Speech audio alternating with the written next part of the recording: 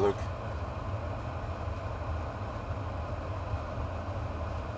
Not massive.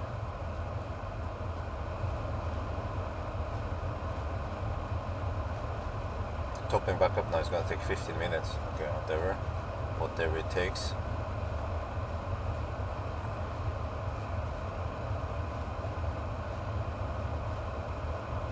Yeah, that is a massive power and also grid rewarded in action right now.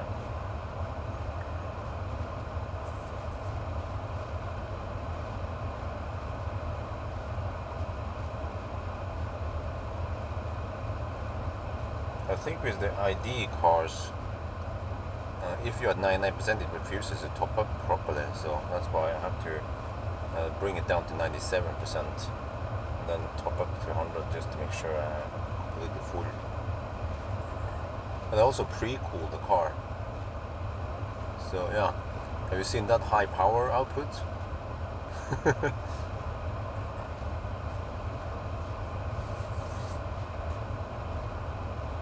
Getting some grid rewards right now. Tour GTX, yeah, it's later.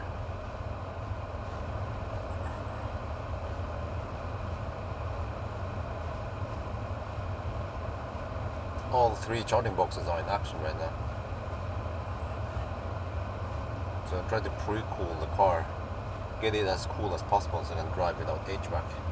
But to be able to fire up no fan, and then first only fans and then eventually more. So, but I can start my intro soon. We're gonna finish in 10 minutes.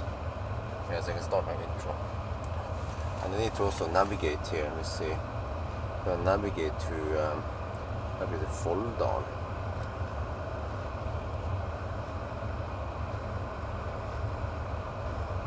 We're gonna go all the way to Folldal. The route is Folldal, Alvdal, and back home via Ytterøya. And that would be around 600 kilometers. Except for that, I'm not going to take that route again.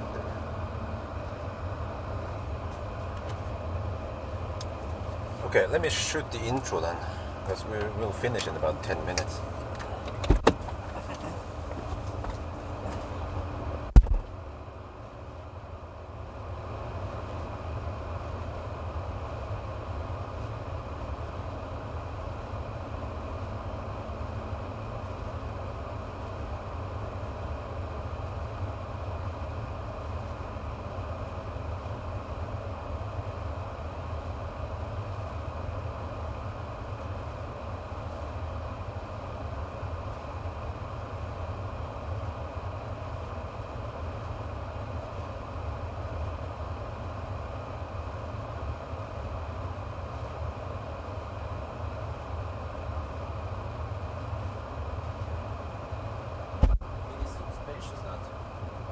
When I push the front seat all the way back, that's what they tend to do, because I have camera equipment in the front.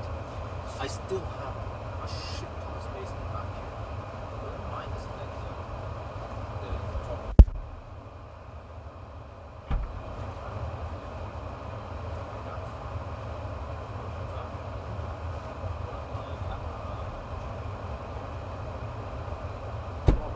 So it's weird that the flagship Volkswagen doesn't have 12 volt in the front.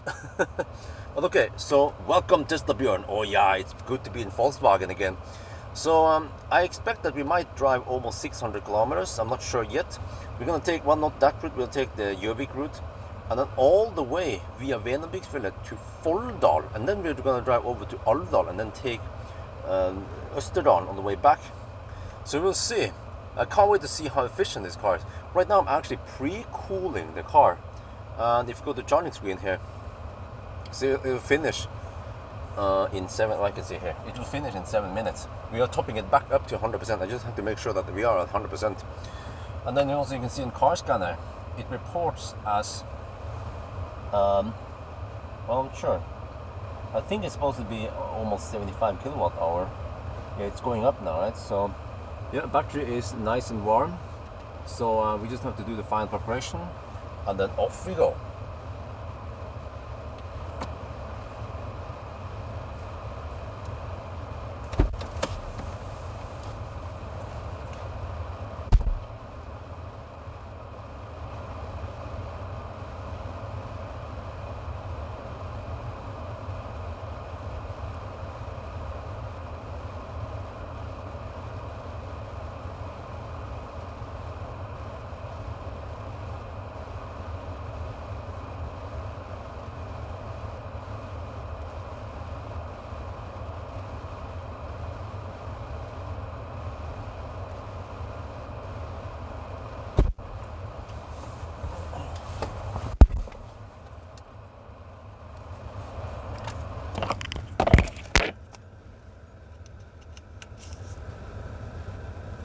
Okay, so now pre-cooling the car.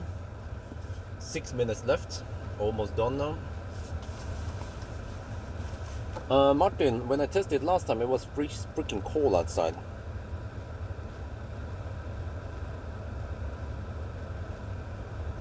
Oh, is it actually taking some juice?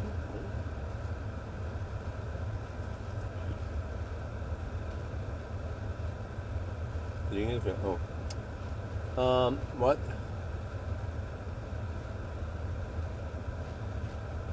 I'm going to Folldal.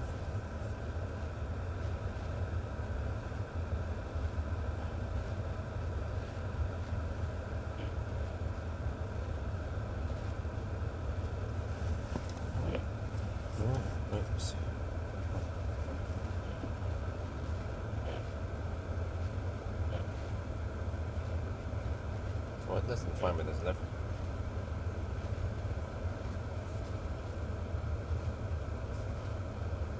So car scanner reports almost 75 kilowatt hour. We'll see once we are done what it reports. Yeah, this is gonna take a while. I also started a bit late because I had to go to the kindergarten today. Okay, 98%, 99, 98, not sure. 75 kilowatt hour. Still charging.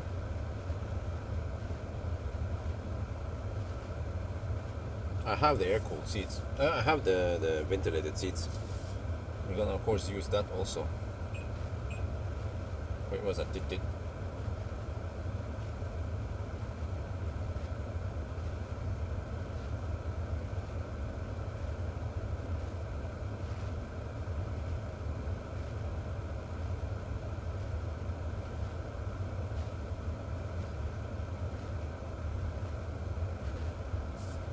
I'll show you guys how much that's maybe what's going on.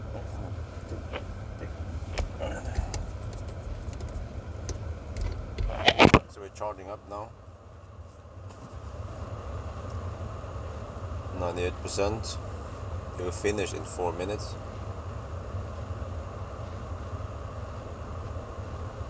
Yeah, Isabel. Wife is gonna walk Isabel now. Bye bye, bye bye. Okay, 99%. Oh, it reports 75 kilowatt hour. 75. I wonder if it was 75.4. Okay, I need to do a short recording once we finish charging. But I'm gonna stop heat. I'm gonna stop cooling soon. Okay, so I have to get ready. Yeah. Amsterdam trip.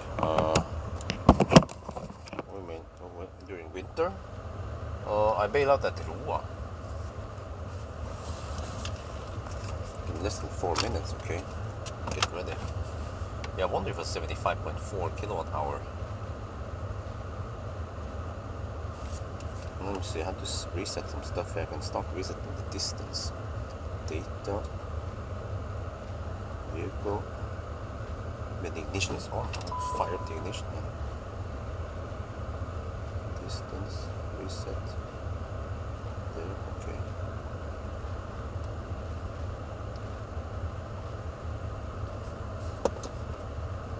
In less than 3 minutes, okay. It's getting ready.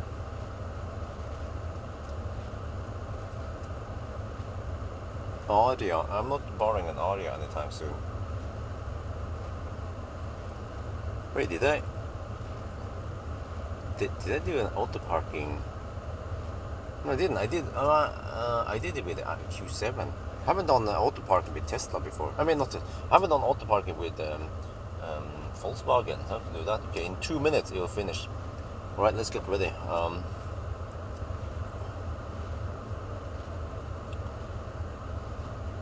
Stop this. So we'll let the. Yeah, it's gonna finish charging anytime soon now. Should I plug in the Volvo? Nah. Now you leave it. The Volvo is at 96%. I want to do a degradation test of it. Almost done now. 2 minutes. 500 kilometers it reports. 75.5 kilowatt hour. Okay. And now it's pumping in 9.6 kilowatt into the battery. It's about to finish soon. I have to make sure we have the best possible starting position. Quite cold cabin, a preheated, pre-cool around 1 hour at low setting, or 16 degrees or whatever it tries to cool it down to. Wow, 75.6 kilowatt hour. Interesting. There, I heard something there.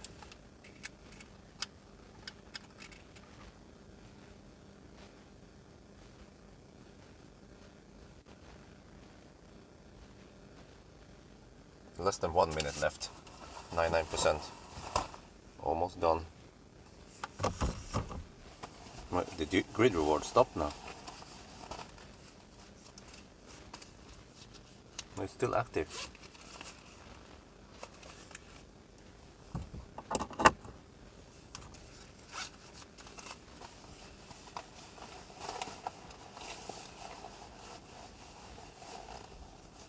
Yeah, grid reward is still active. Cell delta, I haven't checked. Yeah.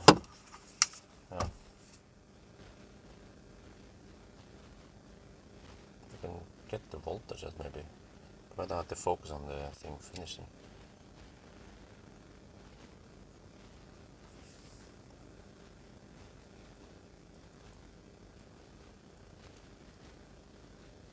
Wow, 75 point. Wait, do I have slightly more than this morning? 75.8 kilowatt hour. Oh. Well, the more the better. This car has 11,000 on the odometer. It's not that brand spanking new.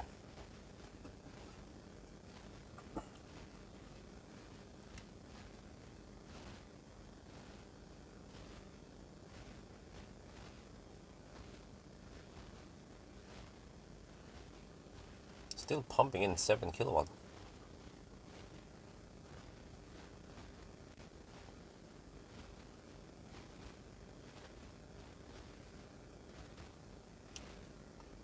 There, 100% reach. 75.9 kilowatt hour.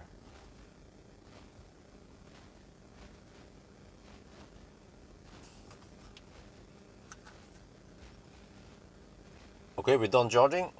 100%. This car has done 11,000 kilometers, so it's not that new.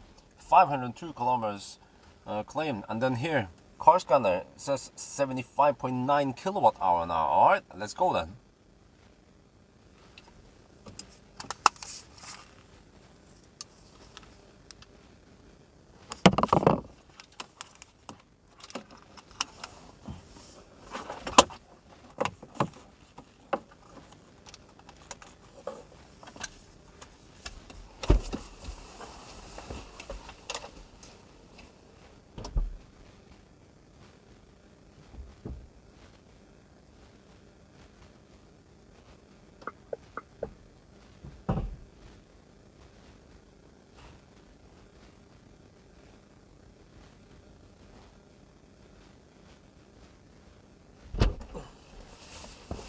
Okay, finally.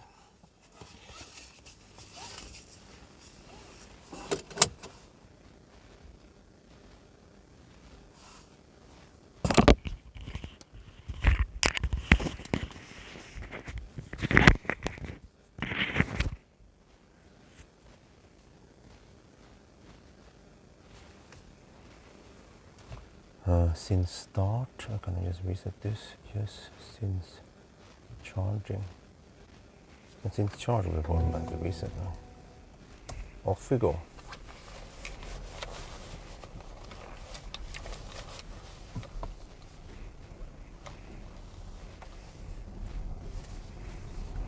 Alright. It's going to be a nice Sunday drive on a Friday. We're going to travel far.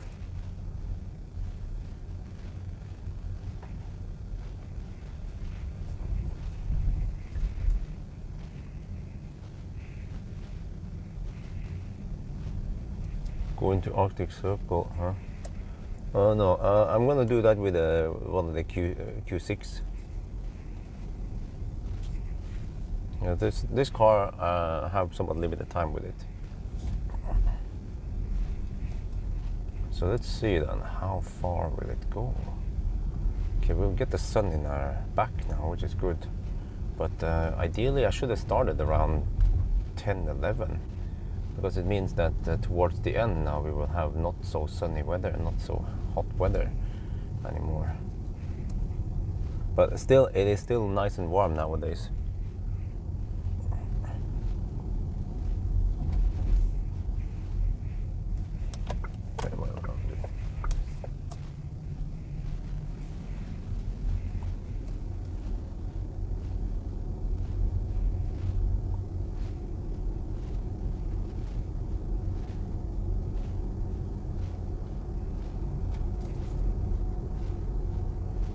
Whoa, whoa, whoa, what the heck? Why is a dude parked right... Dude? Okay.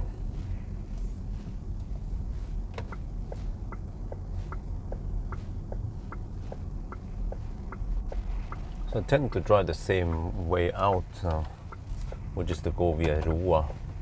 And then from there... Well, I could take Minnesund route. I mean, it's kind of hip some hop, but Ytterøya route is slightly faster.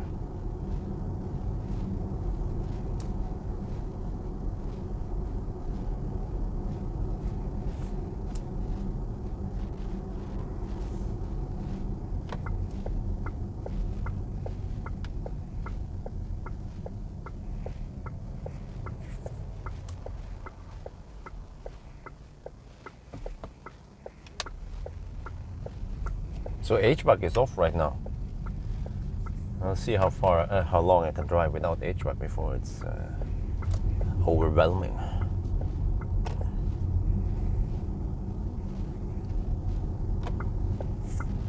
Oh, it costs 2,000 NOK per month. Okay, well that's great.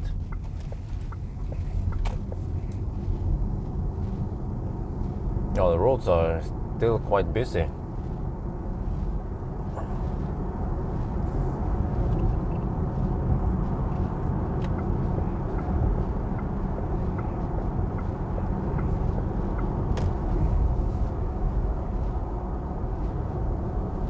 Well, welcome to the slow poking game.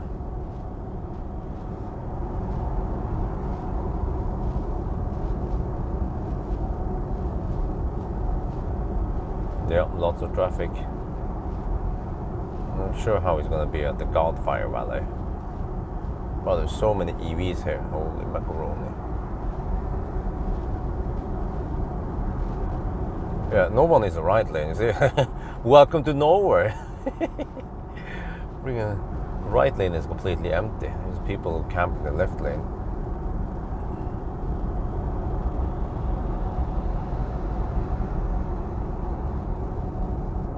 Well, I start at 1 in the afternoon. I expect to finish around 10 tonight, but this is a very important drive. I didn't do it with ID7 before. It was simply too cold. We just want to see how far is it possible to drive. You know, the VLTP is different depending on whatever, and at least with this car, it's 480. I have to check here again my notes.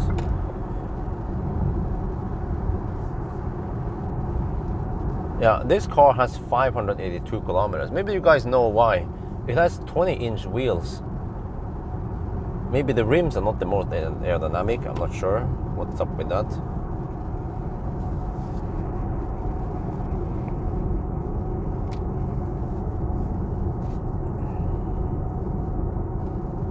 Man, the car keeps going back to 80% charge limit all the time. Oh, battery care mode is on, that's why.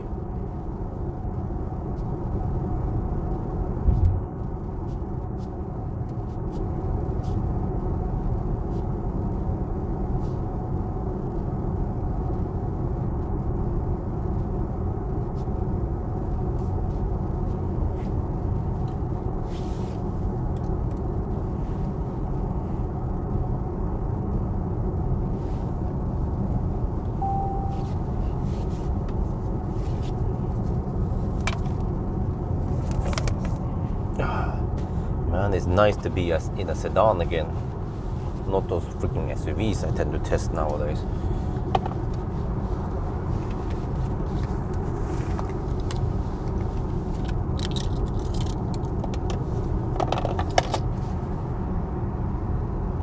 $450 kilometers of range, really? I think it's gonna be a lot more.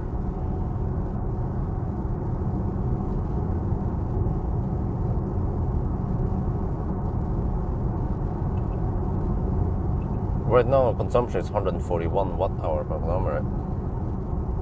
So if we have 75.9 kilowatt-hour, then could find out how much that is.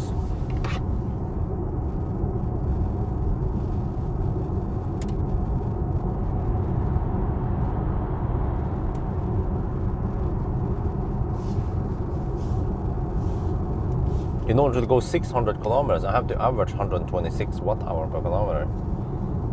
Can we go 600 today? Well, there's only one way to find out.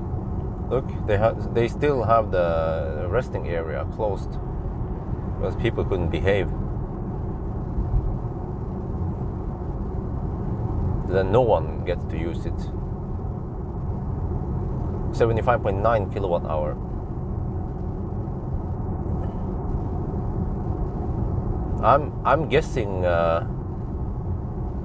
I'm guessing almost 600 kilometers. Actually, I'm guessing 600. I saw how efficient this car was yesterday when I drove it home. And we have possibly the nicest weather today. Not over hot, but also not that cold. So 20 degrees outside right now.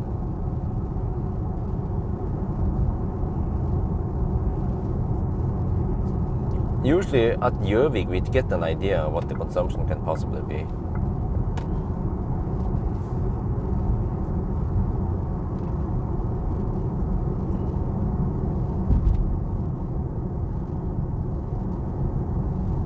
Remember that Skoda Enyaq Coupe had 128 watt-hour per kilometer.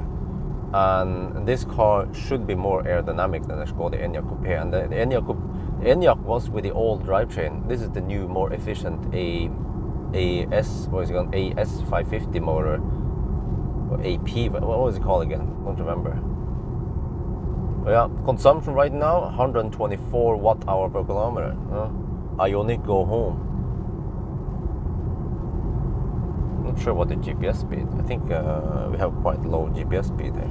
That's the name of the game. We're on a slow poke. It's a slow poking run.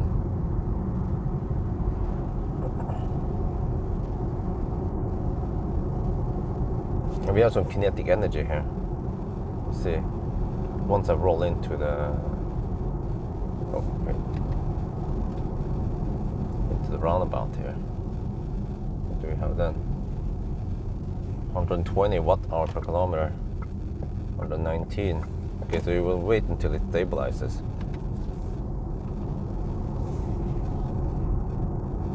Venebygdsfjellet. But Dombås is a kind of far.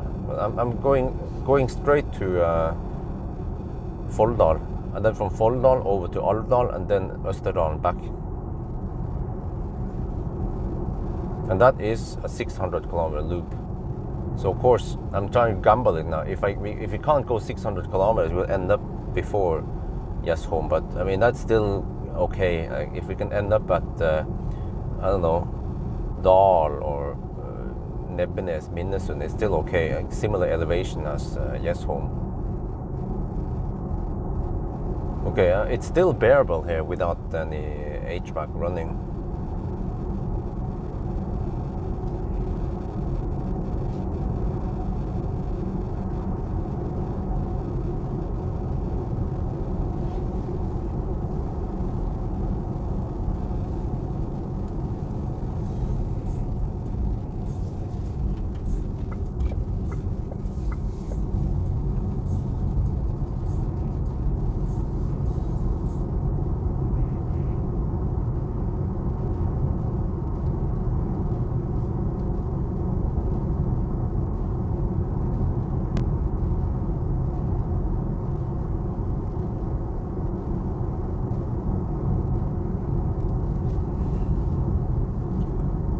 124 watt-hour per kilometer now.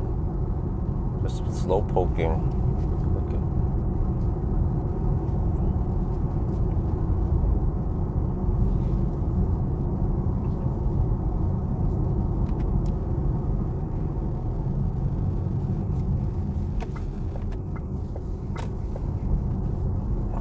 Wait, what kind of mode am I in? I have to check here. I have to be in some kind of eco mode. Driving profile. Mode. Eco. I have to be in eco mode, of course.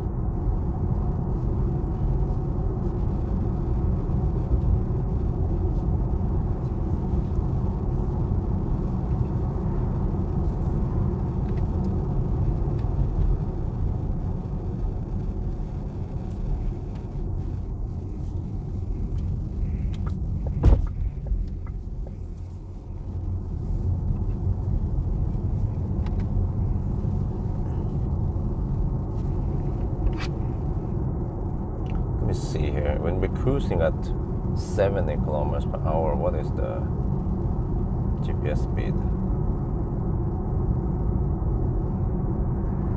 I should try to draft behind someone also. Just gonna use all the dirty tricks. We are driving a Volkswagen after all. Always be cheating. Well, it's not really cheating. I mean, if you have to follow the traffic, then we have to follow the traffic, right? 67 kilometers. 66 to 67 kilometers per hour. Oh shit, 66 to 67 in a 70 on 70 on the speedo.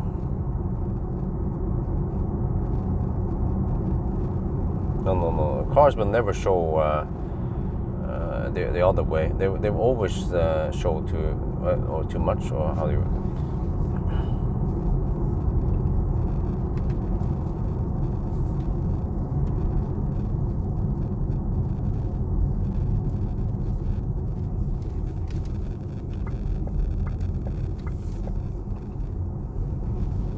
116 watt-hour per kilometer. Okay, now come to the 80 zone. And that was the winter test, 450 kilometers. And also, where did it end up? 450 kilometers. Sounds like it ended up in the Highlands, which is of course extremely unfair.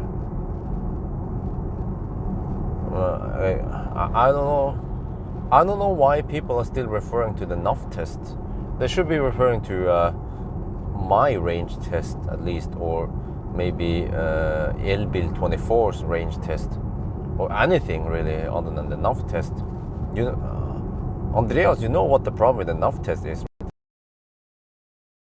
Major blunder over and over and over again. I told them, but they don't seem to care.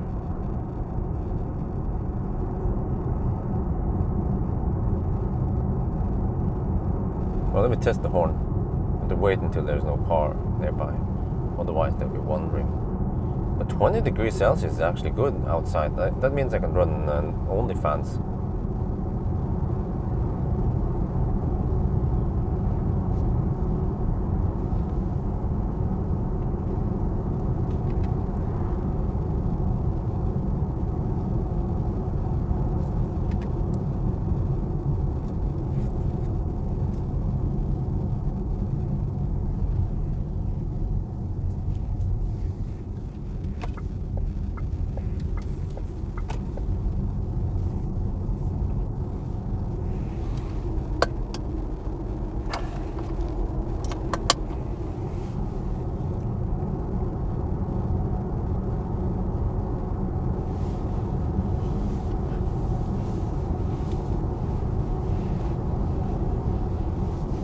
Oh, 126 watt-hour per kilometer.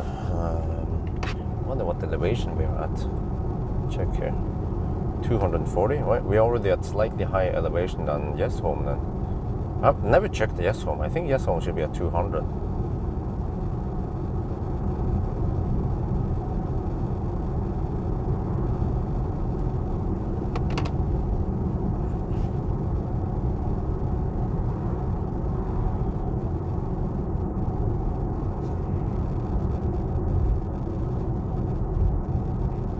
But again, Andreas Andersson, do you know what the problem with the nav test is?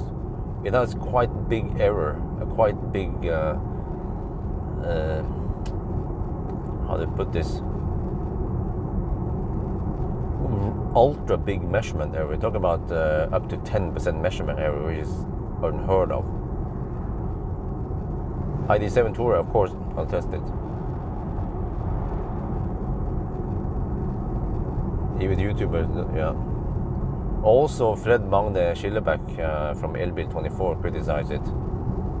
Normally, I don't want to shit on other journalists or other media, but I mean, the nav test is so flawed. I mean, it is so flawed. That's one problem. And they actually spend money on promoting it, and some websites use it as the true value of the real world range. I'm like, no, shit, don't do that. If they just understand, anyone who understands physics know that that is a seriously flawed test.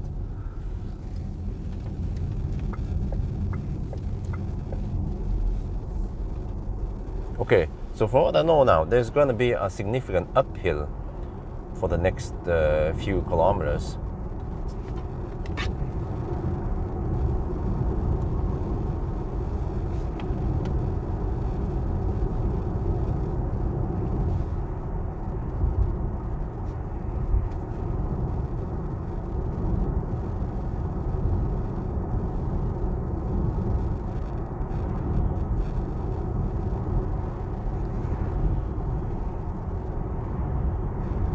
Wow, 118 watt-hour per kilometer. I'm going to shoot video now.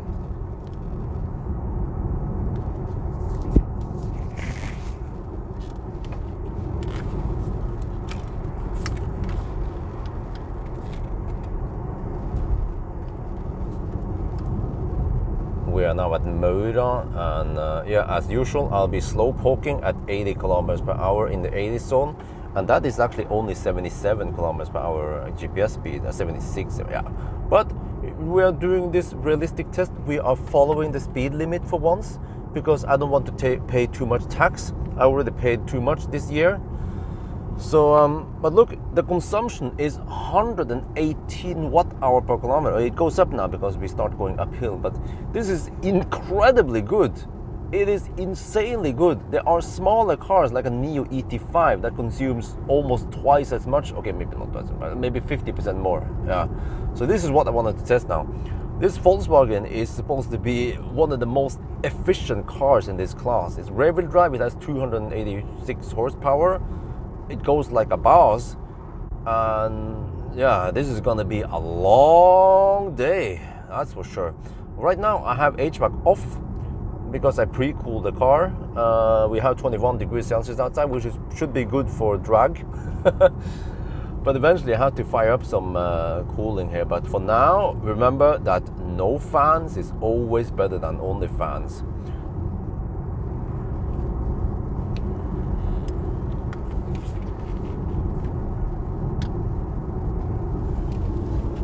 I'm running no fans right now.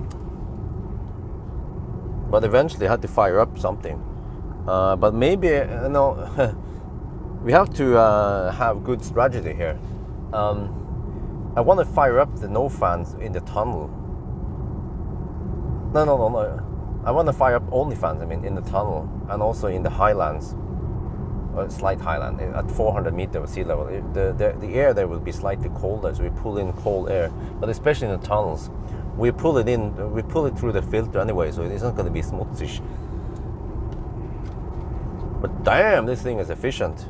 Yeah, we start going uphill now. I can kind of see the uphill, but I also, normally I don't notice the uphill that much, but when I went downhill, when I coasted, I noticed that, there is an uphill here. And there's a downhill here right before the roundabout. So I can normally coast down the hill here. You don't see it maybe that clearly, but we are going uphill now.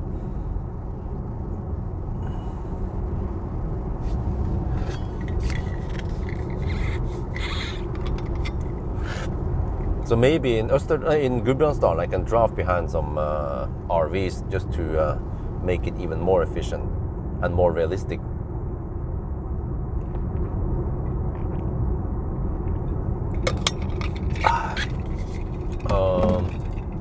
We're pulling 25 kilowatt uphill.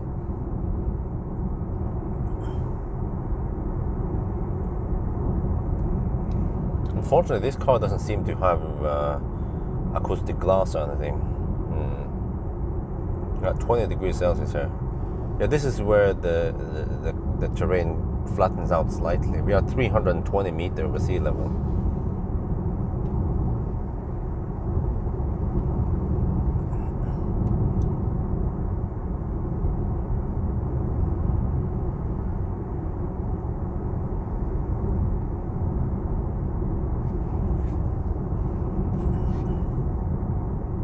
I forgot we have the sun from the side. Once we get the sun from the back, then it's easier to tolerate the heat without having to run any HVAC. I mean, HVAC will probably pull very little power anyway. Just a couple of 100 watts extra pushing the air inside there. I mean, only fans. So yeah, now we go uphill, so we won't see this nice low consumption until we are back at Gjøvik.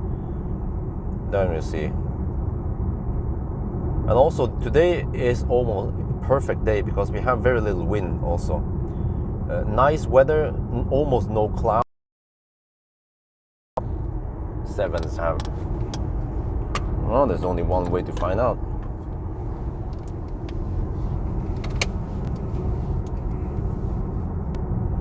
Okay, slightly more uphill, 350 meters with sea level now.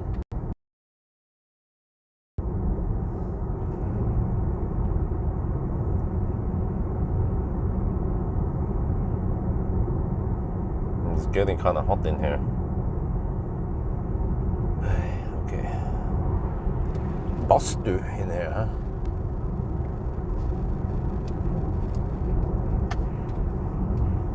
I mean, sauna.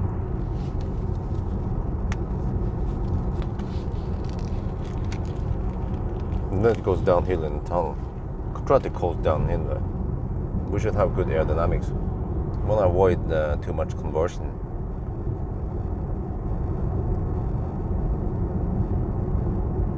Now, what is the drag coefficient of this ID7 anyway?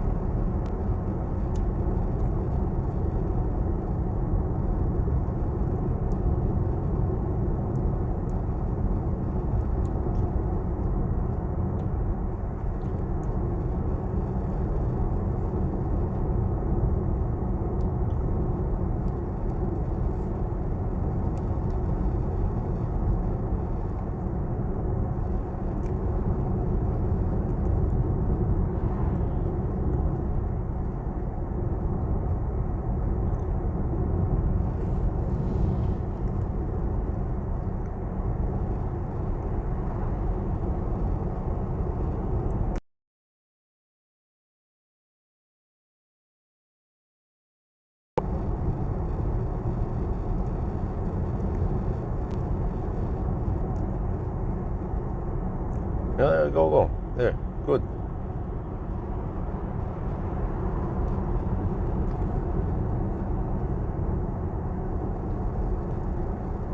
This is perfect stretch for hammering.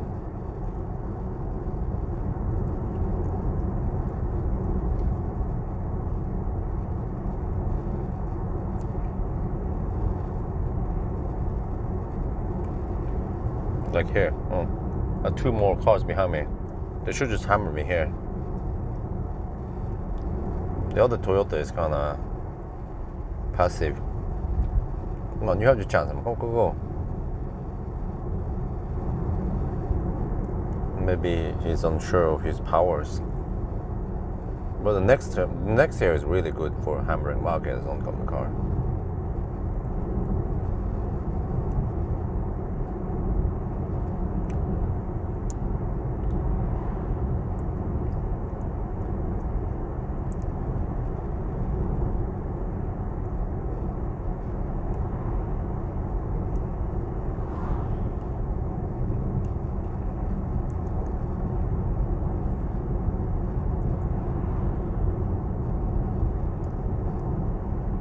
370 meters over sea level now. Well, but the problem is that these guys behind me, they approached me kind of fast, which tells me that they were cruising around 90 kilometers, right? Let's say at least 85 kilometers per hour. But then suddenly they want to cruise at 77 behind me, even though there is plenty of really good overtaking opportunities. I don't want to have too many cars behind me. No big deal, but like there are 3 cars behind me now. Why don't they just hammer here?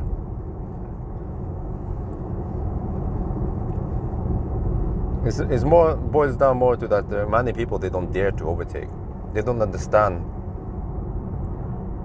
the situation. They are not good at reading the traffic and reading the road ahead. Like here, here plenty of space to overtake. There he comes, finally. Go now, Mercedes man behind me. Come on, go. Plenty of space here. If you want to hammer, you should do it now. Oh, I see there's an RV over there. Holy shit. There he goes.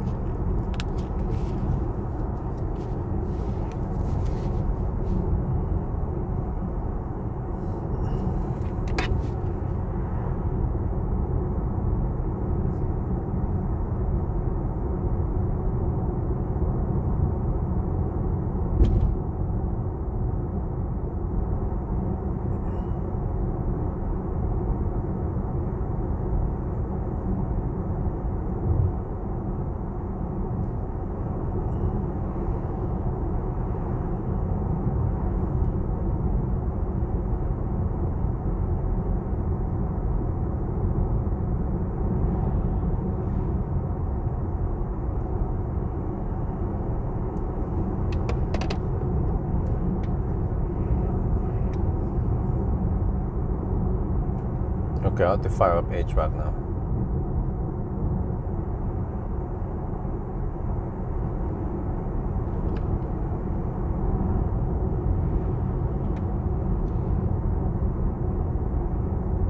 Now we get into a tunnel anyway.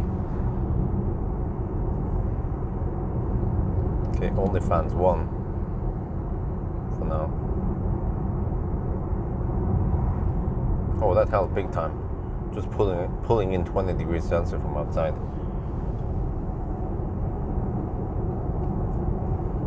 Now we enter the tunnel. Can I coast here or how does it work?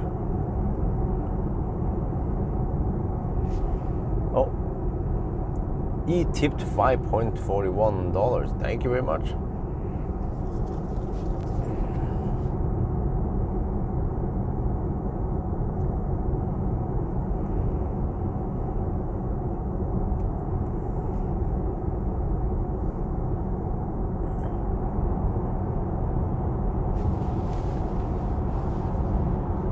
If I coast, I would get too close to the car in front. But I'm gonna give it a try anyway.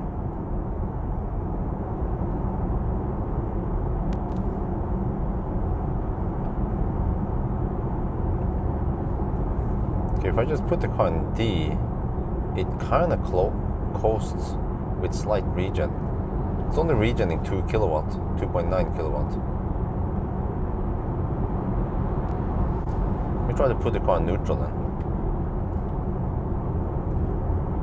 Then it picks up speed more.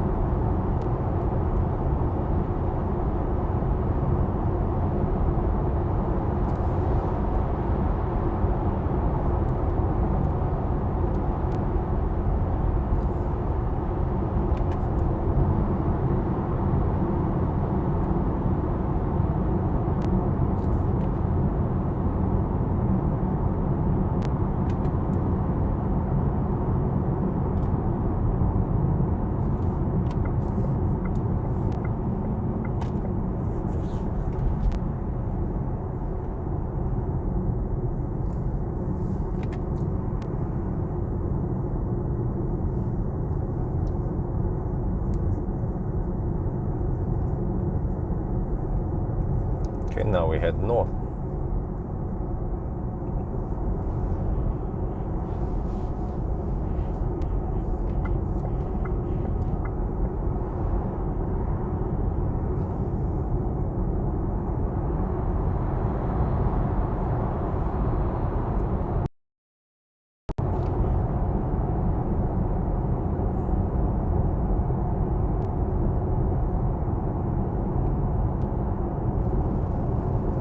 Right, we're down to 139 watt-hour per kilometer.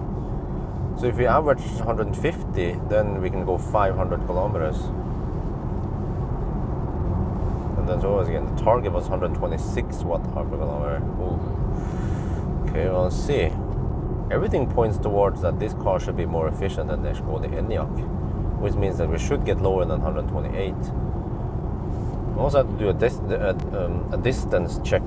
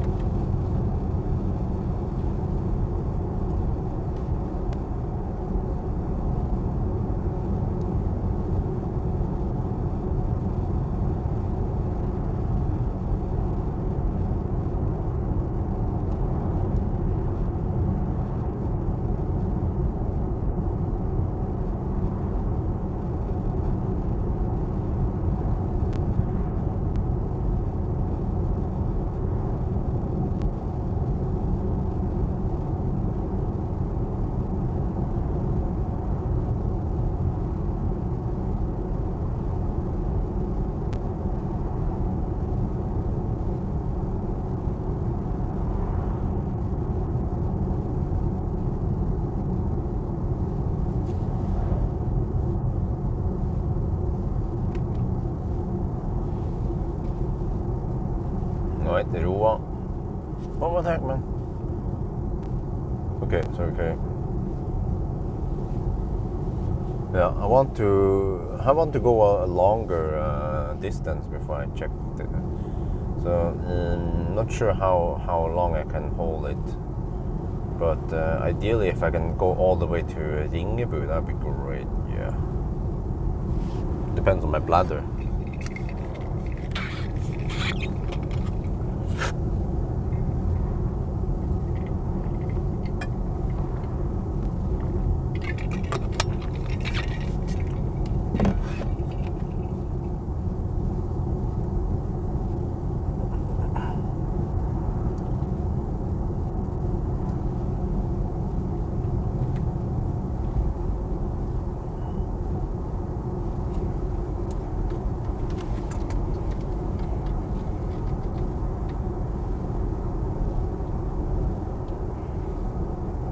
Okay, we're now coasting down towards the autobahn.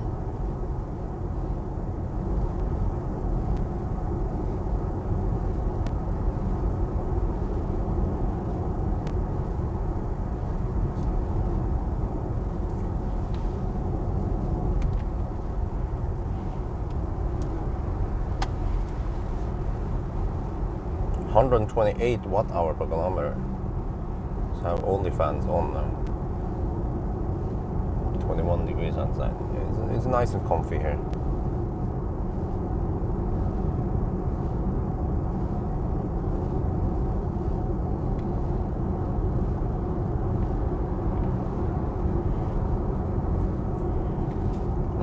Which country is OnlyFans from anyway?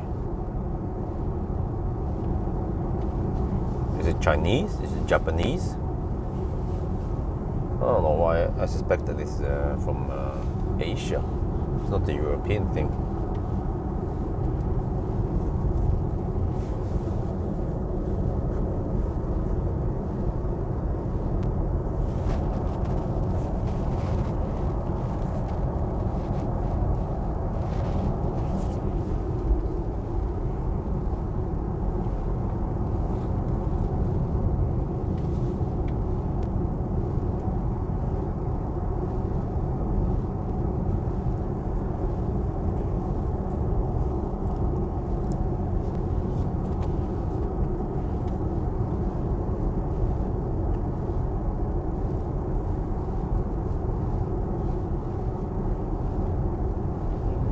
landscape. Isn't this called Hadeland? This area here. Bye land. Yeah.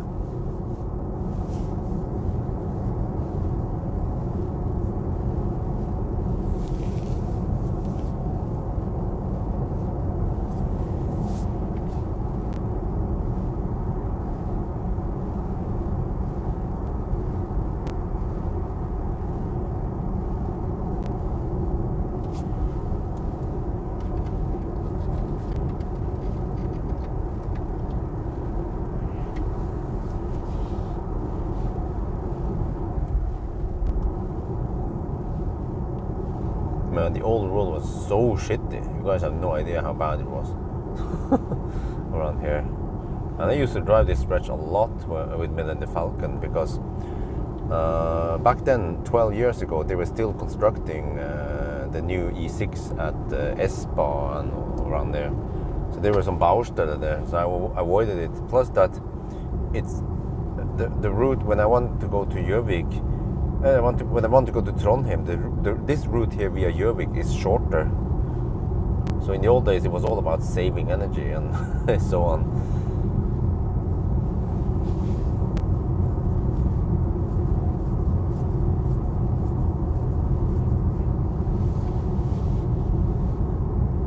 Well, I have a Mercedes EQ, what's that, EQA behind me? Or EQB? No, it's EQB. I have a Mercedes EQB behind me.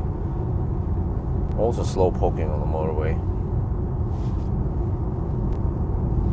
Oh, in London, okay.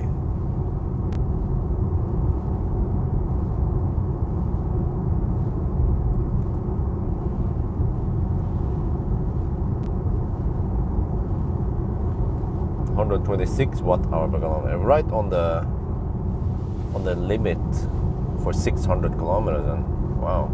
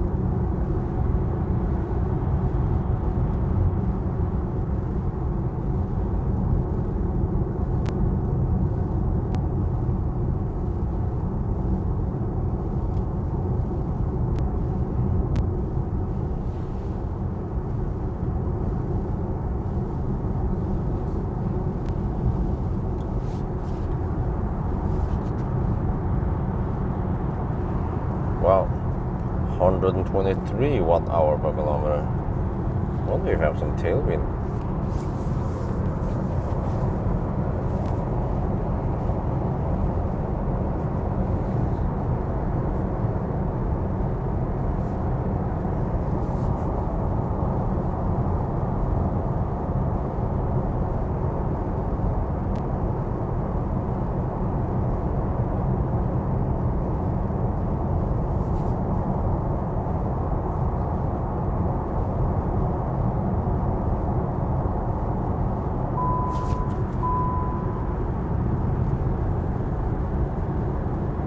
Okay, I'm 51 here, right?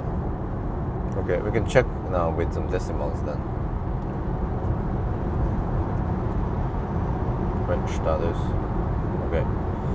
Seems to be almost spot on. Maybe descending, okay.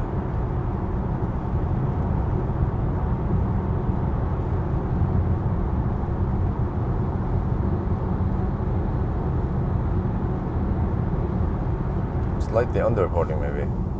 There, 52 kilometers. 53.0. Okay, so only 0.2 kilometer difference on the. How much is that for now? It's 0.4 kilometer in. 0.4% error then, roughly.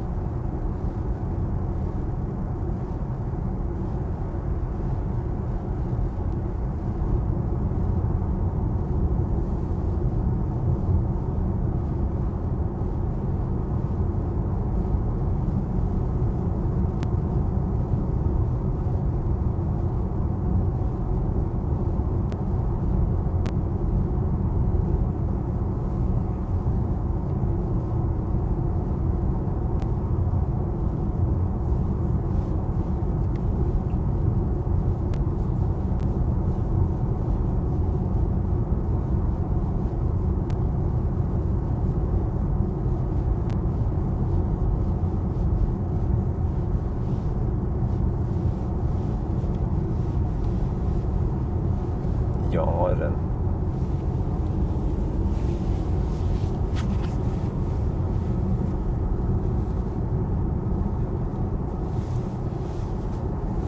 Where was the elevation over here?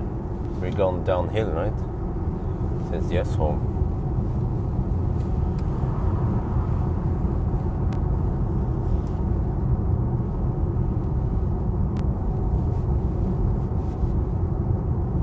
Yo, Australia, down under.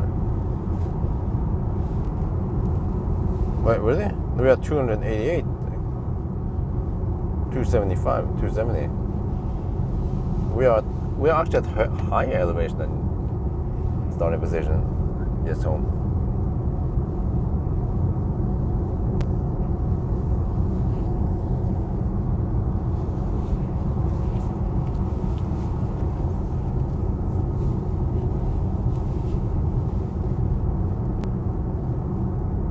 This is what is it? Gran? No, we already passed Gran.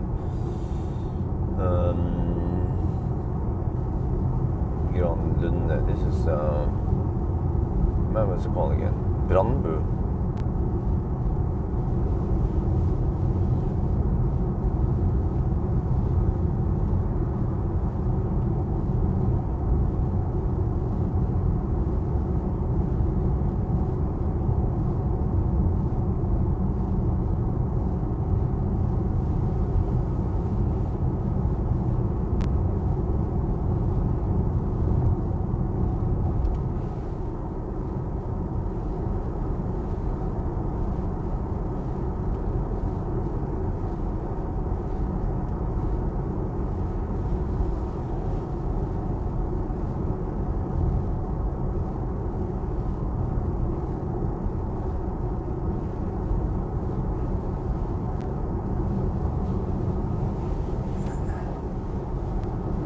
Okay, now we go uphill towards Lygnasäter. But actually this route is not that busy. But I suspect that once we're on E6 it's going to be crowded there again.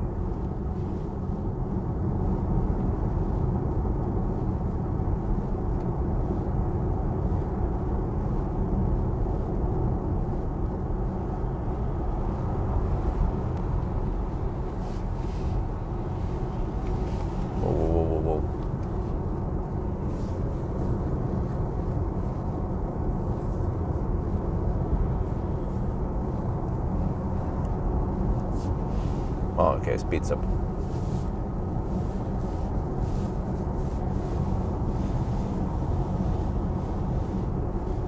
Kind of still going a bit slow uphill. Where's the following distance? Okay, 1.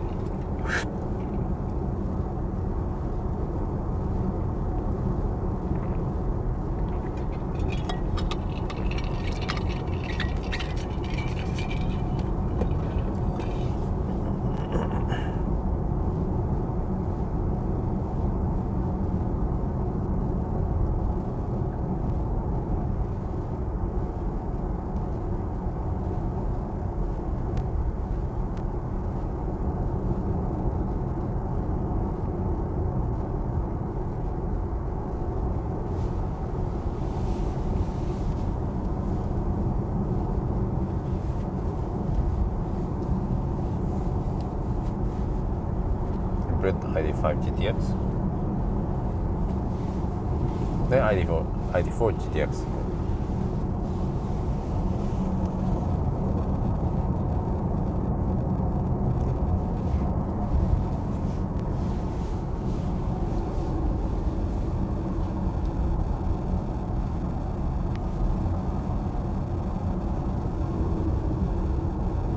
So we could possibly have only 0.4% error.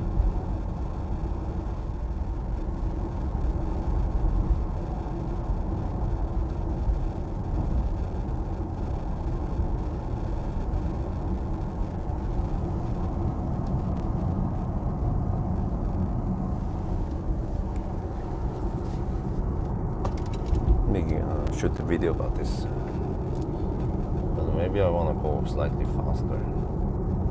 Wait, actually, yeah, this goes kind of slow.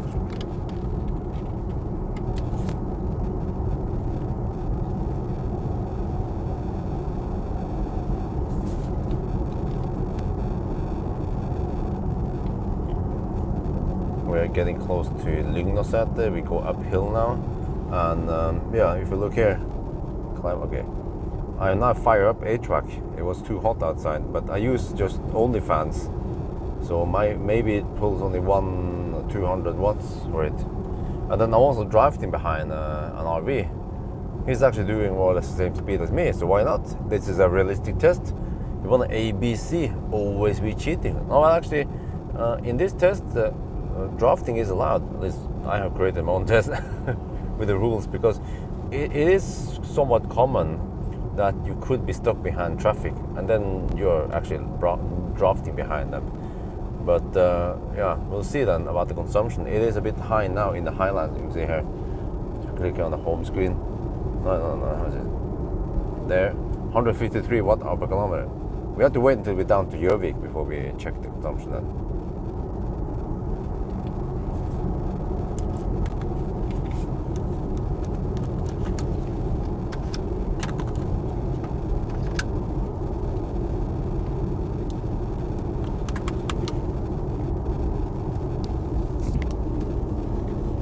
But I'm pretty sure that RV is not going to coast downhill.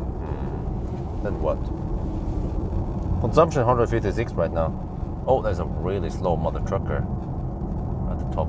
Oh, but gaining it a bit late, so you have to be stuck behind. But the mother truckers, they go fast downhill, that's for sure.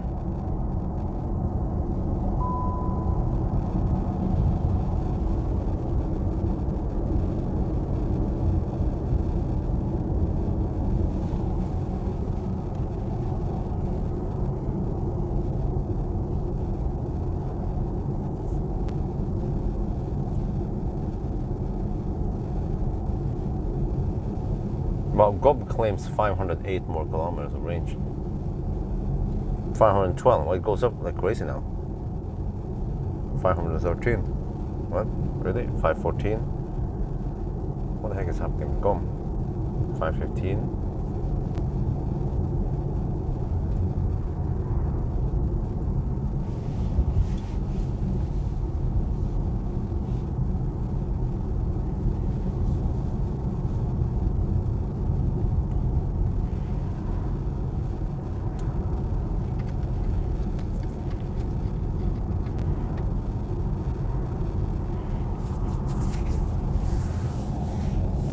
Constructing a new autobahn over here, finished in a couple of years.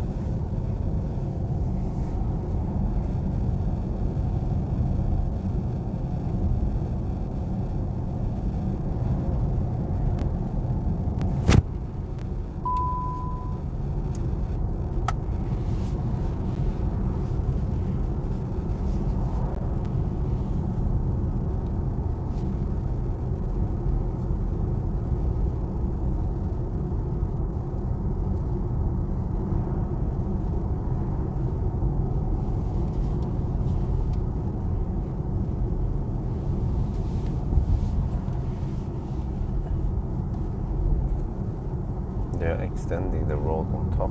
Oh, okay. I think for now I'll just stay behind the traffic here. I expect this test is going to take a long time anyway.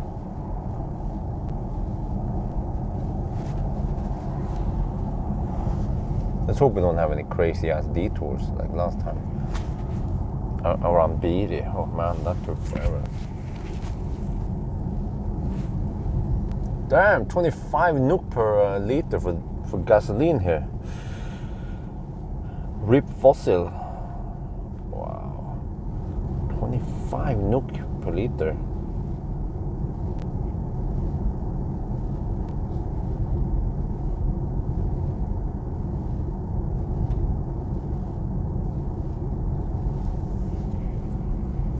That's around 2.2 euros maybe. 2.2 euros per liter. Anyone higher in Europe?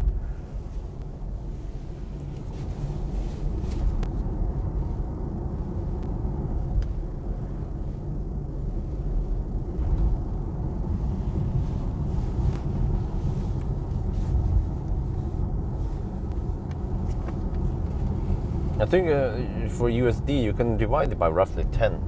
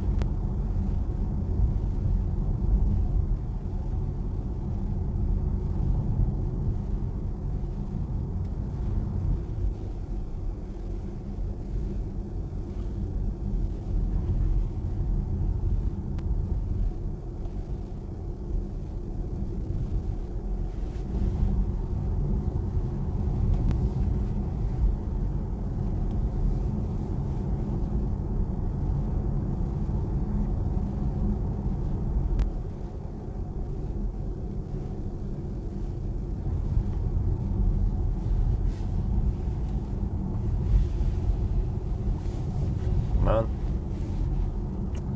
Okay, I might have to overtake this dude. He's doing 50 in the 70 zone.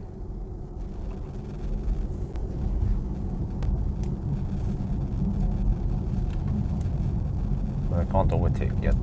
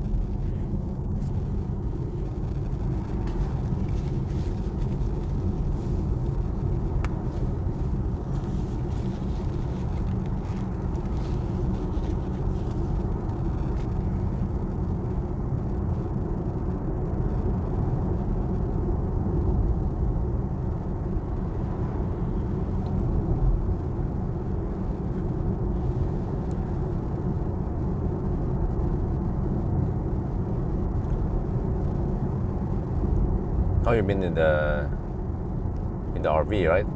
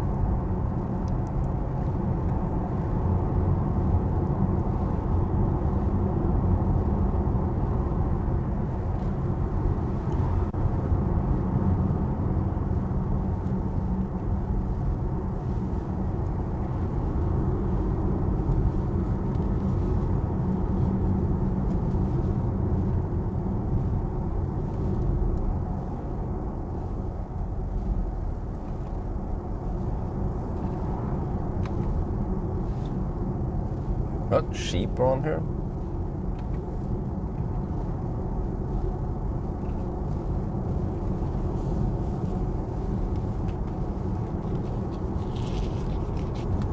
Man, that RV is driving so yo-yo.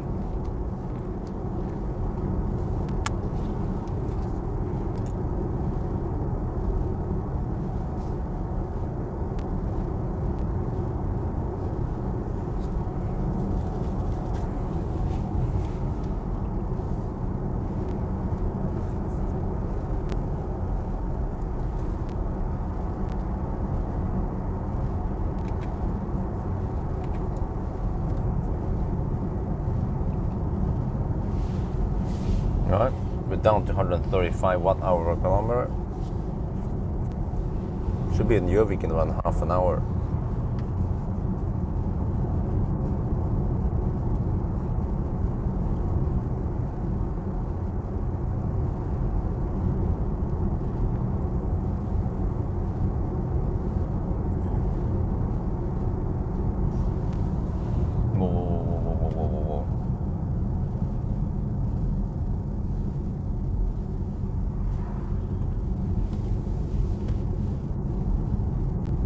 Wait, what?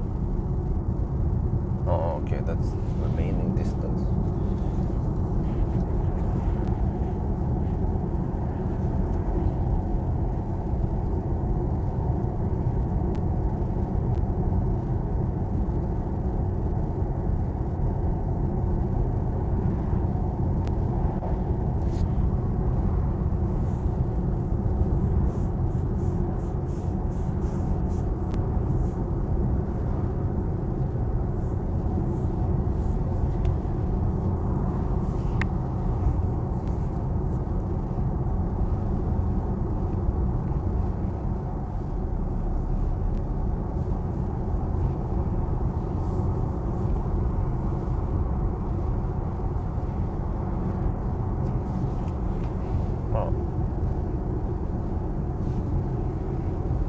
Always nice landscape over here.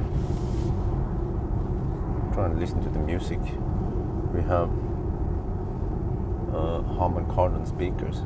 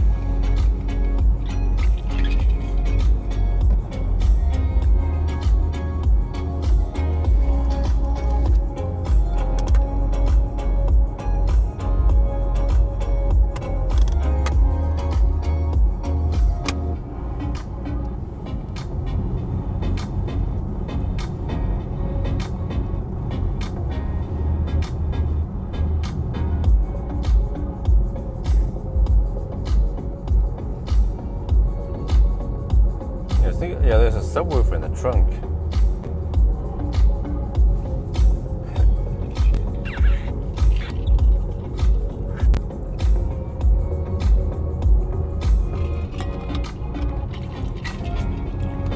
What?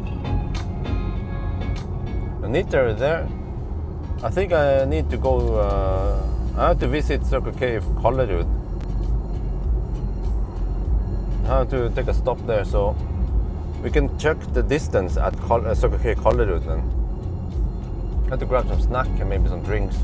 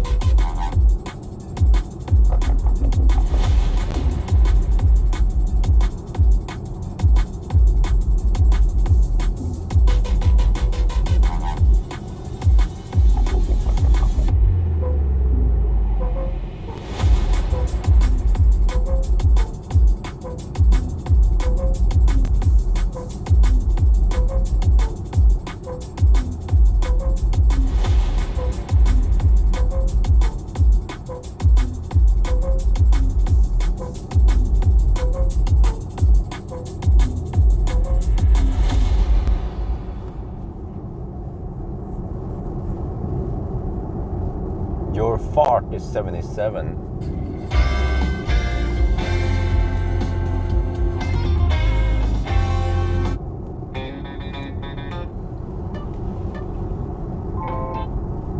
Hey, no. Okay.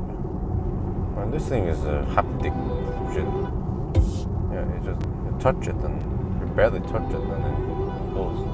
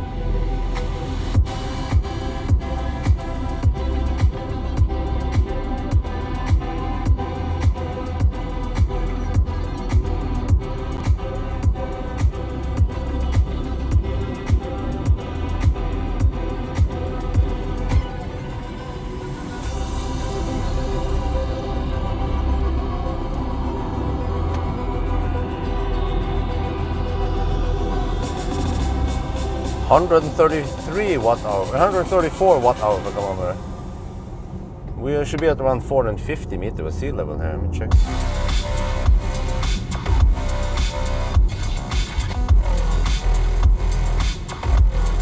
Yeah, 457.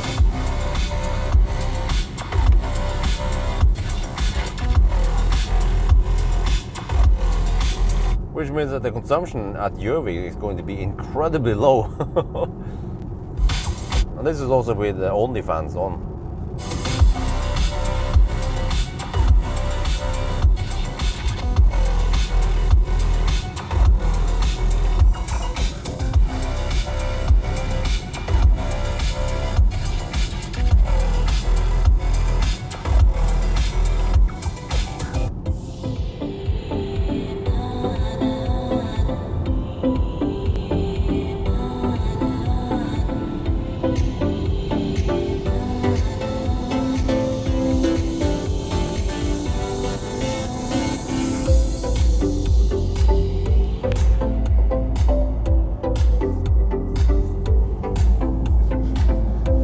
I still like to test that new MG ultra long range thing, whatever it's called.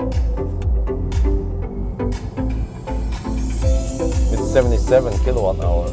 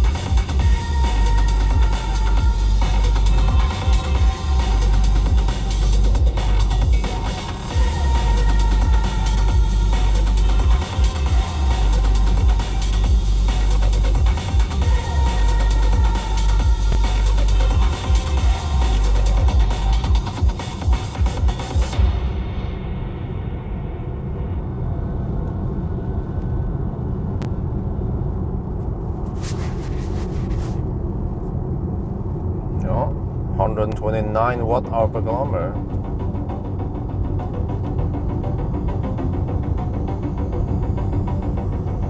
We will descend soon.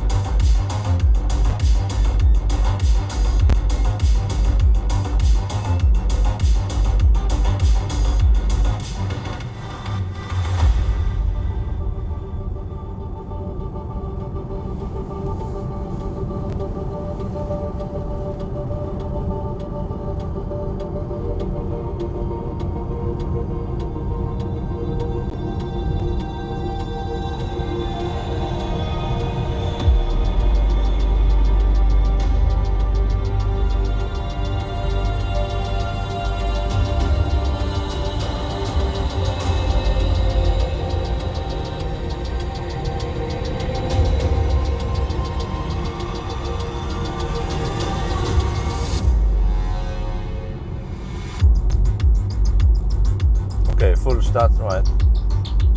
Yeah, we're currently at 129 watt-hour per kilometer. 94 kilometers right now. And I have 63.8 kilowatt-hour left and 84%. I think we're looking at the 600 kilometer run today.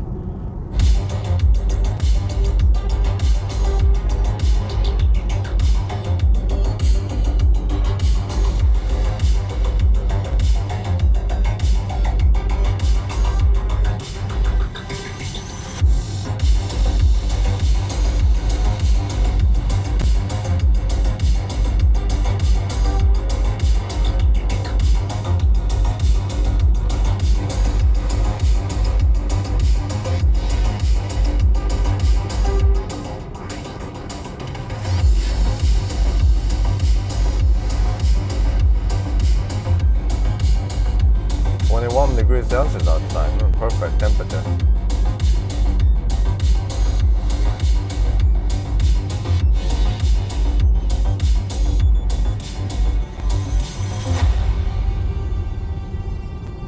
Well, I believe this is the 82 kilowatt hour. I wonder, is the 89 kilowatt hour out yet?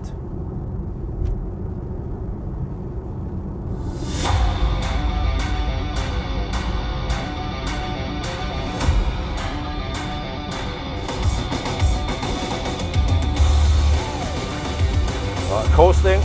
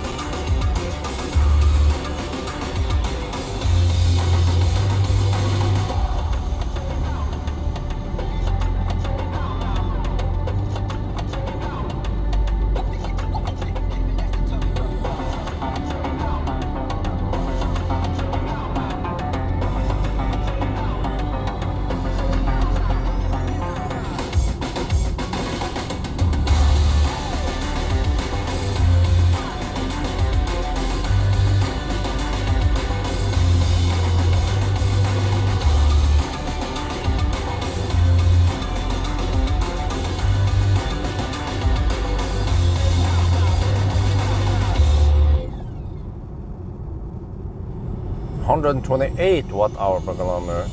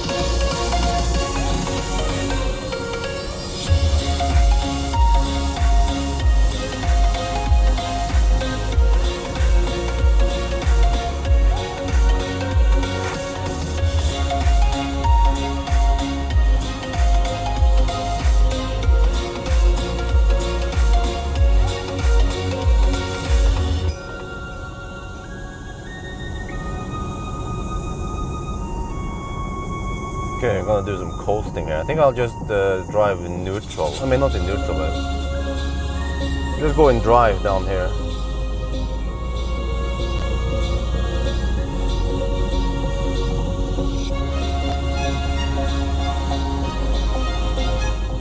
$126 watt-hour per kilometer, even before the downhills come. Wow, I think we have around 200-meter drop from here to Gjøvik. We check elevation.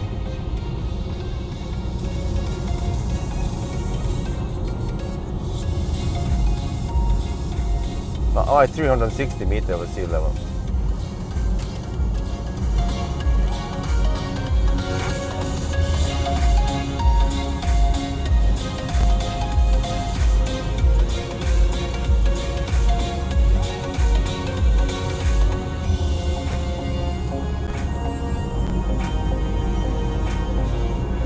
We're kind of coasting-ish with 6 kilowatt regen.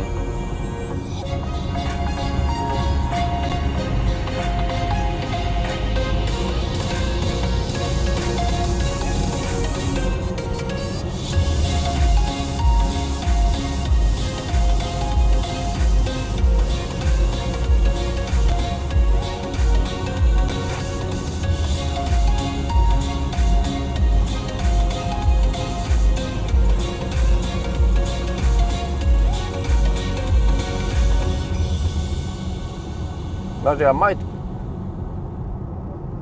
might keep going. Yeah. I think I can hold it. I wasn't that much. I can just keep going. Maybe I'll stop at Lillehammer instead. Actually, Lillehammer has only one toilet. Okay, maybe I can just keep going all the way to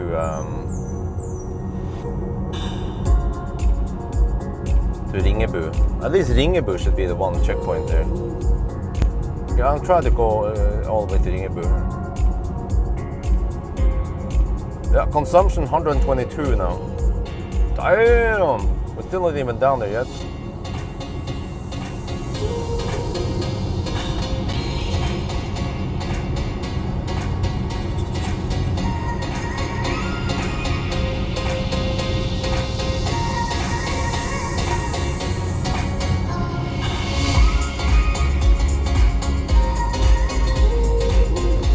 Well, the rest there are plenty of places I could stop, no problem.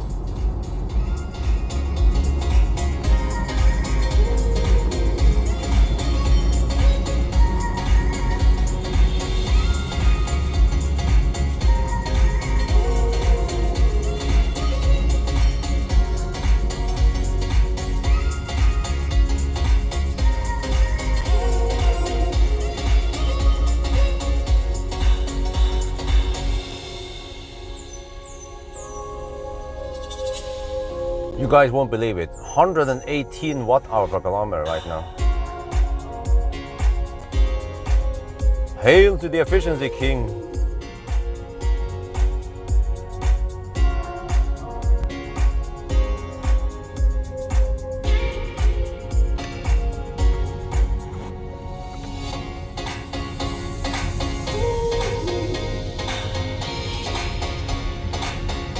okay to the roundabout. All right, we'll check it. I'll check it soon. I'm at 105 right now.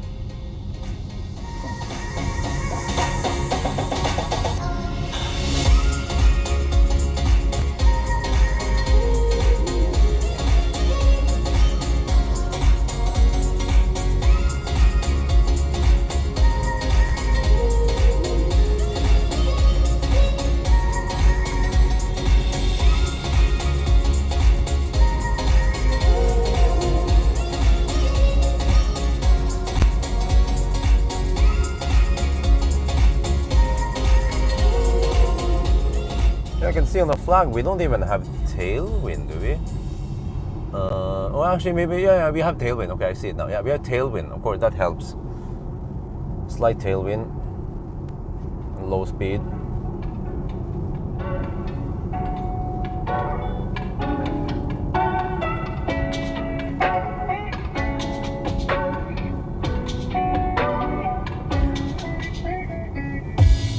I know I'm lucky, man, but I don't feel lucky, man. Why can't I feel what I know? 117 watt-hour per kilometer. Holy macaroni! I have no idea how far we're gonna drive today. Maybe you have to go via Dombås instead.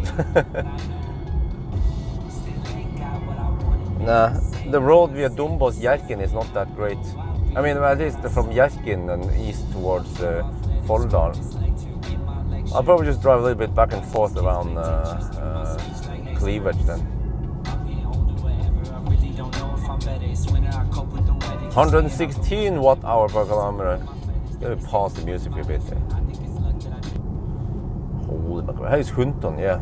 The wood from, lots of the wood from the Home house is from Hunton.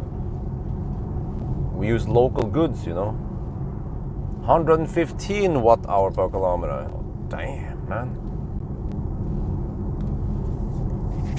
Ionic, go home.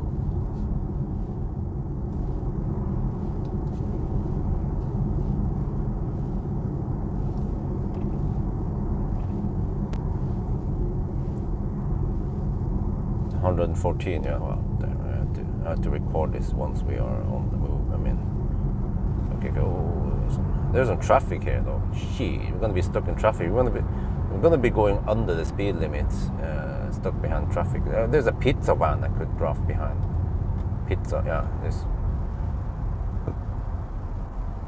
What the heck? Friday afternoon? Oh shit! Where are people going, huh? This is a true Sunday drive, that's for sure. 113 watt-hour per kilometer. Huh? How is it possible? A big family flagship to be that efficient. Oh shit, I lost the pizza van. Shit. Okay, I guess the speed is so low that it almost doesn't matter. Okay, I have to go check the distance now. See. So it's supposed to be AP 550 motor. Yes, it is. It's like voodoo magic. Okay, 108.4, right? Okay. Well, there's a bit of stau here. 108.1 right now. Oh, it seems to be almost spot on. Just a couple of 100 meters down the road there is a roundabout.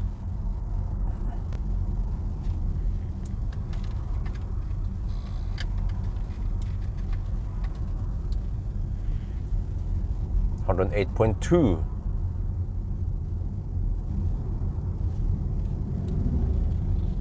Slight underreporting, but it's so low that wouldn't. Okay, here, wait.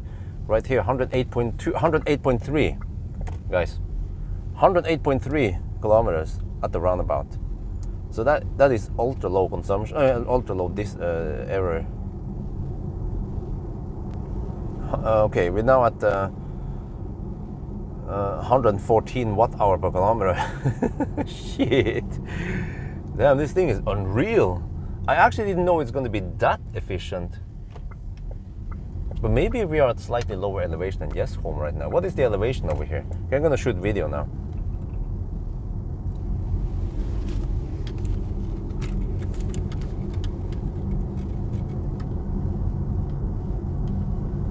We are now at Gjøvik, and the consumption over here is 114 watt-hour per kilometer. Holy macaroni! Yeah, we are checked now. We have 0.1% underreporting, so the distance error is also spot on. German precision, yeah, man. But the car is incredibly efficient. 115 watt-hour per kilometer right now. Huh? How is it possible? Hey, Volkswagen, stop cheating! It's 21 degrees Celsius outside. We've been following the speed limit-ish. Okay, we had a little bit of tailwind. All right, well, we'll see. But it seems like today we're gonna get over 600 kilometers. Bring it on, man.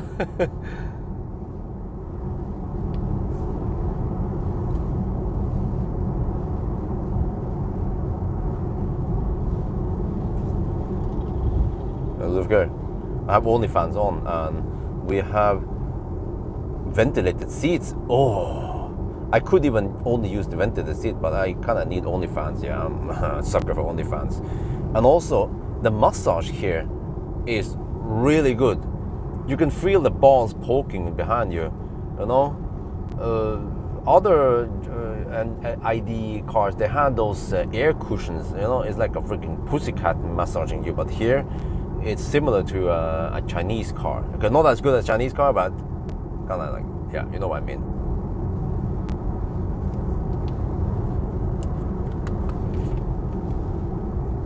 Yeah, see, I think we are slightly lower. Yeah, we are at lower elevation, so the consumption should be higher eventually.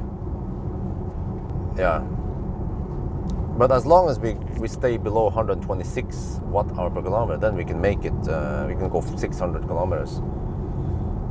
Oh, and then now we have to go dog slow also. It's 80 zone, and we're going at 70. Yeah, why not?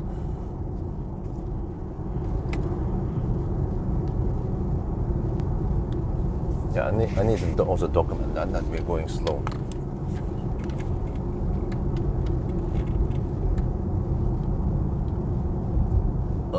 And this is an 80 zone, and we're going at 70 kilometers per hour. Yeah, why not? You see, this is a very realistic test. We are following the slow pokes of Norway. Yeah, okay, they speed it up now finally. Yeah.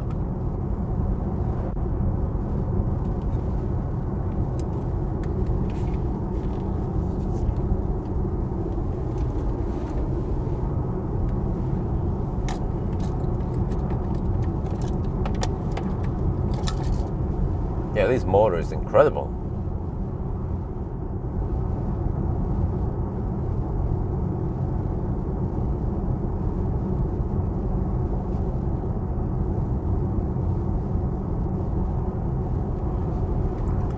So maybe I'll go to Ringebu and stop there. Maybe navigate to Ringebu.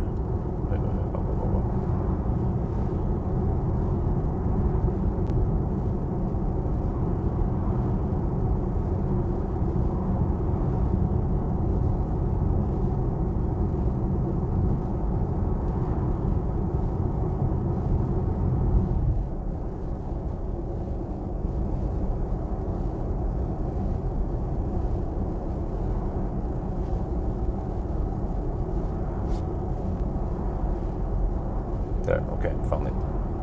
Well, okay, that's only 93 kilometers away. It'll take a little bit over an hour to get there. Okay.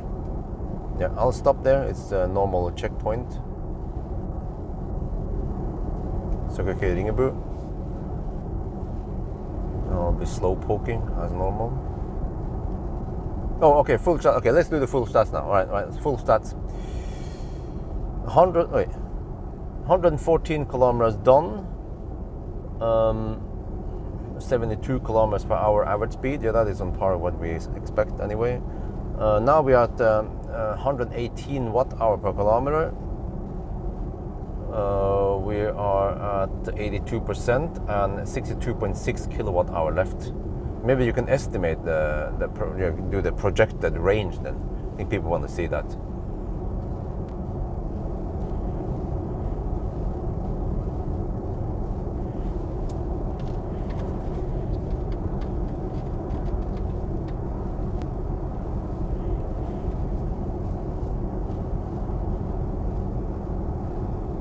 projected 633. Okay. It is probably the nicest, the lowest consumption now because we have the sun in the back, and we have the hottest weather now. But actually, it might be no. Actually, the hottest weather might be around 4 in the afternoon. Maybe you hit 22, 23 degrees, but eventually, no. Actually, by that time we'll be in the Highlands. Yeah.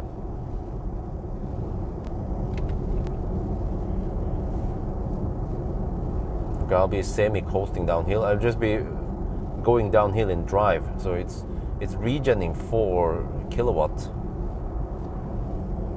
Because if I go neutral, I'm gonna pick up way too much speed. There could be laser control over here. Yeah, this is a typical nice day when police wants to laser.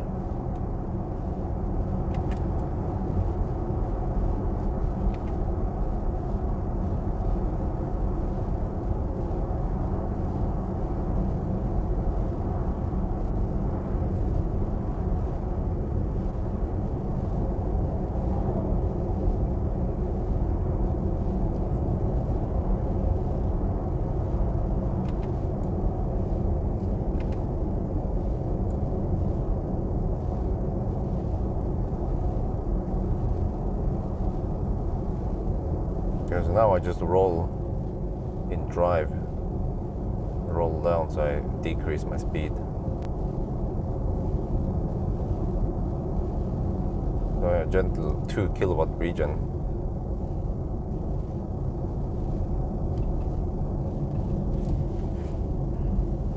No, the traffic is going kind of slow anyway, so yeah, back to 114 watt-hour per kilometer now. Wow. I mean, with only fans and 21 degrees Celsius, it's fine here. It's nice and warm. It's not over hot or anything. Only fan for the win. But I've seen that in Thailand, if we drive in 30 degrees Celsius and we have AC on, and all the windows are tinted black, then the consumption is even lower.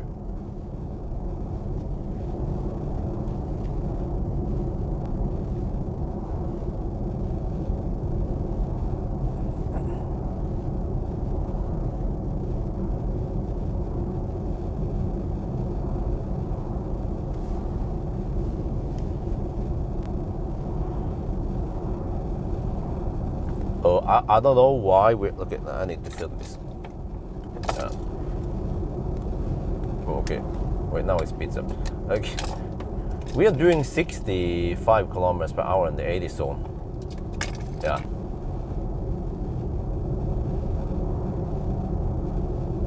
For some reason, traffic is going slow. Is it going to be like this all the way to Ringebu?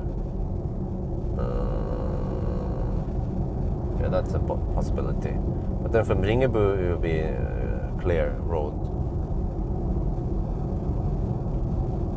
22 degrees Celsius on the tarmac now. I have the whatever it's called. I have it in the diffuse mode, not the transparent mode, the glass roof.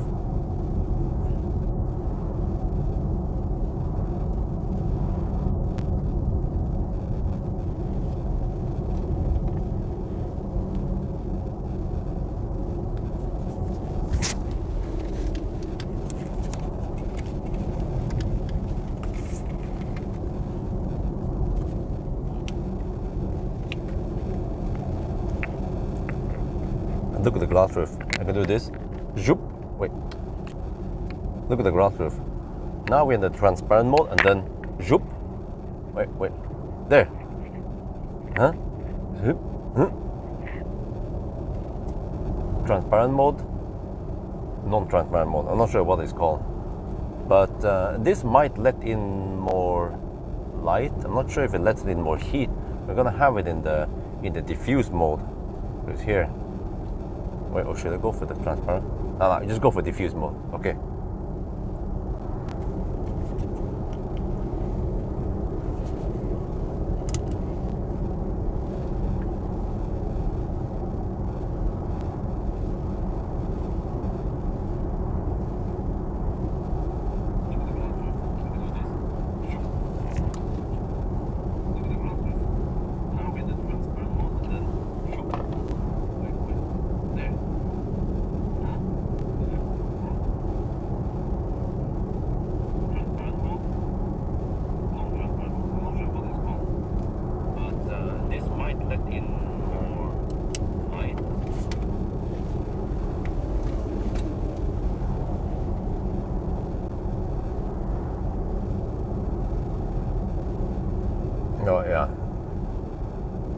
bulletproof with AG2 coat. That is alien technology right there.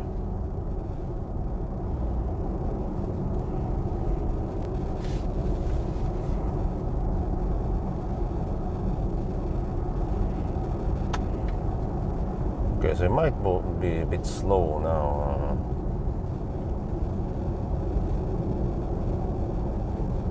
Yeah, until Ringebu, 84 kilometers away. Yeah, a little bit over an hour to get there.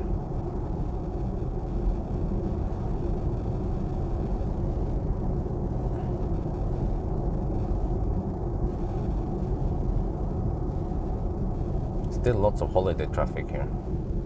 And the Godfire Valley is quite busy. But I bet once we are in, in Alvdal, it will be late in the afternoon, like evening rather, 6, 7 in the evening by the time we get there.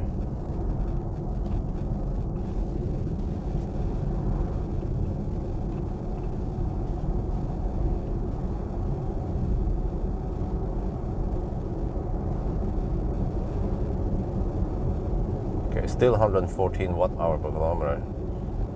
Oh, this is crazy. We're done 123 kilometers and we're still at 81%.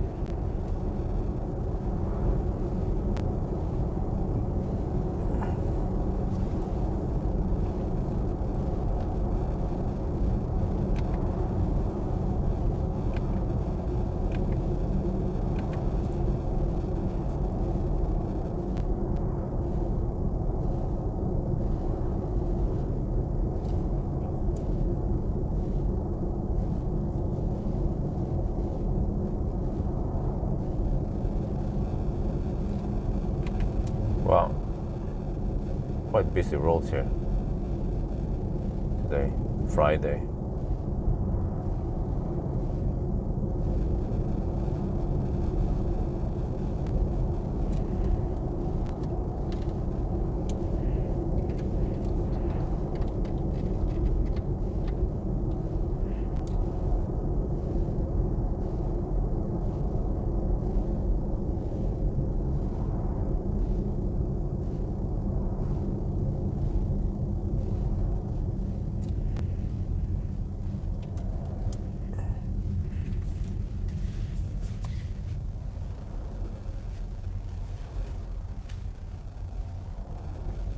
(113 watt-hour per kilometer).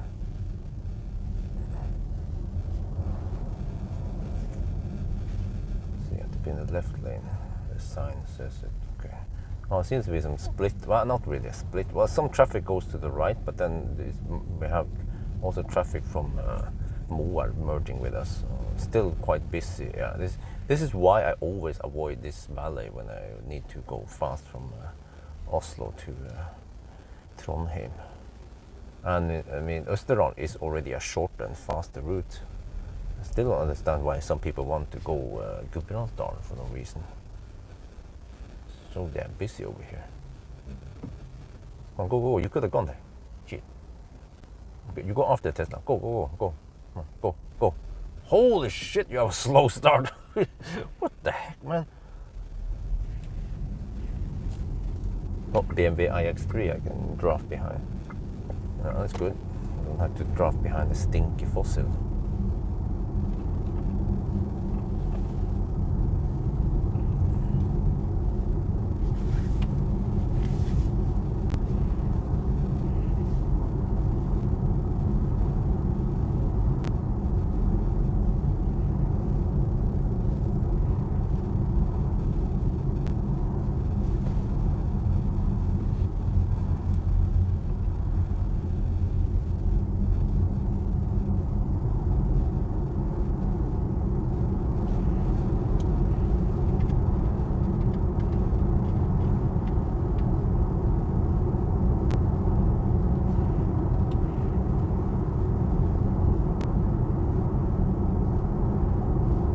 Busy valley.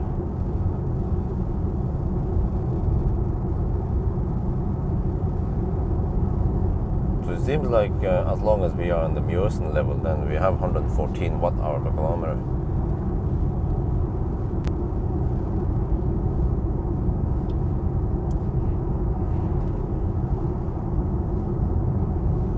Yeah, so at Ytterøya, I'll probably try to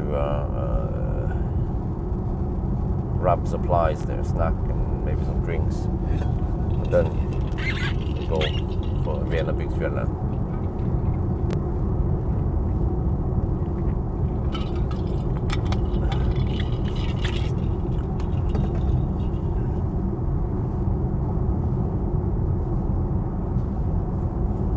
Wow, this is crazy because the GOM of the car still claims 500 kilometers at 81%. Yeah, 499 now. Wow.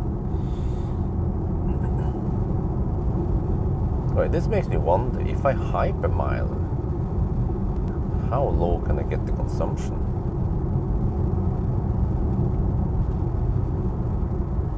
But it's not that we don't have that much energy available. A Palladium would be a pretty good candidate for a hypermiling record, or EQS. We haven't done the hypermiling in the longest time now. I'm not sure where I should hypermile. I mean, that stretch near RWD Sunday in Denmark is quite nice.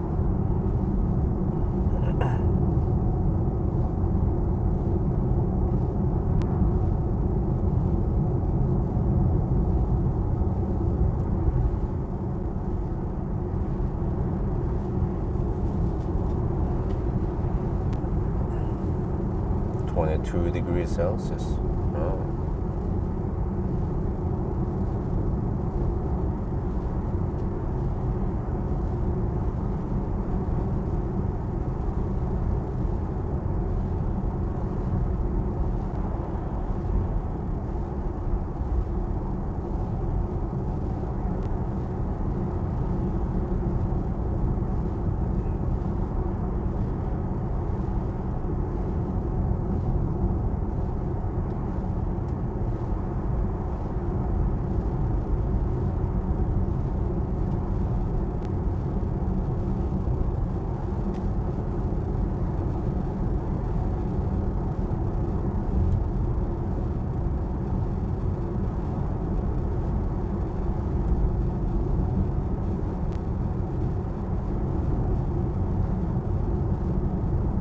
Look at that traffic. What is that stau?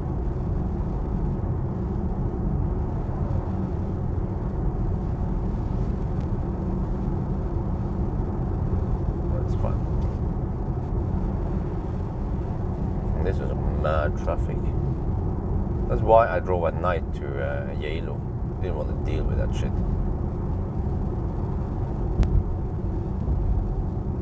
I brought more clothes also in case it gets colder, but I've seen on the weather forecast it's supposed to be 16 degrees Celsius. Well, actually, even in the evening when I finish, it might be 18 degrees. So, but eventually we can turn off HVAC, maybe around Venabygsfjellet already, or at least Alvdal. Then we'll have a nice evening run from Alvdal back home, slow poking, with lots of mad mother truckers behind us. Okay, I don't know. If I get too many truckers behind me, I'll probably pull over.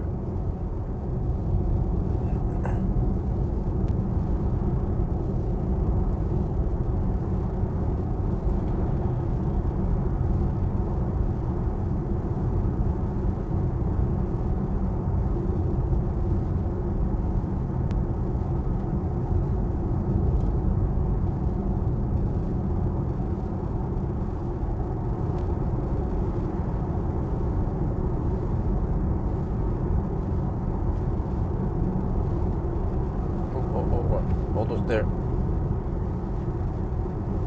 Okay, there they go. Hammer it. Hammer me. Come on, Tesla also. Go schnell. Schnell.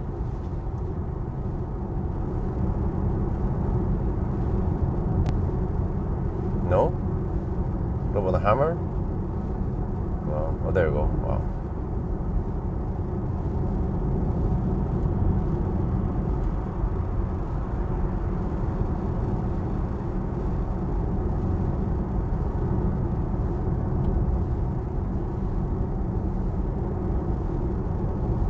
Okay, I'm far away. I'm 74 kilometers away from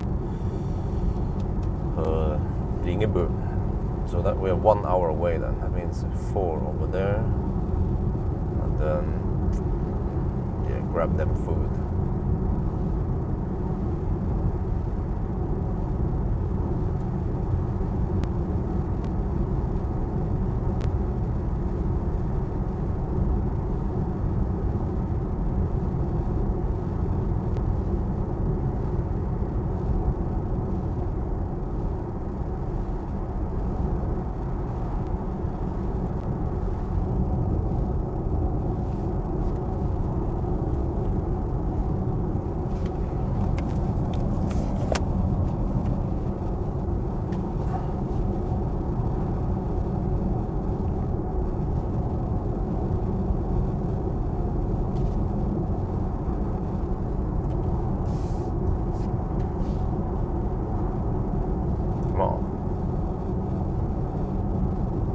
I thought I was slow, but apparently in Norway there's always someone slower than you.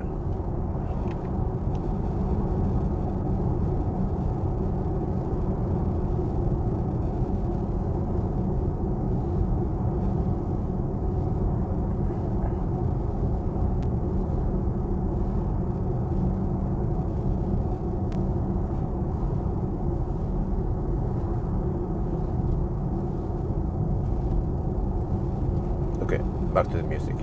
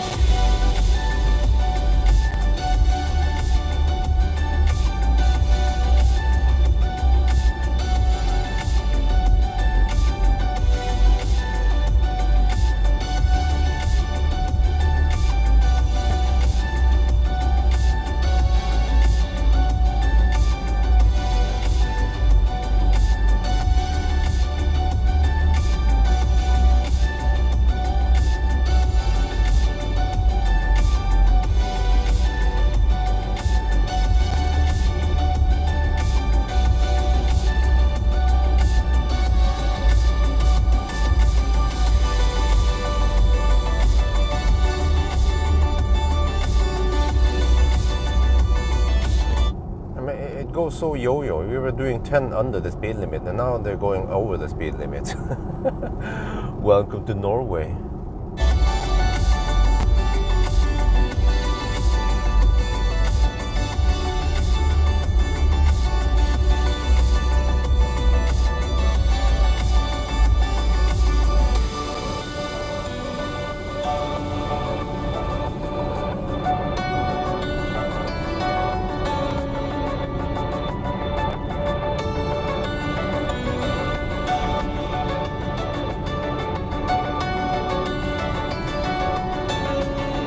Yeah, I see this is not ideal time of the day because now I get sun from the side.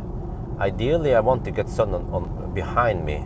So I should have started 2-3 hours ago, but then I was busy in kindergarten. And then I couldn't do this in another day because then we won't have that nice weather. So today is the best day. And then, how is this again?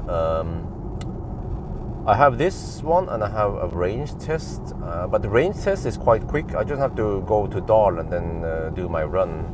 But I want to do a coasting test because I believe that this ID7 will set a new record in the coasting test. So the plan is to do the coasting test. I mean, yeah, I'm going to do a range test tomorrow morning around 10 already, before too much of the traffic starts, hopefully.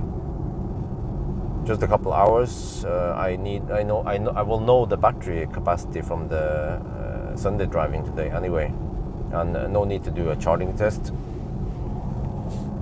And then actually I have to do 1,000 kilometer challenge on Sunday night, but I have to start around 8 in the evening, and then this car should be faster than 10 hours and hopefully no deductions and no ladders down. So then hopefully I'll be passing through Oslo around 5 in the morning on a Monday. Yeah.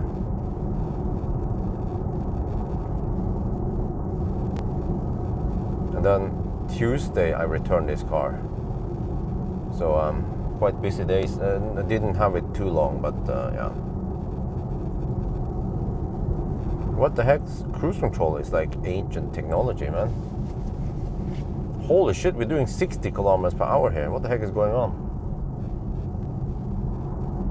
Okay, so this stretch here is a bit slow. Losing some time here, but whatever. The majority of the stretch we will not have slowness.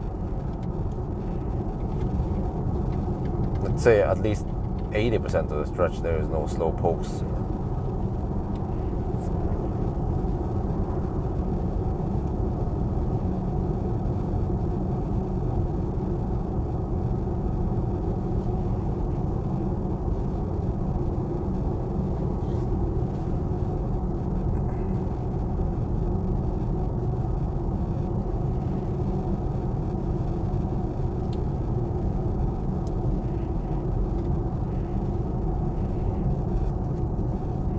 Wait, is it cruise control or is it adaptive cruise control?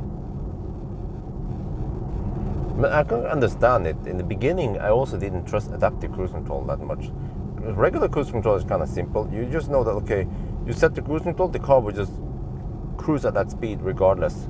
But adaptive was like, oh, wait, is it gonna brake, slow down in time or what? Also, in the beginning, I didn't trust autopilot. Especially when I was doing some weird shit, but eventually AP1, AP2 was quite confident.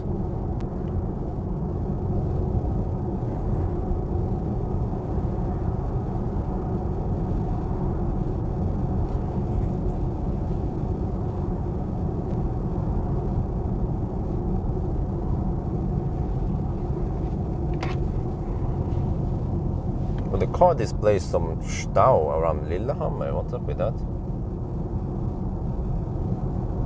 Yeah, there's supposed to be some shutdown there right now. Right after Lillehammer.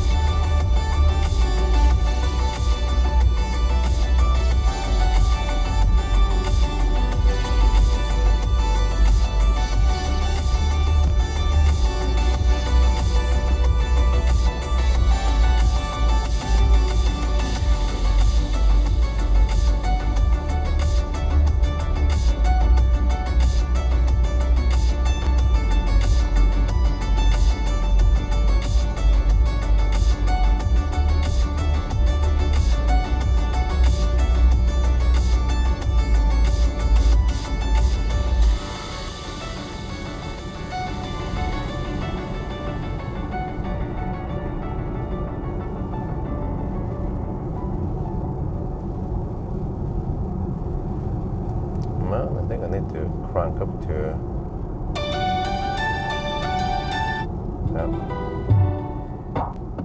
only fans 2 right now. Need more airflow. Rise up like a shot, shine up like a shining star, stand tall like a statue, raise up like a shot, rise up like a shot, shine up like a star, stand firm like a statue. Oh my Lord,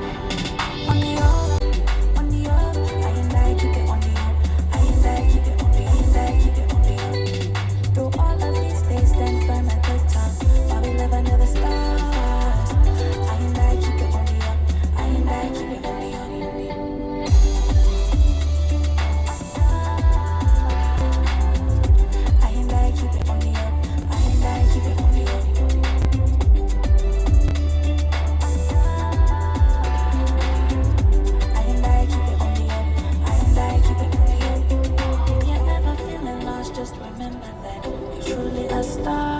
If I ever need you, I'll just remember that. Oh my life. If you're ever feeling lost, just remember that you're truly a star. If I ever need you, I'll just remember that you live in my heart. On the up, I and I keep it on the up. I and I keep it on the up. On the up, I and I keep it on the up. I and I keep it on the up. Through all of these days, stand firm at the top. While we live under the stars. I and I keep it on the up. I and I keep it on the up. Oh my love.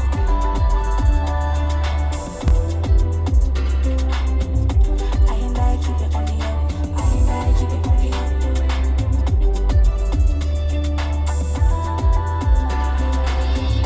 I and I keep it on the up. I and I keep it on the up.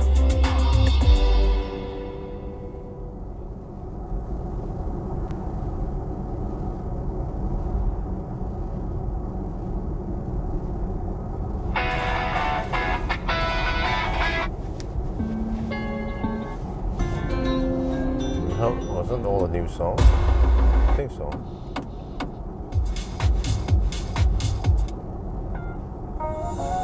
Yeah.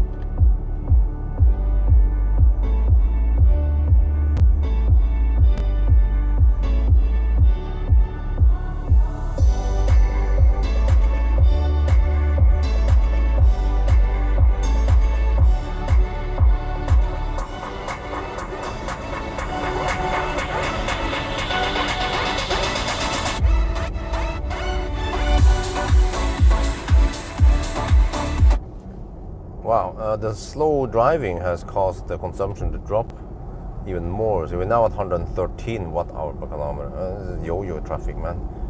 It goes up and down, plus minus 10 kilometers per hour. But yeah, it's going to be better soon. There's some 90 zone and some overtaking stretches at Ytterøya. I think this is the worst part around here. A little bit past Lillehammer also.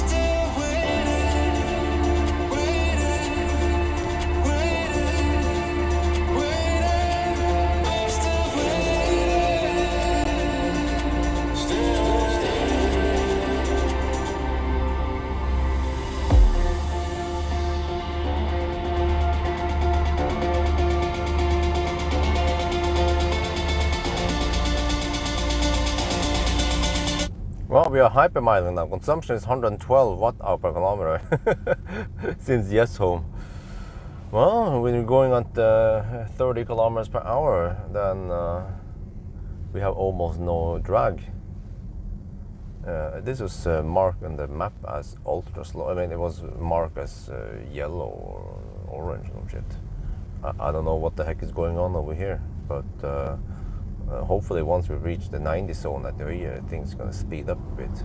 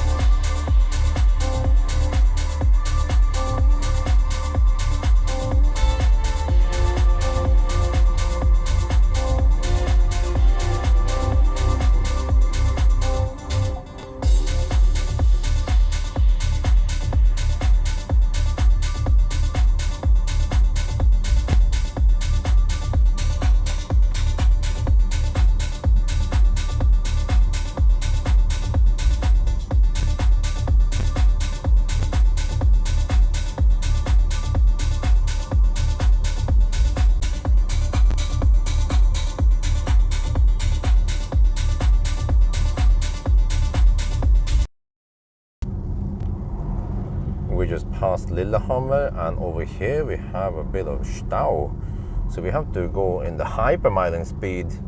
Yeah, and also before this point, people are driving 10-20 kilometers per hour under the speed limit. So because of that, the consumption has dropped to only 112 watt-hour per kilometer. Okay, well, it's nice now, but it's not going to be like this all the way, hopefully. Otherwise it's going to take all night, man. Okay, now it's speed up, finally. Going slightly faster now. Almost matching the speed limit.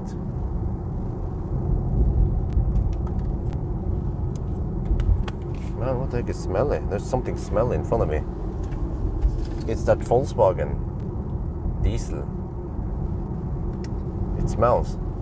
Shit, I can't have recirculation on. What the heck do I do now? Okay, let's try recirculation for a bit. Try to purify the air.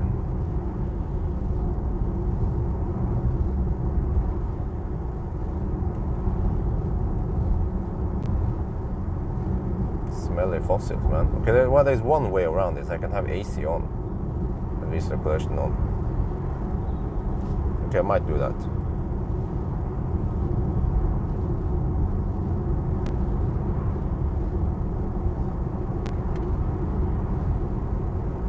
For a little bit, at least.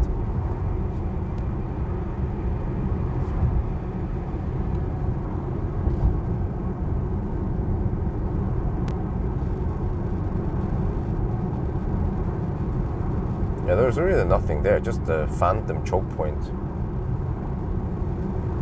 The traffic had to go slow.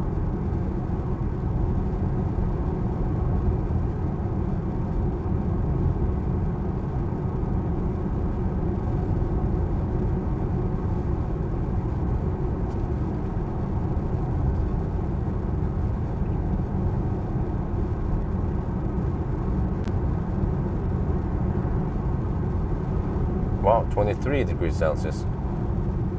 We're close to maximum temp now, soon.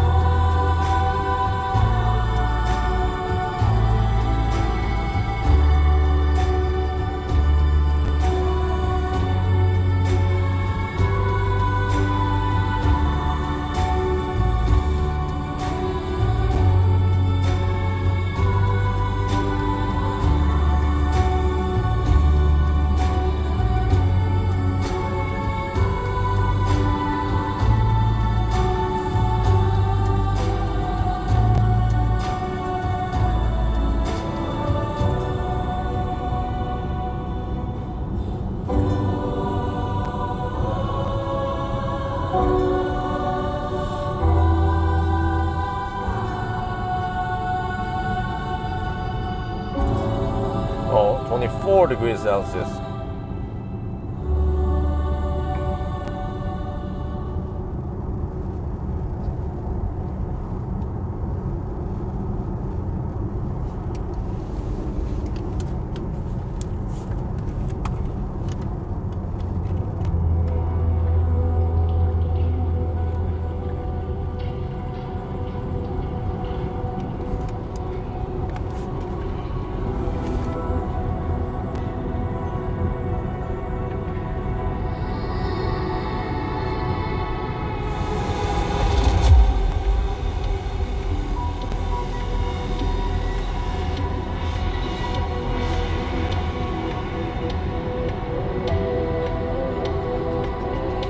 Okay, status update. 165 kilometers done. 114 watt hour per kilometer. 75% left and 57.2 kilowatt hour left.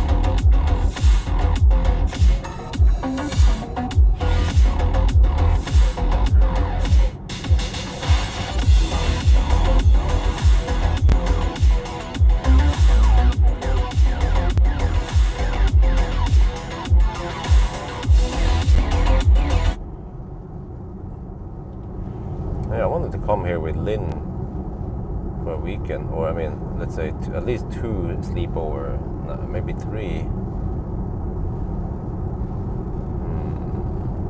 The only problem is that I have booked too many people have used my airport shuttle service thing. So even though I could go, then suddenly have to go to the airport right in the time when I could come here. That's a bummer.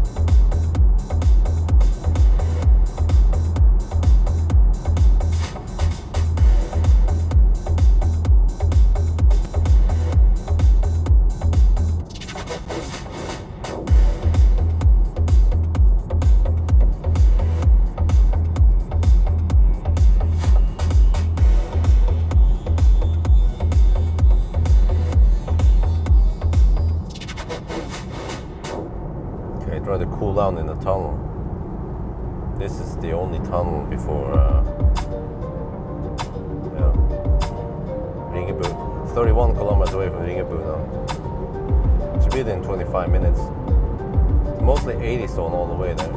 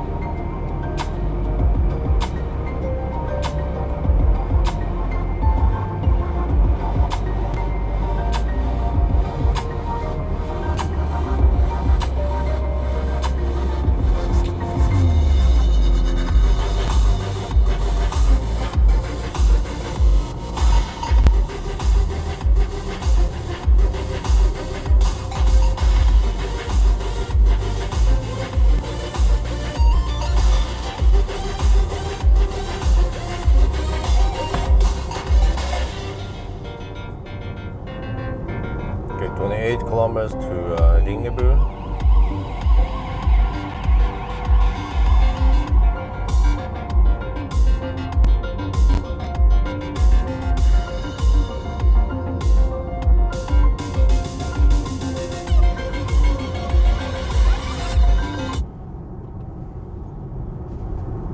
Yeah, not much traffic here to my big surprise. I thought there would be massive traffic all the way to Dombås, but well, apparently not.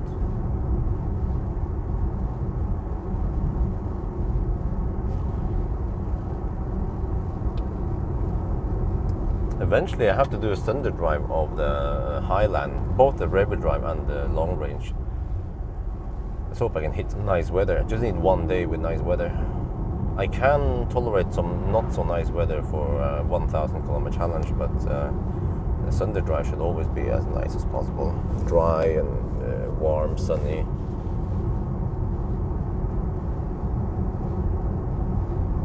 .7 kilometers away, yeah, a much needed stop.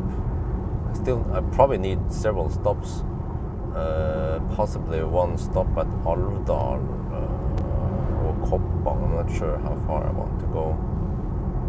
Oh yeah, and I also have to stop for the thumbnail at Venobygdsfjellet.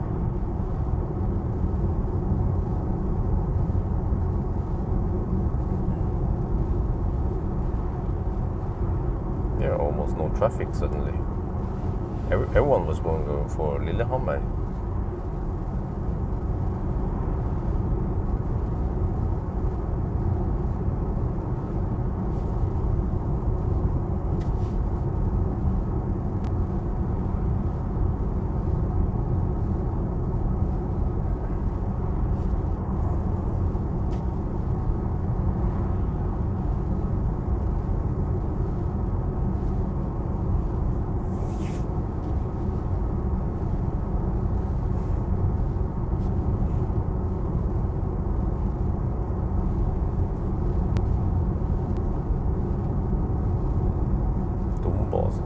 Okay.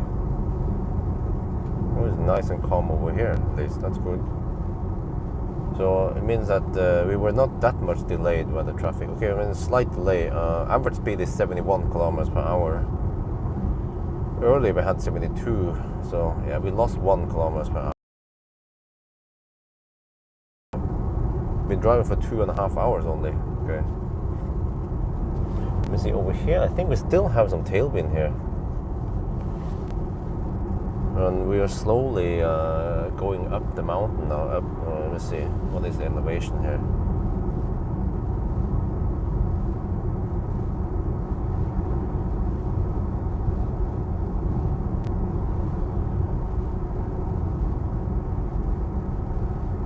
Well, 215 only. 220. Okay. Yeah, I feel like taking a break after 2.5 hour driving. And actually, it's going to be more like 3 hours by the time we reach Ringebu.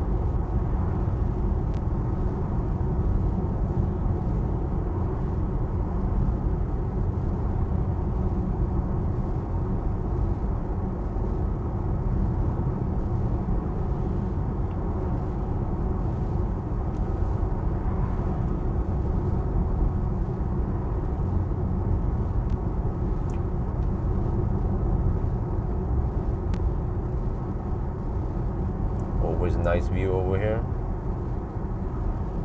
No. Because I remember in the old days, and that was like 15 years ago when I had the fossil cars, I would travel to Trondheim to visit my friend, and I would always take Østerdalen. But then, as soon as I got Millennium Falcon, I had to suddenly start driving Gudbrandsdalen, because there are no supercharger in Østerdalen back then. Man, I was so fed up with the Gudbrandsdalen route. And when it comes to the view, well, I was driving at night mostly anyway. Actually, I would drive it Friday nights, yeah. Friday night head out, and then Saturday night head back.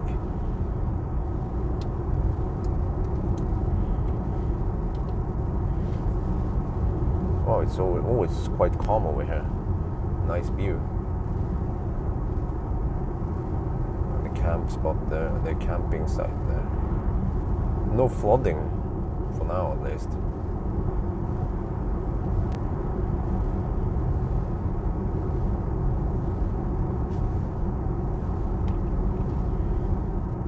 I think they have AC charging here now. But for some reason, from what I understand, they don't allow cars to charge on the Sjuko. So they have AC spot. Yeah, they have 2 Subtech. I don't know, is it 4? Yeah, 4 Subtech. So people who want to charge, they can just poke over at the Subtech, and then once they're done, they can go back. But I think it should be more convenient to charge on Sjuko. It's just temporarily anyway. Just as long as you charge on 8 amp or 10 amp, it should be fine.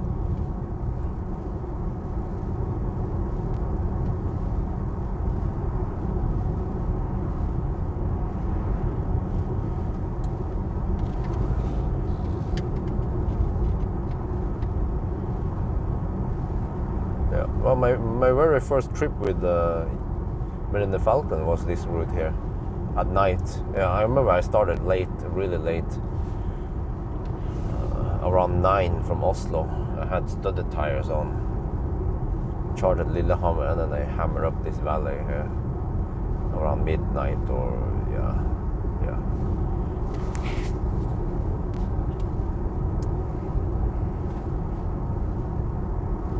That was winter. Magri camping, yeah, I don't know what the heck it's called. I passed there 100 times at least. The Sjukos and the caravans are not designed for the output. Oh, okay.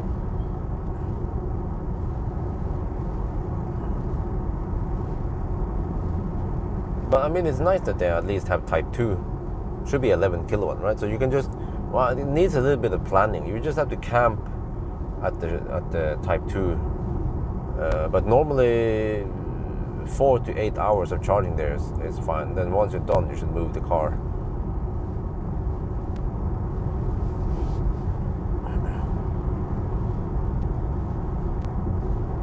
And also putting up several Type 2 like that doesn't cost that much, but it's a great benefit, because there are plenty of EV drivers nowadays. It's like if you don't have AC charging at the campsite, you'll be losing lots of Norwegian customers. Well, actually, even foreign customers. But man, I have booked interesting cars soon, like Renault Scenic and yeah, and several cars. So I would like to try to travel with the family. Except for there's one problem, which is that we can't really fit 3 adults and 2 car seats in a regular passenger car. It seems like a minivan is the best. Even those SUVs are not that great, like a Hongqi, because the third row is just super cramped. The only exception is ID bus, because ID bus backseat is for some reason wider than the other cars. Then I could put Isabel in the front seat with a seat belt, not the Isofix. But I haven't decided what to do.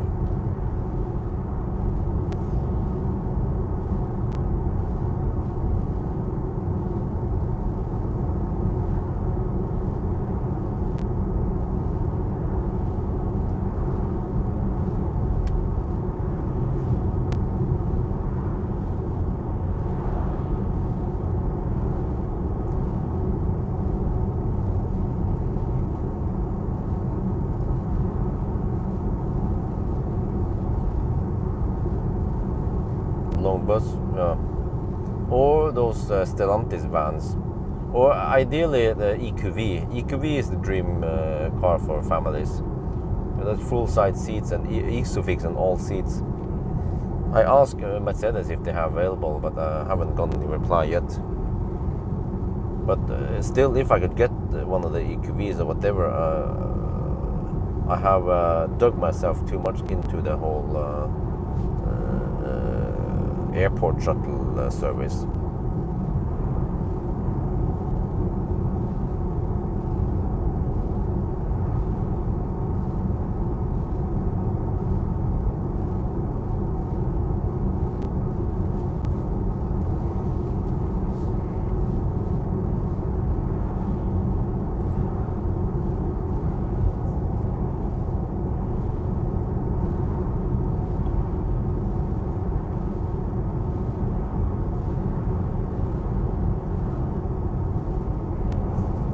But I see that if I secure the car seat with a seat belt, then the seat belt has to run through the middle, so it's kind of in the way.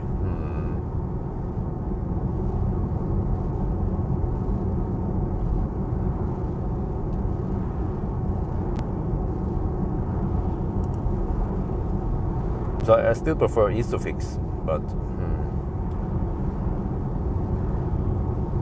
as we tried yesterday, yeah, we went with the ID7 to a shopping mall, Jessheim Storsenter, with Wi-Fi and Lynn. And the way I set it up was that Isabel was in the front seat, and then Axel was right behind, and then the 2 ladies, they were then packed in the 2 remaining. So Wi-Fi had to sit in the middle seat, which is the worst seat. I have reviewed many cars, and the middle seat is always the worst seat. But there were not that much space, elbow space. And I even pushed the Isofix space as far out as possible. So yeah. But ID bus would have been perfect if it had Isofix in the front, because bus for some reason is the seat is wider. But I believe here it's I think also Skoda Enyaq should have the same width. Most cars, they have 130 centimeter width in the seat, but for some reason ID bus has 150 centimeter width. That 20 extra centimeters is really useful.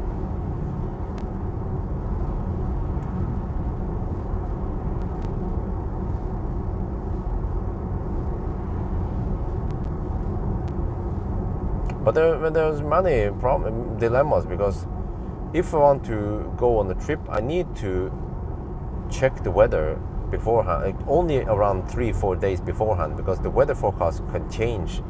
We can't plan anything like 2-3 weeks ahead.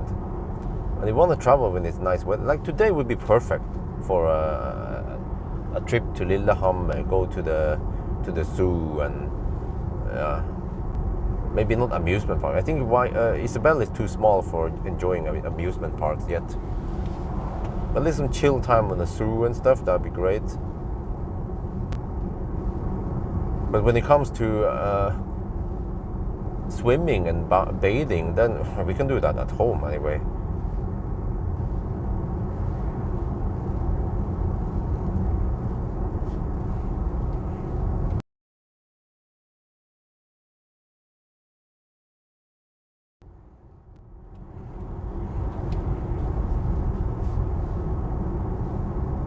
I have to try to find a parking spot in the shade at Ringebu.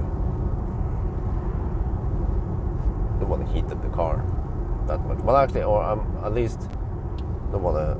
Just want to go a quick run in and out, no more than 5 minutes. Just toilet, grab some food, and then out.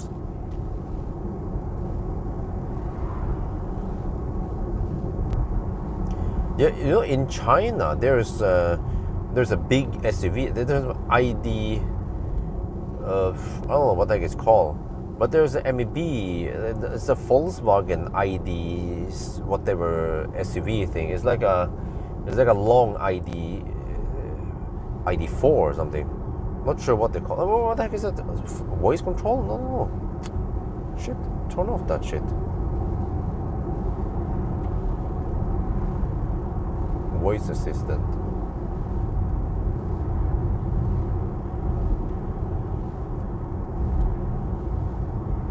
Okay, 9 kilometers away from Ringebu. Almost there. Is it ID6? Okay, ID6 maybe. Yeah, ID6. I wonder if it's similar size as a EV9, but they only offer it in the Chinese market. That's a bummer. It would be perfect for big American families, right?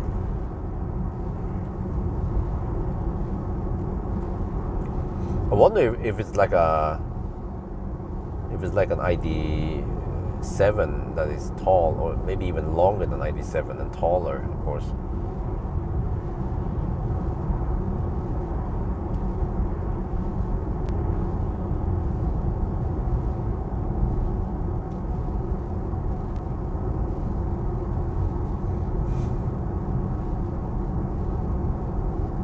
Well, consumption is still 114 watt-hour per kilometer.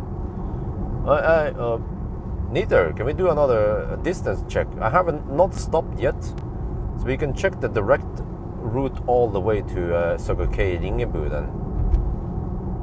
That will be over 200 kilometers, which is quite accurate.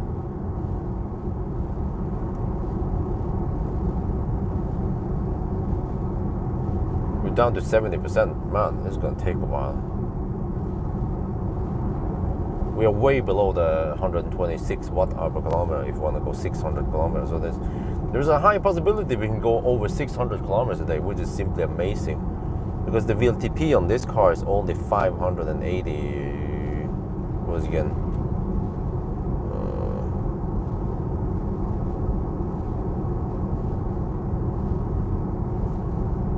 582.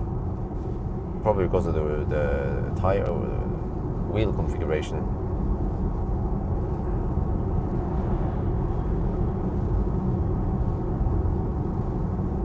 Daily driver, unlikely. I think it'll be not very practical.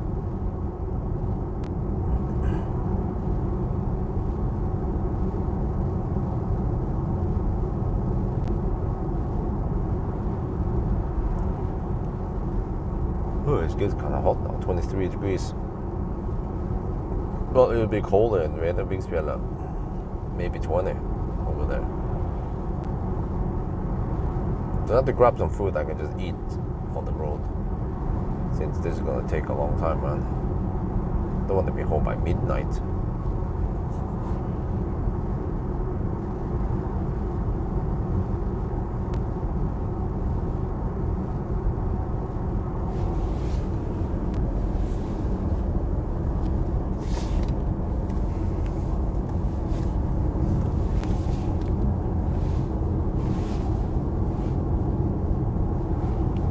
wait, but they have the GPT port, right? They have to port it over to CCS. I mean, why the heck is China even using GPT? Why don't they adapt to the rest of the world and go for CCS?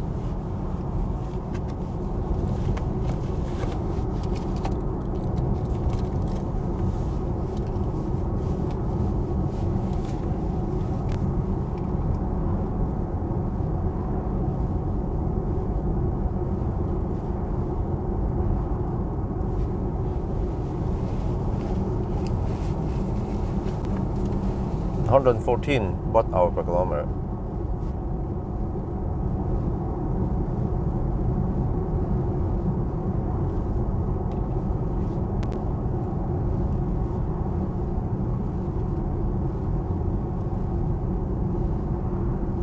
Okay, almost at Ringebu.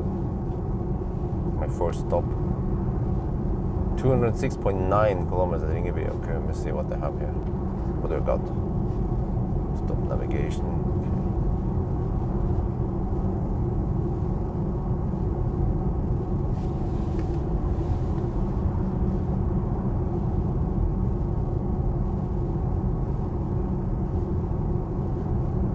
So which means that even if the consumption goes up in the second half or whatever, we are not even halfway.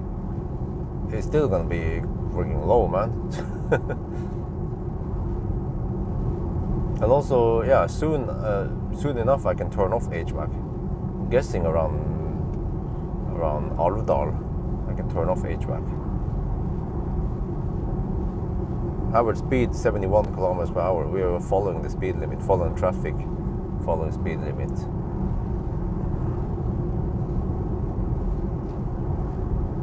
At least on the speed though.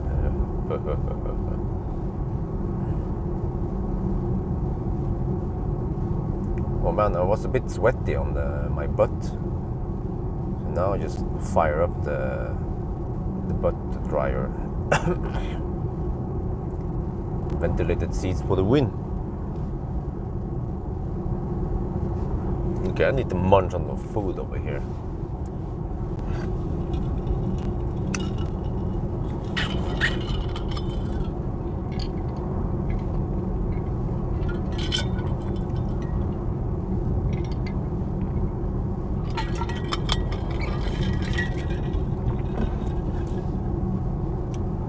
Say this has similar space trunk as Model Y. I don't remember, but you can look in the banana box test.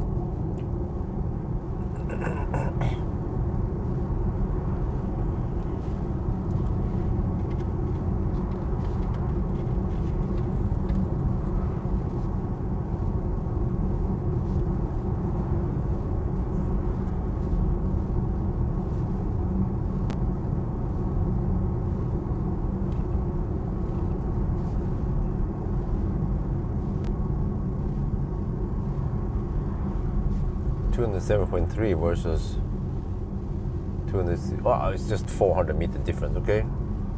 Well, maybe the NPRA. What the heck is the NPRA? Maybe that one is more accurate if it's a Norwegian site, right?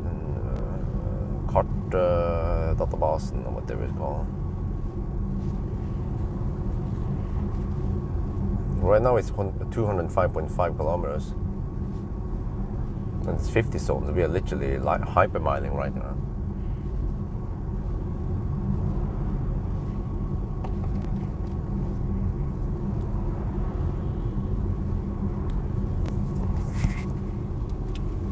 And then we come to 40 zone.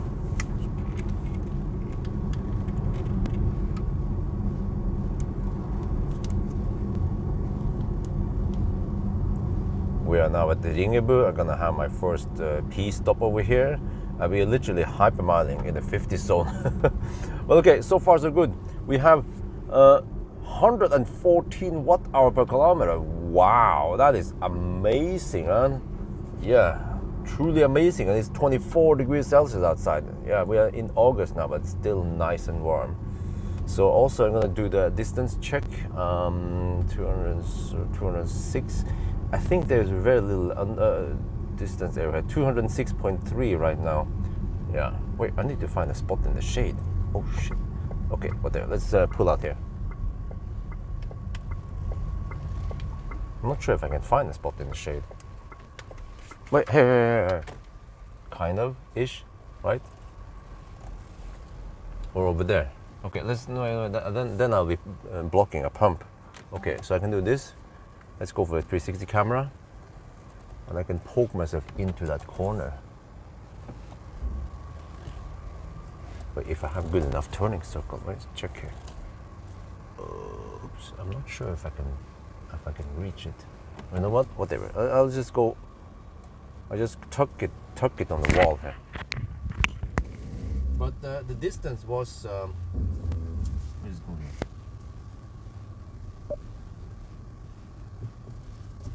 Yeah, here. I'm just kind of in the shade now. Yeah, that's good. Okay, without blocking the fossil pump.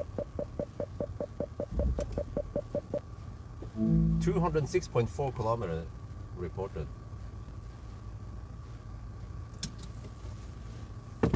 Okay, let me go inside and grab some food and do my stuff.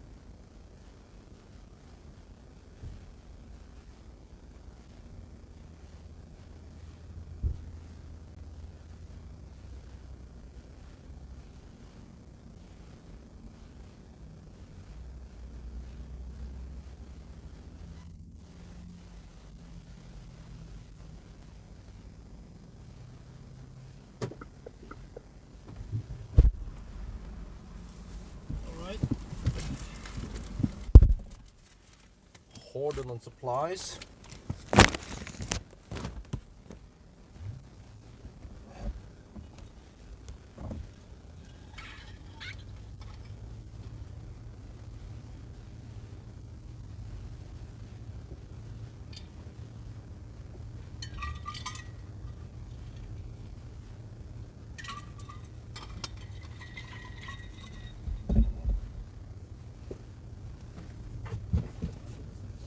Let's just get moving.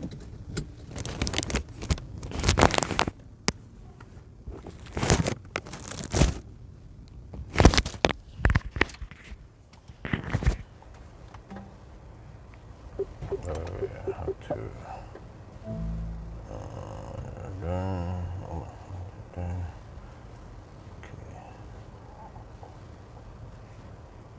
Alright, good. Let's go.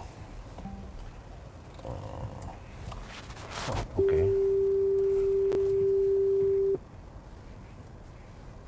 Oh, nice weather. 24 degrees Celsius. Lots of traffic though. See, I have to just ninja over there. What the heck? Can I even get there? Maybe it would be faster to actually go the other way around. Let's do that. Let me see. Oh, the turning circle here is not the best. Maybe.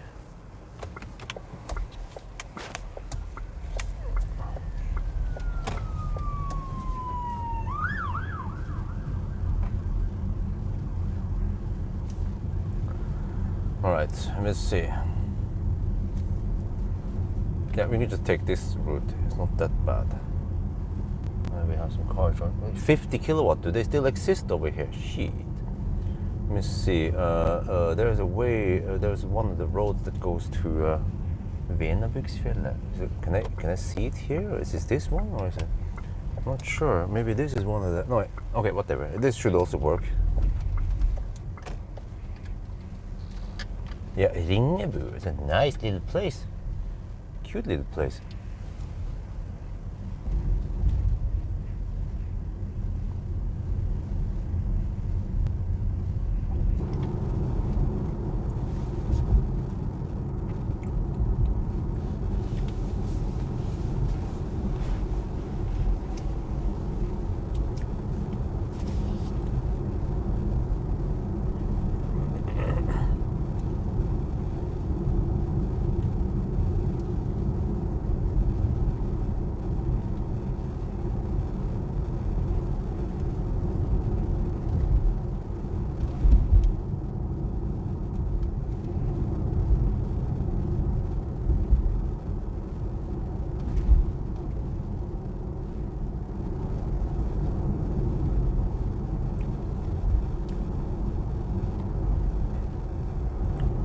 Wow, never seen these roads so busy before.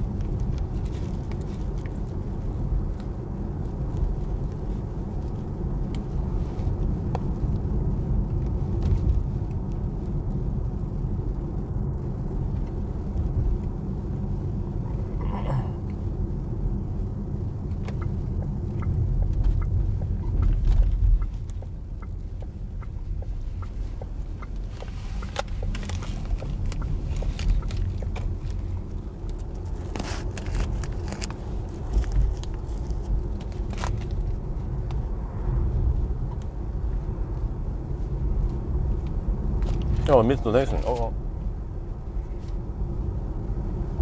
Tesla Jup donated 15 euros. Oh, thank you very much. Thanks for the test. Yeah, thank you. Oh, I missed another one. Golf cart donated 25 Canadian dollars. Everything into etiquette as usual. Oh, sorry, misread it. The offer is appreciated by many. Oh, thank you, thank you.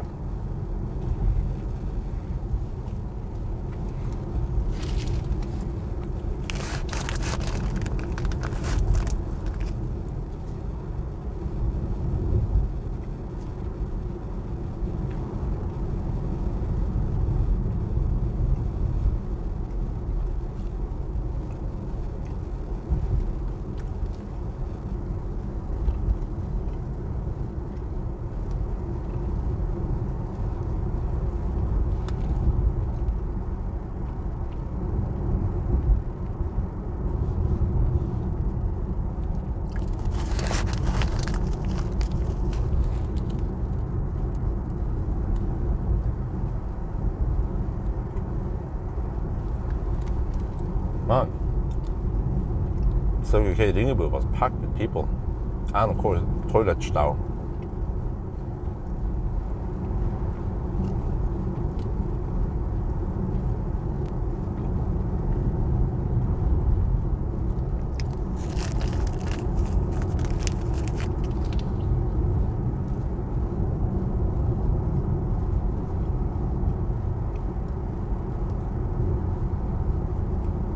Now consumption goes up, 123 watt-hour per kilometer.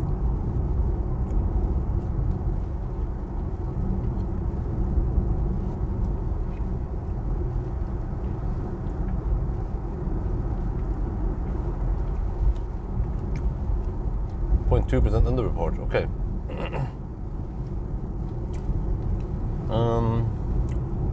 I mean, it kind of matters if we have a long drive, right? Well, so at 600 kilometers, it becomes 1.2%. No, at 600 kilometers, it becomes 1.2 kilometers.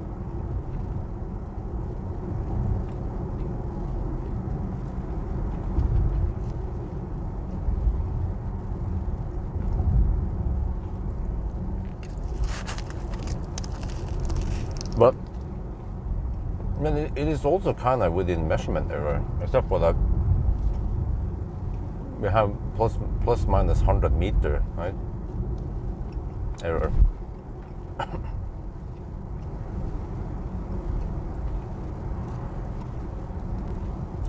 Wow, so much traffic now. Shit. Never seen so much traffic before, huh?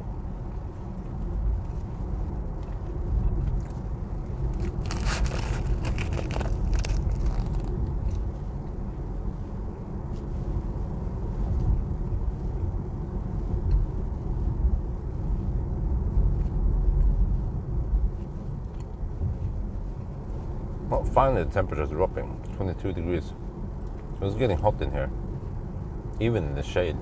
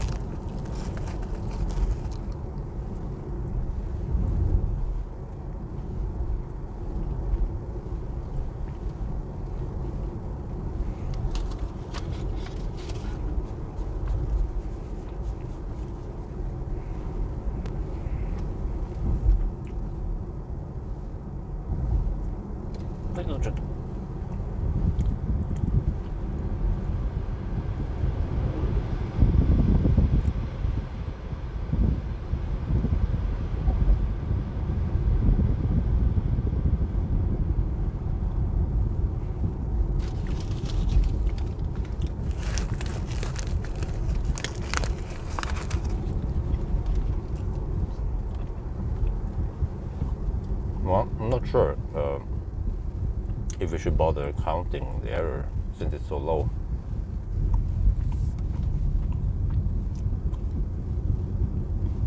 Oh, why does it seem so tight here?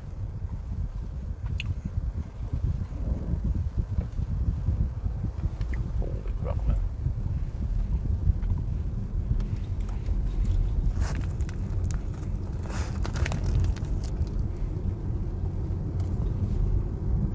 No, we can just ignore the error then since it's so low.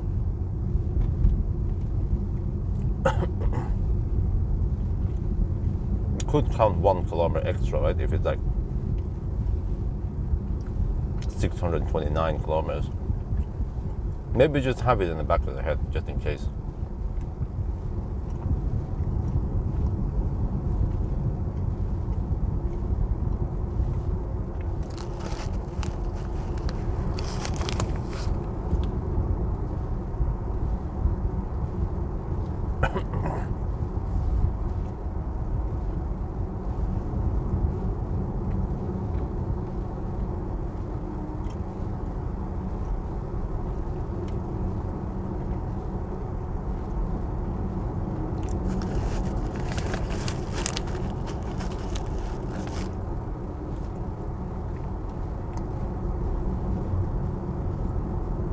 Oh, Achtung, Achtung.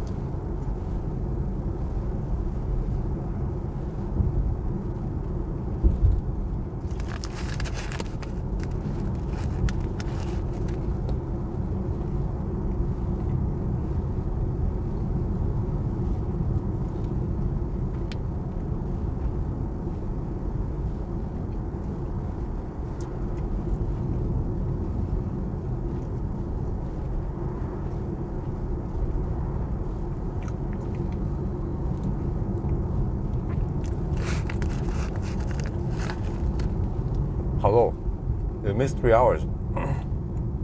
At least in the lowland, out the bullet side, we were hovering at 114 watt-hour per kilometer. That's insane.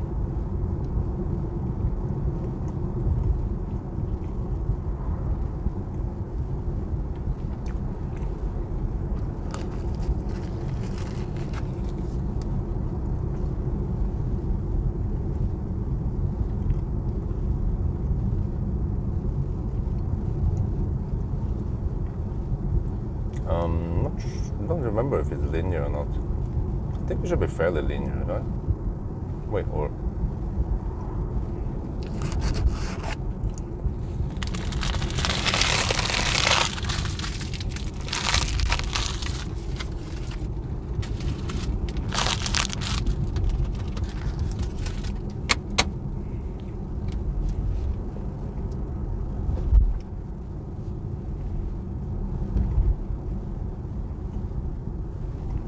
I wonder if a thumbnail spot would be taken.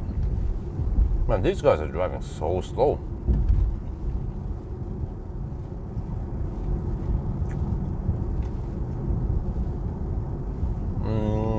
Kind of flat. I mean, same elevation as starting point.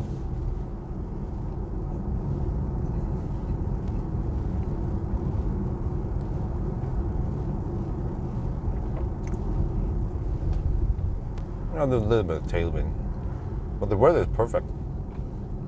Oh, 22 degrees something, 24 at the best.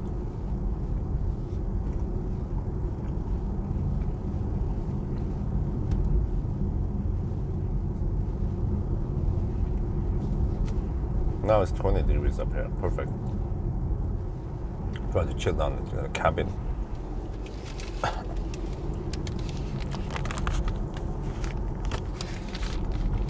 So we can, there's a high possibility we can go more than 600 kilometers.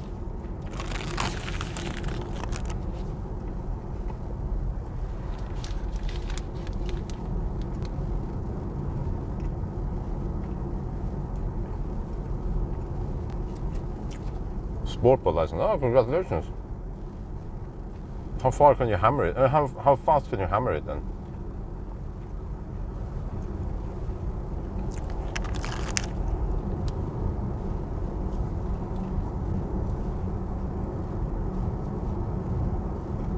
The license to hammer.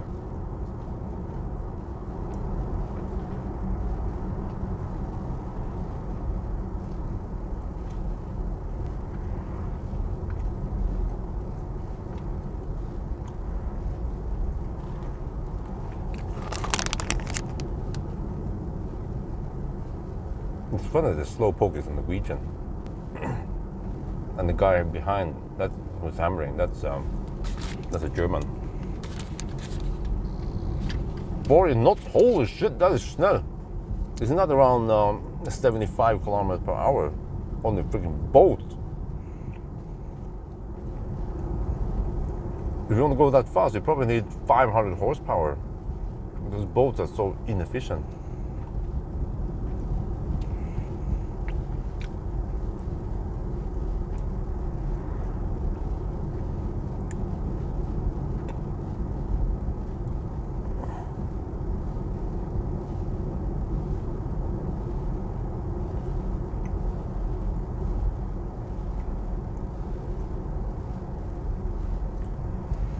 Man, these roads are so narrow.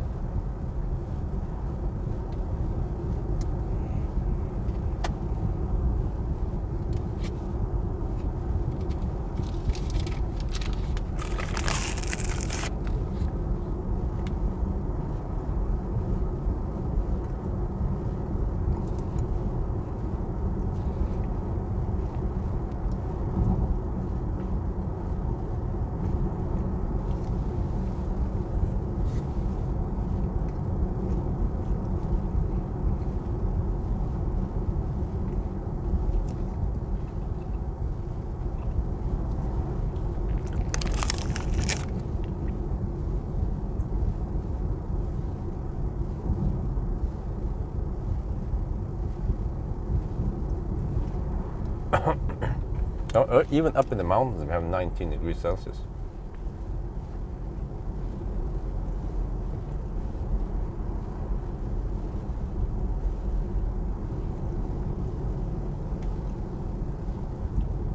And then I have experienced minus 30 degrees Celsius here also.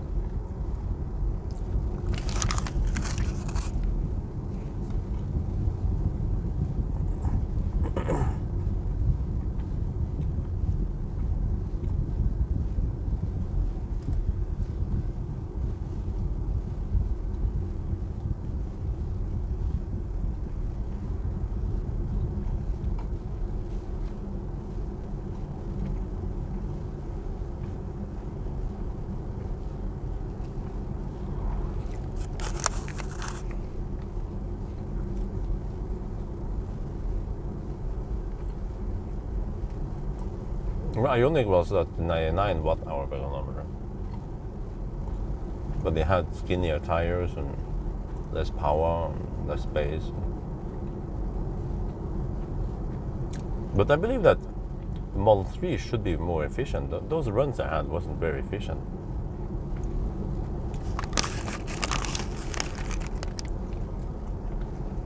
I'm gonna try to get a good run with Highland now in a couple of weeks.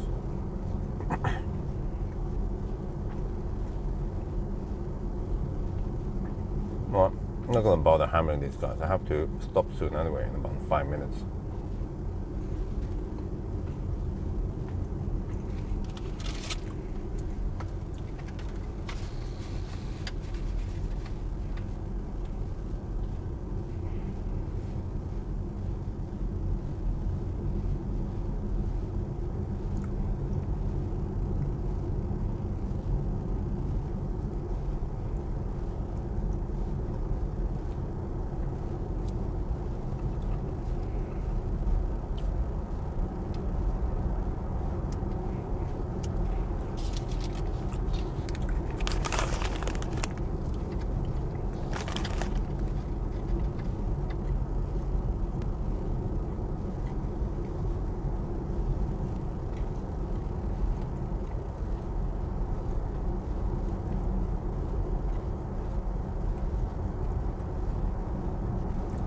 Well, Vennebingsville is green now.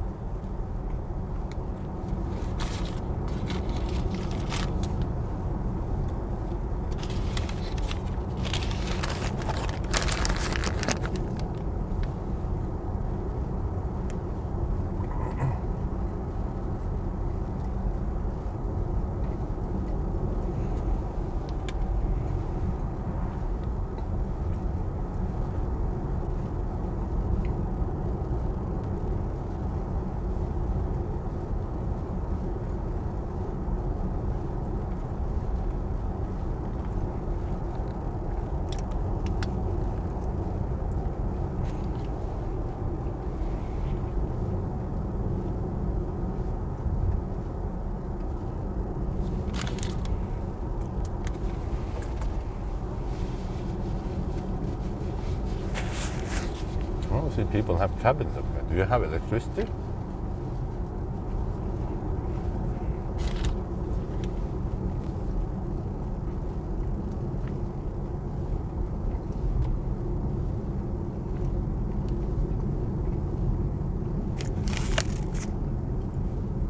Why is the German car not hammering? This guy is going. There we go. Let's stop over.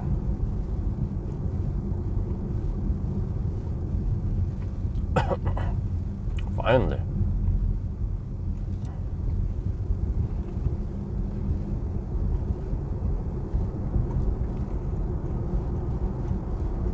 The summer ends around, I don't know, September.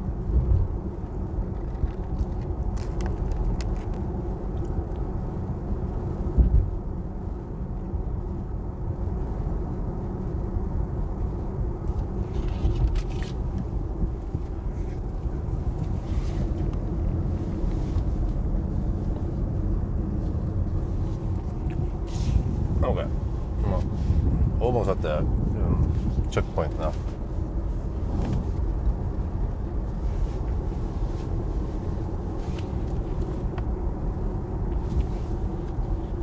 But even up here in the Highlands, we are at 135 watt-hour per kilometer.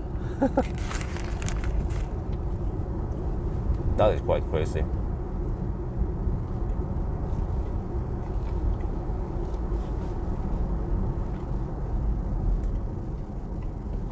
Achtung, sheep. Nice fårikål.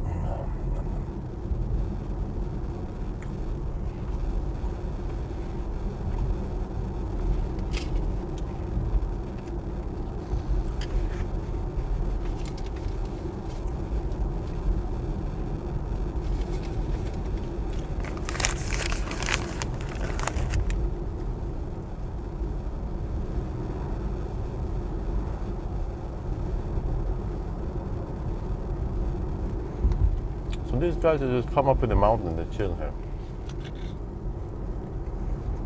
They walk around here. Is that even a tip?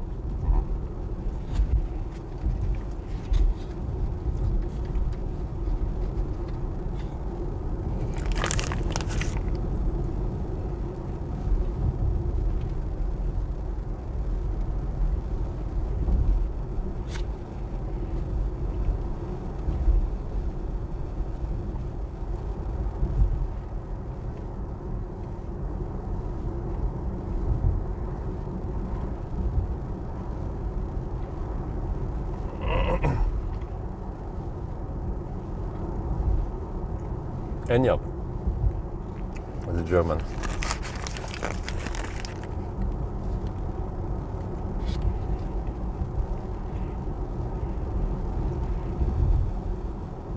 Okay, we're almost at the thumbnail spot now.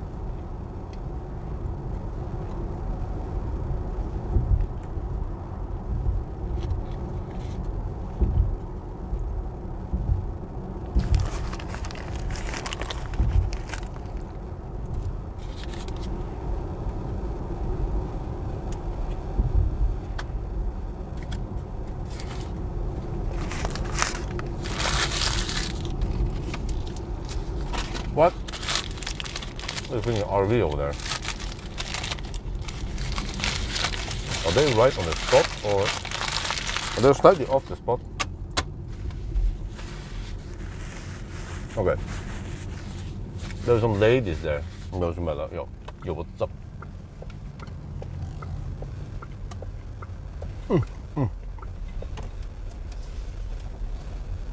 Let's see, let me make a nice angle here.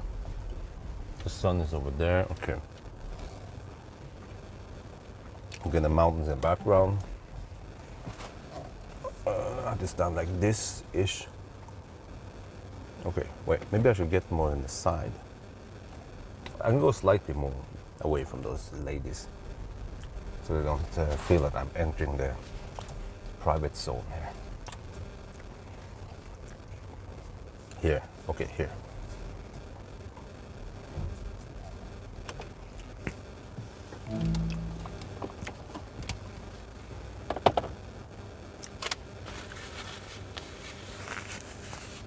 Nice for a swim.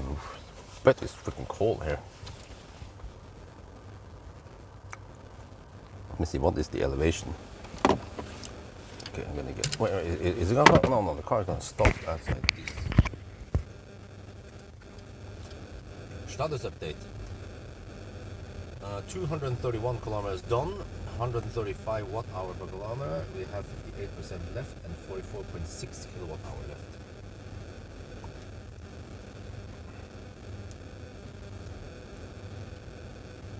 Wait, what happened? Why is the thing not on? Shit.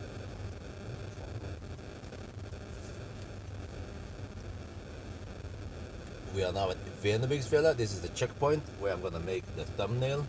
So let me show you that we are at 1,060 meters over sea level in the Highland, and over here the consumption has gone to up to whopping 135 watt-hour per kilometer. But it will be like, wah!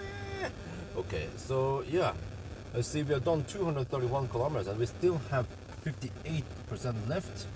So yeah, we're gonna get lots of energy on the way down. So let's take a little look outside now. So what was it? At 19 degrees out here in the Highlands. Okay. Let's see. I have to try to make a nice stuff.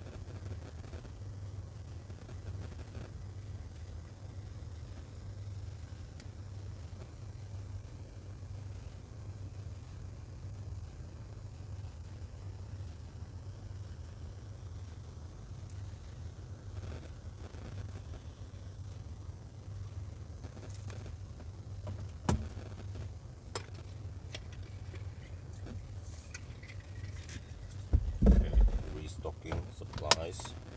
See, microphone on. Alright, this. Alright, let me swap the batteries. Do a couple of things before I start driving. And there, plug in the camcorder. Alright, let's go. Well, I don't need this for now, I think. Well, I might need it. Okay, I might need it still. Okay, yes, I will need it. Now we get back on the road. Wow. Damn, I have to say that freaking the resolution on this thing is abysmal. Let me record that. It seems to be running on low bit rate.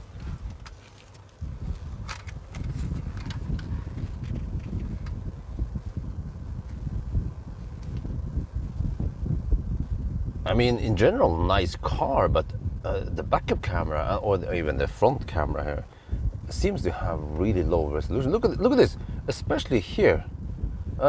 This is slightly better, but here, whatever I see there is just quite washed out.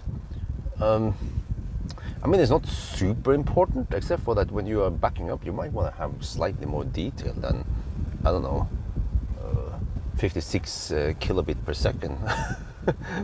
Yeah, maybe they are running on RS-232 communication here. Wow.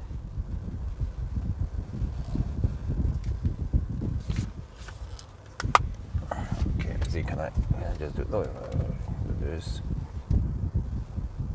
And then, yep, there you go. Oh, traffic. Okay.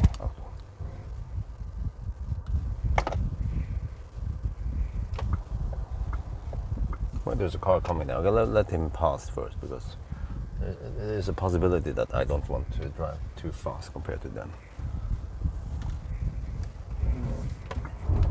Oh, back rear-wheel drive. Yeah, okay. Well, back on the road. Right, that was a nice thumbnail.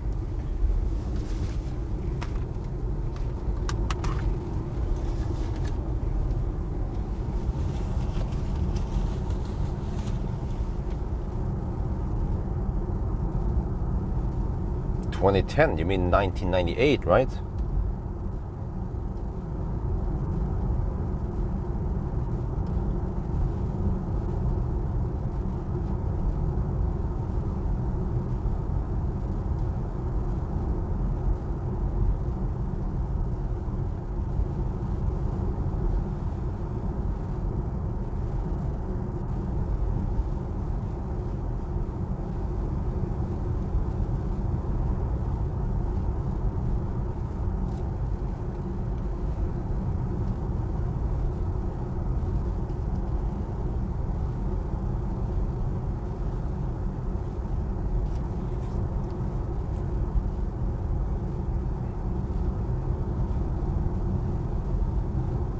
Oh, there's some sheep over here.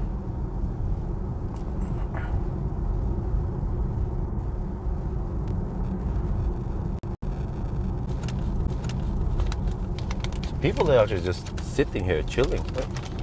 Really?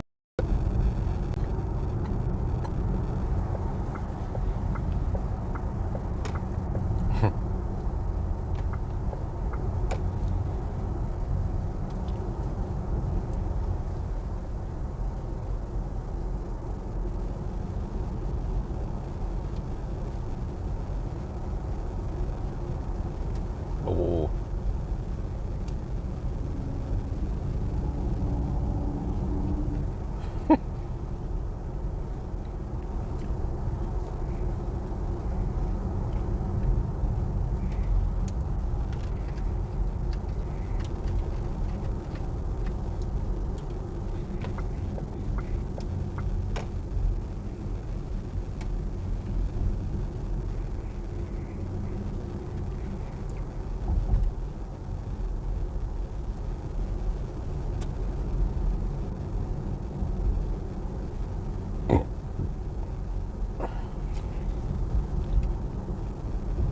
Yeah, sheep's on the road, correct. They just chill there. Like, yo, what's up?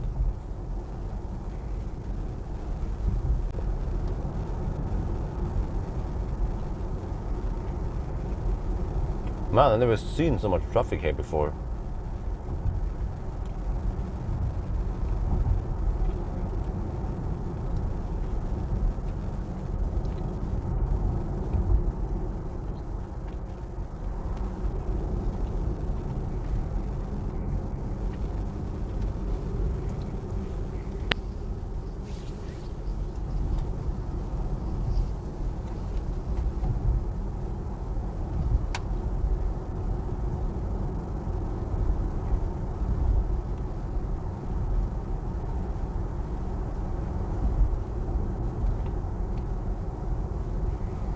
Wow, lots of sheep.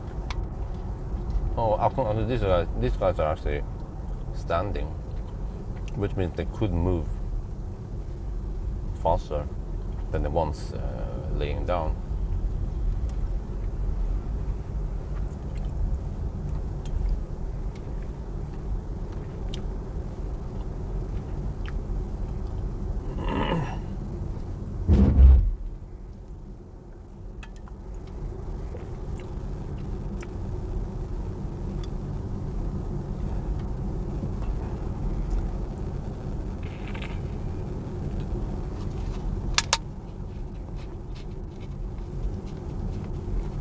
And this is a long drive, all the way to Folldal.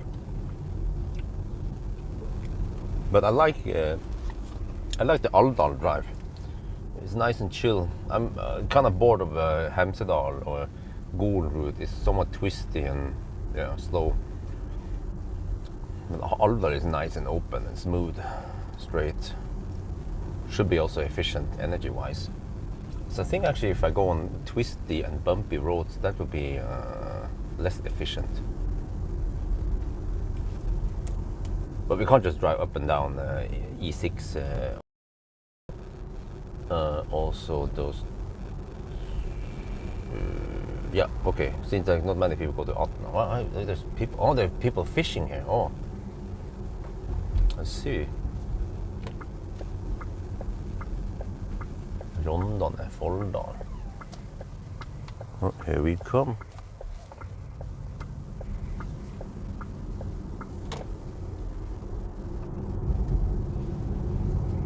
Did it go back to normal mode now? Check.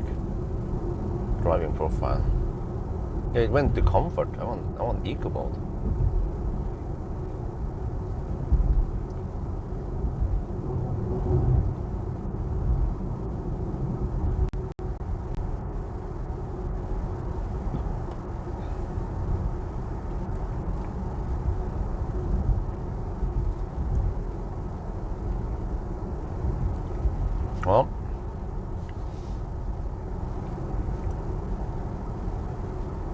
Well, that sheep was enjoyed the last few months before it gets slaughtered. Sheep. And becomes fårikål.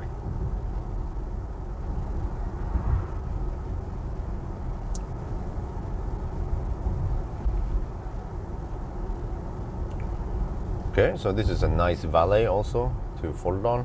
Normally it's super quiet here.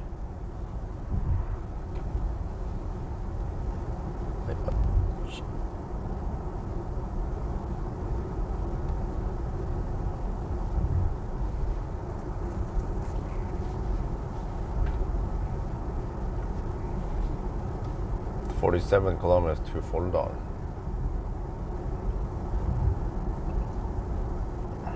Well, the consumption has dropped to 129 watt-hour per kilometer in the Highlands. Wow.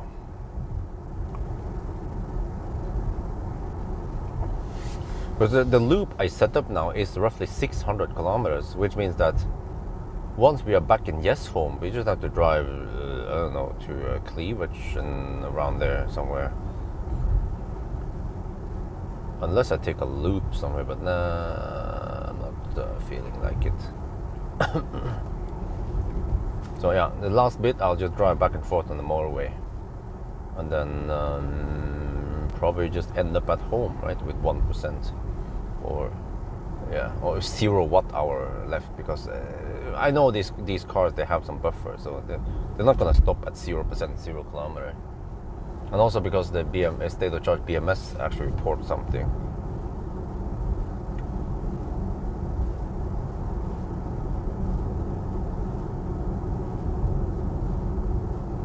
I mean, I don't have to go all the way. I could also just count the remaining watt-hour and find out how many kilowatt-hour I have, and then with the consumption we figure out the distance. Yeah, that's also good enough.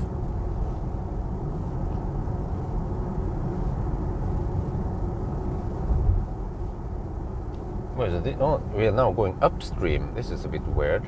Yeah, we are going up again, because Folldal is supposed to be at higher elevation than here. I think Folldal is at 700. Let me check it. Do you guys see the picture yet? Do you like it?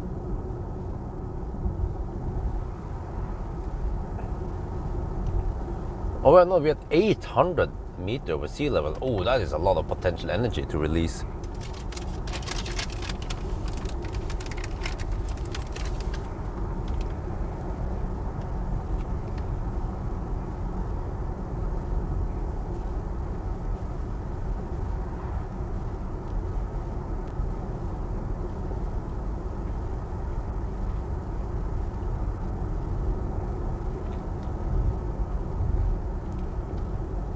Well, shish kebab, is that from some sheep or goat, or was it? Oh, look at this. Nice.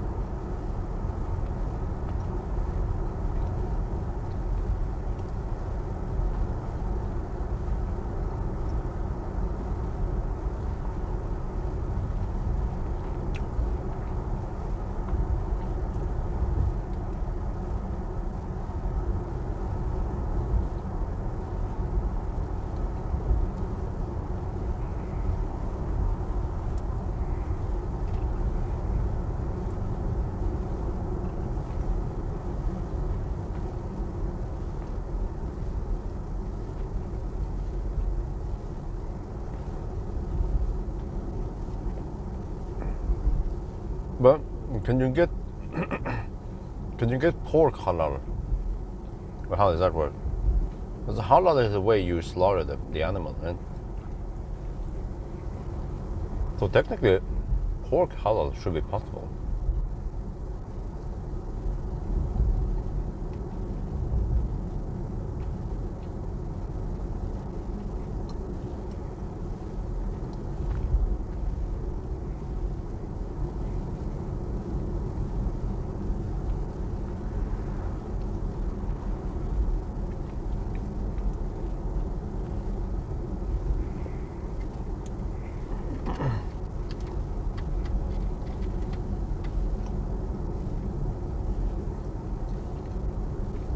Hmm, 20 degrees Celsius here.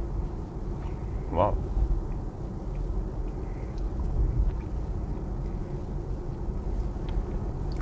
Oh, that pole is about to fall over.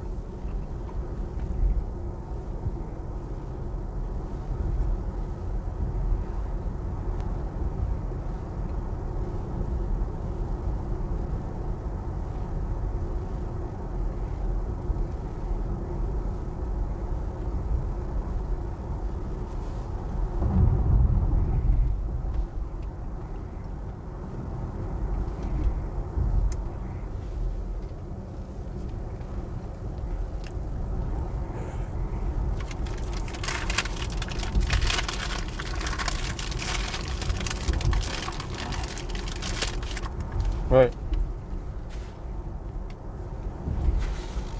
Does it mean that there is no... Wait. Do you mean that the Muslims do not enjoy bacon? Or maybe you can have a sheep bacon.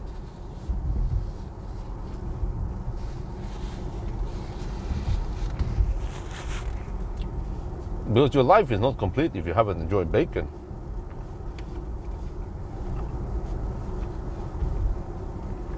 Bacon makes everything better. If you're down and poor, just have some bacon. Like me.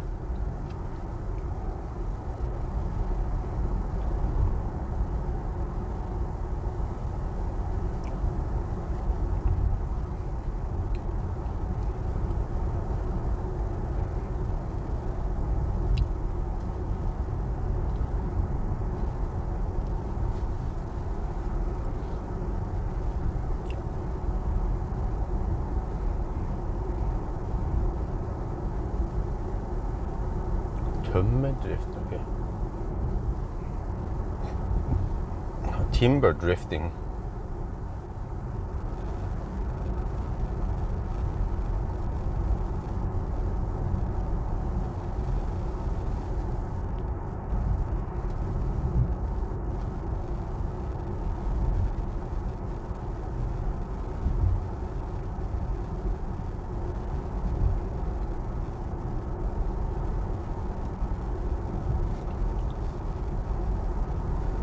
Wow, we are still at 56%.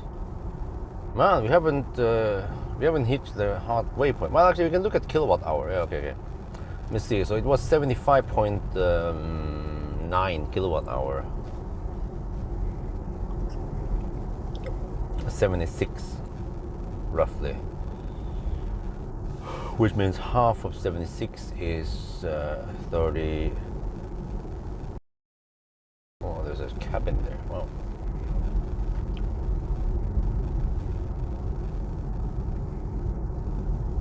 Ytterøya. Will I ever buy a cabin?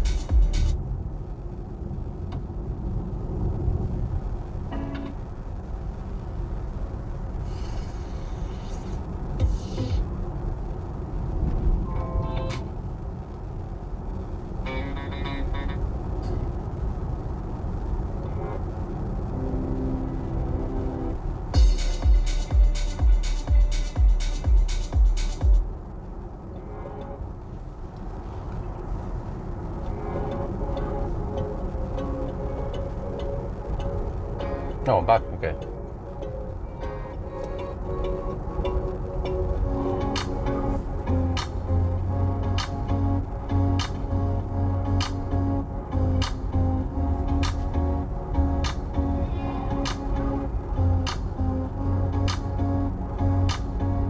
It gets extremely cold here sometimes.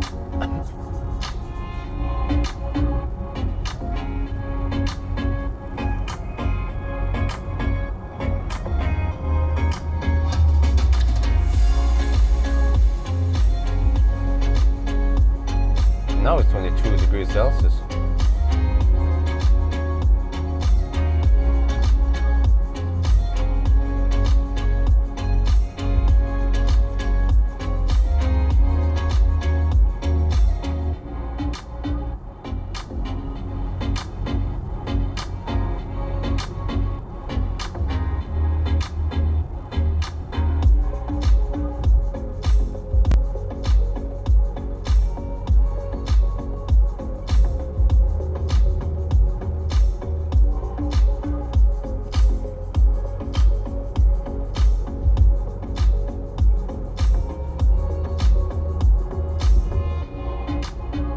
Oh, how tall is that peak we are looking at? There's a peak right ahead there. Must be way over 1,500 meters, right?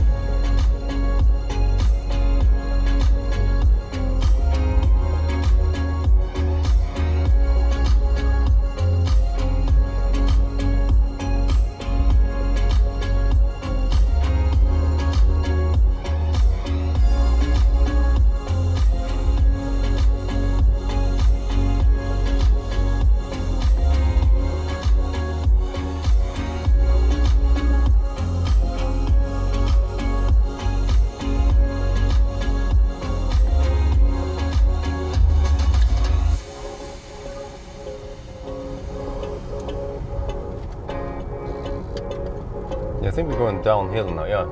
There's a slight downhill towards Folldal. Wait, what is the elevation here then? We're still in the Highland, it's still quite high. 750 meters.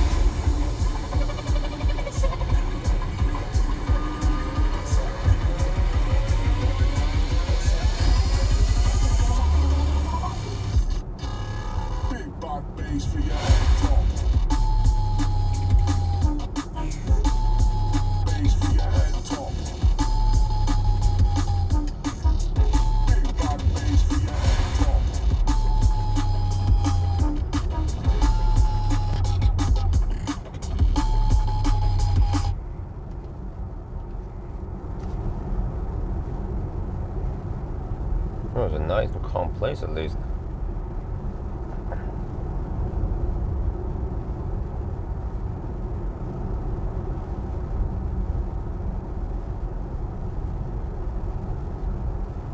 Yeah, it's really calm here during winter.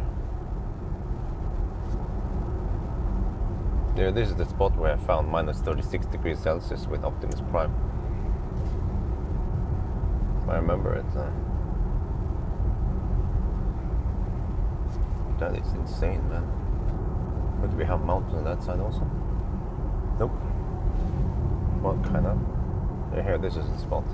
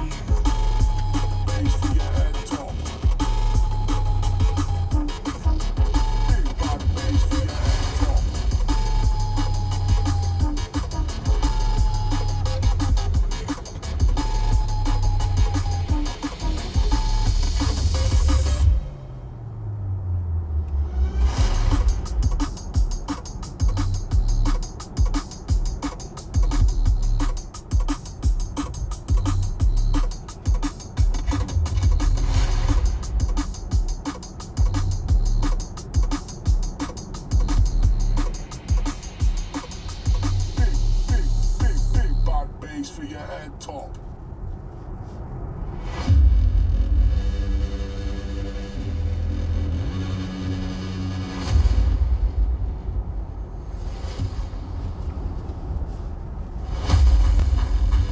23 kilometers to Folldal.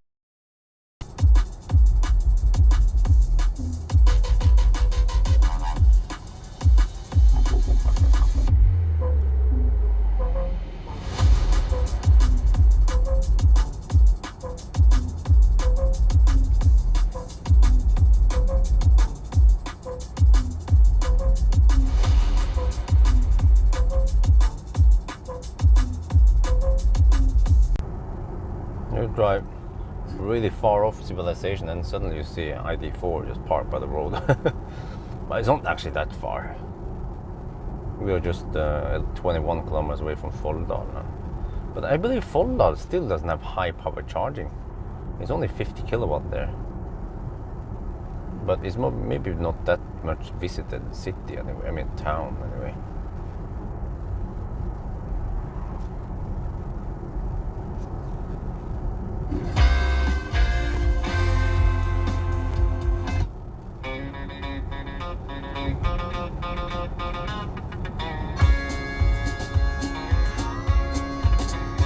Howdy, y'all. Well, did you miss me? Go on and say I told you so. Yeah, now. 100 NOK from Kim. Millennium Falcon is still going strong. Oh, you're the buyer of Millennium Falcon. 383,000 kilometers now. Wow, thank you very much, Kim. Ulstad. Where is Ulstad? Is that outside of Stavanger or is it Kristiansand? Or where was it again? I remember it was on the west side of Norway somewhere, but south of Bergen at least. Well, I mean, hopefully one day I can buy back Millennium Falcon, but it's going to take some time. Yeah. And do I need to ask wifey for permission to buy back Millennium Falcon? No, it's a personal thing. No, I don't have to ask her. Well, I have to be able to afford him first. But yeah, maybe in 2-3 years. I don't think next year is possible. Most likely in 2-3 years. He will go back to being a press car shuttle and some occasional road tripping by myself. And then eventually 100k already. Yeah.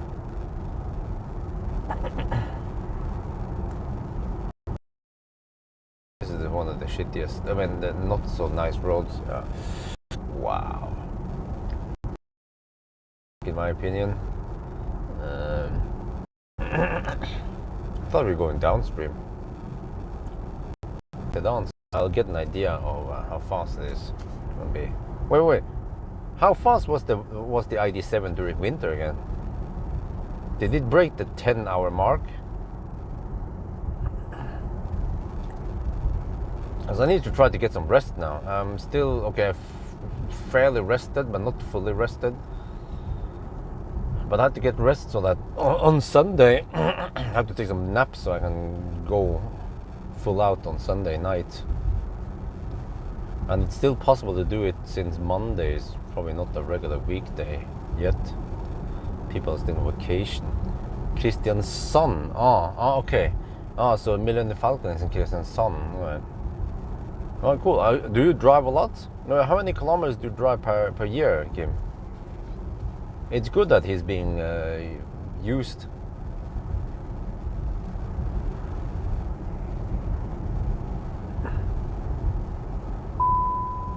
Please drive in the central lane. It's kind of hard when we have a small road here.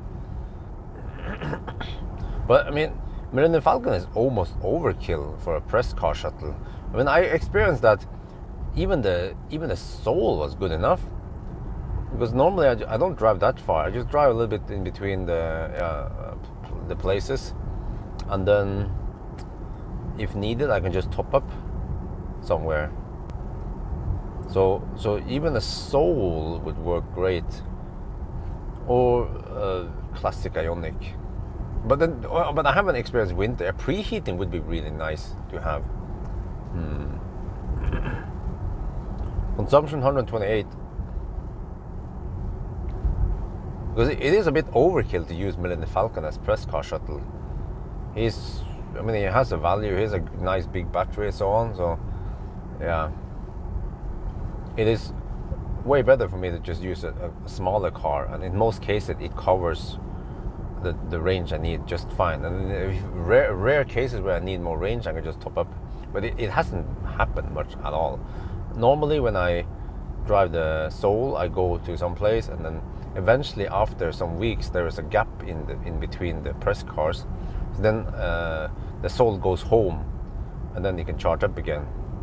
So Maybe I'll try to get the classic Ioniq. It can be a bit beaten down Ioniq with some bent fenders and stuff like that. I can ask Valdemar if he can grab one for cheap and repair it.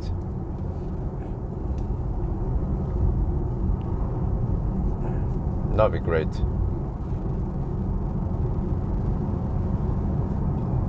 Well, because I mean, Soul works great, but you need that freaking adapter. So classic Ioniq would be perfect for press car shuttle. Eventually, once I can afford one next year, maybe should be cheaper. But actually, I'm not sure how long Valdemar wants me to borrow his Soul. Yeah. 30,000 per on the Model X. Oh, okay. Oh, okay. Well, that's good that you can get some work done. And he has free supercharging, so yeah, should be fairly cheap to drive around. At least in summer, he's also somewhat efficient. Maybe not as efficient as this car we're driving now, but I mean, he can dip down below 150 watt-hour per kilometer on a good day.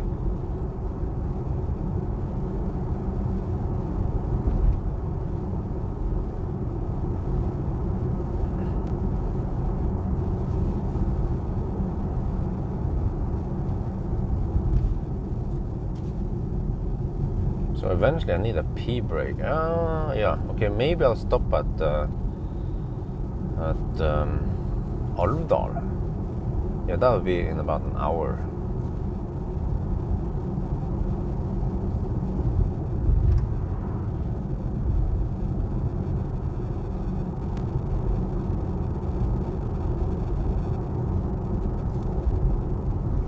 The Elf Valley.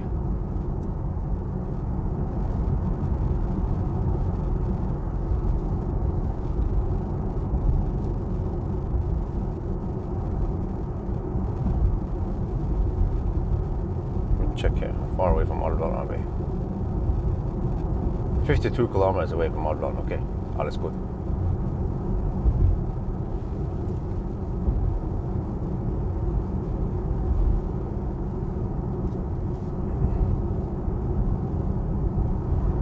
And I also need to contact the owner of MC Hammer. He wanted me to test his battery a while ago, but I've been slacking it.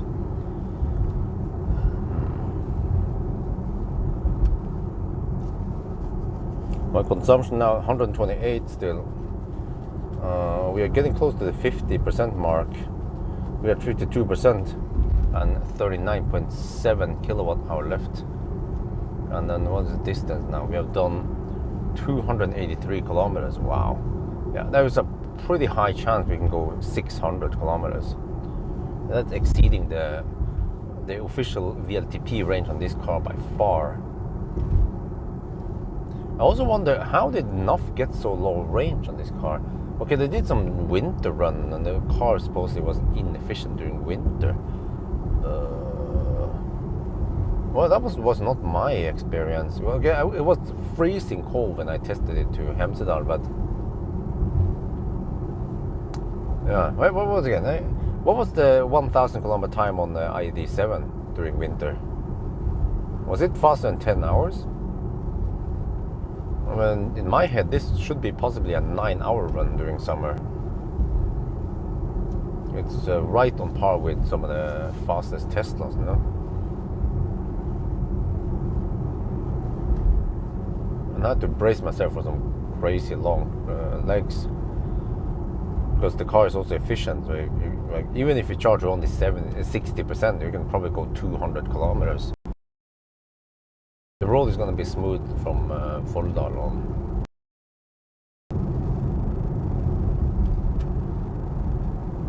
Buttons. I have electric adjusted air vents.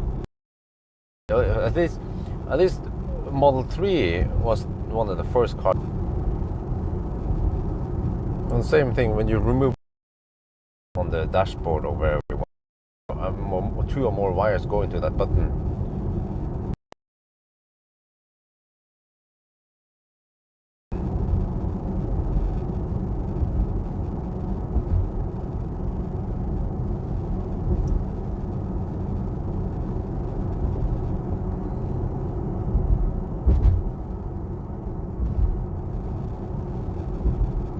Okay, if I navigate to Jessheim from here, then it probably wants to go back via Ringebu. Well, actually, no, it might want to go via Alvdal. I'm not sure.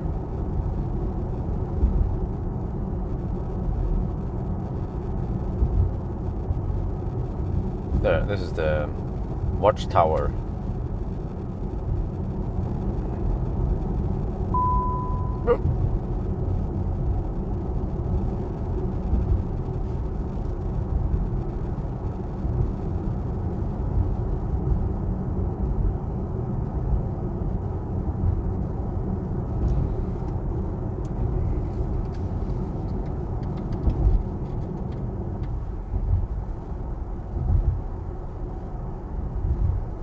So much telehiv here. Ooh.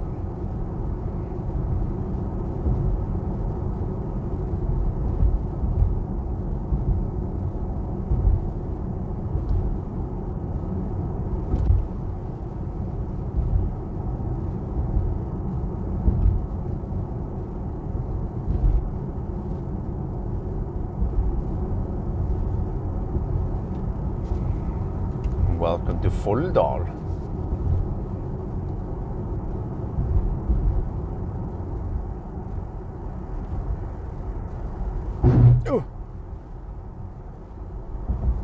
I guess I'll come back here this winter, do some extreme cold testing.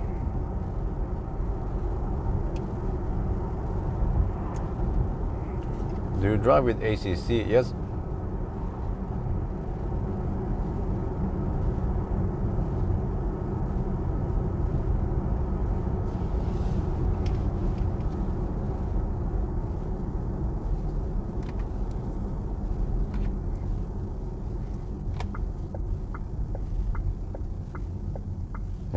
Is he gonna chill there? Okay, I'm gonna go out there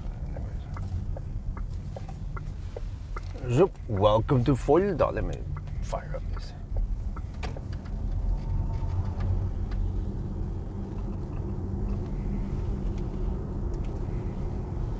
Finally, smoother roads. We get the sun in our back again.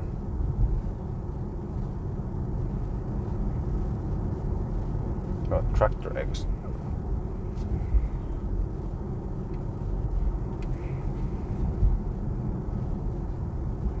Wow, they have solar panels on the roof there.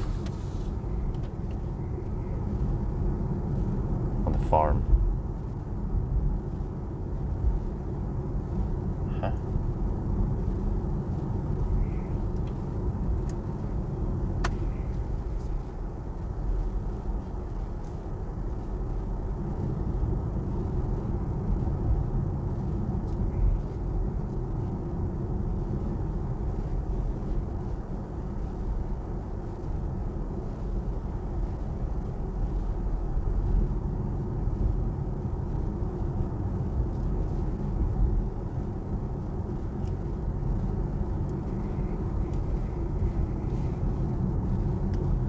Wait, 38.8.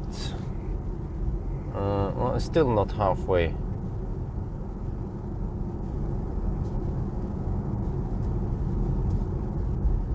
Well, 75.9, wasn't it? Then we have to go down to step 37. 38 roughly. So we're almost half on the battery, and we have 51%. That means that the battery should be quite linear. No, there was a donation. ID7 1000 kilometer challenge was 950. Whoa, 3 degrees Celsius. So maybe 9.5 or maybe faster. I'm not sure. Missed the donation. All right. Julian donated $27.26. Keep the soul alive. Yes, thank you very much. I'm gonna keep it alive. Well, I don't know. I mean, it's Valdemar's car. And actually, after driving Ioniq, yesterday I swapped Ioniq. I returned the Ioniq and then picked up the Soul, and then I put the Soul at Mølle Bil. And I gotta say that Soul, I also kind of like it. Okay, you sit slightly higher. I always said that I'm a sedan guy, but still, the Soul has its soul, man. It's a nice car. Not as efficient as Ioniq, of course, but for half the price of Ioniq, at least half the price, maybe even less. And Soul is almost better. I think I claim that Soul is better value for money. The only minus with Soul is, of course, that it has CHAdeMO, but with the adapter that costs, let's say, 10k extra, it's still cheaper than an Ioniq, and it works on most places. I got an email from Vladimir, the guy who sent me the adapter for free. He said that there's another update for the adapter. So I have the adapter at my home. I didn't put it in the Soul, so I'm going to update it. It's supposedly some bug fixes and stability updates. So good thing that the Chinese people, they're constantly updating the adapter. Well, I should give, okay, consumption has dropped to 126 watt hour per kilometer now. And maybe I should give a complete update thingy. Yeah, okay. 295 kilometers done. Well, you probably know the distance, right? 126 consumption and 38.5 kilowatt hour left. Yeah, average speed has dropped to 68 kilometers per hour now. Now we are hammering it towards Alvdal, the Elf Valley. Here is really nice.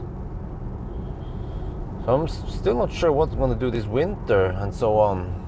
Oh, you know, when it comes to going to Thailand, I heard now from a guy who I shuttled to the airport, and he claims that you can take your child out of school.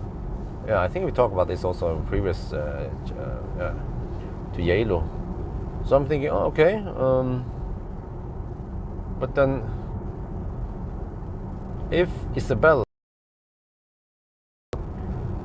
hire a teacher, maybe, so she can still do the schooling in January or whatever. She will skip it and maybe skip 1 month and go back around 1st of February instead. But whatever they are learning during that time, she needs to keep up with that. State of charging percent, 50%.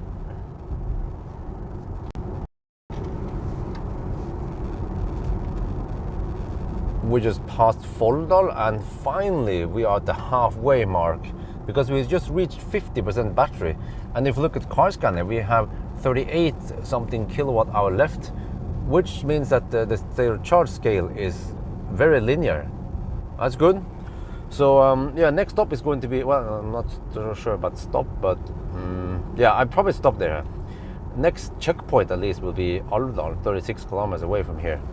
So and you see, even in the Highlands here, the consumption is 126 watt hour per kilometer, and we have done 298 kilometers so far. So it will be at least 600 kilometers. So if well, I knew this is going to take a long time, but hopefully it gets lots of views. Not that many people joined in the live stream, because I didn't promote it beforehand. Yeah, I could have promoted it in the main channel. But actually, let me see, how do I do this? How can I post? Maybe I can shoot a video on my phone, not the best quality, and then I can just upload it via YouTube thingy, right? Because I didn't bring my laptop, because it's prime time now. I bet if I shot the video and uploaded it in the main channel, say that I'm on a Sunday driving, we could possibly get several hundred people in this stream. Are you guys up for it? Just need to shoot a couple of minutes at Alvdal. I think that it should work. Shoot the video on my phone and then use the YouTube app to upload video straight from the phone, unedited, and it will still look okay. Since we don't have crazy winds, then the sound should be also okay.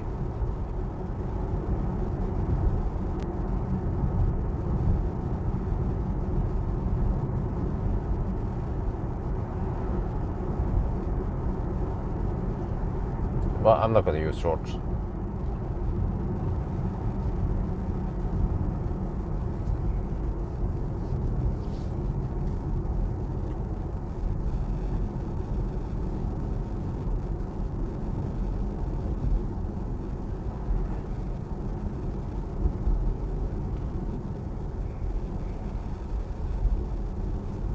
50 zone, really? It's hypermiling, man.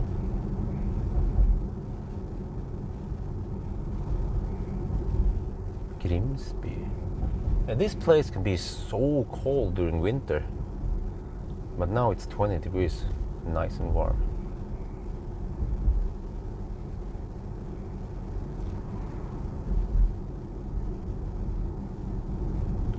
Not so important video, so as such, so no problem. Yeah, exactly.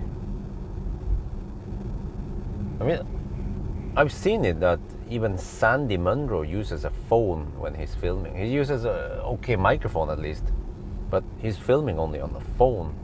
And sometimes I can even see the compression artifacts and the I don't know, the lack of proper lens and other stuff on the phone versus a proper camcorder, mirrorless.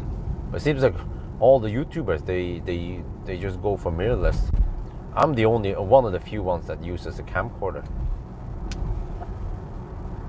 But if you guys ever saw a video from the camcorder without any re-upload, re-encoding, you will be impressed of how sharp it is and how detailed it is, even on just 1080p at 35 megabit per second.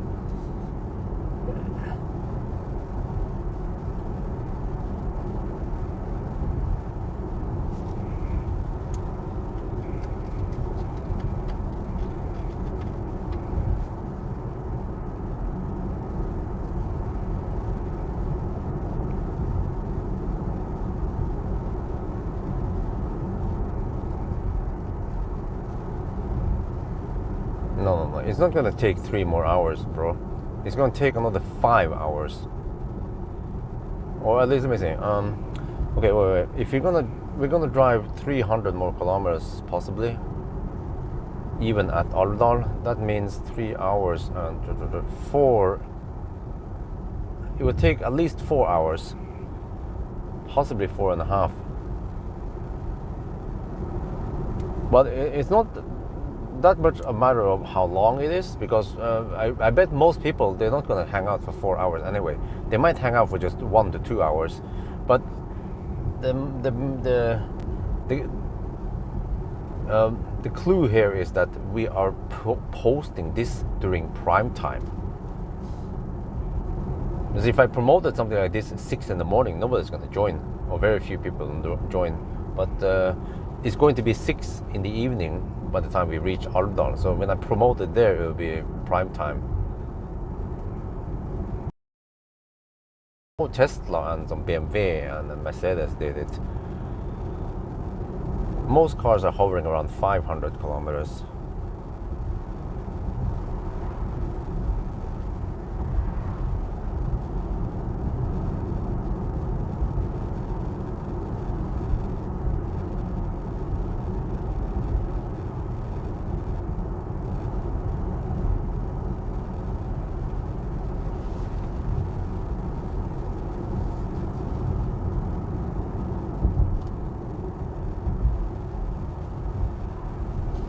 Well, the longest ever range was EQS in Thailand.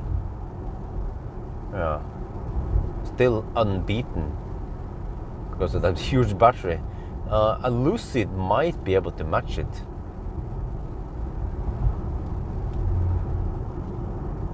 (816 kilometers). Damn. The next one 760. That Mirai. That doesn't count. Wait, did I actually go? Did I do a Sunday drive with the Mirai? Yeah, I did. Fucking damn, I did it. Remember now. And then another EQS. Yeah, of course they have big batteries, and they are actually efficient. Because if you drive something with Hongxi, that wouldn't work very well. And then Palladium. Oh, I did Palladium. Oh. 600. Wow. Okay. So it should be in the top 5 then. Maybe matching Palladium. That's crazy, man. Because Palladium wasn't that efficient for no reason. I mean, not compared to this car.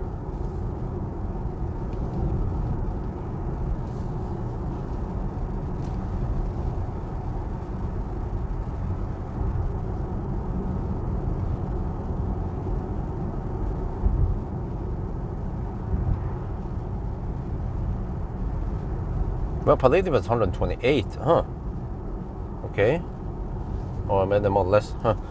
I think we will have lower consumption on the Model S. Huh. Interesting.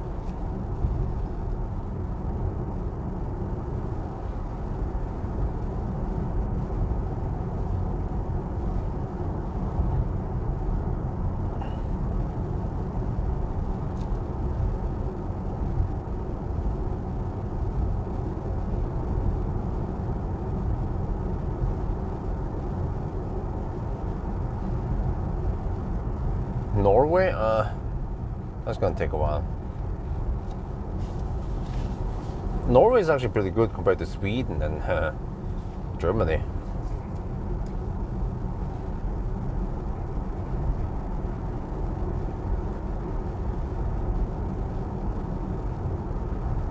But do you know which countries have some of the best mobile coverage? If you would guess.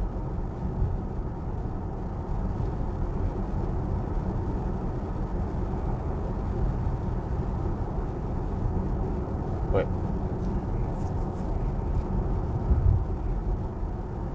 Wait, these guys are slow poking. Okay, I'm done slow poking for today.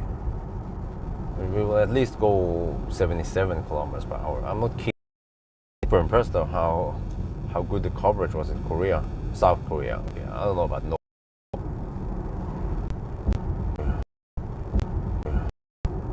Let's play a check on this.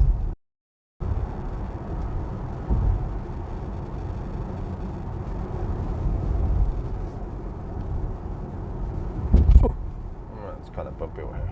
I thought it was going to be smooth.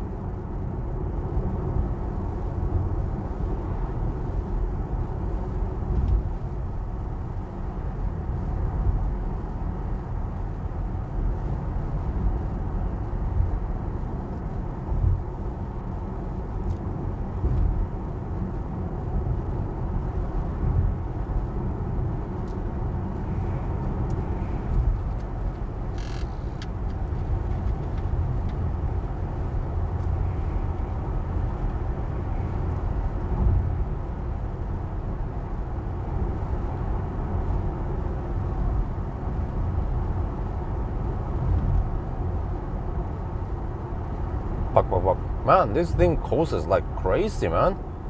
Can't wait to test the coasting test. I think I'm gonna hit a new record. Maybe I should start a bit early tomorrow so we have less traffic, but then it will not be that hot, warm outside. Yeah, maybe I can try to start around 9 and then I'll be at the coasting test at 10 in the morning.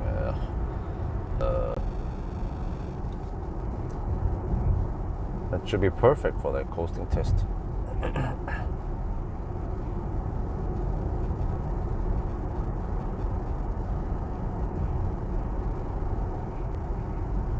Alright, 17 kilometers away from Alvdal.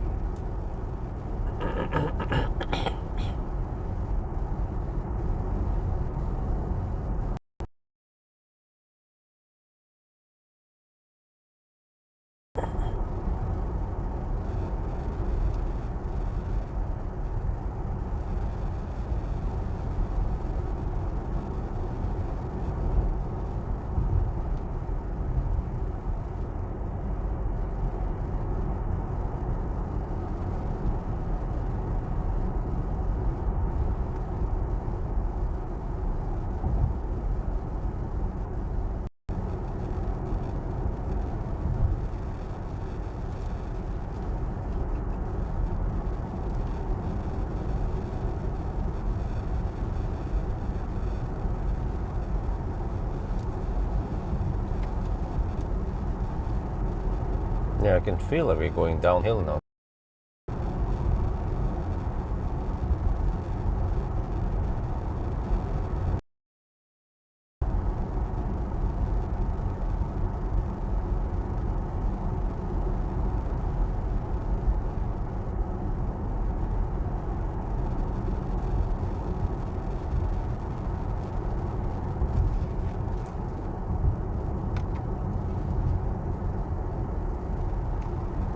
Okay, almost there. 14 kilometers left for Alvdal.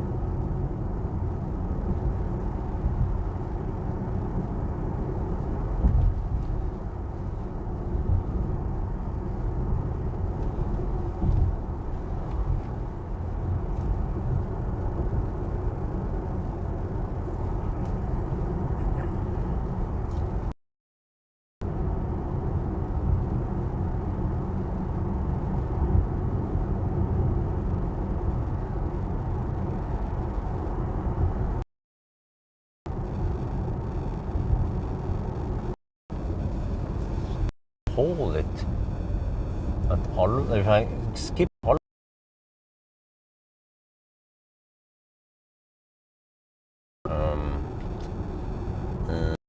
well, probably no. The tires are similar. Oh, okay, that's why the tire. Okay, it was 25 degrees even. It was nice and warm with the Model S. 634 kilometers. Oh.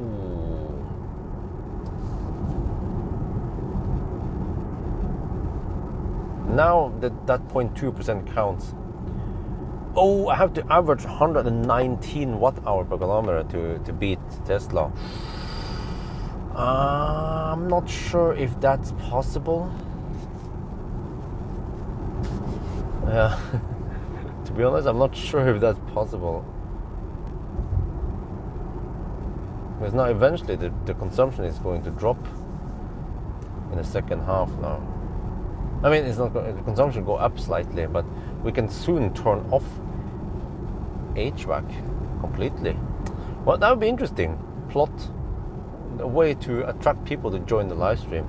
Can we beat Palladium? Can we beat Model S? Model S has a bigger battery, but it's all-wheel drive. True, but still similar size.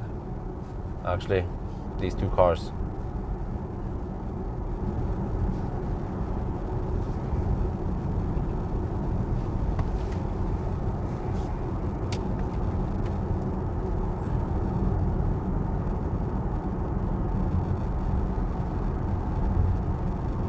Consumption has dropped to 122 now.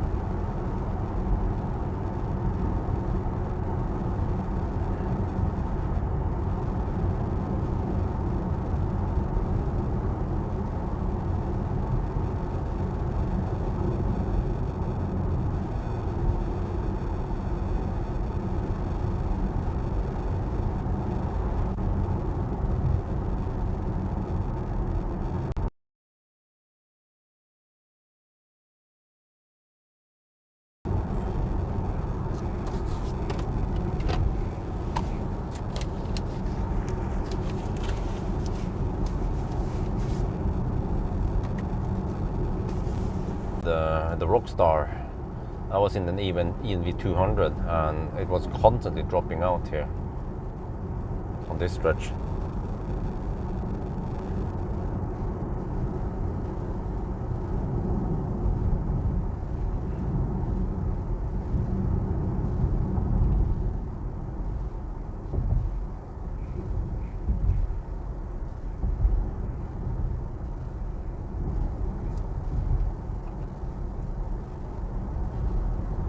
Okay, almost there. 4 kilometers left.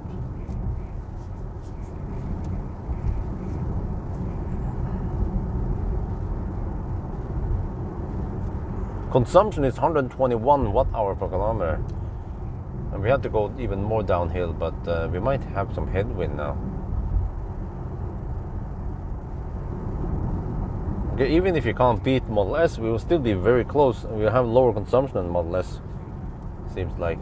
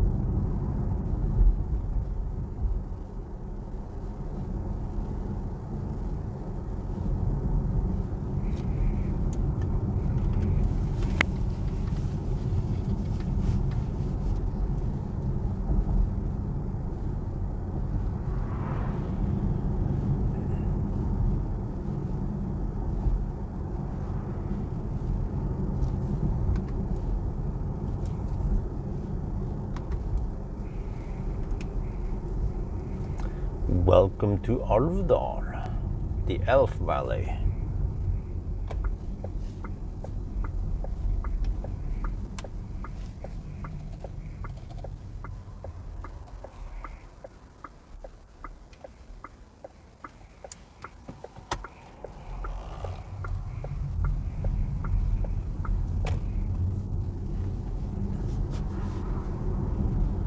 I think I just need to go visit the restroom, that's it. And then of course upload the video.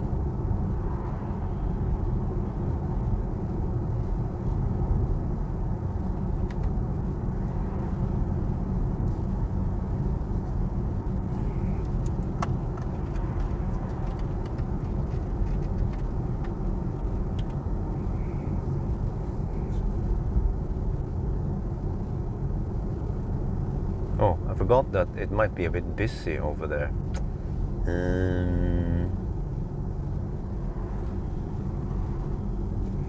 Well, I can always just pull out at the gas. I mean, no. I see a spot. Okay, I can park.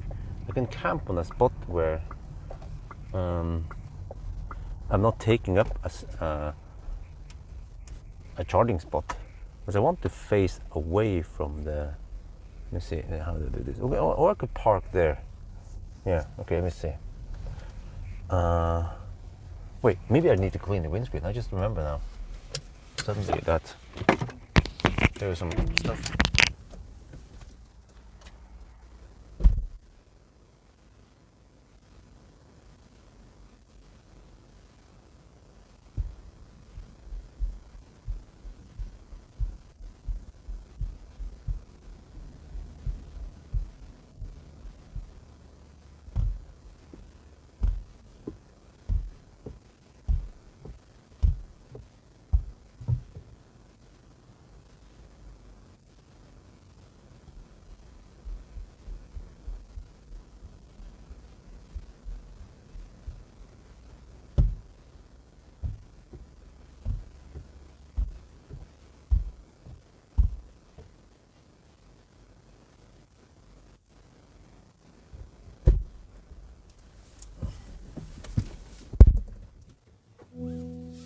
Okay. Let's see.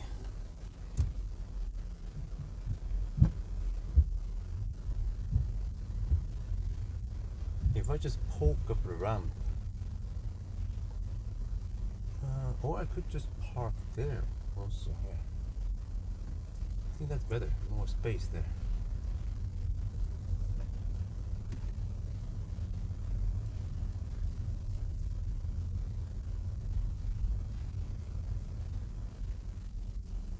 Here.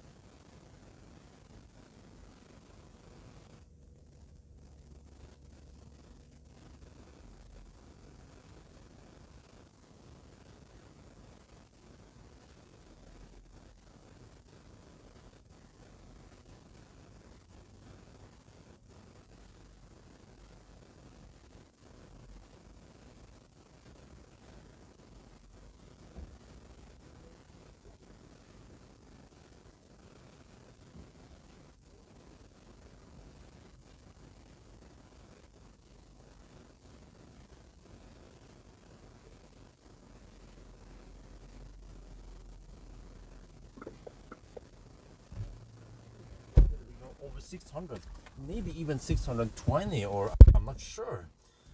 But look here. Welcome, Tesla Björn. Oh yeah. 121 watt-hour per kilometer. And GOM says another 280 something. I'm not sure. We have car scanner here running. We have 35 kilowatt-hour left, and we have to go downhill. But wait, do we have any flags here? Where's the wind blowing? Wait, do we have headwind or tailwind? I'm not sure. Oh, do we have tailwind here? Wow, is that true? Because we had tailwind. Okay, let me show you here. Okay, we started from Home earlier today, and we had tailwind up here. Okay, let me go all the way. Oh, okay. Yeah, so we started from here, right? And then all the way up here, Gjøvik, Lillehammer, and we went over the mountain. So okay, if you join now, you missed that, but you can of course see the edit video. And now we're gonna drive from here all the way back to Home. That's 300. Wait, no, not 300. 270 something kilometers. Yeah. And then, oh, what the heck happened to? Shit. Okay, whatever. Huh? Why does it look so weird now? Okay, whatever. But it seems like we might be able to go over 600 kilometers. So can we even beat the Tesla Model S Palladium? Ooh, I'm not sure, because the Palladium has a bigger battery. This is only 82 kilowatt hour. It's not the big battery, not that version. So when we started, car scanner showed 75.9 kilowatt hour. All right. Anyway, I'm gonna go to the restroom now, take a leak, and then I will continue the trip, and you can join me on the live stream. Yeah. Okay. Let's see how far we can go with this Volkswagen. It is nice. I like it. Yeah. Look at this. Yeah. We have ventilated seat. We have seat massage and all that. Okay. Well, anyway. Okay. That's it. Bye bye.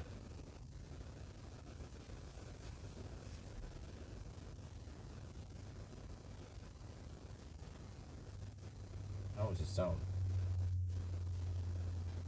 VLC player. I'm in Alvdal with Volkswagen ID7. This is going to be a video where I promote the live stream channel. I'm currently live streaming and shooting video of, I call it a Sunday drive, which is me driving as economical. It should be better once on the other car. Okay, come on. Cars gonna have running. Yeah. We have 35. Okay. Let me try to post it. Not sure how this works. I've never done it before. Switch to. How do I switch? Oh, dude. How do I switch channel? Okay. Switch account. Okay. Switch to. Well, I should move over there. No, I shouldn't be standing over here. I have to get in the shade.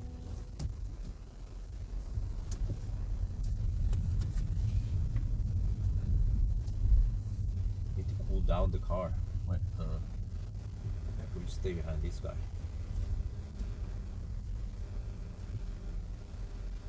Just right here-ish. See if I stand behind.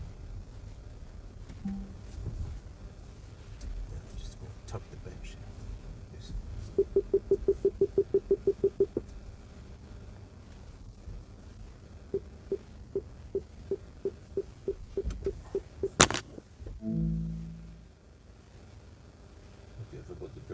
Account, and if I say plus, create a short, I'm not gonna create a video, and then I choose this, and then I do next, add detail, okay, create title, live attempting to drive.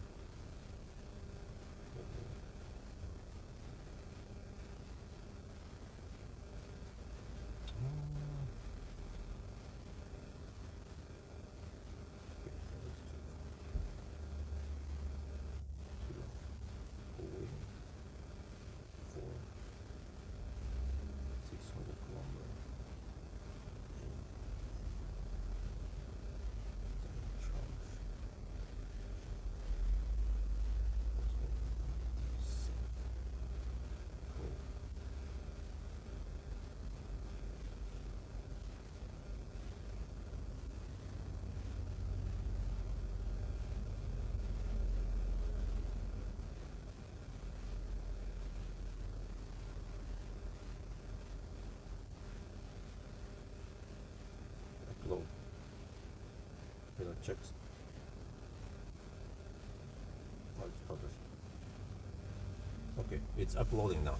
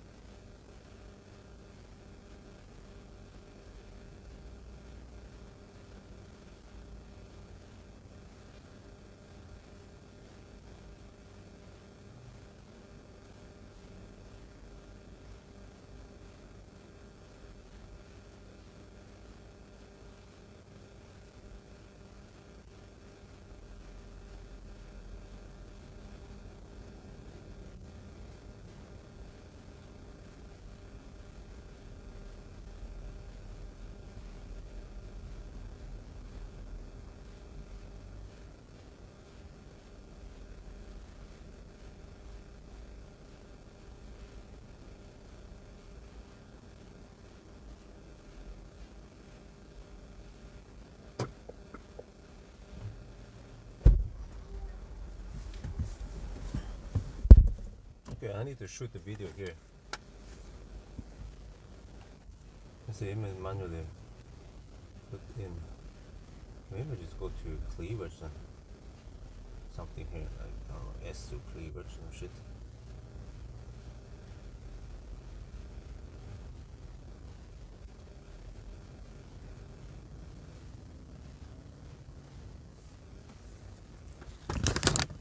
Wait, that was a nice spot for me to camp and shoot video. I need to go back there. Unless I can park here, but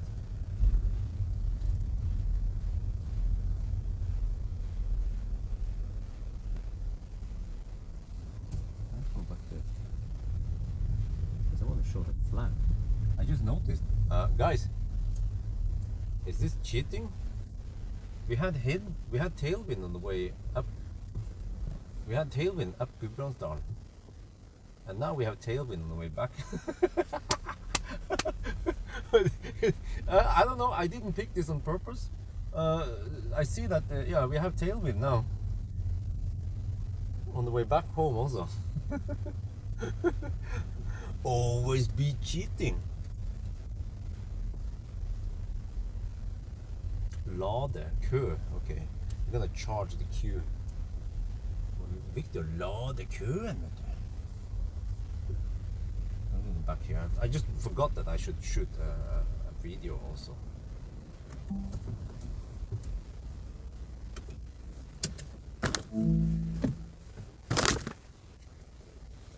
Wait, where's the dude? I navigated to a place here. What happened to that place? Huh? What? Fork map? Okay, come on. Now where did it go? Didn't I press enter or some shit? Okay, let me see. Burger King. Cluster.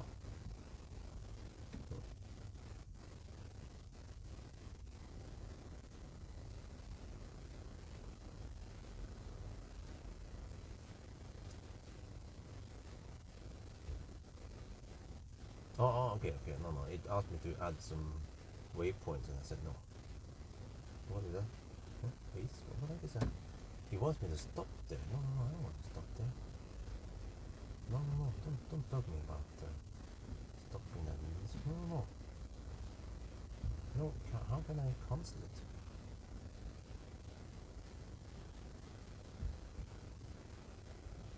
Well, I need to specify in navigation that I don't want any charging stops. Basic route guidance. Okay, let's see. Route options. Add charging. No, there. Okay, there we go. Alright, let's see. Did it recalculate now? Yeah, okay, good. Now, no charging stop. Okay, all is good. Okay, now I need to buckle up behind myself so the car doesn't shut down. There, let me shoot video.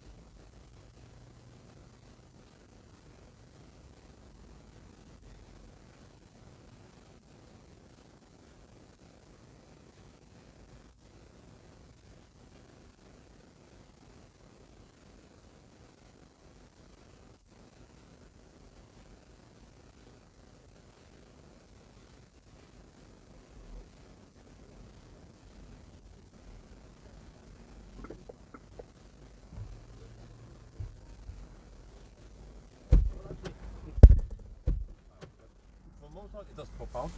Well, here.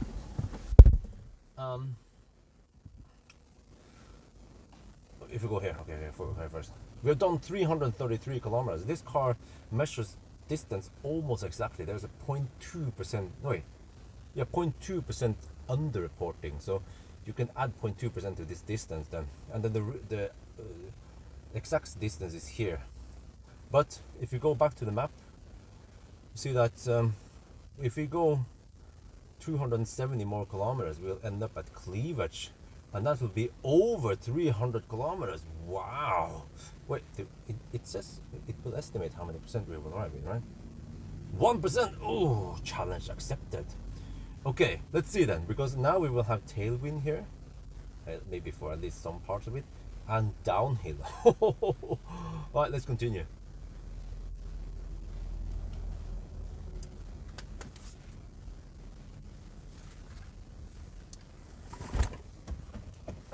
So the video's up, right? Okay, let me see. Let me get going here. I was camping here for a little bit. Had to shoot the video. Shoot the video in the video thingy. And now we proceed.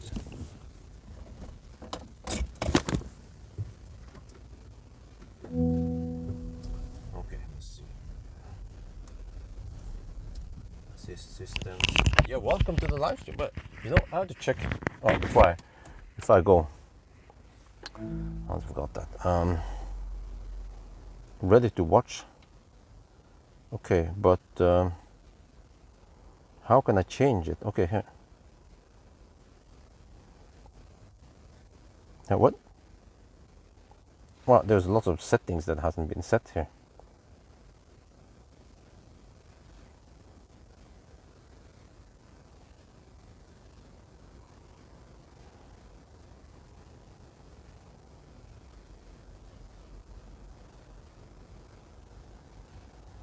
What?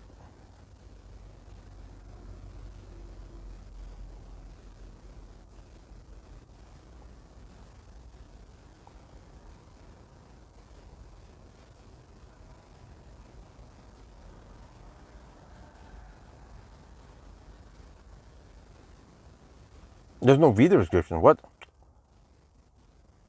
Sorry, I don't know how to do that yet. No, why did it turn on the voice control again? Hey, ID. Hey, Volkswagen. I don't know. There, okay. Daily driver. I don't have a daily driver.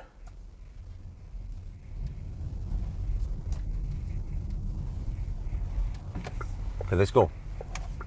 Oh yeah.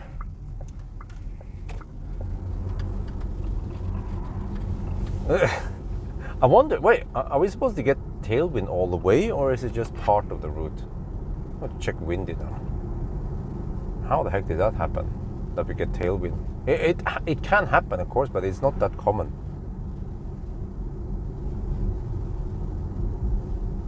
Okay, no, there's some tailwind and then some headwind and some mixed stuff, but very little wind at least. Oh, there's so many chargers here. Wow, look at that.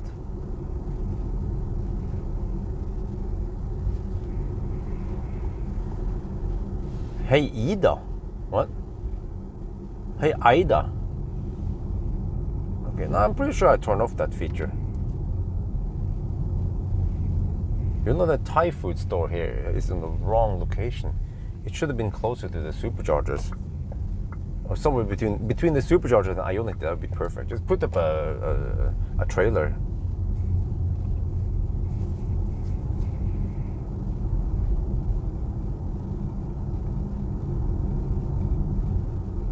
Yeah, so initially I didn't have the video, the link to the channel, so I'm not sure how did you find the channel. It's weird, when you upload it, it has nothing there in the video description. Like, what the heck, man? Oh, there's chem power here, there's one Alpatronic left.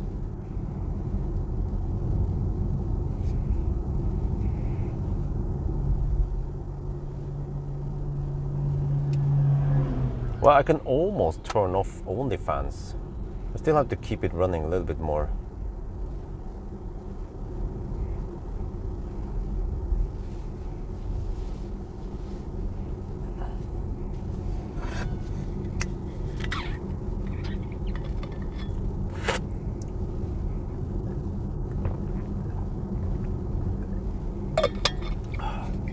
Okay, consumption 121. It should go down because we are on around 400. Wait, again. Check elevation. I think we are on around 400 meters over sea level, and we had to go down to 200. Oh, we're at 500, really?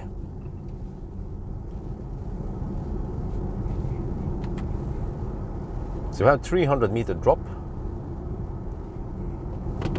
and slight tailwind, some places at least.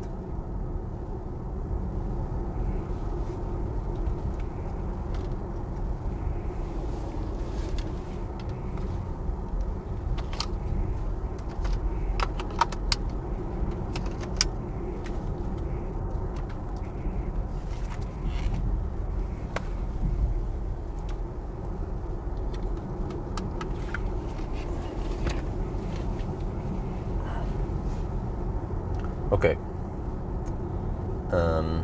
Yeah. The outline shows that I could drive all the way to Oslo, almost Lillestrøm, but we'll see how it goes now.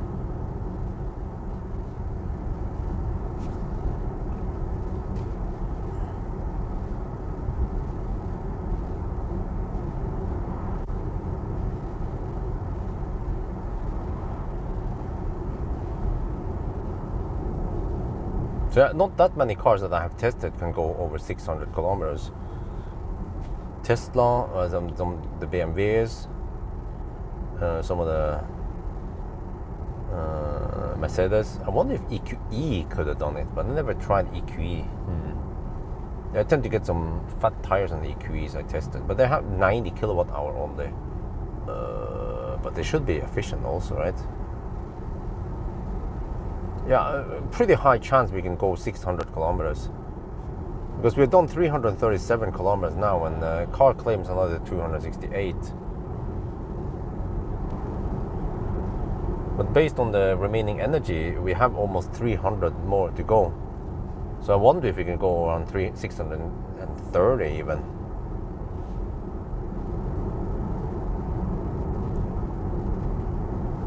Okay, I'm gonna do some coasting over here.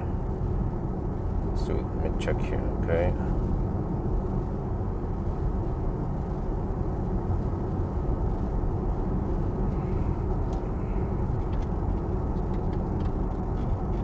There, coasting.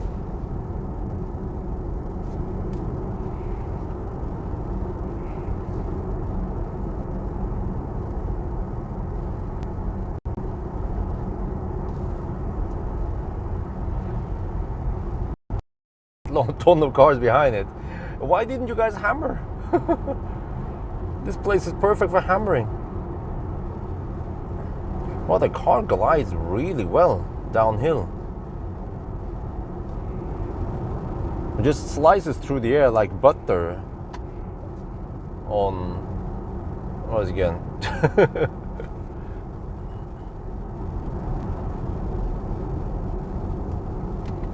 There, okay.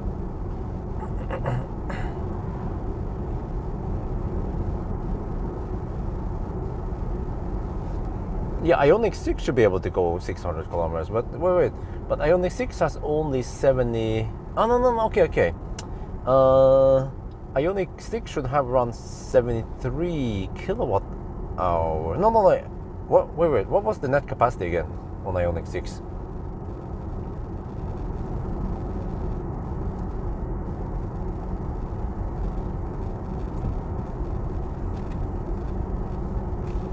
But coasting again. Picking up speed. 74 net, 77, okay. I don't remember.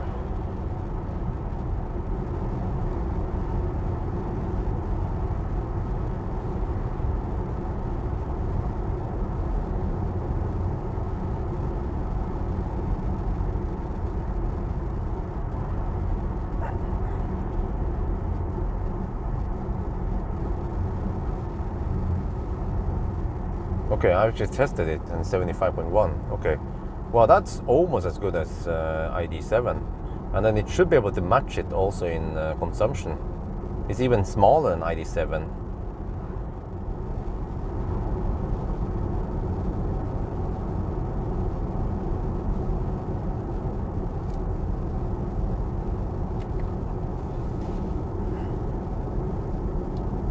We have the average speed zone here. Okay. I'm not sure how much I should coast in the average speed zone. Then suddenly I lose control over how fast I have driven.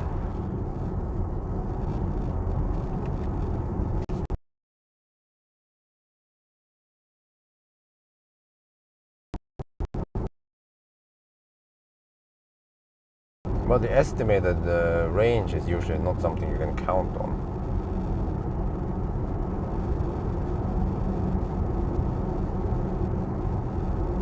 Well, these hills are perfect for coasting. Nice, long, gentle hills.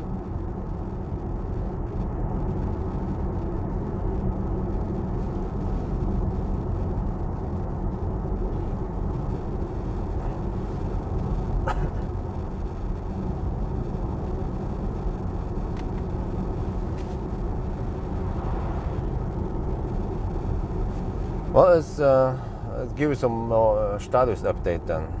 343 kilometers done, 121 watt-hour per kilometer, and 33.9 kilowatt-hour left. I think that matters, right? Or do you want state of charge? I have 44% left. It is quite linear, state of charge.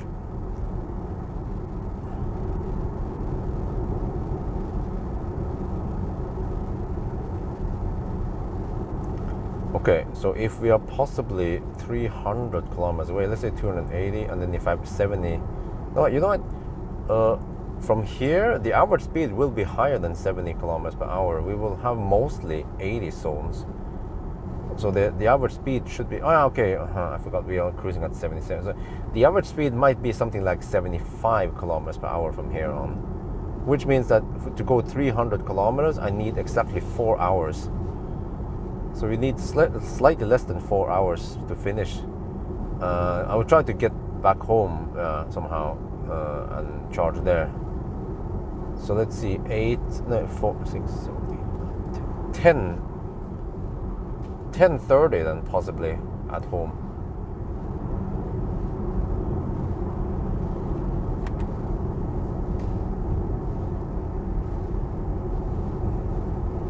Yeah, these are really gentle downhills. So I can just increase my speed slightly because I know I've been going slow otherwise. Should be hard to exceed the average speed. We are in the average speed zone, by the way. Yeah, 121 now, so it will drop. It has the biggest drop around here in elevation until Atna. Then it flattens out. I mean, the biggest drop is around here, yeah, until Atna, and then there's still a slight drop from Atna all the way to Elverum. No, okay, you have a strip, yeah, okay, so you need state of charge. But it's fine because the state of charge scale is quite linear. And I'm surprised that there's still a lot of traffic in Ytterøya now. Huh? That means people are traveling from north to south and other, yeah, vice versa. And at least Alvdal is now way better to stop at. Previously, Alvdal was quite bad, especially before Ionity established. Then it was just supercharger there. Yeah, and 50 kilowatt all the way. So this used to be 50 kilowatt land,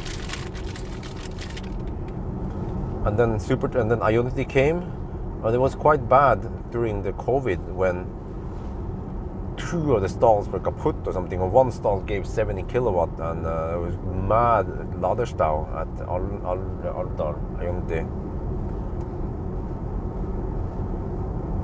Yeah, I did a quick ABC on the windscreen, which is probably a good idea. Projected 613. Okay. It's the projected is low now because we are still in Highland. We passed the mountains.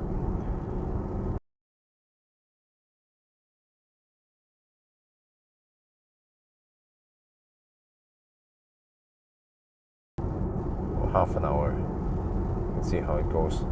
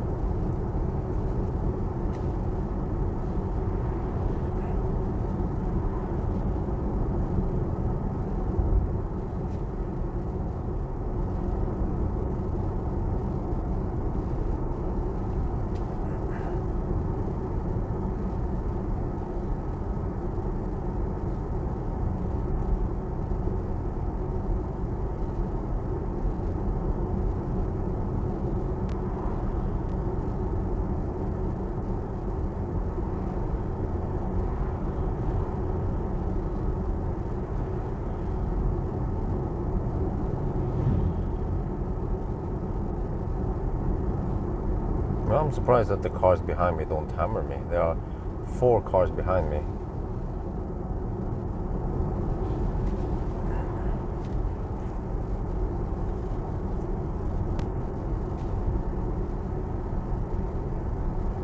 Okay, so from roughly from 15th of August, then we will have way less traffic then. When can I go on a trip with my family then? I need to try to figure out something.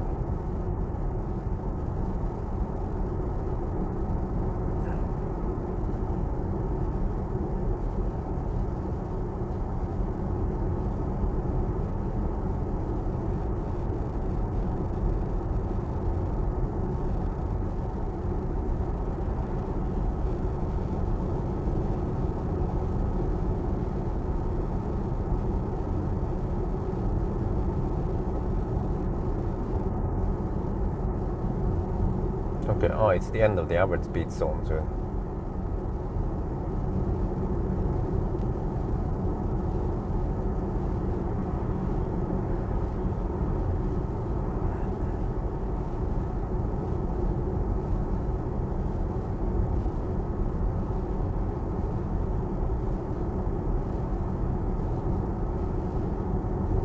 Oh, they're just chilling by the RV. Getting some sun, but I mean, can't they just do that at home?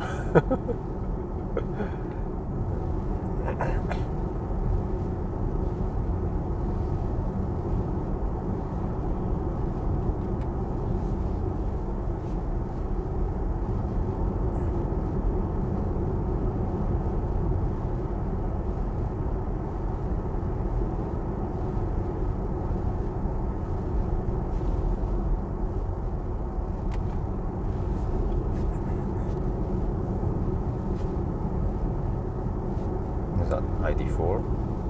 Yeah. There goes, finally, hammers. He didn't dare to hammer in the average speed zone.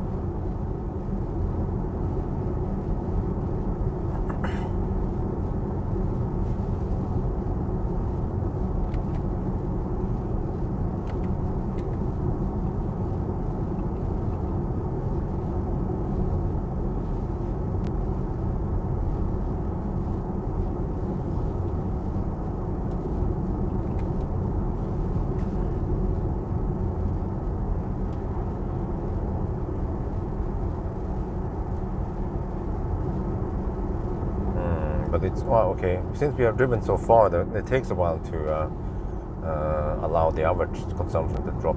But it is quite low now since we go downhill. And then I'm trying to figure out the wind. But at least at Alvdal we had tailwind.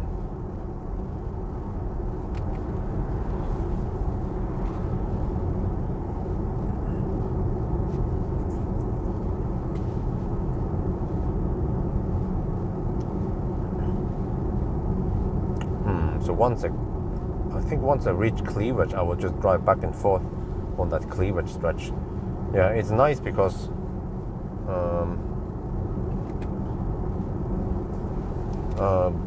the turnaround points are just one roundabout on each side.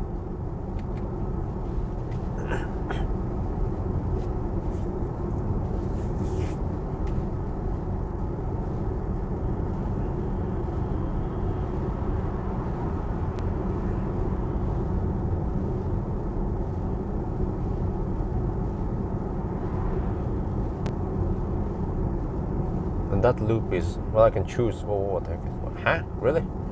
There's one guy and then...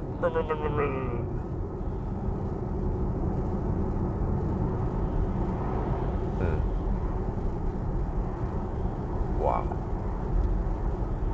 Do they ever hammer? No? Yeah, that loop, the cleavage loop, one loop is 8 kilometers and the other one is 12, and then the full loop is 20. So I can choose how much I want to loop around and stuff.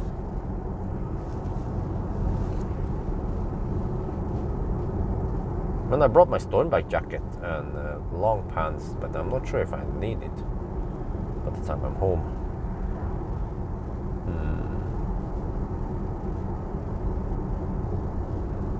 Well, it's still 21 degrees outside.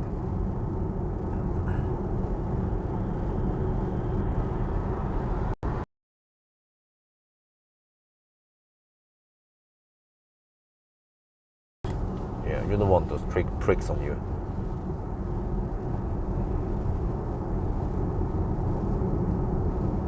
But wait. So when I did calculation, yeah, 119.7. So I mean, we are right on the level where we can get around 630 kilometers of range and therefore match Model S. How is it possible? We have 50. Well, we have almost 76 kilowatt hour net capacity, and the Model S has 90. So the Model S has 14 kilowatt hour more. But of course, the Model S is a beast, blistering fast. The Palladium, Model S long range Palladium. So possibly the GTX version of this ID7 will be less efficient then. Wow, there's so many EVs on the road.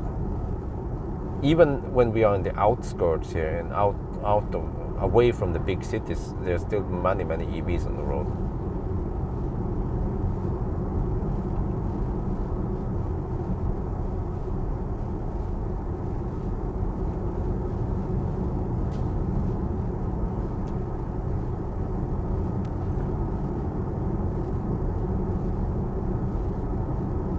Come on, I'm just waiting for the consumption to drop to 120. It's 121 now. But I know that this stretch here all the way to Hanestad, now all the way to Atna, is super low consumption. Like here, you see? Downhill, yeah, let's coast. Especially before Hanestad, there is a significant drop.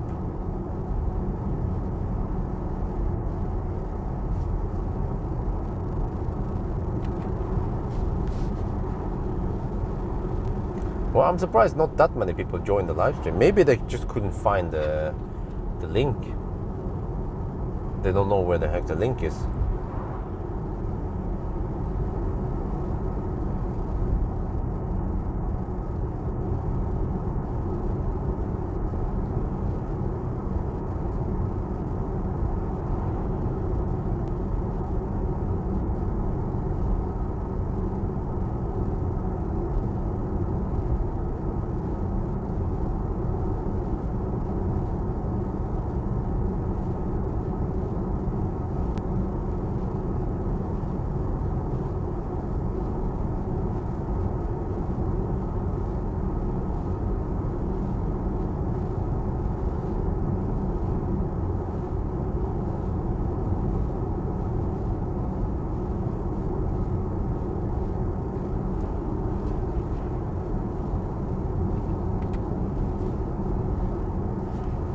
Oh, is chat completely dead? What happened there?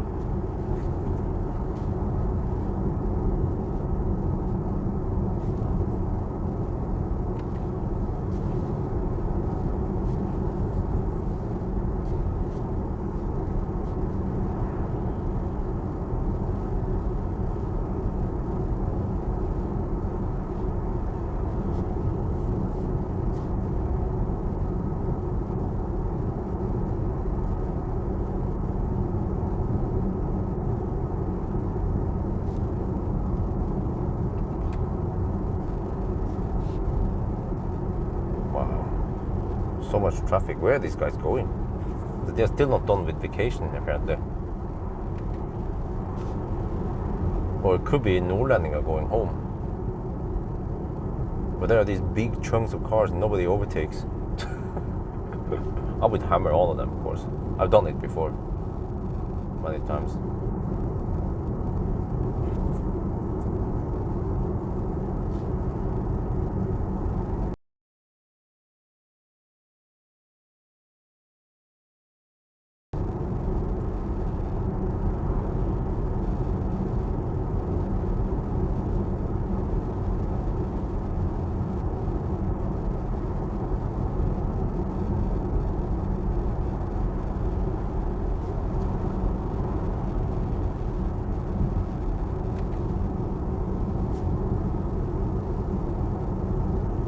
Do you get the Pro S in the near future? Well, what is the Pro S then? What is the difference between the Pro and the Pro S? Because when I check on the price list, the Pro S is listed with 700 kilometers of range, What makes the Pro S so efficient? Oh wait, the Pro S has the bigger battery. Oh, yeah, that makes sense. Well, I don't know. I have to ask Möller when they get the Pro S.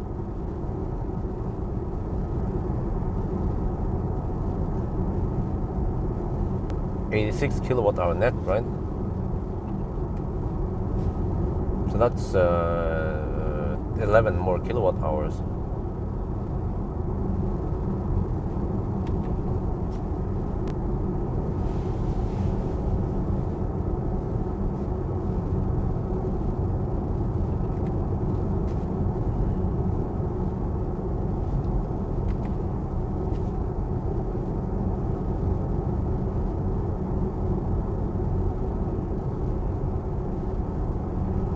Well, this is still good enough.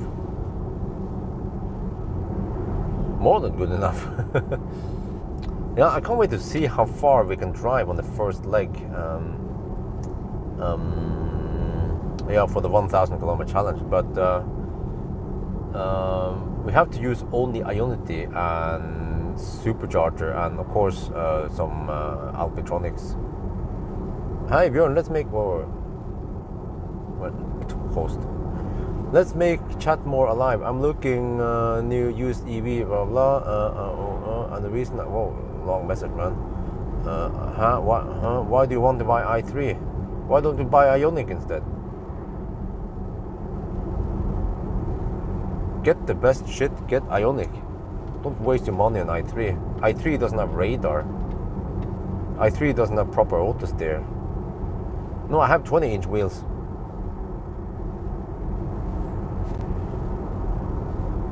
Oh yeah, this is perfect for coasting. It's like I get perfect speed before the next little dump, and then more speed. Wow. Oh, sorry, ID3. Okay, I misread it. Yeah. Sorry, this is what happens when I don't sit in the studio while live streaming. ID3. Okay, what was the question then? It was just a lot of chat. I couldn't keep up with all that before it scrolled up. Oh, €1 from Pawel. Okay, let me try again.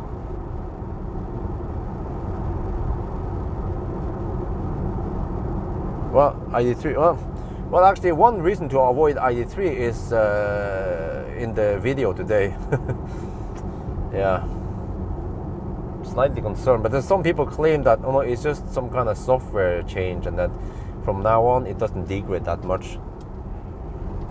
Okay, well, how do you know? Are you just assuming, or do you have inside information? Do you have actual tests?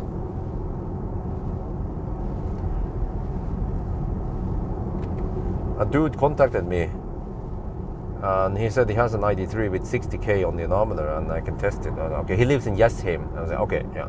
He's a friend of Marcus, we have met before. And I'm like, okay, let's do it.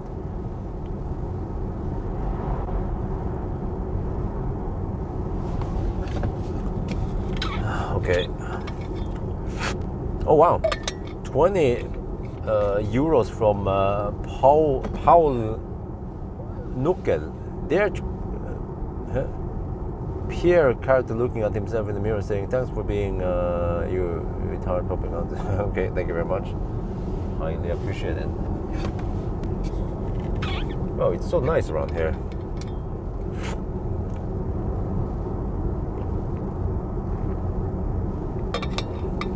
Highest mileage EV is possibly in the Falcon. I haven't tested those high mileage EVs that people have.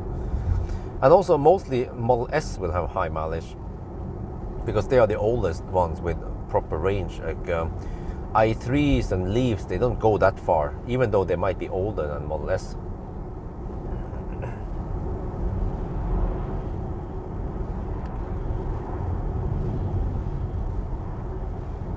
Let me see, we haven't hit yeah, there's still some nice downhills. Yeah, I remember. We haven't passed Hanestad yet. Yeah, the Hanestad is right there. Okay. Okay, more downhills. Because of you, I put wow. Cooper Born. Wow, nice. VZ. I have to ask you, the VZ, is that the one with more horsepower? Because you know, in general, the one I tried, that was 231 horsepower. It has slightly more horsepower than the standard 204, right? But what's up with the VZ? Is that even a beefier version? Is like a performance version, or what is it? 328. What on the rear wheels? Damn.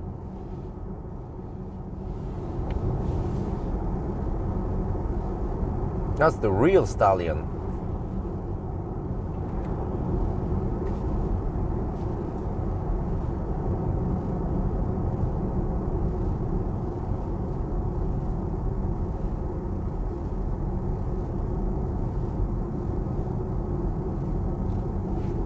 Oh!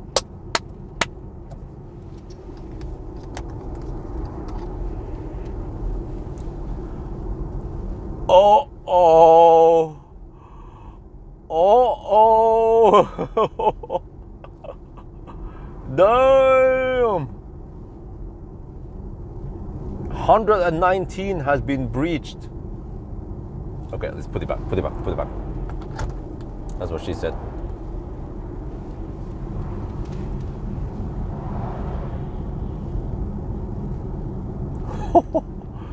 Wow. We still have some more downhills left.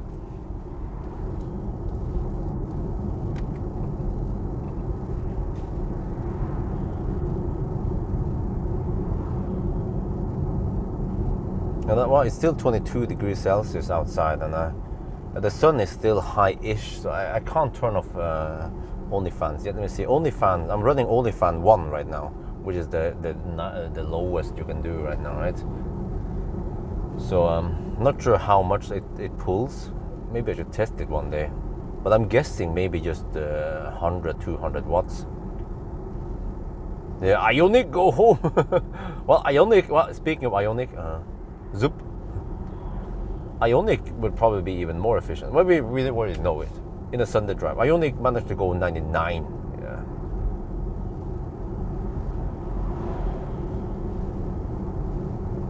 But this is really impressive for a big, spacious car with some proper soundproofing, unlike classic Ionic. Yeah, we don't talk about soundproofing in an Ionic. Shit.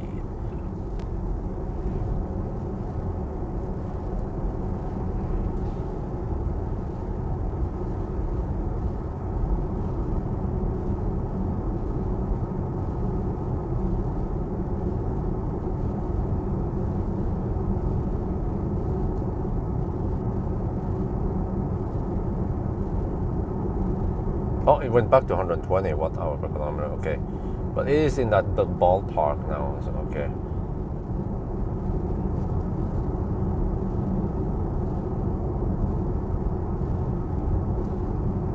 Oh, nice downhill. Okay, let's see. Wait for it. There. Have to wait for the right moment until the power goes negative. Then I coast. So I have to do two things. I have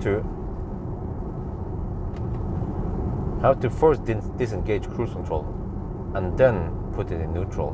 Well, actually, I put it in neutral, see what happens. Oh, I see. Then, oh, okay, then you just get the beep every time. No, but then cruise control is still active. Yeah, that's the way. So cruise control is still active. Yeah, so you have to disengage cruise control and then put it in neutral.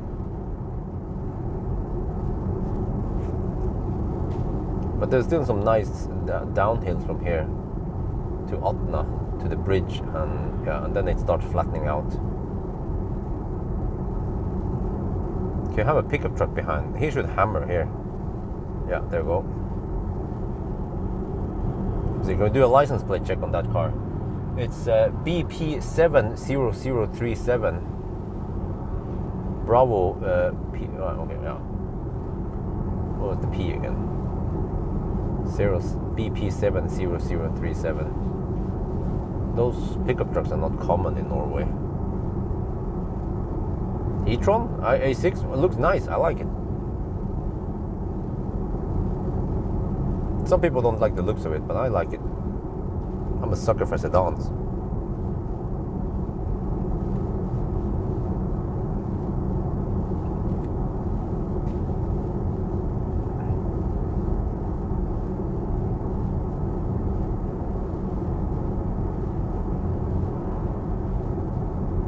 But it seems like people are not that active on YouTube nowadays. Because even interesting videos like today's video doesn't get that high view count. So, but I fully understand when I'm on the road and I see all the people they're traveling and just chilling outside, and they're in general not sitting home watching YouTube videos.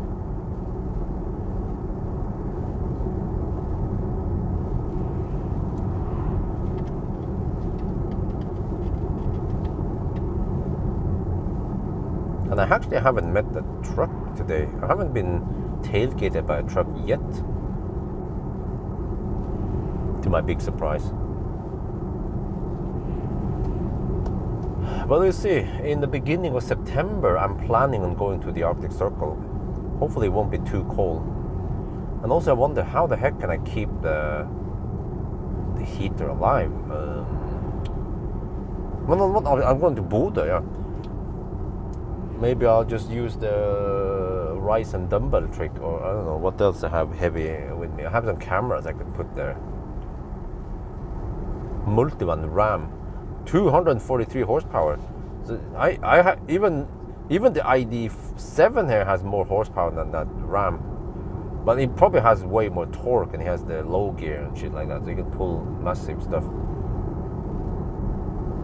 Olympics, yeah. Did you guys hear about that shooter boy, the shooter guy, the Turkish shooter who has one hand in his pocket and another hand doing something else, and then he wins silver medal without using any extra tools for aiming? I don't know. I have not paid attention to Olympics. I didn't know that it was even ongoing, and then that shit popped up all over my feed. Yeah.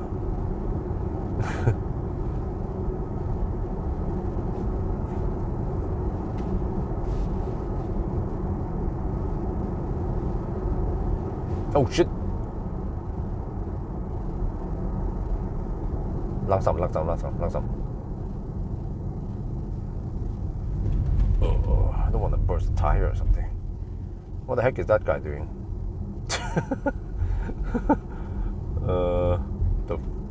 The heck is going on?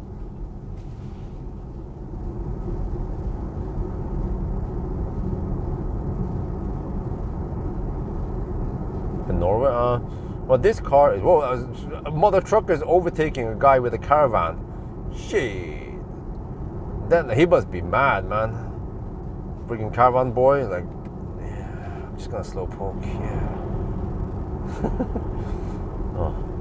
But I saw the list price. I mean, this car starts at 570k, and there's some add-ons. So this press car costs 650k. I mean, it's not that expensive. It's like Model S in the old days, right? Kind of. It's a spacious family car.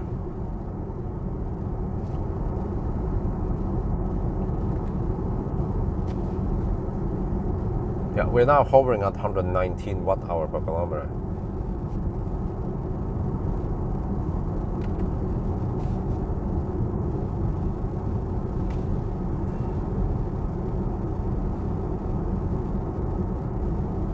Men beating women in boxing. Wow. Didn't know they did some cross-gender boxing here.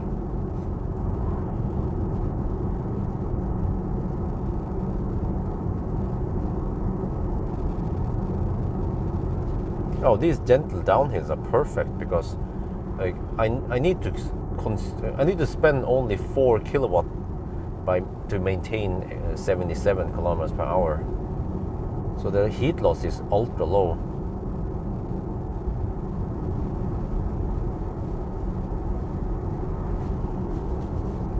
Well, I'm looking forward for the 1,000 kilometer challenge. There's only 3 things I'm gonna do with this car. Like I even skipped the acceleration noise test. So, because I saw even last time during winter, it wasn't that much view. It was 10k views, which means that it will possibly get less views this time since people are on vacation and I've already done it before, you know. So I will only focus on this Sunday drive and then the range test tomorrow, which is basically just a consumption test, and then I calculate the range based on it. And then the 1,000 kilometer challenge. I think 1,000 kilometer challenge will get the most views, but this Sunday drive will also get a very high view count. Hopefully 50k views.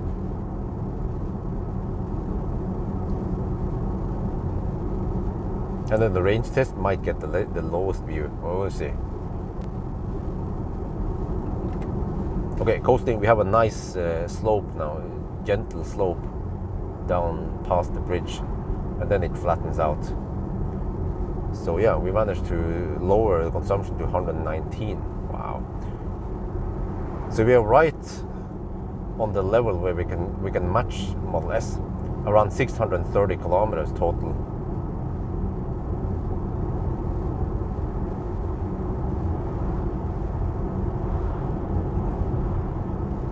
I mean, Model S was even a hot run, 25 degrees Celsius. Today it wasn't that hot.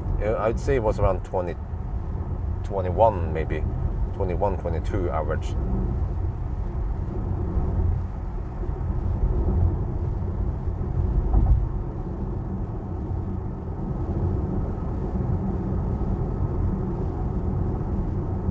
Yo, Ukraine.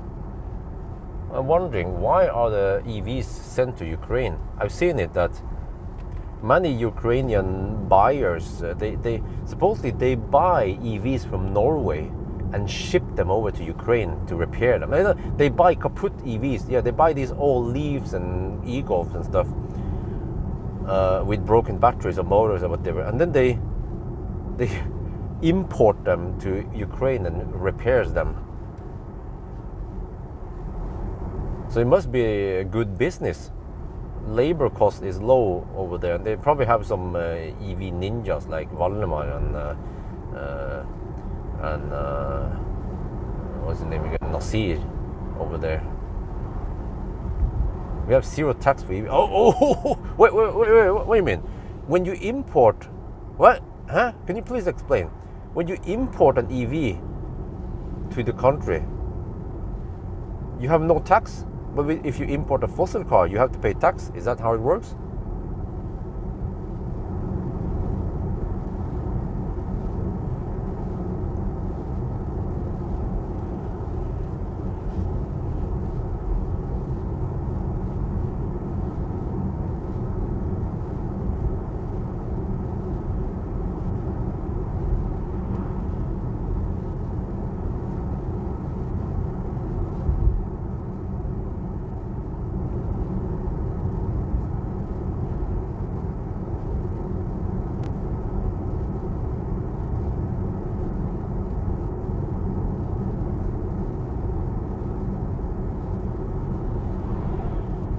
Wow, that's why they are shipped to Ukraine. Oh, I was actually not joking when I said that something about that. You send EVs to Ukraine.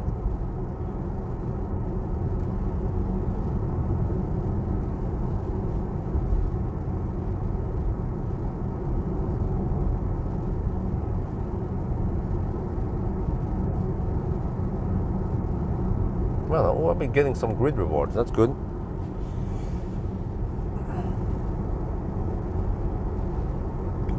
But man, I have some tests to do. If I have free time, let me see. Well, tomorrow I'm gonna do just a couple of hours. I'm gonna do a range test of this car. But then, if I have free time, I should definitely take the the Volvo C40 on a degradation test, and then the ES8 is not ready yet. I'm just camping on the grid reward with the ES8, so it's slowly charging up. I think it started at around 20% battery. Now it's at around 70% battery. So it will take a couple of more days before it's ready. But I also just have to check how much time I have left. But actually, right after that test, capacity test, I'm going to do a charging test. So then I will end up with 90% or maybe 100% battery anyway.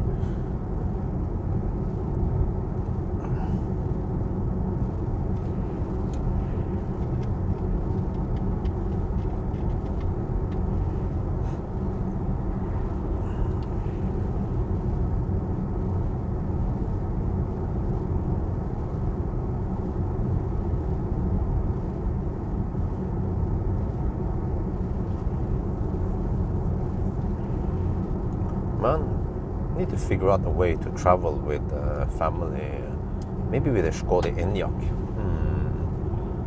Okay, maybe we can just secure the child seat with a seat belt then. Okay, I got an idea. We secure the child seat with seat belt in the middle seat, and then Lynn sits in the back, wifey sits in the front, and the two children sits in the back. Yeah, neck and side by side.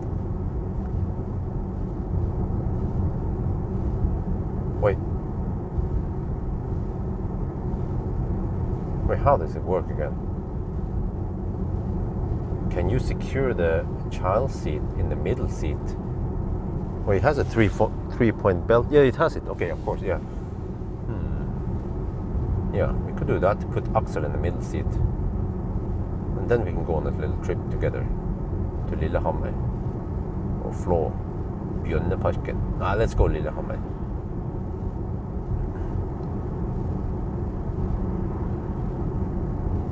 Oh! Oh!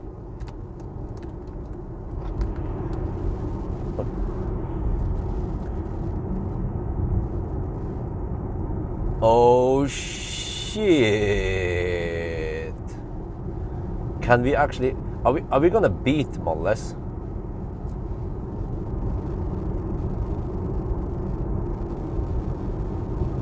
Huh, guys?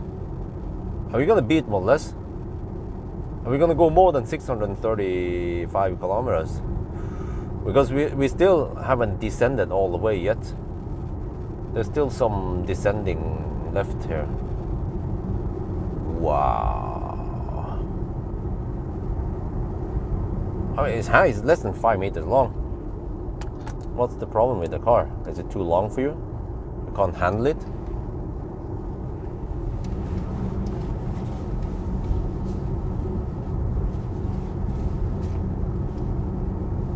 -21°C. Wow.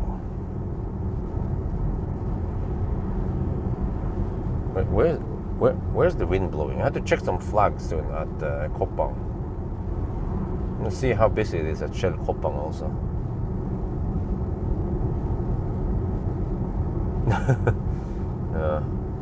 Okay. Status update. State of charge, 38%. Can do a status update. Yeah, you got all the numbers from me anyway. But wow, 118 watt-hour per kilometer. Gee, what elevation are we at? I have to check out now. Damn.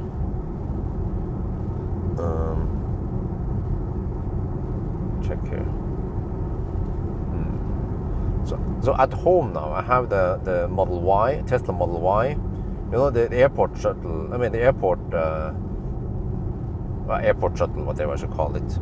At 370 meters. Oh, we have another 150 meter drop then. Ooh, that is possibly several kilowatt-hour extra. Still no flag over here. Okay, but the Model S that I tested, the auto parking, and then the headlights. Not the Model Y. I mean, he's coming home soon in around 5 days or whatever. He's been in Thailand almost a month. Damn. So then the Model Y is going out soon, but the Model Y is already at 90%. It's been at 90% many times, and then I use Sentry mode and cabin overheat protection to bring down the state of charge, just so I can charge up on grid reward. And then I have that Volvo C30 camped outside, and it's at 96%, but I want to keep it not at 100% because I want to charge back to 100% right before I do the test.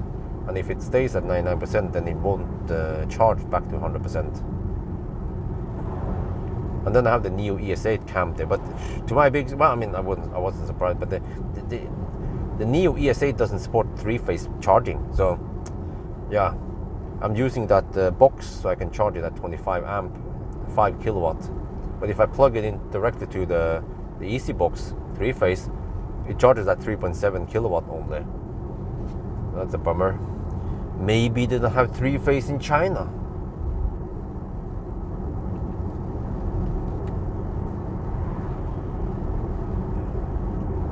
Okay, 1 kilo. Wait, does this car weigh only 2,200? No, I think it was more, right? I wonder if it was something like 2,500. So it's a little bit more than 1 kilowatt hour then. And then, okay, so what you can do is you can take, let's say 1.2 kilowatt hour divided by the possible remaining range, which is around, let me see.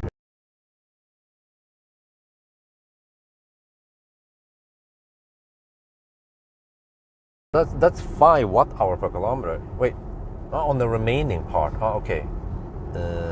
Or we can say that no, you can do it this way instead. You can take 1.2 kilowatt hour, 1200 watt hour, divided by the possible range we will get, which is let's say 630 kilometers. So that's 2 watt hour per kilometer almost.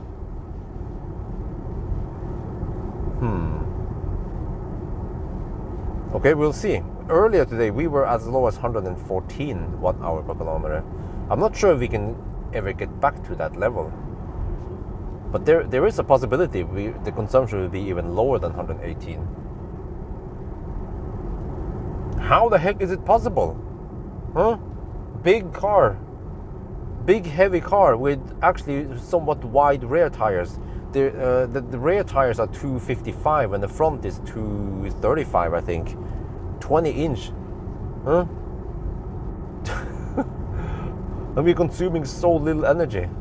And we didn't, okay, I mean, we didn't hypermile anything. We actually followed the speed limit-ish, you know? And I didn't freeze in here, I didn't sweat. Oh, yo, what's up? ID7 brother from another mother.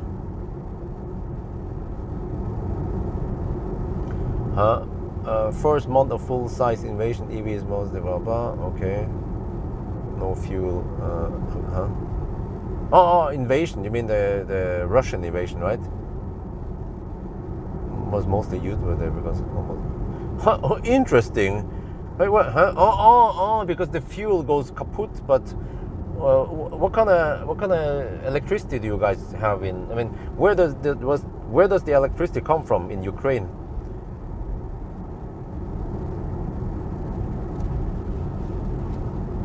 Is it from nuke? Must be some renewables also, right? 255 rear, 255 40/20 rear, and then 235 45/20 front, and these are Bridgestone Turanza nuclear. Okay, so you have the nukes running, but then somehow the oil was cut. Well, is it because Ukraine imports oil from Russia? So when the invasion started, then Russia, they just cut the oil, but the nukes were still running. That's interesting then, that EVs, they are less vulnerable to events like that than oil. Yeah, I mean, oil is the reason for many wars around the globe. People didn't fight over lithium, right? Or maybe they did. Lithium and cobalt.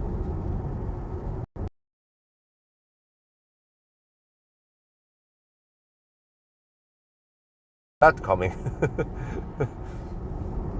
That's mine Wasser. Yeah. My win. Oh, 119 watt hour per kilometer. Okay. All right, but we'll see. It's still going to be a pretty good time.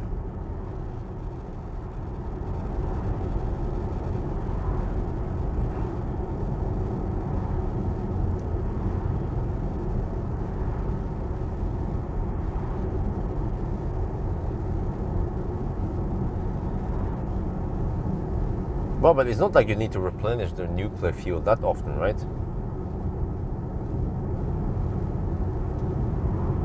Once you have installed it, it should run for decades.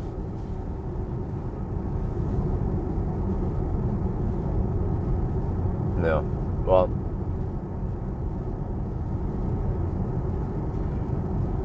unless people have microgrids, then they could run it on their own home solar stuff.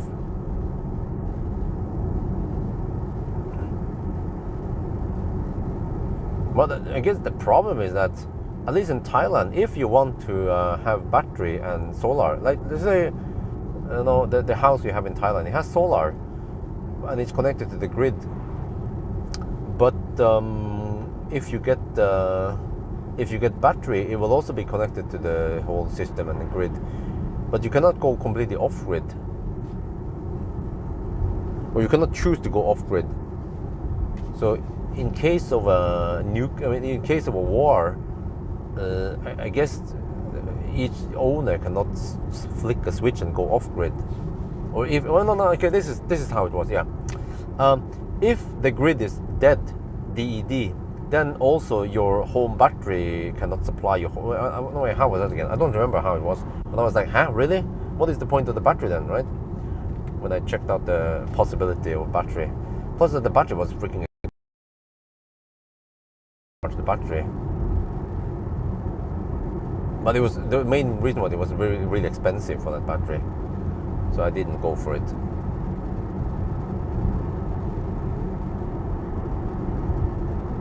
You can switch to off grid. Oh, okay, you can. Now we're cooking. I mean, eventually batteries should be more common at homes. I mean, even I'm looking for a battery. With the grid reward, I'm like, oh, I want to do more of this shit, man. Especially if the battery can output. I need to poke into this with my partner. He knows some stuff about this. You can hopefully find a sponsor so I can test out this and see how it goes. But I need to know the official price, purchase price for the battery and the installation. And then I'll be able to try to figure out how much I can make on it over time and how long it takes to pay it back. But I heard that people who runs batteries, home batteries as VPP, virtual power plant, they are making shit ton of money. Or like talking about that, the return on investment is just within, like, I don't know, maybe 5 years.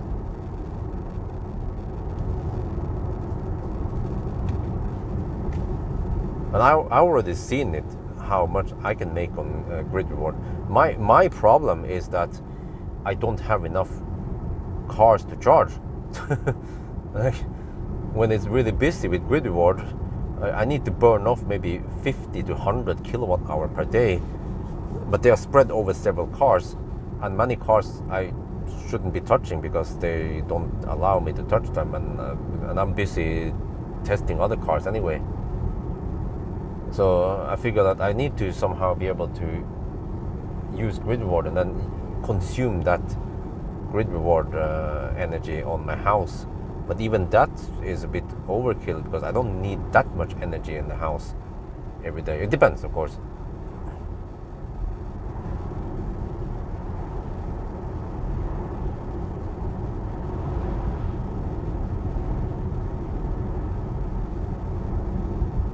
Yeah, it's civilized countries. Yeah.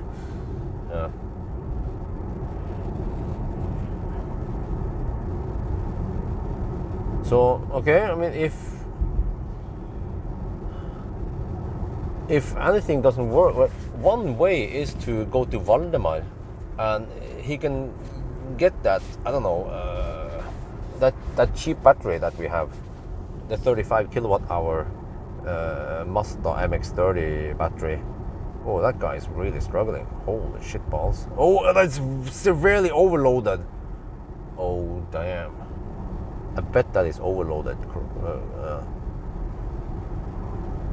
A Mercedes was pulling a tractor and it was going so damn slow.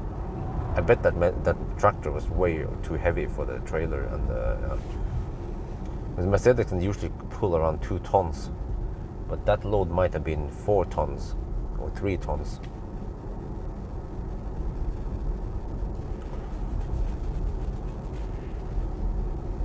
But I will learn a lot from the grid rewards thingy. So I'm just waiting for the bill to arrive on the 5th.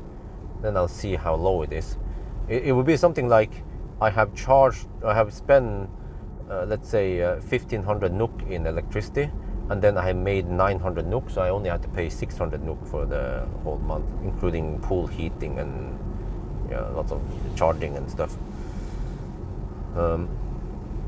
So my average price per kilowatt hour in July was 7 øre per kilowatt hour. That's less than 1 euro cent per kilowatt hour for actually several thousand kilowatt hour. I think I used around 3,000 total in July.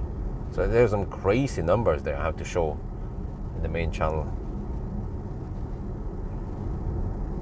But when grid reward is active, I'm pulling over 30 kilowatts, but only for a short period, usually 20 minutes to half an hour.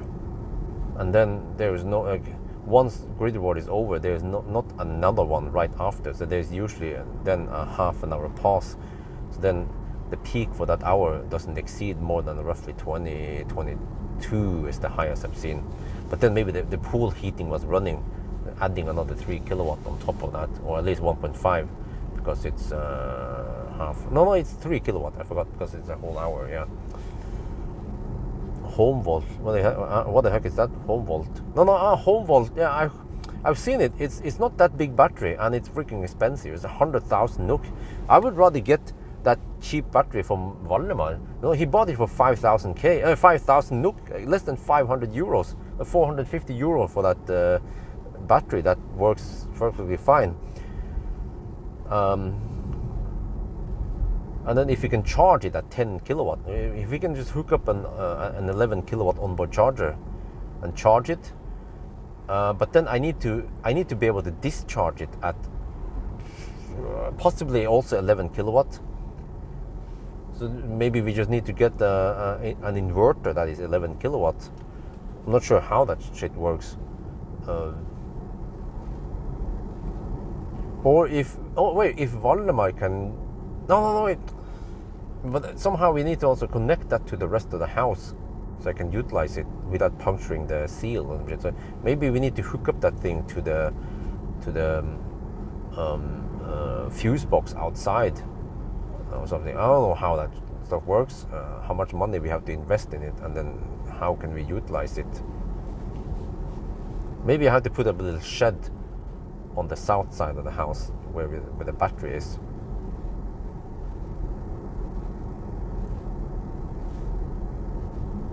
But ideally, I need to have something bigger, sponsored by someone, like a 50 kilowatt hour battery, 100 kilowatt hour.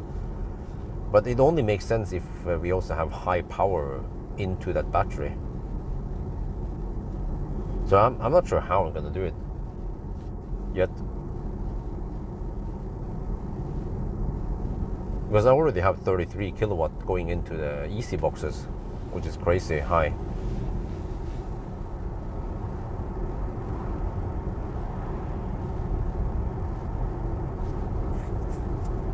And actually lately, as long as I don't go any crazy trips with press cars, I could just camp them on grid reward. And usually after 2 to 4 days, they will be fully charged, only on grid rewards. But for the most times, the press cars, they need to be ready by a certain time. But for example, tonight I can just camp on grid reward until tomorrow, but I don't get that much. So I probably have to charge a bit in the morning hours or something, so I have enough juice for the range test. But then after the range test, which will be tomorrow noon-ish, right? Or 2 in the afternoon. That's Saturday. Yeah, then I have then I have around 36 hours of camp time. So I can probably just camp on grid reward until I have around 5-6 hours left, and then I charge manually, or I can use smart charging and set the budget time, and then charge it up to 100% before the 1,000 kilometer challenge.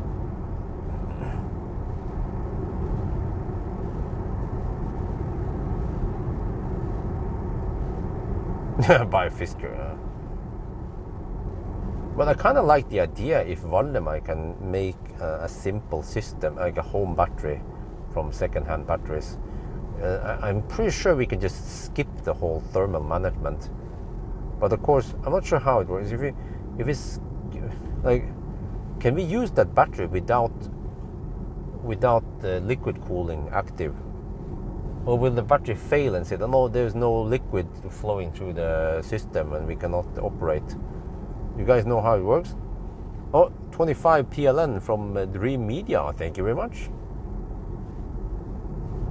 But I mean, if you're only pulling 11 kilowatt, that's so low rate that things are not going to heat up at all. It will just naturally cool down. Maybe if that's a problem, we can just run a fan on it, right? Some shit like that. Just make it an air-cooled battery. We can skip the radiator and whatever. Not sure how it works. Just keep things as simple as possible. At least no compressor-based cooling. Okay, if we have coolant in there, then just run it through a radiator so it becomes only fans.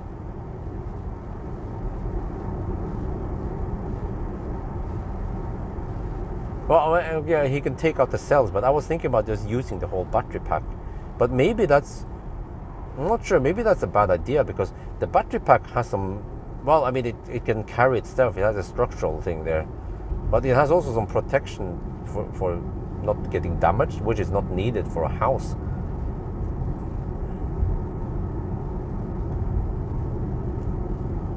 Oh, okay, maybe the BMS will just deny you power. Actually, the BMS, if for some reason the battery heats up a lot, right, like over 45 degrees Celsius, it would just limit the power, right, to prevent it from killing itself. But then we can't have it too isolated. We have to have some ventilation there.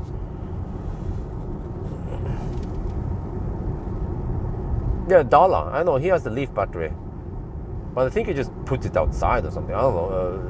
He has natural cooling. And the Leaf battery here, well, has no thermal management anyway.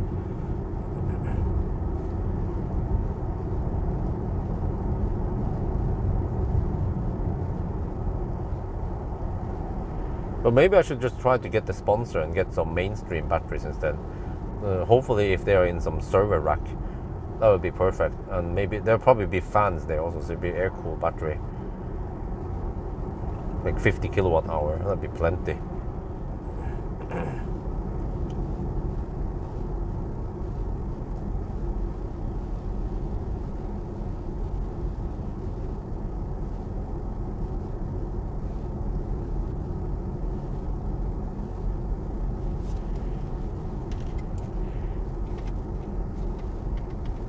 $330K NOK. That's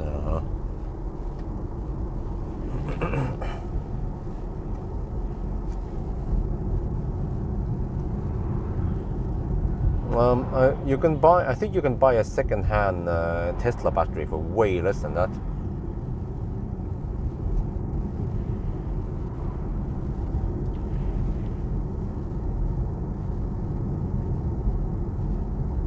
Rack mounted, yeah, some kind of server rack, right?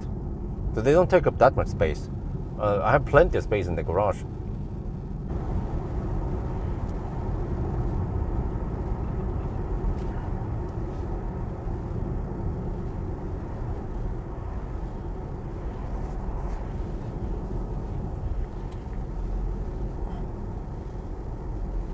Are we back? Back, okay. I think, okay, what do I actually need?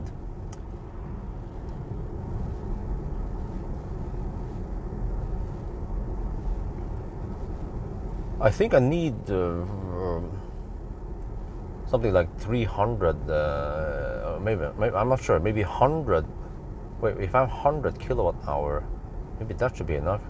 I have to find out my daily energy usage. It depends, but yeah, roughly 100 to 200 kilowatt hour is what I need ideally, and then I need to feed it with around 30 kilowatt.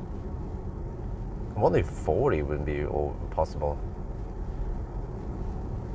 But the point is that under normal operation, not sure how that stuff is going to be configured, but if I plug into, if the easy box is charging at 10 kilowatt, it will be by default discharging from that battery.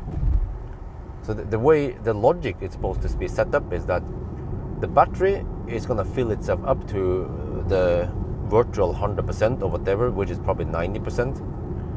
No, so but it will try to fill it up with just grid rewards. Not sure if that's going to be enough. Most likely it will never go that high, but it will at least fill up the buffer slightly, and then I spend some energy during the day, and then yeah, so every time I use something, the NIBE heat pump or the pool heater or whatever, it will just discharge from that battery. And then every time grid reward happens, it will then boom, charge it up. But I think that is a waste of resources, because the way I understand is that those batteries can be configured to also send energy out to the grid, and that's when you make big money. So in a way, the way I understand is that the battery is just sitting there charging and discharging by itself, making money. Yeah, just connected to I don't know, 10 kilowatt on my house. As long as I don't I don't go beyond 40 kilowatt or 43 kilowatt and blow the main fuse, then I'm fine, right? Guys, the consumption has dropped to 117 watt hour per kilometer. Okay, status update. Let me check here. Okay, if you're ready, Neater. 426 kilometers done, 117 watt hour per kilometer, and we are at 33%. Wow, that is insane. What the heck, man? Oh, it's 18 degrees Celsius. I can almost turn off OnlyFans now. I've been running seat ventilation on 1 actually. First I started at 3 and then 2 and now 1. Now it's seat ventilation is off. Okay, if it's 17 degrees outside, then I could almost turn off HVAC. Let's try it. See how it goes. The sun is getting low now and not so strong anymore. Estimated 636. Oh, what was the range on the Palladium again? We're going for the Tesla. Oh shit. Tesla with a bigger battery even.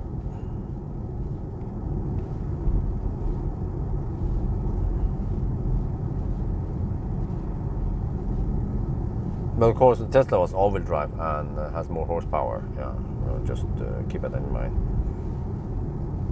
And Tesla has wider rear tires.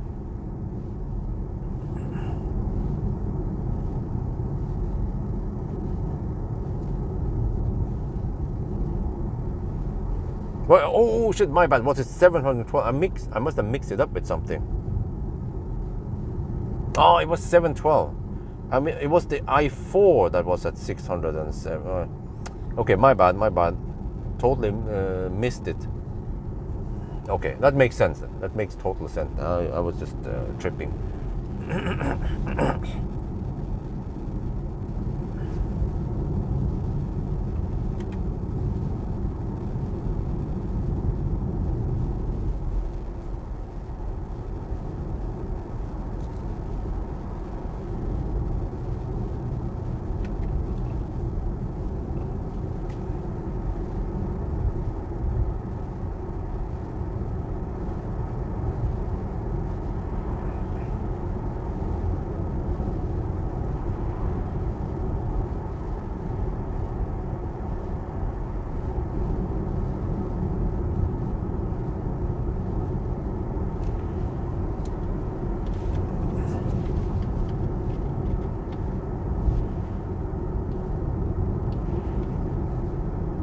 Well, the sun is getting kind of weak now. And I also have the sun behind me, which is good for yeah, not getting the cabin too hot.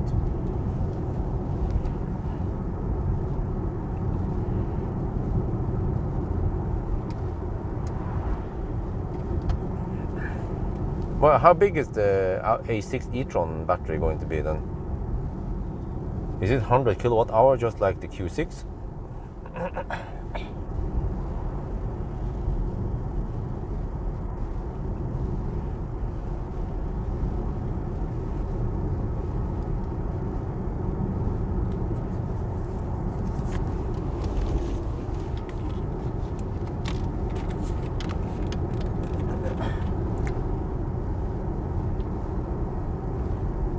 We are getting close to Elverum, and the consumption right now for the total trip is 117 watt hour per kilometer. Whoa, this is incredibly low. And you know, we didn't hypermile, I think. We've been cruising at the speed limit-ish. We still have 33 more kilometers, 33 more percent left. Wow, seems like we can go around 630 total then. All right, let's enjoy the ride so far. That was weird. I made redo it. Okay. We are getting close to Elverum, and right now the consumption is 117 watt hour per kilometer. Wow, that is incredibly good. We still have 1/3 of the battery left, and you know, we haven't been hypermiling. We've been following the speed limit-ish. So 18, 19 degrees Celsius outside. I have now turned off HVAC. Yeah, we are back on no fans again. Okay, let's enjoy the rest of the drive. Still gonna take a while.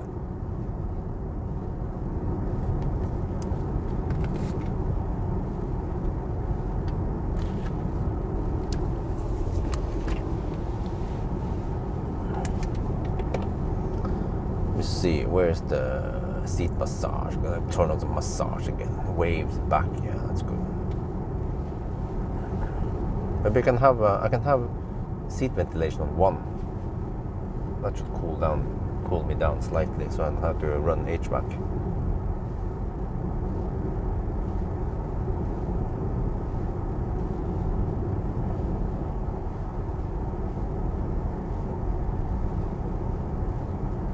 Wow, so I have 25 kilowatt hour left, which is at least 200 kilometers. More like 220 maybe. Wait, can we go 650? Damn, man. This car is supposed to have only 582 yeah, 582 kilometer is the official VLTP with these wheels. 20. Wait, can someone tell me? ID7. What kind of wheel sizes do you get for it? Is it 19, 20, and 21?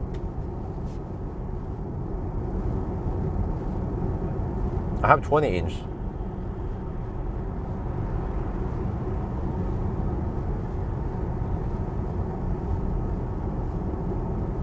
Man, they have to use this motor for the whole MBB platform lineup from now on. It's powerful, it's efficient, and I don't know, yeah, at least that's what matters. It must be more efficient than the old motor, right? The 330, whatever they call it. 2 HVAC compressors on ID models, 1 heat pump and 1 climatization. Oh, okay. Enough. Didn't they only go 450 kilometers during summer? How is that possible? Huh? Oh, okay, wait. It was rainy that day, right? But still, 19 and 20 inch. Because I actually have the 20 inch wheels. Wow. I wonder how much more efficient it would be 19. The 19 inch, do they have some kind of aero covers or some shit? Because these rims I have here, they don't look that aerodynamic. You can see the picture of it. It was rainy, okay. But in Ytterøya, if you type files, you can see the picture of the car. I took a picture at the Venabygdsfjellet. Those rims, those are not the most aerodynamic rims, right? Or are they? They don't seem that I mean, they seem like semi-open, some kind of, I don't know, fan turbine rim thingy.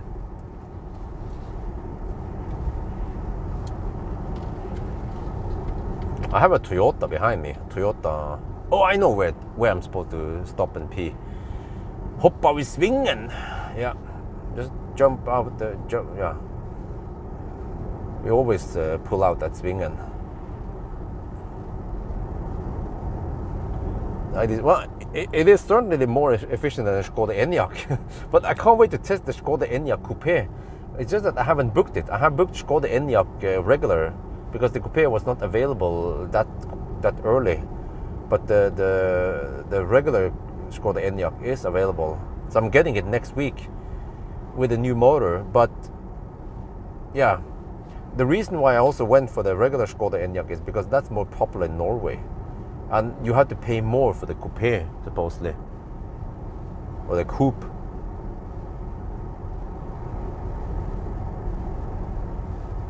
Wow, they're building massive solar panels here. It's not done yet. And interesting, they have placed the solars to the south. Yeah, pretty much straight south.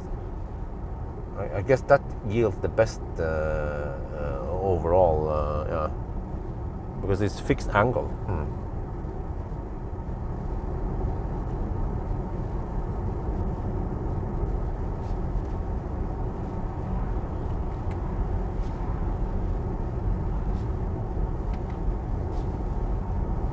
Oh, okay. Getting some cars behind me, plus a truck.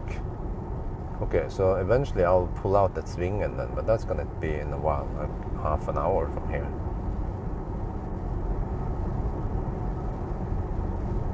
And the Toyota Prius behind me doesn't want to hammer, that's for sure.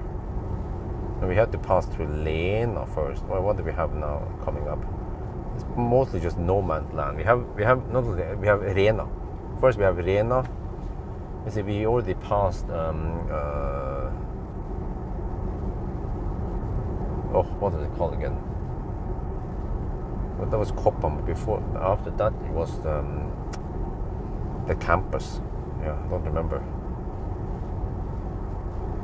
And then soon Rena, and then Svingen. Yeah.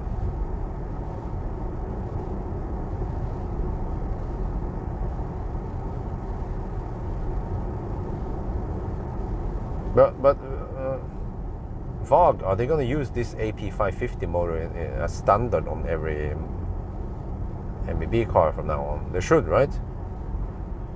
It's fast. I mean, the MBB car is based on rear-wheel drive anyway, so you then get 286 horsepower and lots of torque and also efficient motor.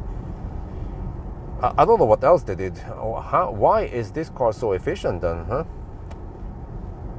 And then ideally, I need to test the new Skoda Enyaq with the new motor, but coupe. But I'm running out of time. I have already booked myself until end of September. Yeah, so August and September has been fully booked with mostly interesting cars, not super boring cars. Well, except for one thing, yeah, I have one whole week with the RS6 e-tron, and then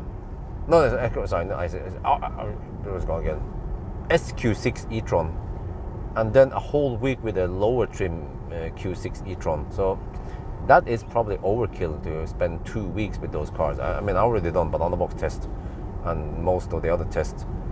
And even the 1,000 kilometer challenge will be kind of beating the dead horse. So I might double book with something else, and yeah, maybe after just 2 days swap to another car.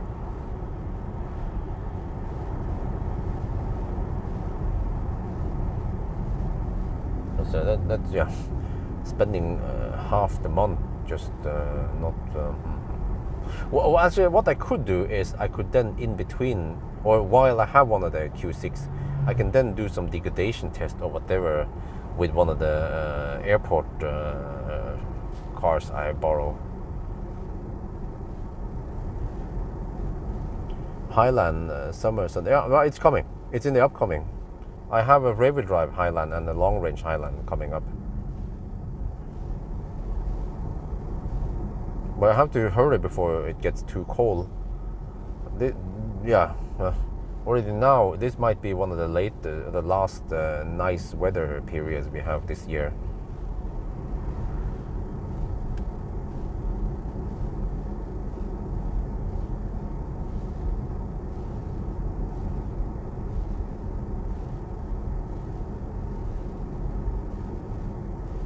Let me see. Maybe I need to update. Okay. Audi creator. Yeah, I have some more cars in there. Is the Tesla there? Yeah. Okay. So the last one there is September. Yeah, I put in more there in September. Wait, there's a Model 3 after that. Wait, huh? Oh, okay. Huh? Wait. There is a Model. Well, Anita, maybe you can update this. Model 3 long range Highland, 10 to 13 September. Mini Countryman, 16 to 23 September. BMW i5 Touring, 23 to 30 September. That's it. After that date, I'll be unemployed. ID7 Pro. Well, I need to get one first.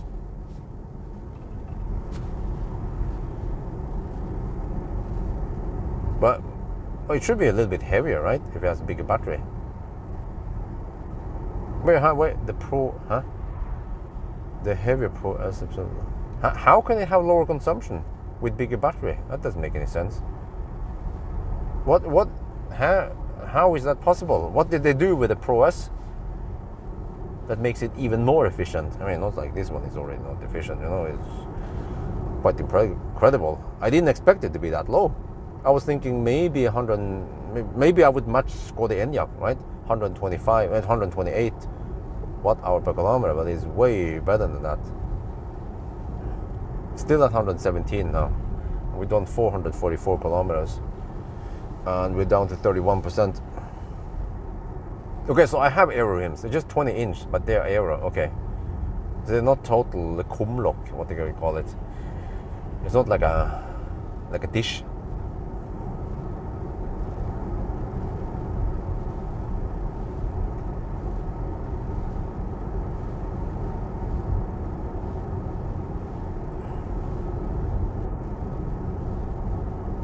Oh, I have around 7-8 cars behind me now. Uh-oh. And we are still far away from Svingen. So, but nobody's overtaking. I mean, dude, you can overtake. There's plenty of places to overtake.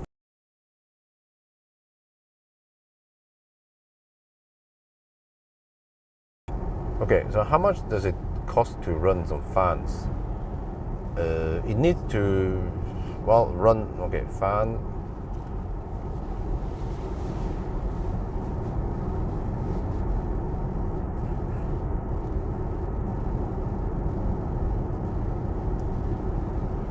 Oh,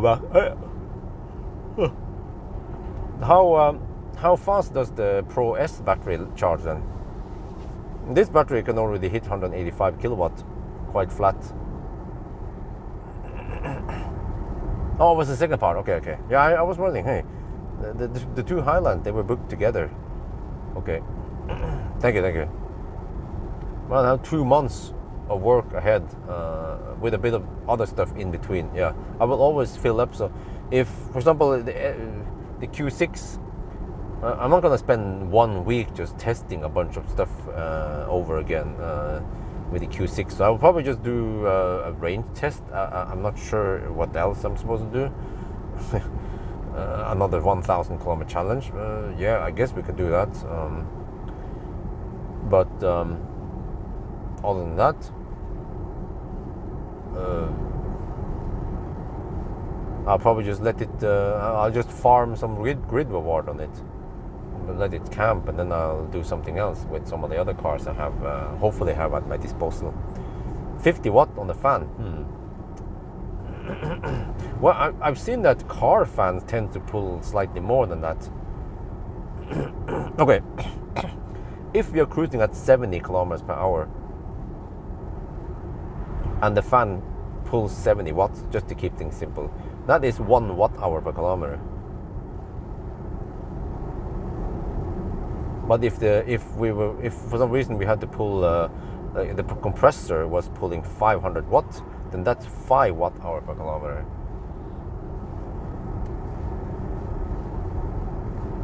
So I already discovered this with Millennium Falcon in 2014 or 15. I'm not sure. I have a video back then. I was actually at Cleavage and I did some tests with the AC on, or when it was on auto, and then I turned off AC and only ran the fans. And it was, as long as it was 20 degrees Celsius outside, it was still okay comfort in the car. And I noticed that the consumption went down significantly. So already back then I discovered only fans, you know.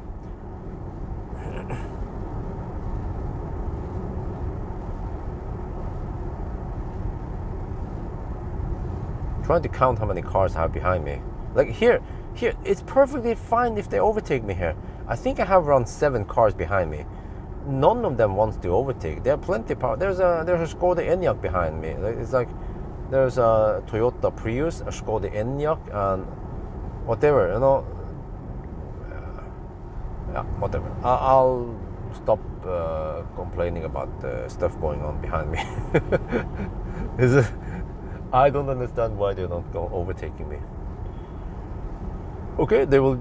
You guys can camp until Svingen then. Yeah, just enjoy. Enjoy me slow poking.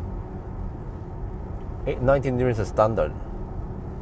Okay, below 20 where you can run. Yeah, exactly. It's 18 degrees Celsius now.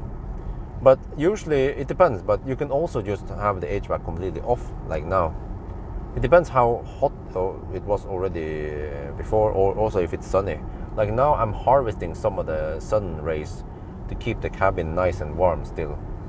Eventually it might be too cold in here. Yeah, maybe I should have shut down the OnlyFans earlier. Because now actually I get a lot of shade from the sun because of the angle. Because of the direction I'm driving also.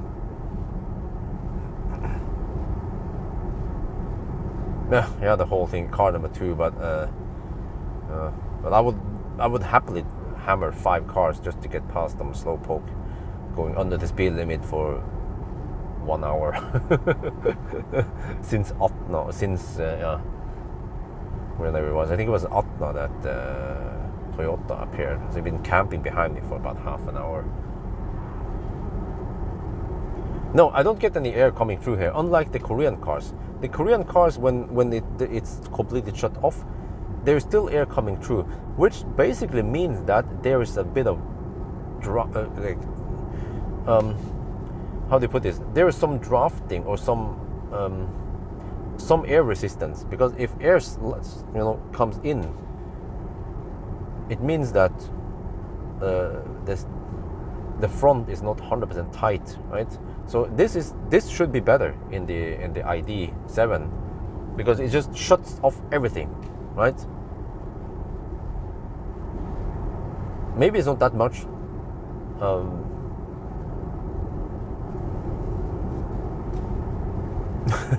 Yeah, that's right. They don't know how to overtake on B roads. Even when we have bringing straight road, this place is heaven for hammering. Like here. Straight, long stretches, very good vision, plenty of space. But whatever. Okay, let me see. It's 8 now. Can we finish in 2 hours? No, 2.5 hours.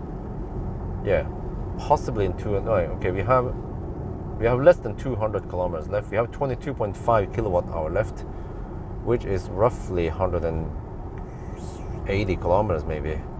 Yeah, that means total 630. Auxiliary, I don't know, I haven't checked it. Can we see it here? It says additional higher, let me see, can I see here, aux, let me search for aux. auxiliary.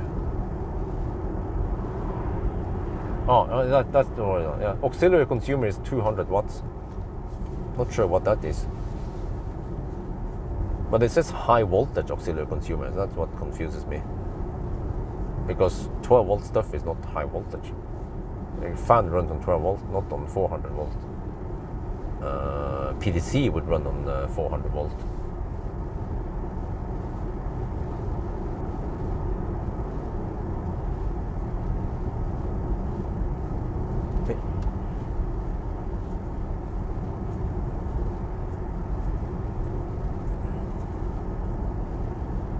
Yeah, I was hoping for around 600 kilometers, but I didn't expect 630. But okay, based on this, oh, you know what? The Sunday drive, the Sunday drive is usually around 20 watt-hour per kilometer lower than the 90 test. So in the 90 test tomorrow, I should get around 135 watt-hour per kilometer, which is really low. It's like on par with the old ID3.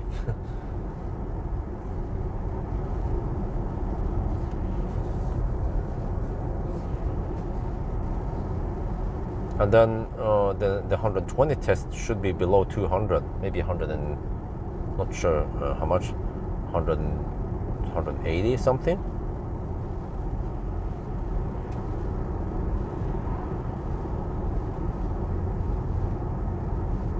If it's 180, that means 422 kilometers of range in the high-speed run. Wow.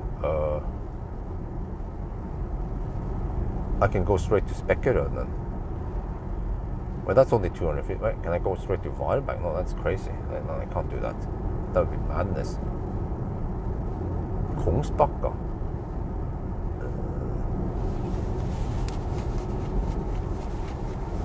It's only around 200 and, well, it's 290 kilometers to Spekkerød. But then almost 400 kilometers to Varberg. Yeah, no, after I move, then it becomes a lot harder to reach Varberg. So there's no way I'm going to reach Varberg. So I will arrive at Spekkerød with 25% then. That's what's going to happen. But then what? Then I skip Varberg, of course, and then I go straight to Hards. 100 kilometers away. Now I have to split it halfway. Spekkerød, Strømstad. Oh, then I go to Inspiria. Yeah, and then home. I think that's roughly the plan. 1,000 kilometer challenge. Unless I go to Kongsberg. No. Not sure what I'm supposed to do.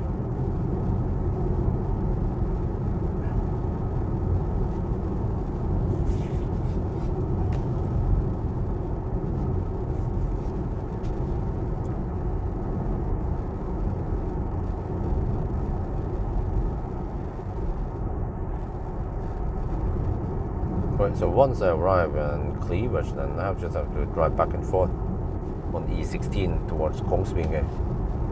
Cleavage loop. Yeah. But unless I turn around at Cleavage and then head north again until Dal or somewhere, Minnesund, and then turn around.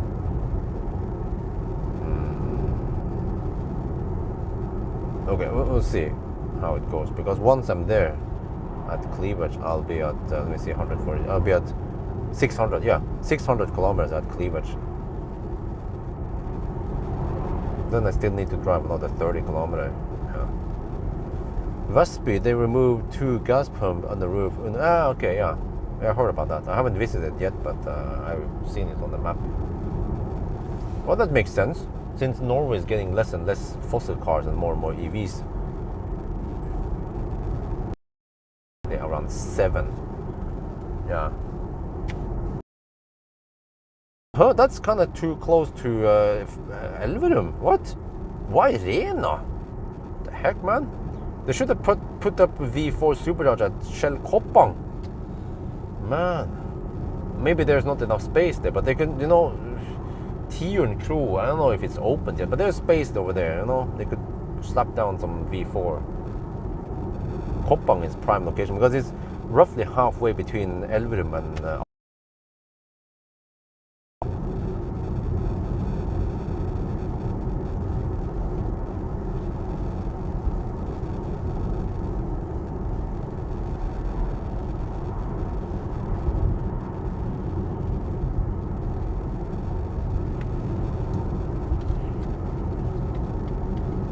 What, are we back?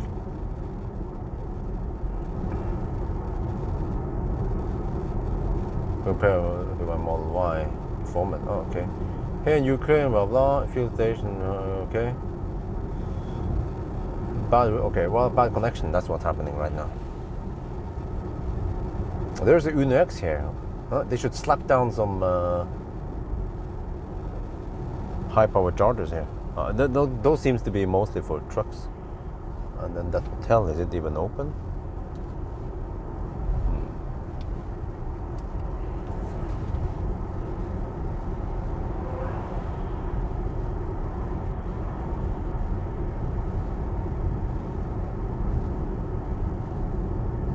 Well,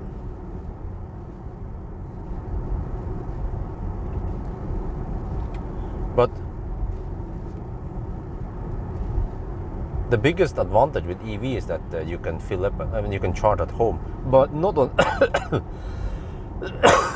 sorry.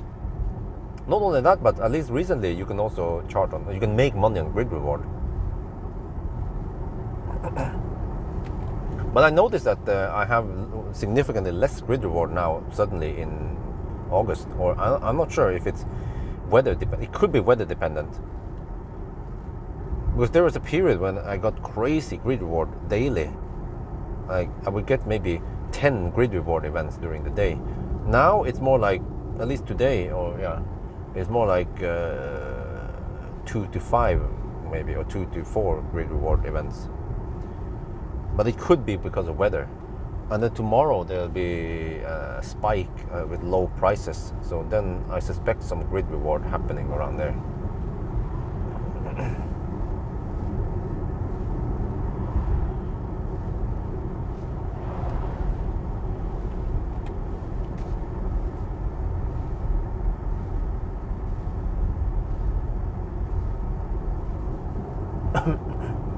Well, EVs, they already have so good range that it's not a problem, you know, and we have so many high power chargers all over the place.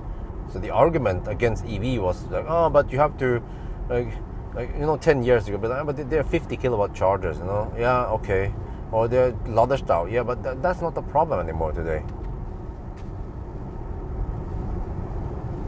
So you can, it depends also what kind of situation you have, but if I bring my family with me, there is no way I'm gonna hammer 1,000 kilometers one day.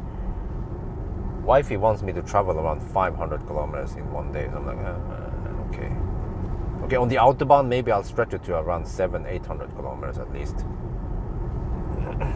But the 500 kilometer was driving through Norway, which took maybe 7-8 hours, right? Or I don't know. But 500 kilometers on the Autobahn would take maybe just 3-4 hours.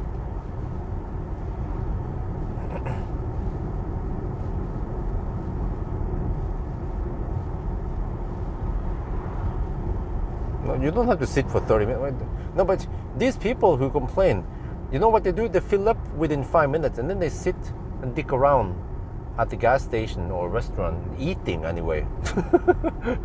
You know? They waste more than half an hour on that stop.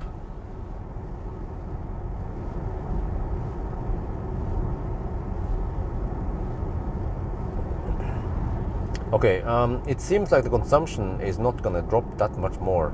It's at 117 watt hour per kilometer. We have gained, or we have gone most of the downhills now. Not much to get left there.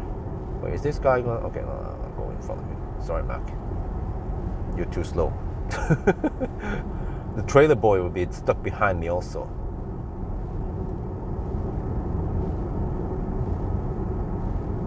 They eat in the car. Yeah, man. But the funny thing is that I see fossil cars parked by resting areas and gas stations all over the place. Why are they parked there? They should just refill and go. But they don't.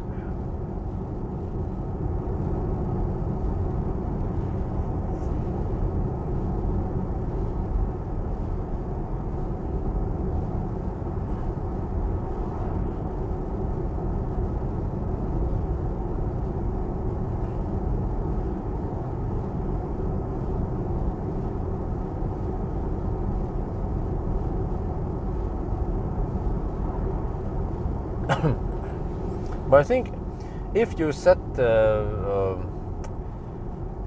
departure time in Tibet and you have smart charging enabled, the car will not charge right away unless you have low state of charge. So it will try to smart charge a while before. And if you set the charge, okay, here's the problem, yeah, because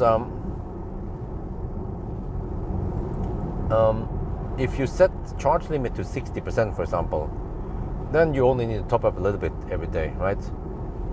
For your daily driving. So in that case, what I actually would recommend people doing is to set charge limit to 90%. And then you just farm on grid reward during the night. And then it doesn't matter, right? It just kind of goes up and down. So you drive a bit and then you discharge a bit. And it's fine until maybe state of charge goes kind of lower. But then you might be hurting the battery more in case that night you get crazy grid reward, but then you end up maybe at 80%, 90% worst case, which is not really that big of a deal. For the most time you'll be camping at 50% or whatever, lower. So, but that actually means that you have to not set any departure time, otherwise the car will charge it all the way up to 90% that you have set. But then it basically means that you get, not only do you get free charging, you actually get paid for the charging, which is not ever going to happen with fossil cars. There's no way you can get paid for refueling. That would be, internet would explode then if that happened. It's like, oh yeah, this gas station has excess dinosaur juice, so you can get it for free now. You know, you get paid for refueling. Can you imagine that? If that happened? You will experience it and then you wake up from your dream.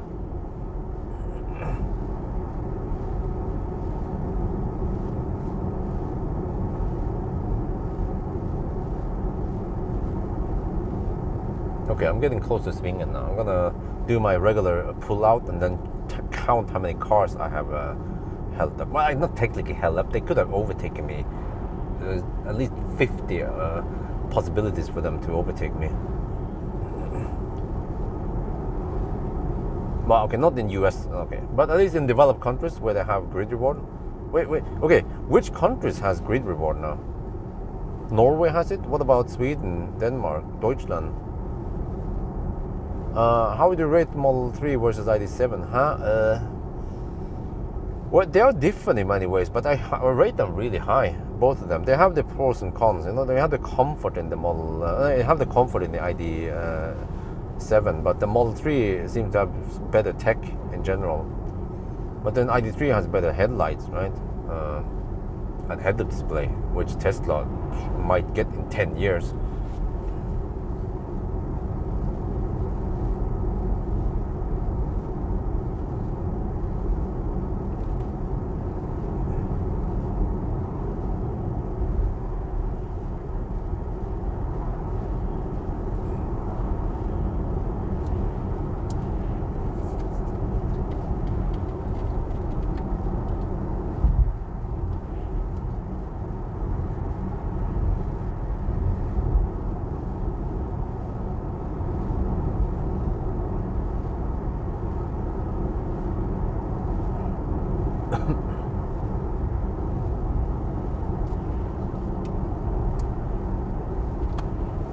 I have to get ready for swinging now.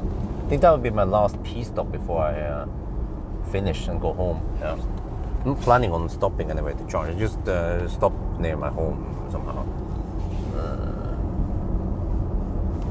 like we can look at the watt hour remaining and figure out exactly how far we can drive.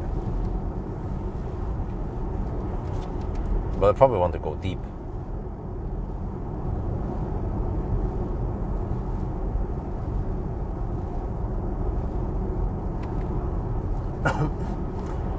Okay, let's do another status update.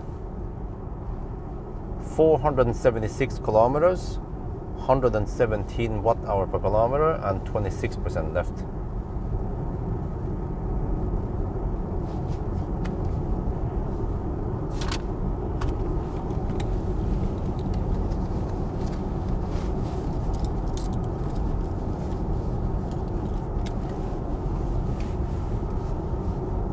I need to pee. I've been drinking too much, man. It was a long day. We started almost at 1 in the afternoon. I think we started roughly at 1 in the afternoon. So we've been on the road for 7 hours. Well, I can see in the count there, 6 hours and 55 minutes plus a little bit stopping here and there. So that's 7.5 hours roughly.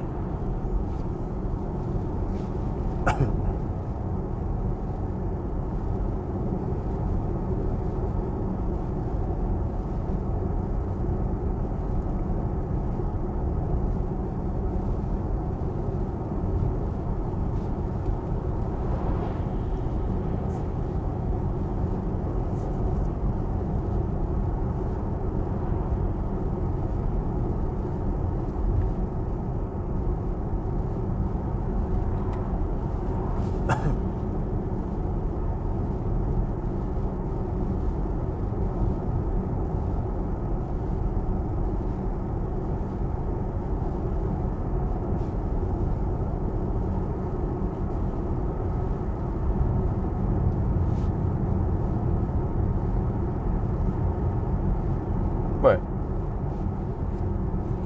Which cars has the shortest range nowadays? On the new cars? Oh, Stellantis cars maybe, right? Yeah, maybe we don't count some of the Japanese cars. They're kind of shit, like the MX-30. But I think they are around 50-60 kilowatt hour, the smallest batteries, which is good for 300 kilometers. By the way, more like 300 to 400.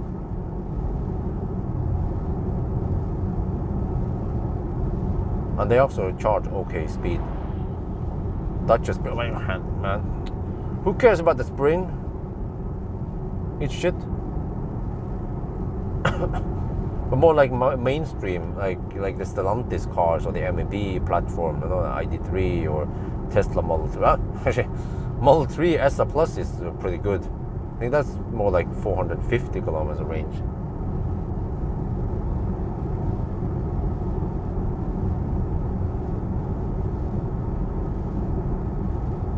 But even the cheapest cars, they can go 300 kilometers easy, which is plenty for most people. Unless you're driving a lot, like you're some kind of, I don't know, you nimble around Norway like I did. Yeah, okay, then you need more range and faster charging. But if you have a 9-to-5 job, then you need to drive 50 kilometers per day or 30 kilometers per day only.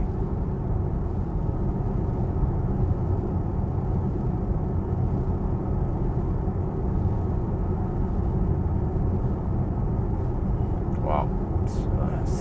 Oh, that guy's gonna hammer finally. Wow. Unbelievable. Some Volvo decided to hammer. Okay, great. Was a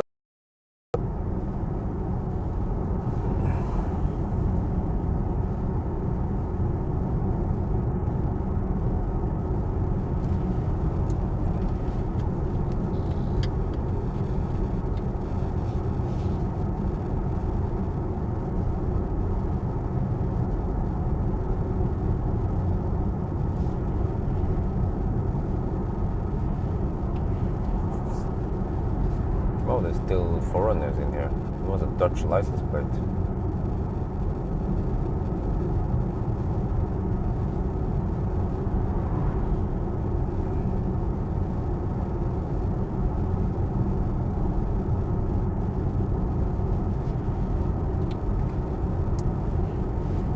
Well, I still wonder, why do normal people in Norway still buy fossil cars? It's more expensive, it's noisier, it's bad for the environment, bad for your wallet, they are slower, they're less convenient. What else? A higher running cost. Yeah, less convenient. It's like you have to go and refuel that shit. I mean like established people with house and parking lot or garage, their own garage, like enebolig or rekkehus, where you have your own parking spot, you can charge at home, right? Even if you cannot charge at home, you can still get an EV.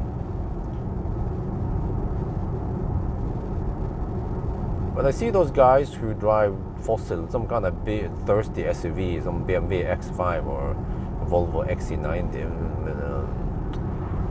They must drive a lot then, if they don't have time to plug in and charge at all.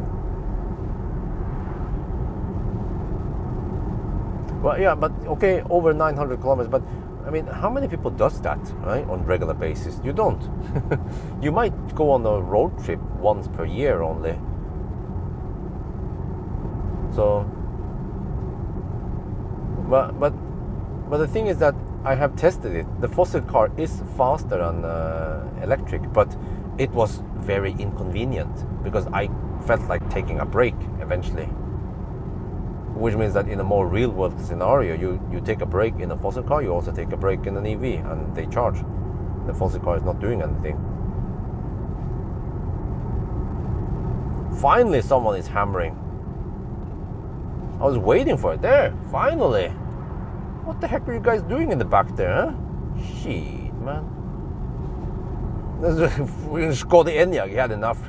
I think he hammered like 5-6 cars in one go. Hoping that the polizei was not lasering there. And then I can show you maybe if you can see here. Let's see. Is it possible to see anything there? No, the headrest is in the way. Yeah, unfortunately. Oh, okay, whatever. But the Toyota Prius is still behind me.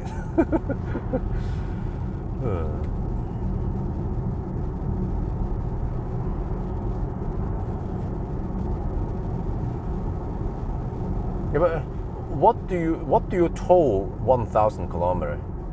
You know, I know you're just trolling.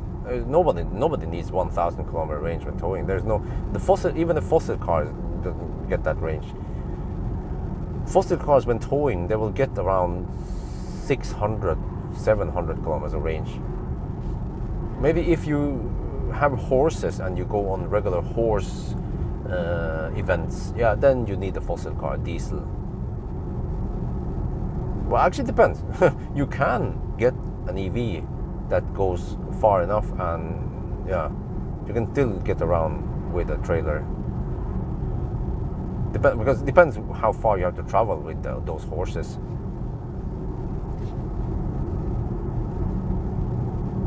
Yeah, I think it boils down to that. They are just, yeah. I suspect that many old people, they don't want to buy EV because it's farlig there.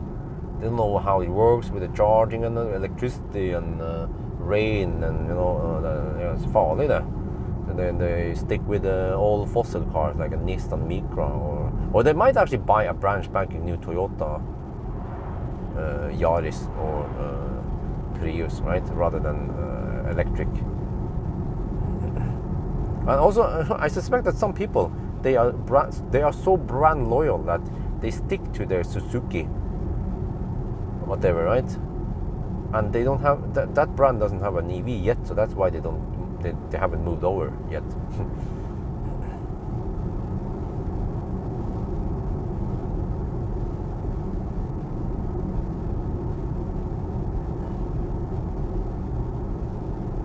Okay, consumption has been quite stable now, 117. I think we might have hit equilibrium, 117.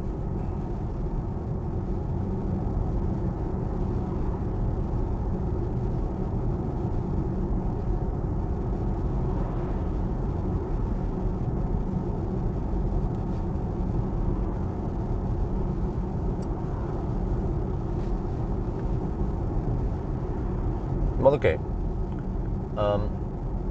Versus the ENIAC, if this ID7 is more well, it is more aerodynamic than the ENIAC. Maybe that with the aerodynamics we win 5 watt-hour per kilometer. So ENIAC was 128, right? So here, if 5 watt-hour per kilometer lower consumption is because of aerodynamics, and another 5 watt-hour per kilometer is because of the more efficient motor, then suddenly that's 10 watt-hour per kilometer difference, which explains 128 watt-hour per kilometer versus 117 now. It could possibly be 118 by the time we reach cleavage or yes home. Okay, and then Svingen is coming up. I'm gonna get ready. I'm gonna get the camera ready.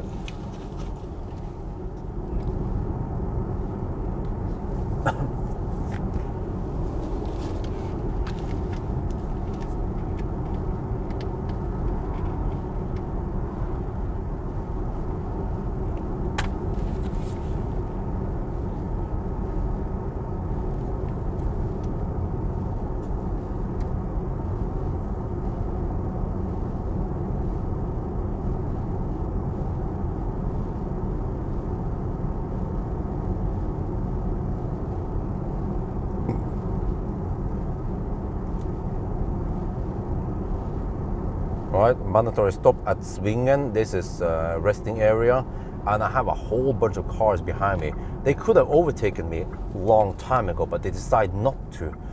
So this has become a tradition now, is that I need to start counting how many cars. Okay, Prius never hammered me. 1, 2 Skoda Enyaq, 3 some pizza car, a mother trucker. Okay, understandable. That's 4, 5 Volvo.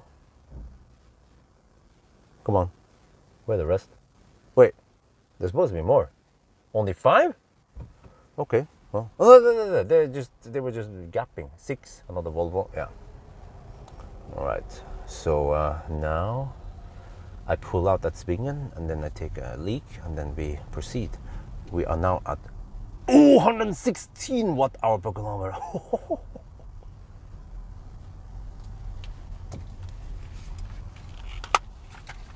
Wait, is this the point where I put my pants on? Do I need my pants?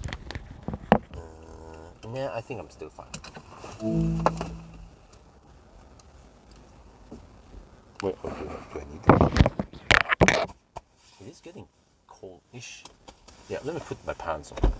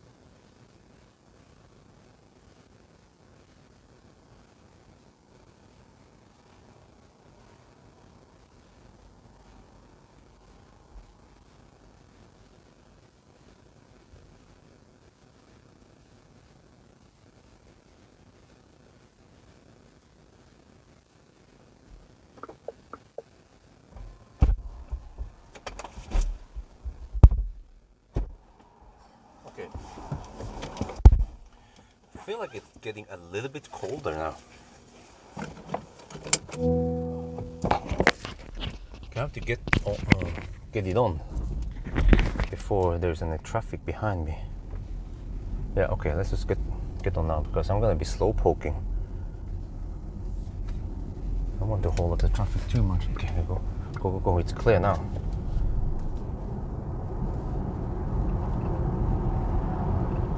All right. Oh, that's good. Now I can set. I need to set drive mode every time to eco. Climate is off, and then have to go to assist systems, disable drowsiness monitor and speed warning. Okay. Oh, there's a truck coming behind, but it's still far away. It's gonna take a while until it gains on me.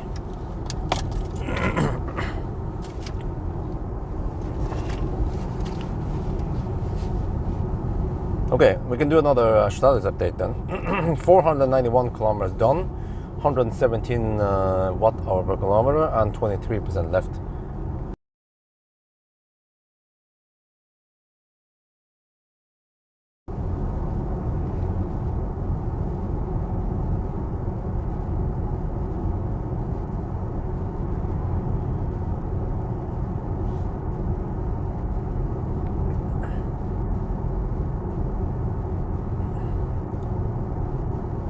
Wow, 638 kilometers.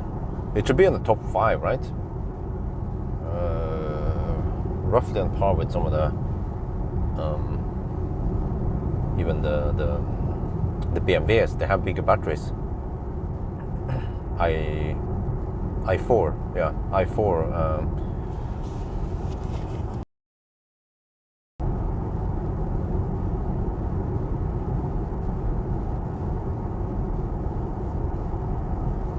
But at the very top we have EQS. Okay.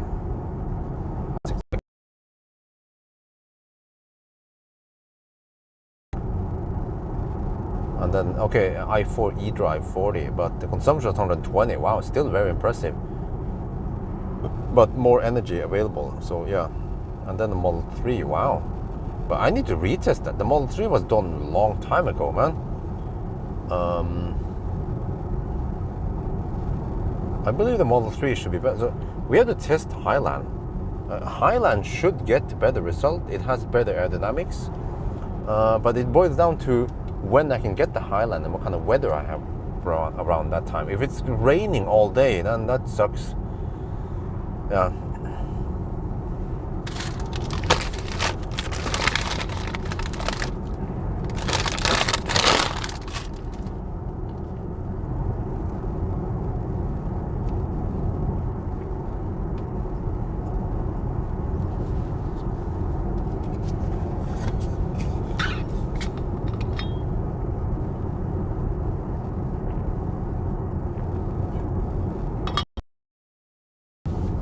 Okay, 18 degrees Celsius.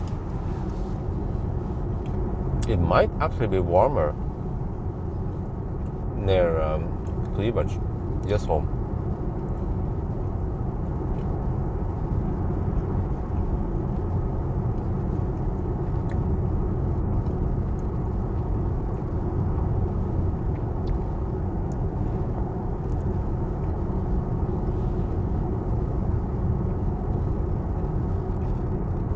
I think I'm gonna try this. I'm gonna try to use the Skoda Enyaq next week to go on a trip. Hopefully we'll find some nice weather.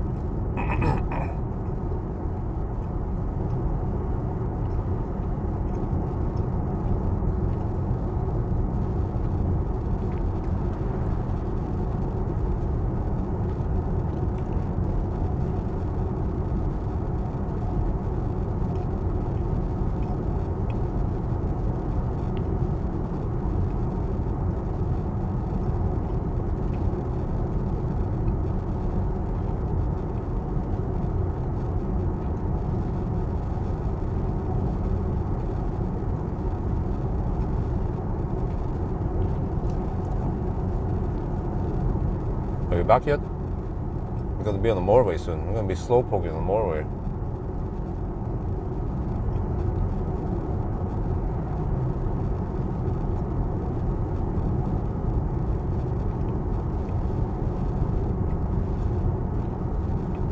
We are almost at 500 kilometers now.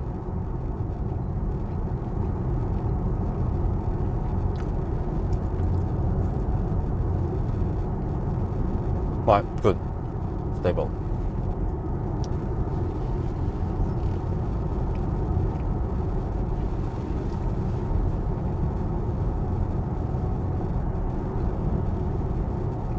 So this is quite a long loop.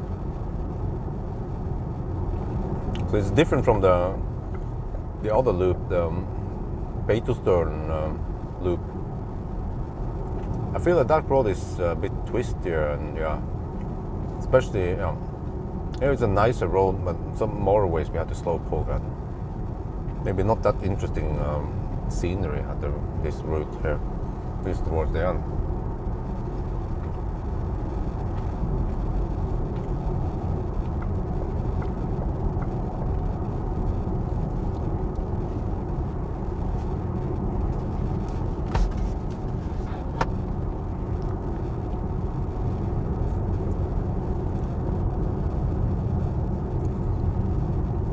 What's the average speed? Oh, average speed has gone up to 69 kilometers per hour. So yeah, I mean, this happens every time. Every Sunday drive, I have 70 kilometers per hour driving, and I can just add the number of stops I have. So I know roughly how to estimate how long Sunday drive takes.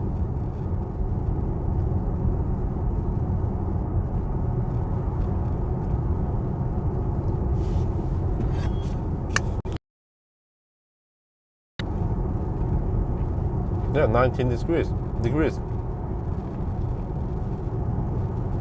So it seems like it's getting warmer closer to Yesholm we get.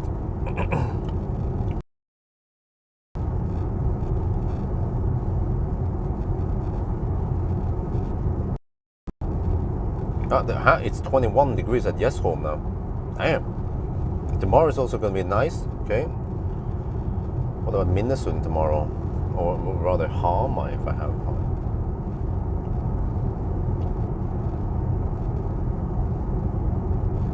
Yeah, I'm gonna do the... Oh, there will be some rain, but okay. There will be some rain at Hamar. Maybe I have to go early then. I could start around 8-ish. 8 or even 9. Yeah, and then do my run. Full run at the 90 test and then the 120 test. Wait, let me start at 8. Yeah, if I can leave home at 8. That is always the dilemma.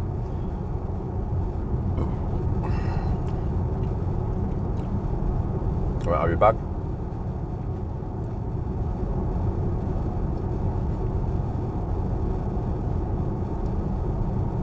$118.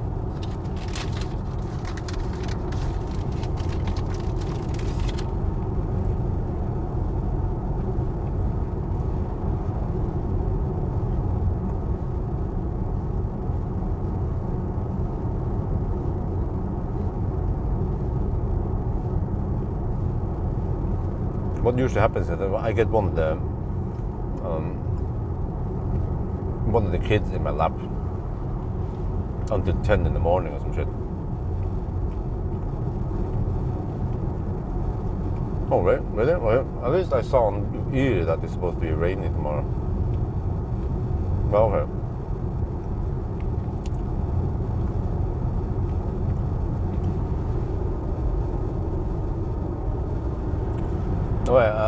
Ravindran Tesh 7598, please stop spamming.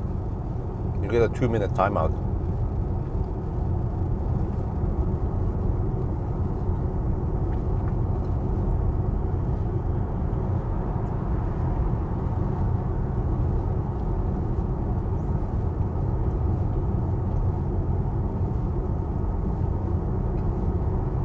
Okay, so I have to go to Dal. Hopefully there's no Baustelle there. Yeah, no, it's weekend. Okay. I have to go to Dal. Start my test there. It takes 2 hours. Full loop. And then I just do a high-speed run. Maybe I should start with a high-speed run first then. Yeah. Because then, if I'm early, then we have less traffic. and then I go home. That's it. Not super interesting range test, just to check the consumption.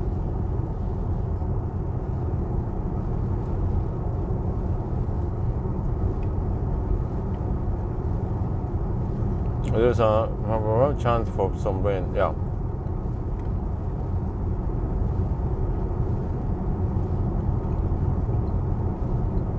But I bet tomorrow is Saturday, which means that already from around 10 until noon-ish, there's gonna be lots of traffic, man. Freaking caravans and vans and shit, and people with ski boxes on the roof, hugging the left lane and shit. But at least if I get out of my home around 8, 9, I should be able to hammer down the 120 test first, and then I can just take my time on the 90 test. And then I go home. But then I could go for another run with the Volvo. I could do a degradation test of the Volvo.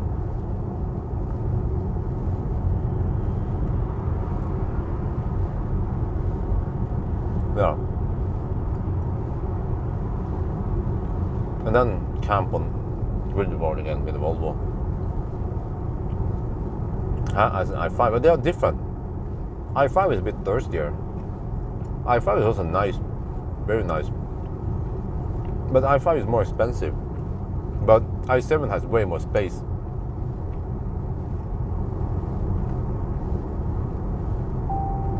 Yeah, I would definitely get an ID7 if I could afford it.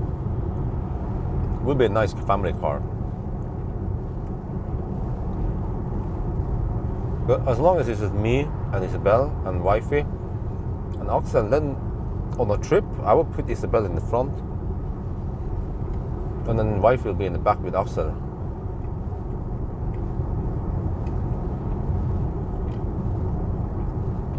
But with the Skoda Enyaq, well, I could even try with this ID7 if I have time. I can try to put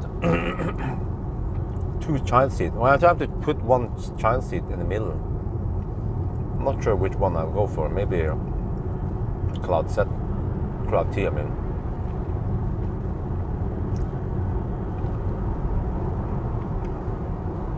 Strap it in there. And yeah. And then there should still be space for an adult in the back.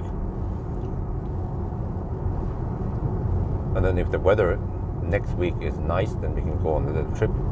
But oh no, the problem is the freaking airport shuttle service I have agreed on. I have to figure out how to do that.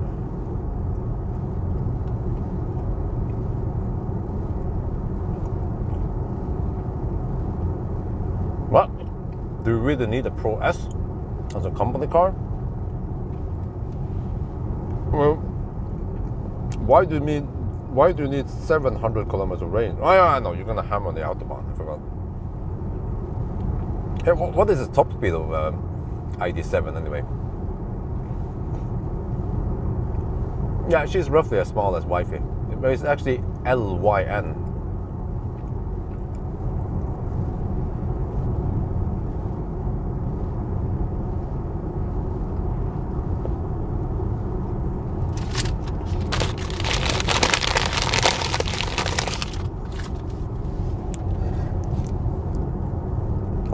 That's it, 180? That's a slight bummer. Well, I should have known that because I think I hit that speed in Deutschland with a prototype.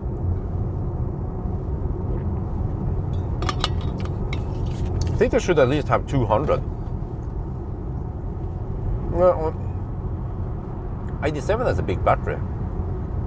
Maybe the motor has been optimized for lower speed so that if you go at 200 it becomes inefficient. Or I don't know, who knows what were behind the minds of the Germans when they designed it.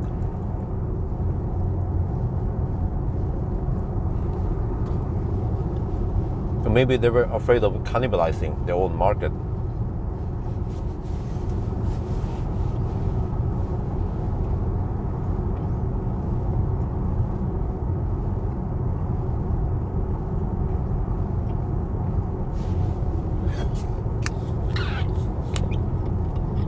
We have 15.5 kilowatt hour left.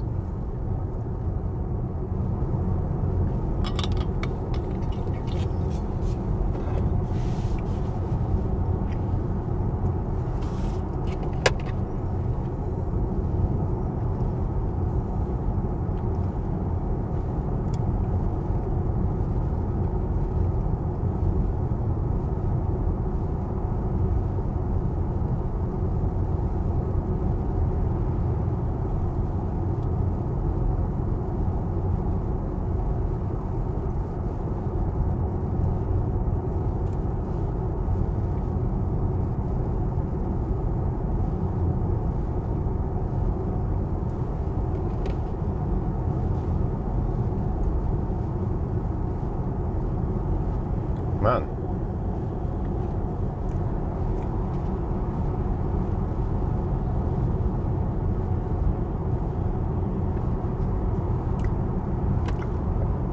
I realize that I'm missing out on grid rewards. I've been getting some grid reward, but most of it is full. I'm mostly now charging only the EcoFlow at home. Yeah, I'm farming grid reward on EcoFlow. EcoFlow and the ES8 is charging at home grid reward. The other plug is not plugged in. Volvo is kind of at 96% and the Tesla is at 90%. Which means that, I mean, since I'm already out working, I might as well work harder, right? I might as well charge up the Volvo to 100% once I'm home, just plug it in and start charging. And then I go for it, the Volvo degradation test thingy. Just cruise at 90 up and down Mjøsen. It's gonna take a couple of hours. Where was it? Volvo C40 has, wait, which battery size is that? I wonder if it's the old, yeah, I think it's the old battery size. So it should have around 73 something kilowatt hour. And then, oh, and it's also kind of thirsty. Consumption should be 170, 180. So that means, wait, 400 kilometers of range still. Is that it? Man, it's gonna take 5 hours to do the degradation test.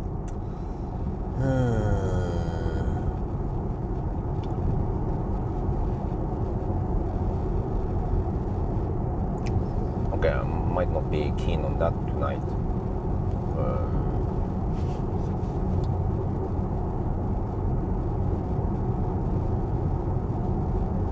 I could go a little bit faster. Let's say I go at 100 kilometers per hour.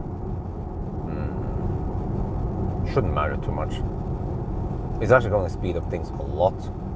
Because then consumption will go to 200, 220. And then suddenly I need to drive only around 300-ish kilometers. And then it goes way faster to drive that. Yeah, I might do that. Or I could even go 110. Yeah.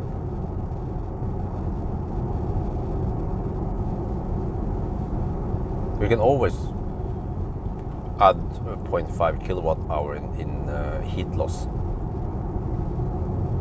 if you want to correct for it.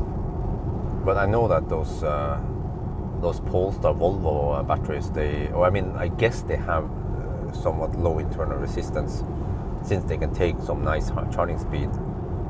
But actually, I'm not sure.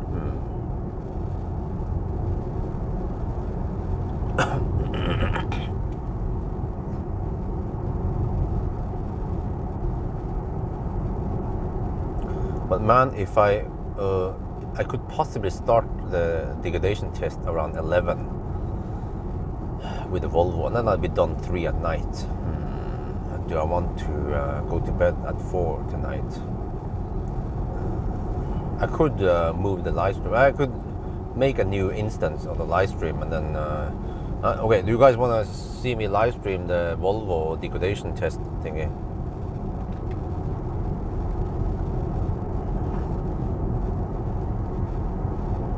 Because then I can empty out the Volvo battery, so it's ready for farming more grid rewards. I'm missing out on money there.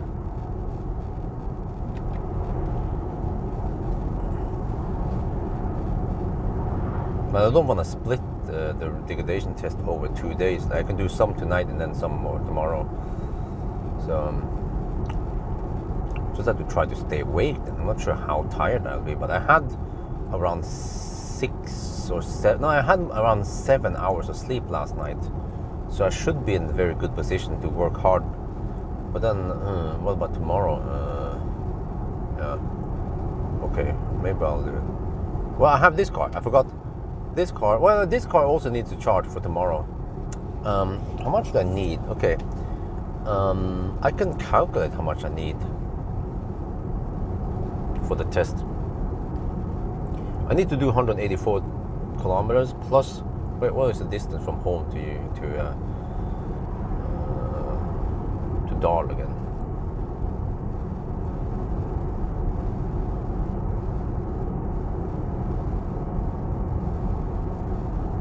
$16 kilometers, okay.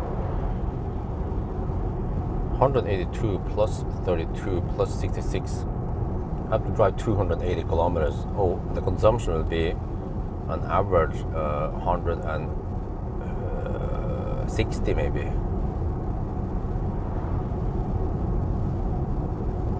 No, 44, okay. I need 45 kilowatt hour. Damn, that's a lot. Not gonna get that much on the grid reward. Overnight I will get maybe just 10,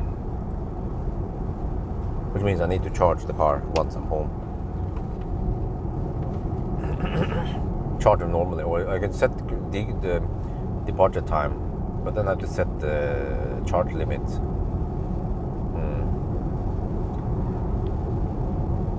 Yeah, that's the dilemma.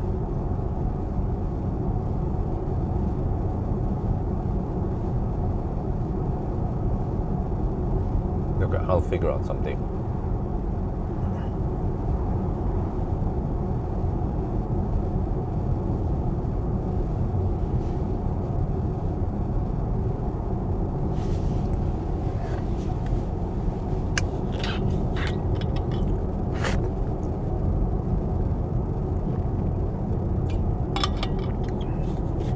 Finally, hammers. It was hesitating for the longest time.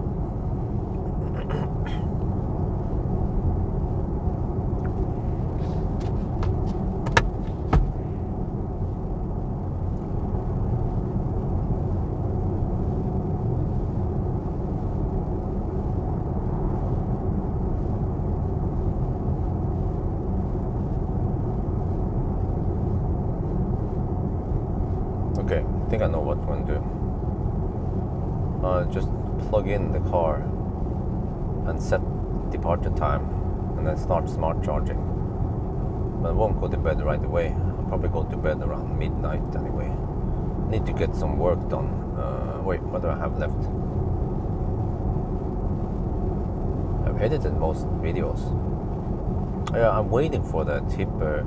I have the one video I haven't done yet is I have to make that about the route planner suggested changes, whatever you call it.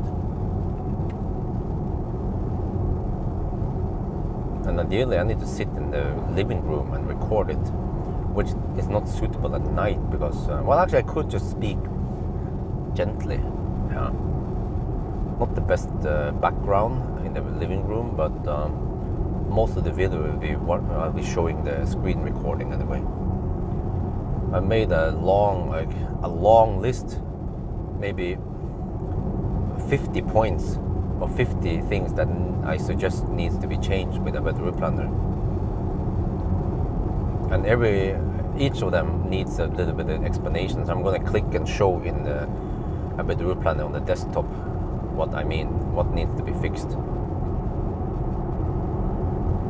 Okay, now we're coasting. Then here we start slowing down again.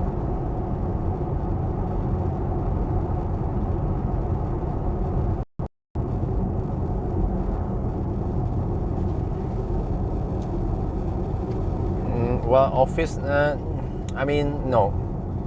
we already utilize all the rooms for various baby stuff. You know, one room is baby diaper change room, whatever it's called. Yeah, and we have a guest bedroom for Lynn. And sometimes she will sleep with Isabel. It depends. If I'm going out at night or like 1,000 kilometer challenge, yeah, on the 1,000 kilometer challenge on Sunday night, Lynn will have to sleep with Isabel. But first, wifey needs to go sleep with Isabel until she falls asleep, and then they swap. Yeah.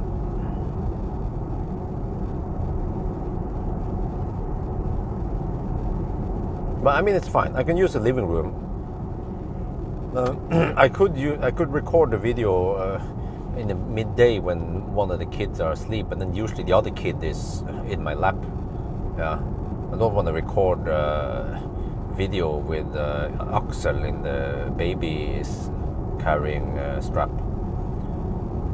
I don't know why I end up with one kid there. I need to push and say, hey, I need to record this video. It will take half an hour to 1 hour. Yeah, and then, but I can just do it at night. I forgot. I can also do it at night. Just have to speak a little bit quiet, not shout too loud. But that's fine. The microphone gain will adjust to my lower voice. No. Change the diapers in the bathroom. No, we need the space. And the bathroom downstairs is not big enough for diaper change. So we have one of the bedrooms has now become a diaper change room. Plus there's a bed there. So in the case where, for example, if Lynn is sleeping with Isabel, right? And I come home 4 at night, I will not swap with Lynn. She will just sleep through the night with Isabel, and I will go in the diaper change room, which has a bed, and I will sleep there. Which is actually good because Isabel wakes up at 7 usually, and then I need more sleep. Especially if I come home at 3 at night and I sleep at 4. I want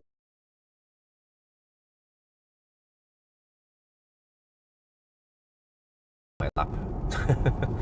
So I'm like, oh, okay.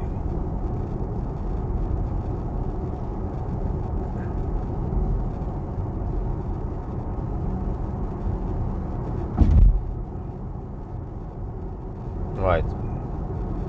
Status update. 527 kilometers done, 117 watt-hour per kilometer, and 18% left.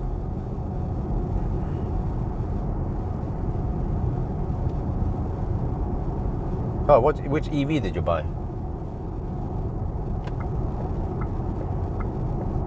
Oh, it's still kind of bright outside. 9. Well, August is not too bad. We just have to try to go on a trip on August. It's still not too late. It would be a shame if Lynn would come here and not go around and take a trip around Norway. I would try to get to Lillehammer. I will, of course, make a video, a vlog about this, but it's a bit repetitive because I've been there before on my videos. Projected 643, damn. I remember Raven. I got 640 kilometers on Raven, but that was in a 90 test even. But Raven has had 92 kilowatt hour net capacity. Here we have only 75-ish, right? 74.9 or whatever. You can see how many kilowatt hour we get out of this. Well, I can try to calculate. I forgot. Let me see. 529 times 117 plus the remaining 13,675 is 75.6 kilowatt hour. So there's a little bit of losses. 300 watt hour loss, heat loss. Okay, that is expected. i3s. Oh, okay, cool.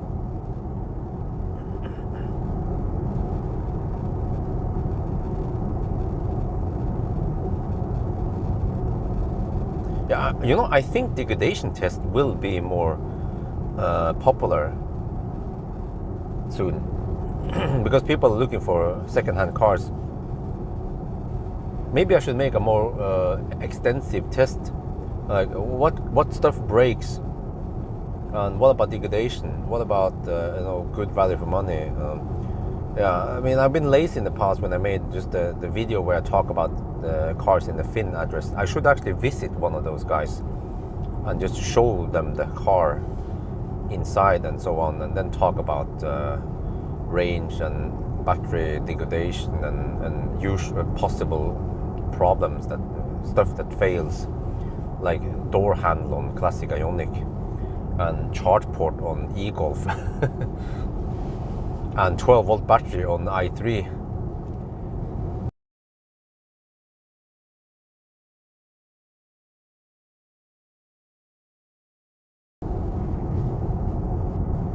Yeah, once the ID3 GTX is out, I will test it, of course. You have to do an acceleration test with it.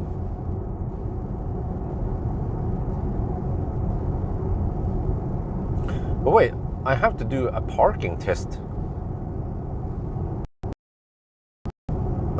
I could actually do a parking test tonight, since I'm too late for Isabel action anyway, so... Rema 1000 Byporten, yeah, it's actually called that. Charge port door lock on MBB car. Okay, I don't know about that. I think I need to make more videos about second-hand cars. Maybe not just challenges and stuff like that, because people don't see the point, but more like a video where I just say, hey, second-hand review of like pro tip about second-hand cars. E-Golf.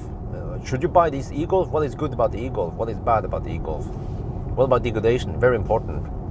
Leaf, Soul, i3, or I can do other approach there. Second-hand EV for 50k NOK. What can you get? You can get E-Up, Soul, some Leaf maybe, and some Zoes, and then there'll be pros and cons between these.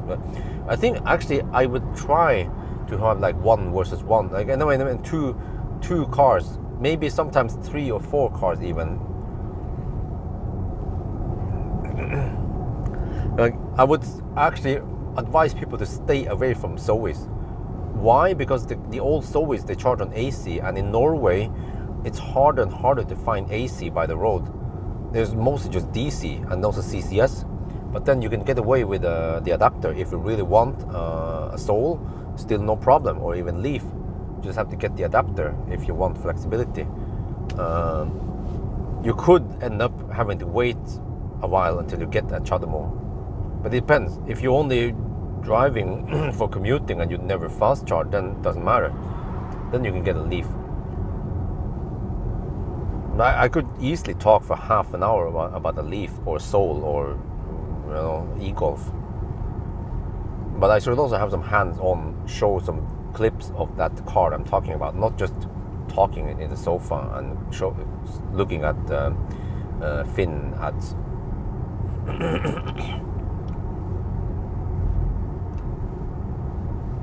But there are plenty of second-hand cars out there, and as far as I know, no YouTuber or website or does some serious and good tests or articles about second-hand cars. So people are kind of lost. They don't know, is it a good buy to buy a Leaf?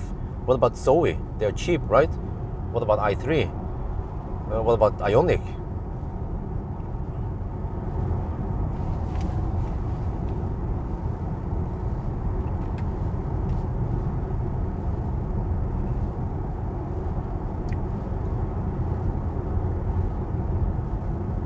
Yeah, common issues. You know what? If I don't know too much about those issues, I can always ask Vanya from EV Clinic.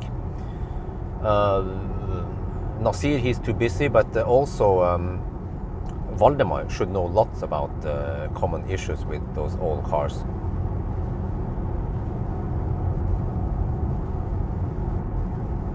Oh, okay. Maintenance, yeah, okay.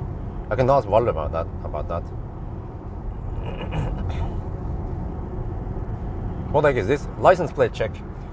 KH91302. Yeah. Kilo Hotel 91302.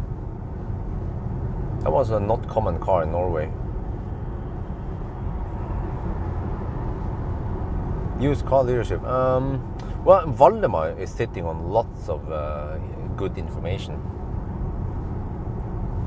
And it benefits him also if I make a video about him. Then he gets his company exposed.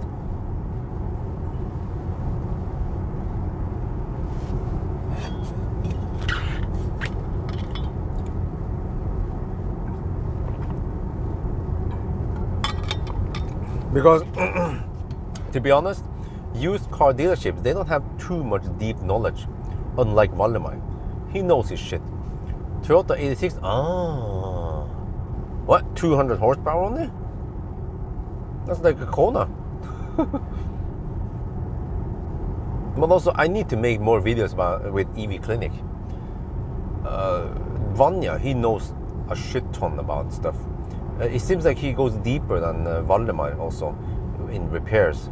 Like they can repair battery packs. They can extract cells from a structural battery. The stuff that many skeptics, and the EV haters, not the Elon Musk haters, they will always say, oh, I've seen that pink foam on in Sandy Munro's videos. How are you going to repair that?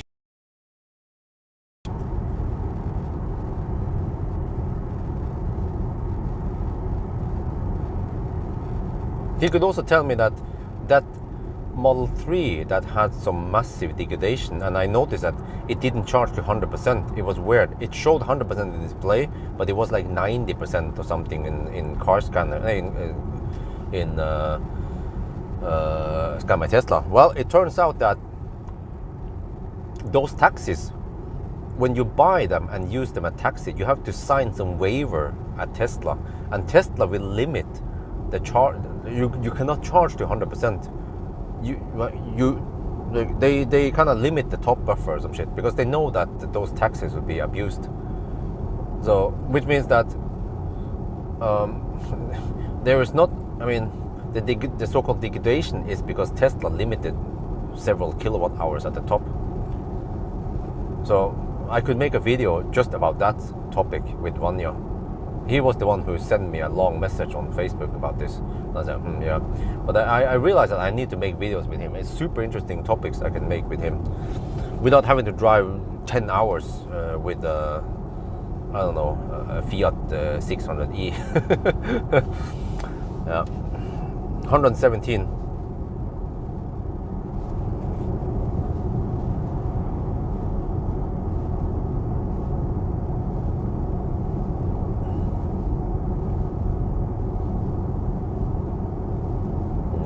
Degrees Celsius, 9 in the evening.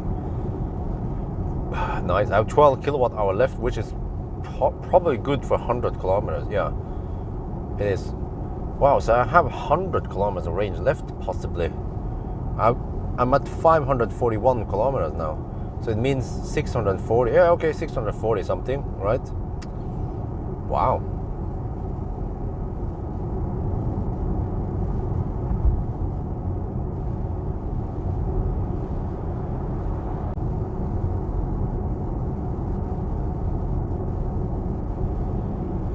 Okay, we're back.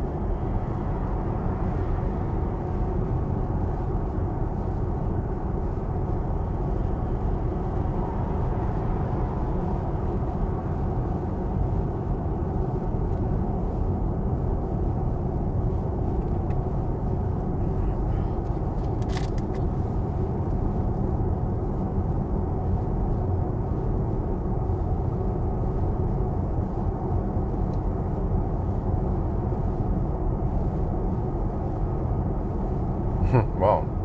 Yeah. Massive storage, right? Oh, the sun just went behind the mountains there.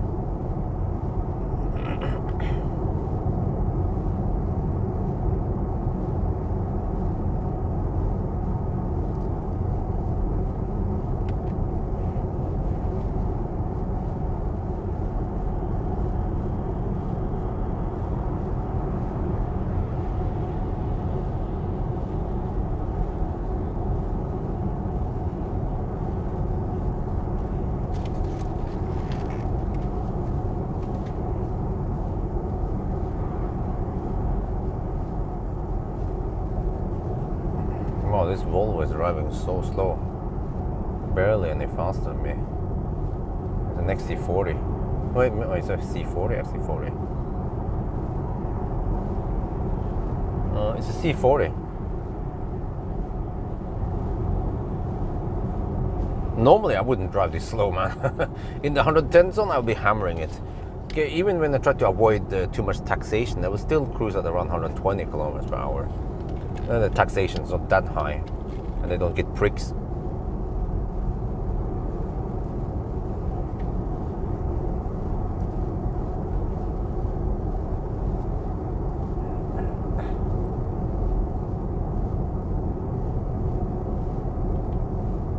We are. Wait.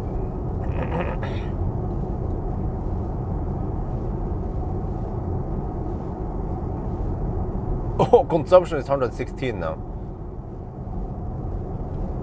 We are now on the motorway. This is a normal stretch where I do my range test around Mjøsen here. So it's now it's now 9 in the evening, and look at the consumption, 116 watt-hour per kilometer. We've done almost 550 kilometers. There's 19 degrees outside, and oh, look at this. Oh, there's almost no wind outside. Wow. The driving condition couldn't have been better than this today. And we also now have HVAC off still. And according to this, we have 11.6 kilowatt hour left, which is good for roughly 100 more kilometers, right? So we can go almost 650 kilometers. And let's say at least 640 kilometers. Wow. All right, let's hammer down the remaining.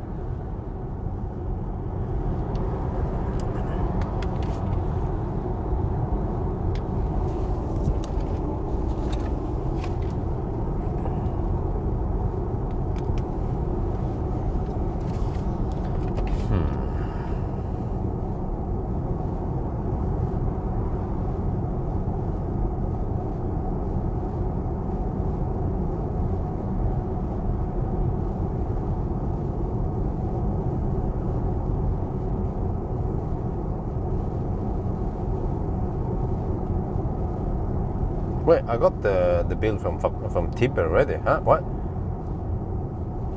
2nd of August, okay.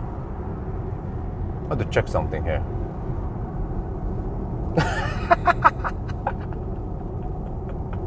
Oh, we check the bill here on Tibber. This is great. I need to show this, of course, in the video.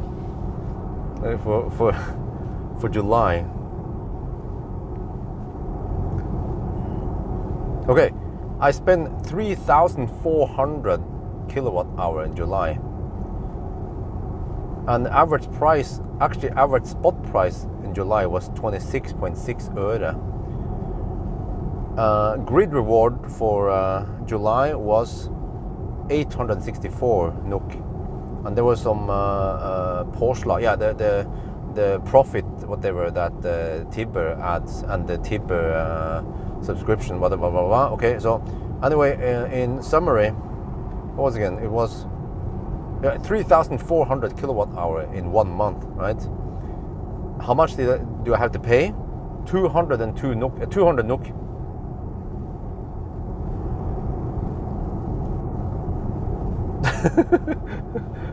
I had to pay 200 NOK to keep the house, and that also includes me charging outside of grid reward. Well, I had to charge for press car stuff, and I had to heat up the pool and cook, and heat up the water for showering for 5 people actually. me, wifey, and Isabel, and then Axel, running the circulation pump for the pool and stuff, right? So 200 NOK. What? So average price is ultra low then. It's like 200 NOK divided by 3,400. Yeah, it's like 6 øre per kilowatt hour, roughly.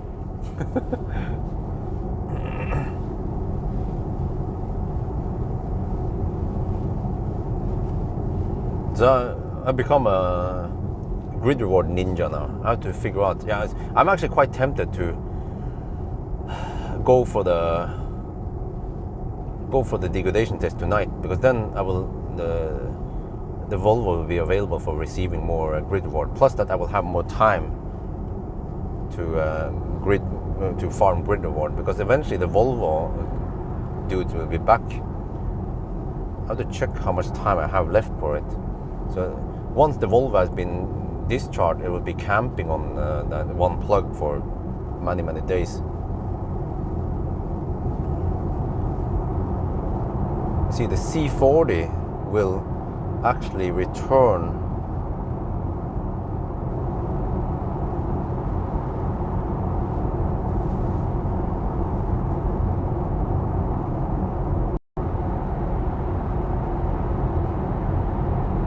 on August 13. Oh, that's 11 more days. Okay, that's plenty.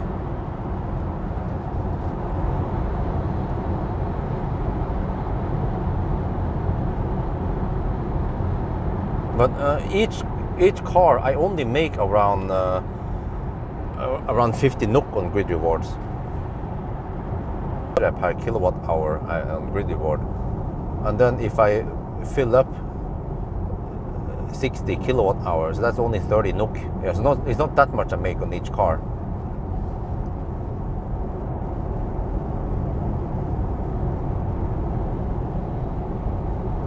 Because in a way we have to count that I don't have to charge those cars, but the press car, I have to charge anyway.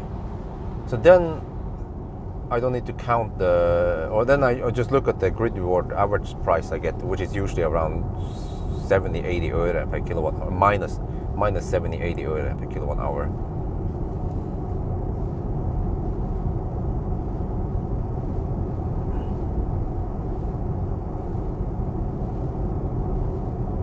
Yeah, I have to make a video about Tibber now that I got the bill from them for July.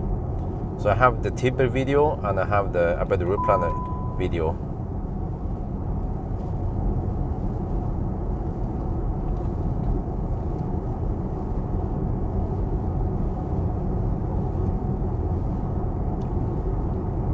But I could make them tomorrow night even. And I could go for the Volvo run tonight. So I have the Volvo ready for more grid reward action. But right now there's one plug that is not in use, and every time there is a plug that is not in use, and I'm losing out on potential grid reward. So the plug that was plugged into the ID7 is just hanging there, not plugged into any car, and I don't have enough cars now I can plug them into. Or the Tesla is too high; it's already at 90%. I tried for one day to run camp mode on it to bring down the battery, but it almost didn't drop. Like I was maybe pulling 500 watts, right? So you can do the math. That's only 12 kilowatt hour in one day, and then based on around 75 kilowatt, that's around 15% lost in one day. So it's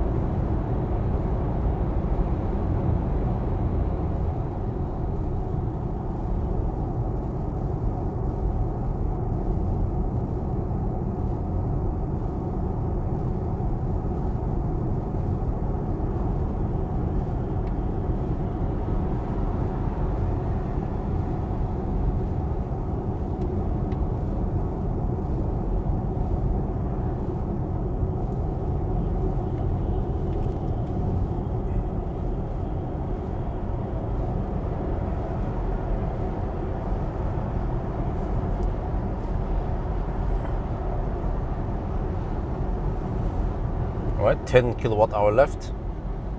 Consumption is now at 117. Oh, it's gonna go up a little bit, maybe. Oh, we have to go uphill. Well, but on the other hand, we have done 559 kilometers, so that's so long distance that we might not go that much up. But we will probably end up with 117 to 118 watt hour per kilometer.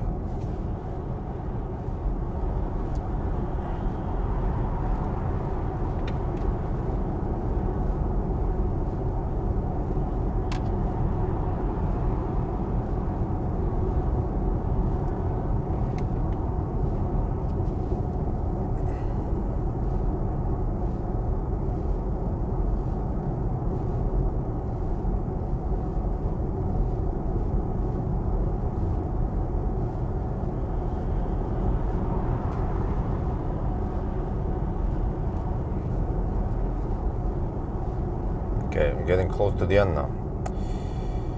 Well, interesting. GOM claims 71 kilometers of range. Really? Can we trust it? After 550 kilometers, we should be able to trust GOM, right? But based on 10 kilowatt hour left and 71 kilometer, the car estimates we will spend 141 watt hour per kilometer. Oh no, it's because we have navigated to, yeah. It's probably colored by that. We are navigated to cleavage, so that's why it expects higher consumption. But if I stop navigation, there, suddenly 89 kilometers of range. Yeah, this is what I saw in, no, it was also the same with the ID3. So now 89 kilometers, that is more plausible. So I think it's best for me to not navigate to any spot now. When I navigated to a spot on B roads, that's different. Yeah.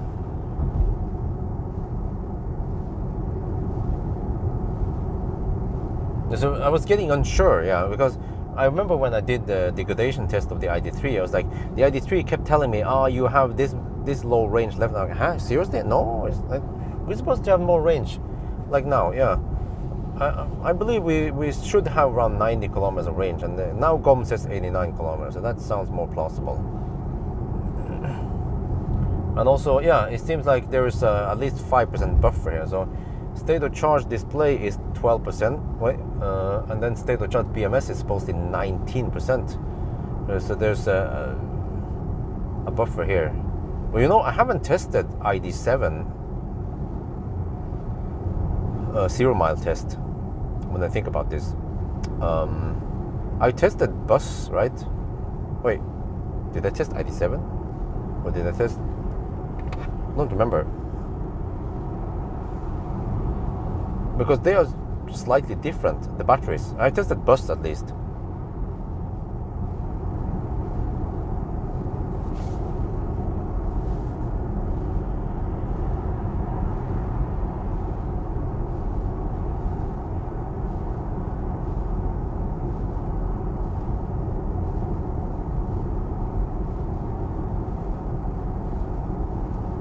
Okay, I trusted Q6 e-tron, but that's 100 kilowatt hour battery.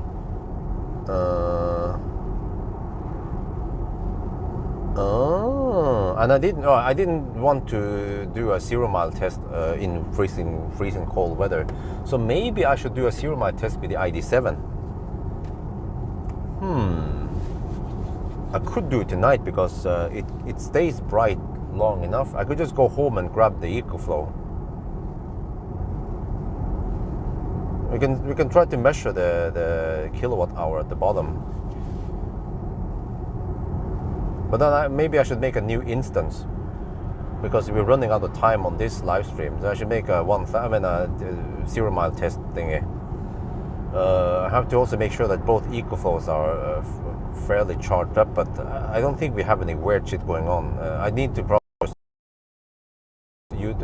do it now. Or, I mean, I could do it on Monday morning after 1,000 kilometer challenge, but usually in the morning there's some other shit I need to do.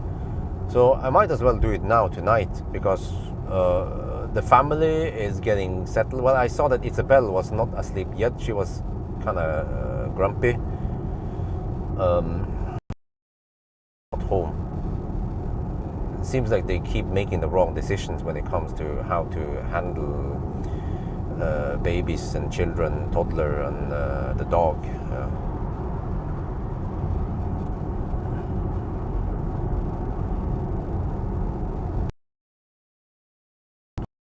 Just like raising children, and especially dealing with them before night and stuff, and feeding them. There's a whole set of rules you have to follow, which I didn't know. I learned it now. When it comes to anyone who's babysitter, they know these rules about which person is the favorite. You know, mother is always the favorite. Well, most of the time, mother has the highest rank. Baby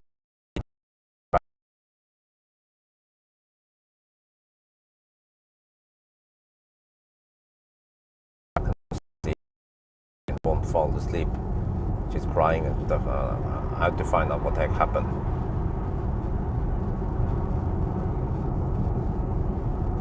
But okay, anyway, what was I going to say again? So tonight is probably the best time for me to do it, because also I'm going deep. I'm going deep now. In a 1,000 kilometer challenge, I would usually maybe end up with 5-10%. But in the 0 mile test, we go deep, like 1%. So there's very little things we need to do, really. We just have to, you know what I can do? Before I even finish the Sunday drive, I will go home and pick up the safety equipment. And then we finish the Sunday drive. And then I jump right into the 0 mile test. So there's very little time lost in the 0 mile test. We're gonna just jump into it when we have 0%, and then I reset, and then we count from there. Just make a quick intro that I just finished the Sunday drive, and now I'm going to go jump right into the 0 mile test and measure how many kilowatt hour we have below zero. So that means that I might spend no more than 1 hour on the 0 mile test, but it's going to be a bit dark-ish by the time we stop and charge. So different. We should at least test it, and the testing on ID7 should yield okay view counts.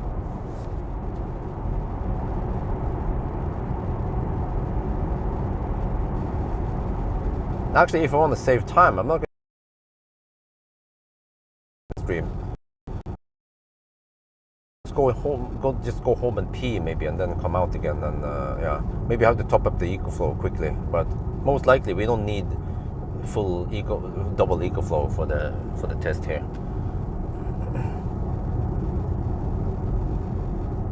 But then what about the Volvo? Volvo is not discharged.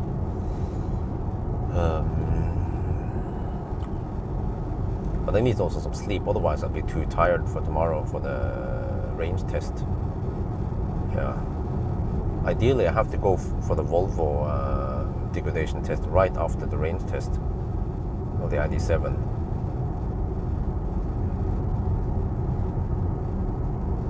And then I can chill on Sunday.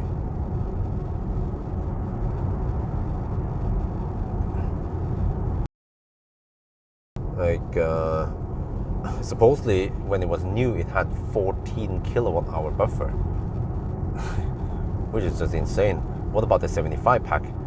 Does the 75 pack have only 61 kilowatt hour? Unlikely. I think maybe the 75 pack might have maybe 69, or at least degraded now less, but also the 75 pack should have lower degradation since there are fewer of those cars out there. So we'll see.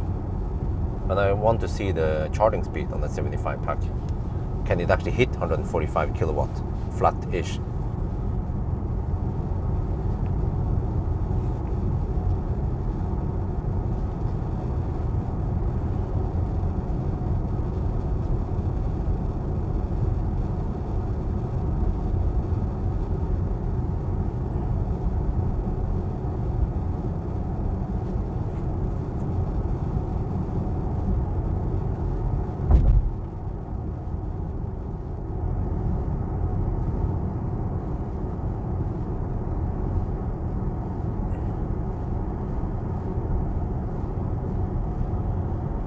Well, okay, but can someone tell me, is this the same battery?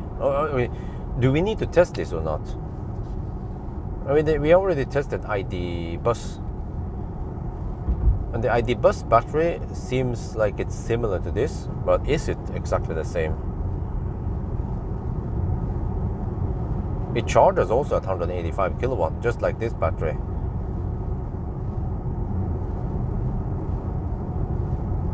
Man, it seems like there are so many different variants of the same 82 kilowatt hour battery. Like the one that is in Q4 e-tron maxes at only 175 kilowatt, but then the ID4 goes to 185 kilowatt. That's weird because officially they are all 175 kilowatt rated.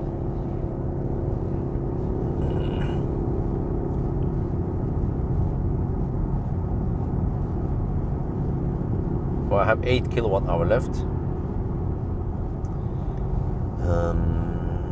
There are indeed many different versions of. Okay, wait. If I run out of juice, wait, I could possibly run out of juice before 11, which means that it's not pitch dark yet. Wait, 70 kilometers. 70 kilometers. I can run out of juice. Yeah, if I don't waste too much time, I go home, pick up the safety equipment, get going again. I can then run out of juice around 10:30 already.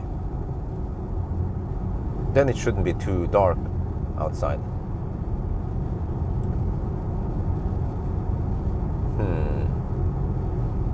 And then I need to charge roughly half an hour maybe. Yeah, especially this car is super efficient. Just have to charge enough so I can reach the camp power, and then I go home. Yeah. Wait, so that means, yeah, then I should be home by midnight, which is not too late. But then what do I do with the Volvo? Will I be too tired if I go for a range test? I mean, a degradation test with Volvo. If I cruise at 100 kilometers per hour, it's still okay. Not crazy heat loss.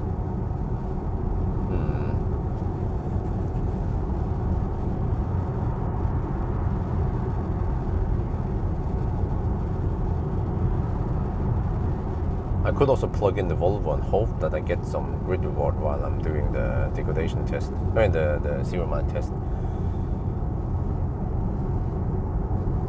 But the Volvo is at 96%.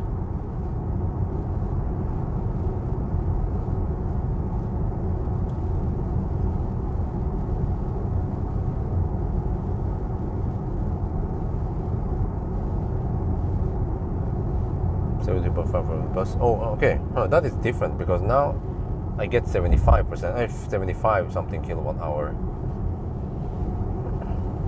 But then what about the zero buffers? And do they behave the same? Software has changed since bus, right? But hopefully they have the same behavior. We can see the power limit. Maybe we have 2.7 kilowatt hour buffer, maybe more, who knows? I have to check my data before we start.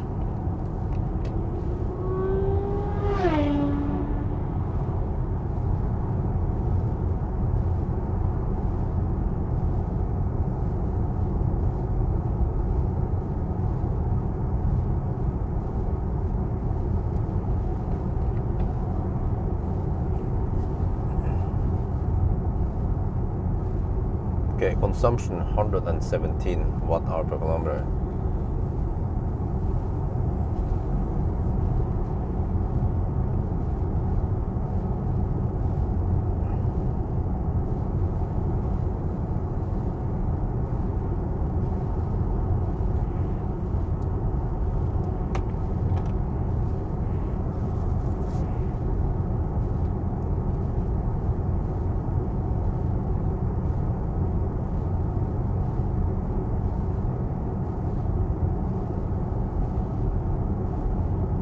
Okay, this would be strange. I have to mix in. Yeah. Because I'm gonna go home and pick up the safety equipment, EcoFlow and stuff, and then maybe do a quick pee also. And then I have to alternate between the the Sunday drive video and the 0 mile test. They will be kind of mixed in together. I have to separate the clips afterwards. Yeah. We're down to 7.4. Okay, let me do another status update. 580 kilometers, 117 consumption, and 9% left.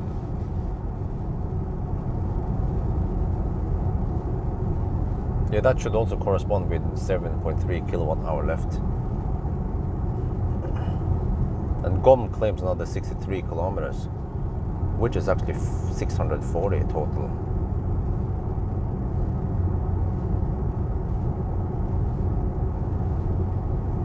17 degrees, so it's not too cold outside, it's not too dark yet.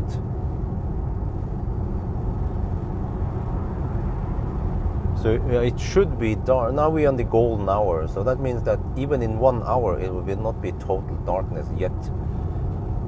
Yeah, and we should run out of juice in 1 hour. No, I forgot, we have to do the, we will reach 0% in 1-ish hour, and then we need to drive around like half an hour even. Yeah, we're gonna run out of juice half an hour past midnight.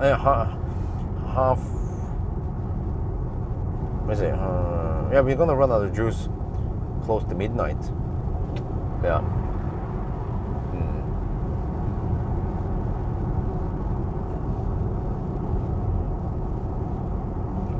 You know, there's a trick I could do. I could, before I'm completely out, before the car is completely dead, I set up the warning triangle and the tripod, and I put on the high visibility jacket, and then I shoot the thumbnail when it's not too dark, and then I run out of juice.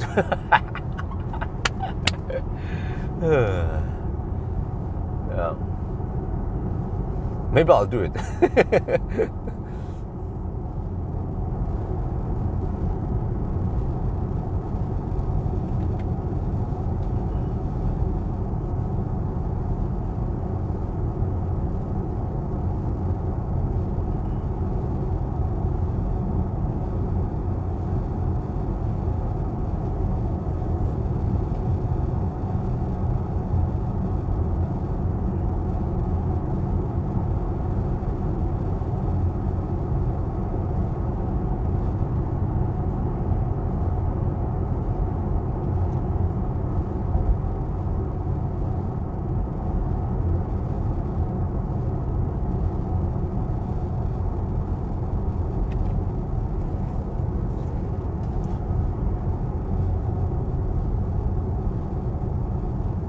But actually, I'm gonna shoot the Sunday drive,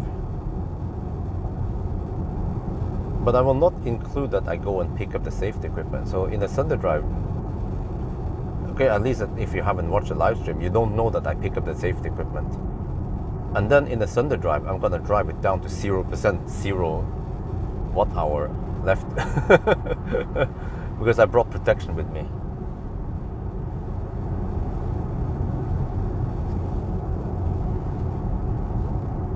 And then I end there, and then I can talk about how many kilometers we have driven. Yeah. Okay, that's the plan. So EcoFlows should be at high-ish state of charge. I'm actually not sure. Oh, you know what? My bad. I can just start charging them from here.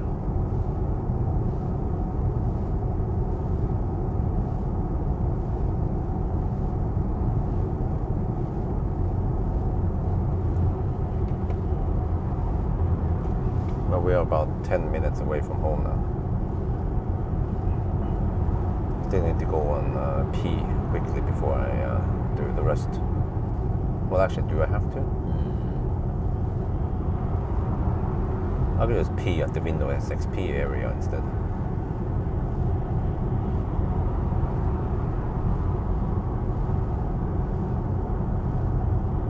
Yeah, might do that.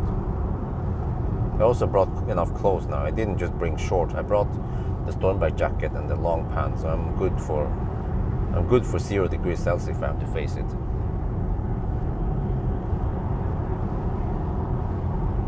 Well, that's an i5. BMW i5.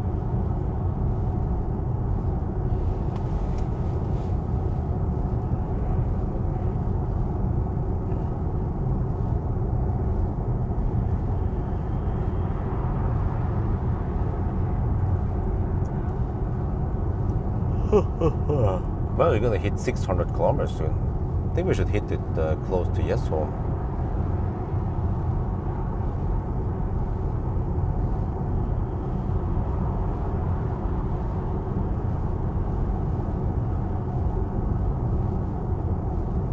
Yeah, especially if you drive slow like this, then.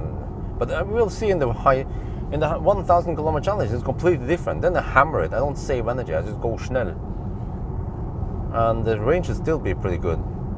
I wish we had something beyond Spekkerød. Well, I could go. You know what? I could go to Konghalla, but that's only 10 kilometers past Spekkerød, and I might end up in a red light there.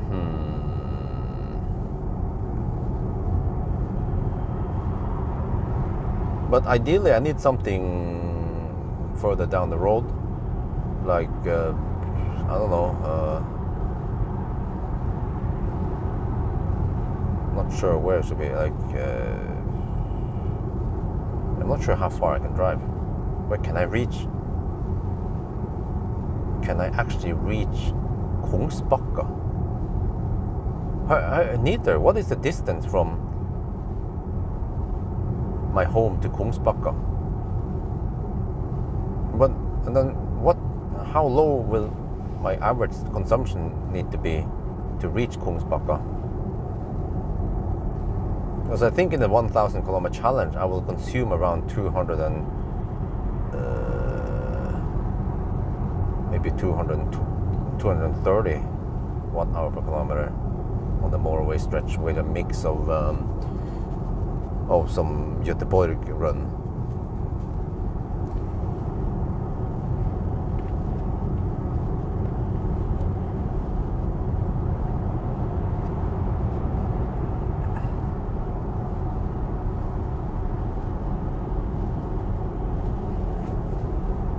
But that trailer has EA as license plate. Yeah, trailers can actually have E something. 355 kilometers. Oh shit! Wait.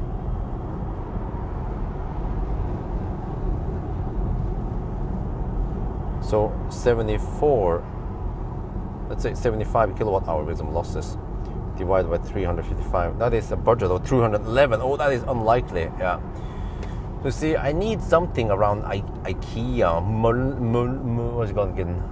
Around IKEA-ish, you know, what it's called again? Around Göteborg would work, or maybe Stig Center, Kongalv, 117, or I mean, Traffic Racer, we just updated the stats. If you just scroll up a couple of lines, you will see the stats. There's no need to ask me about it.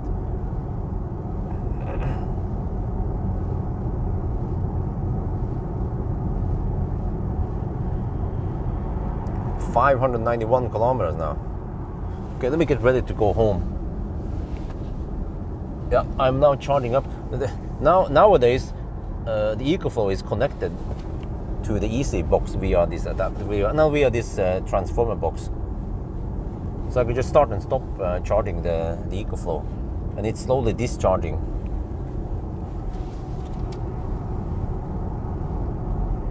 But right now we're charging the EcoFlow. But for some reason, I don't know what the heck happened to the EcoFlow. I cannot connect it to Wi-Fi anymore. It fails to connect every time now. So I'm like, the heck, man. Just offline. Even if I use Wi-Fi tethering on my phone or whatever, it doesn't work for some reason. So I don't know how to solve it. But for now, I don't really need to know. I don't have to have it in the app, but it would be nice. Not a must-have. Get a new one on warranty? Really? Just because it doesn't work in the app? Well, maybe there's a way to reset it somehow. Like a hard reset to reset all the settings and I don't know. An i4. Oh, did you get in throttling? Snøhetta. Oh, that is in Dovrefjell. Wow.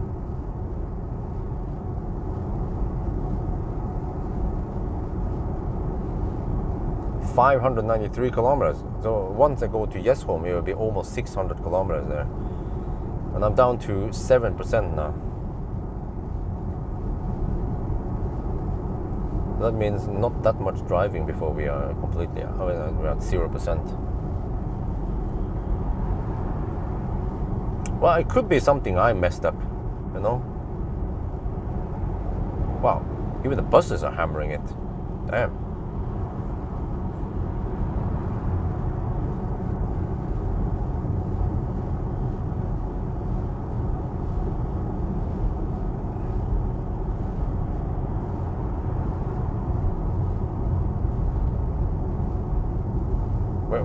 Wait, 18 degrees Celsius.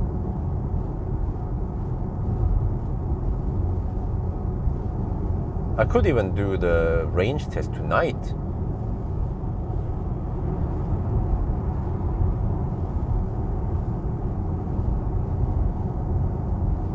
Yeah, like right after the 0 mile test, I go do the range test. And then I can slack all day tomorrow. Or do the Volvo tomorrow.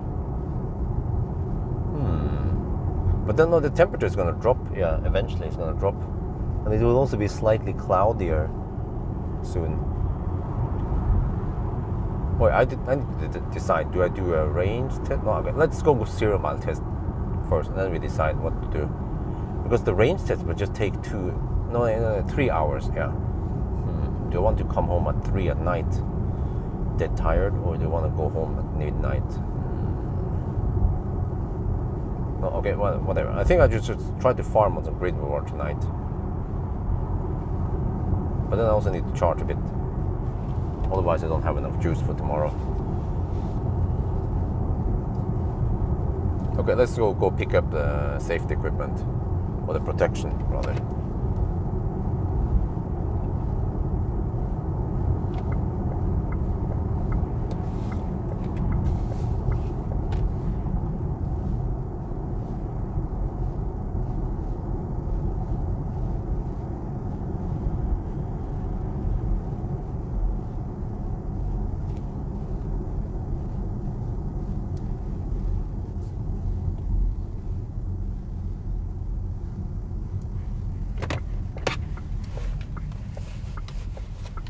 Alright, welcome to Yesholm. Still not that dark yet. We have to utilize these long days.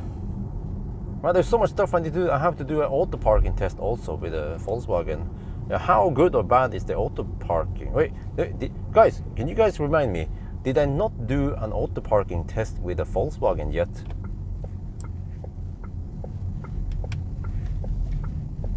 I did it with Audi system, but the ID cars.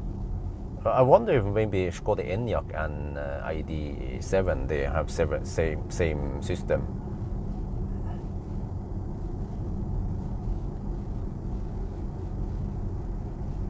Yeah, of course I reset the Wi-Fi. I've done it a dozen times. Button, what?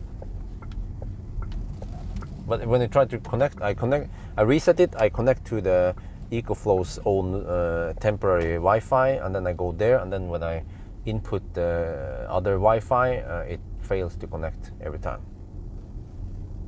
Done ID4 Pro. Oh, yeah, I did it with ID4 Pro. Okay. Oh, thank you. Yeah, then no need to do it with ID7 then.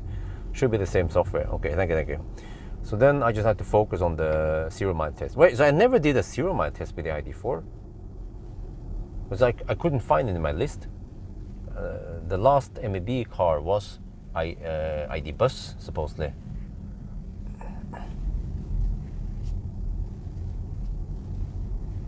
Man, I'm getting old. I forget what kind of test I've done. This is why I need that spreadsheet, so I don't do double videos. Like, oh yeah, I'm going to do a 1,000 kilometer challenge. Like, dude, you already did it last week.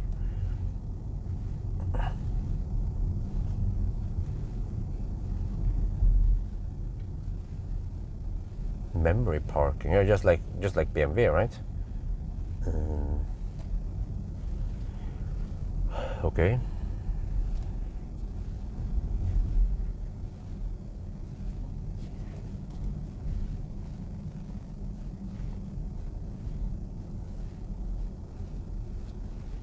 But yeah, I have to work hard now that Lynn is here and she can help take care of one of the kids.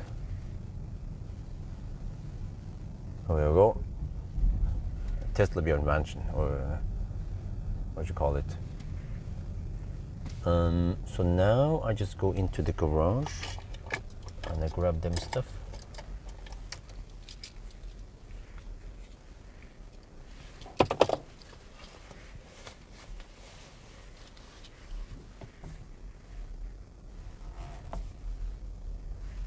$597 kilometers now. Okay, we just put it in the trunk. Wait, I need to plug in the Volvo maybe. But then I have to go inside and get the keys. Do I want to do that? Yeah, I think it's okay to go inside now. Or does it matter? Actually, I'm thinking.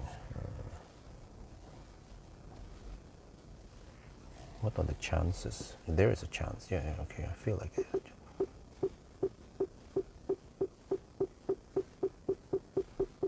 Boom! 597 kilometers done now. 117 consumption and 7% left.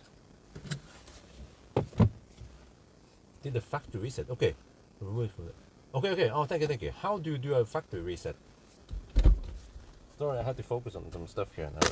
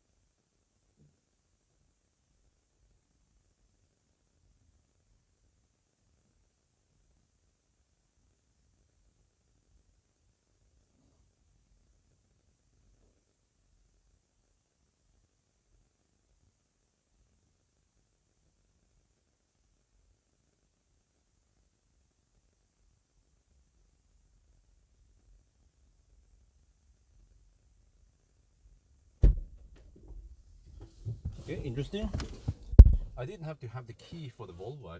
I could open the charge port and then plug in the Volvo. So now I could get some grid reward there while I'm, yeah. And this was it, a quick pit stop. I will just pee in the bush once I'm done. Just wanna make things as time efficient as possible. Now we head out again. I have still one bun and some drinks left to keep going. Yeah. Long days, man.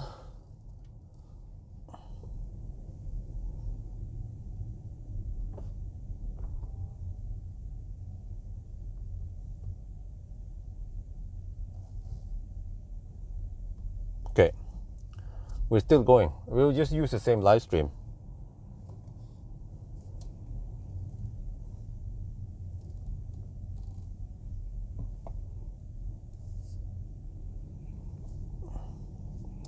So Glimpse has another 2.5 hours left. That means that, okay, we have been going on for 9.5 hours now. And we're down to 47 kilometers of range. So that means that we should be at 0% in, yeah, not too long. Let me double check. I have the safety equipment with me. Wait, did I bring the charging cable? Let me just check here, just in case. Just sanity check that I have the charging cable with me. Actually, yeah, let's just double check.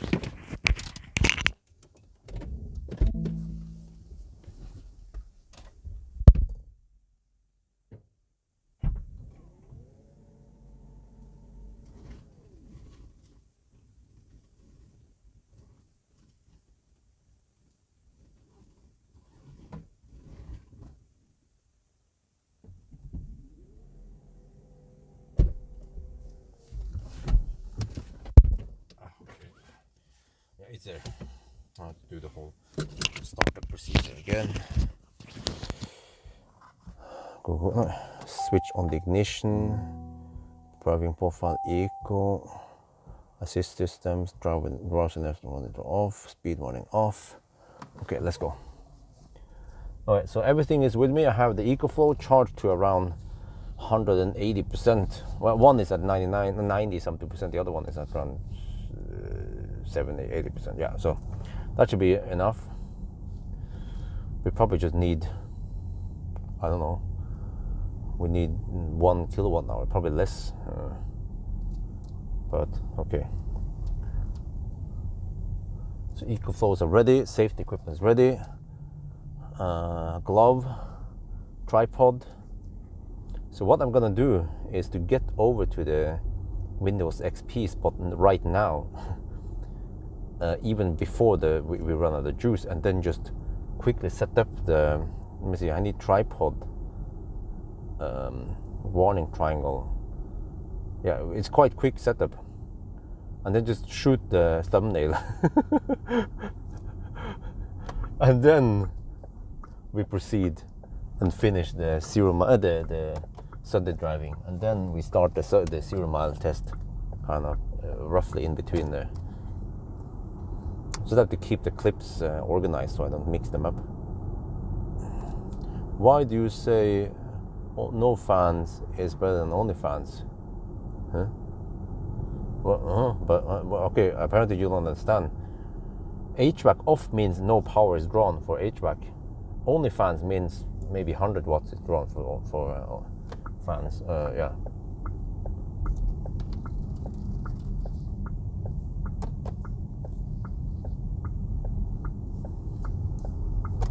So of course, 0 power consumption is better than 100 watts.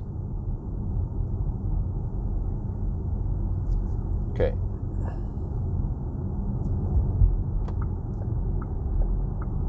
$599 kilometers. We're gonna do a countdown here. 5992.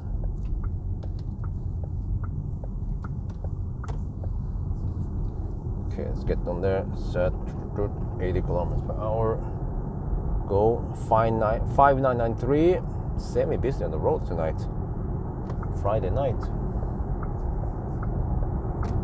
5995. 5996, 5997, 5998, 5999, 600, consumption 117. We have 45 kilometers of range, indicated range left, or 5.1 kilowatt hour left, roughly. Not sure how many kilometers we can squeeze out of that. We'll find out soon. Oh man, this took a long time. So I left at 12. Let's see. Yeah, okay, we haven't spent 10 hours yet on this test. It's around 9.5 hours. But these tests are expected to take a long time because of slow driving through Norway. Yeah.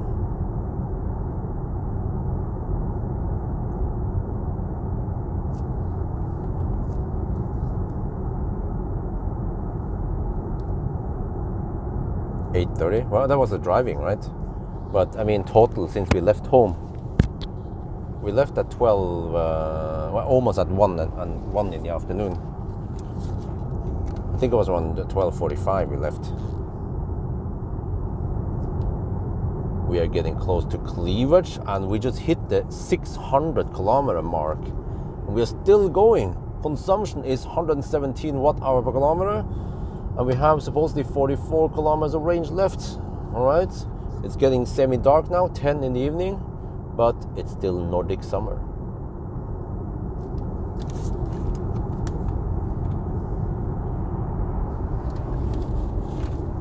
Wait, total what? Total driving time, right? I see in here, total driving time, but there has been some stops here and there. So the total stops took maybe half an hour so far. Not that many long stops. I tried to eat while we were driving. Kind of want to pee soon, so I'm gonna pee in the Windows XP farm. But I just have to stop there. Let me see how to go in that direction. Yeah, stop there and then shoot the thumb. That's brilliant, man. It's not too dark yet, so we still get some light or whatever. And then I'll just put on the hazard light and pretend that we run out of juice. Oh, shit, that's funny, man. Then I pack everything. Well, which means that I don't have to do that shot later when it's dark.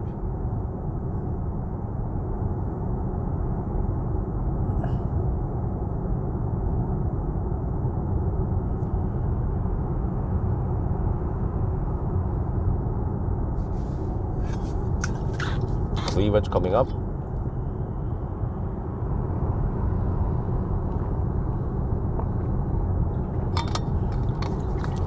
So I don't know how true this is, but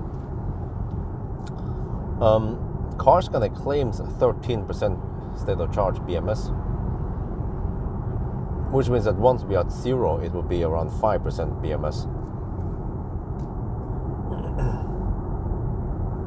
which should mean maybe. Not sure. Wait, Nitter, can you find out how many kilowatt hour did I get on bus below 0? Was it 2.7?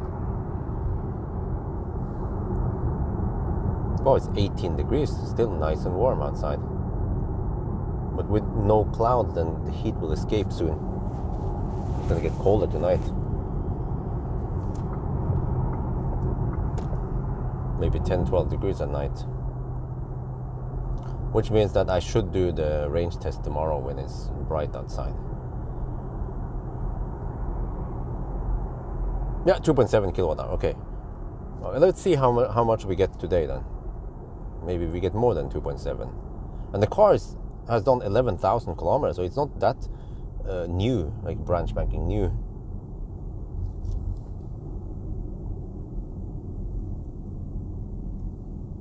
It's not a virgin anymore. But wait, 11,000 kilometers already? Wait, how old is this car? I need to check the documents and see when it was registered first time.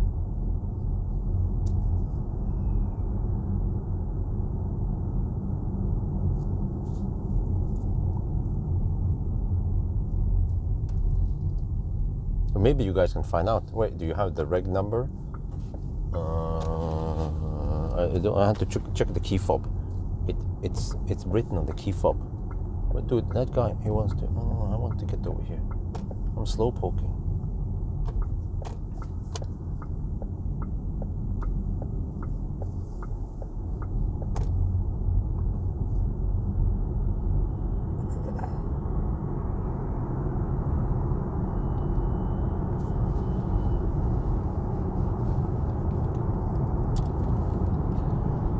Let's see. The registration number is EH Echo Hotel 26620. Yeah, Echo Hotel 26620. You can check on Statens Vegvesen when this car was first registered. Speed camera is plenty. 17 degrees Celsius now. It's getting colder. 606 kilometers now.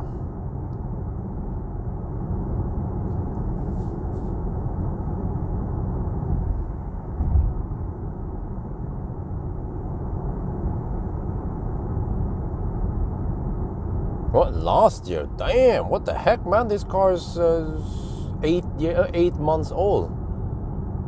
Wow, no wonder why. Wait. Ah, yeah, because we already had it last winter. I mean, I tested some ID4 last winter. Yeah, and then I waited a while until, I don't know why I was not able to borrow later. Or maybe I didn't request it, yeah.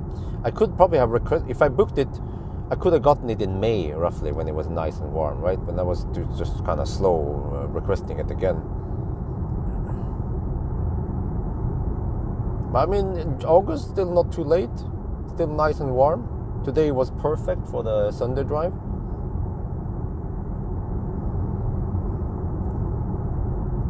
Yeah, I see Windows XP is not too dark yet. You just have to hurry over there.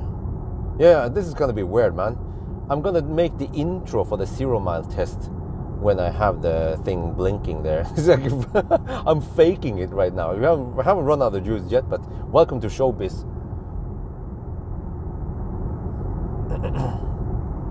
Okay, so this is kind of weird. I'm gonna get over to the slow stretch, and then before it gets too dark, I'll set up everything, and then actually I have to pack it back down again until we are really out.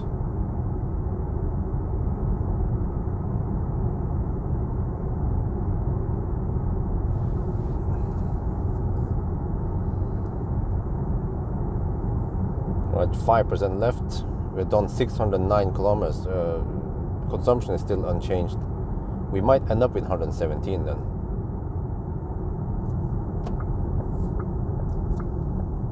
And the range circle keeps shrinking now as we go.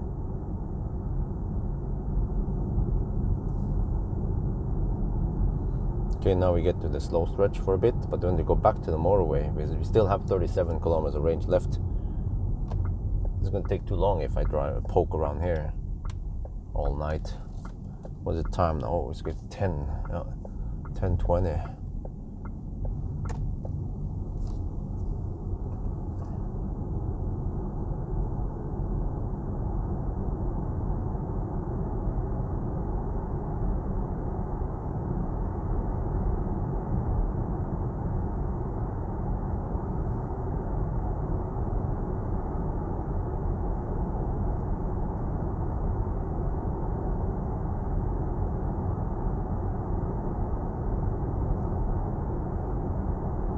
So the ID7 Tourer should be less efficient, right? Because there's a box in the back there. So drag coefficient is worse on the the Tourer.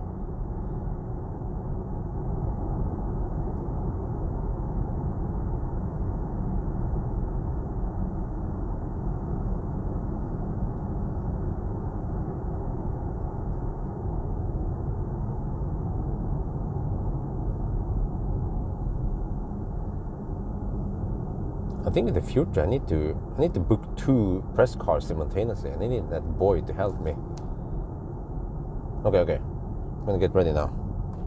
Microphone set up. We are currently at the Windows XP area now. There's some backlight, but I think that's fine. I'm gonna just compensate for it.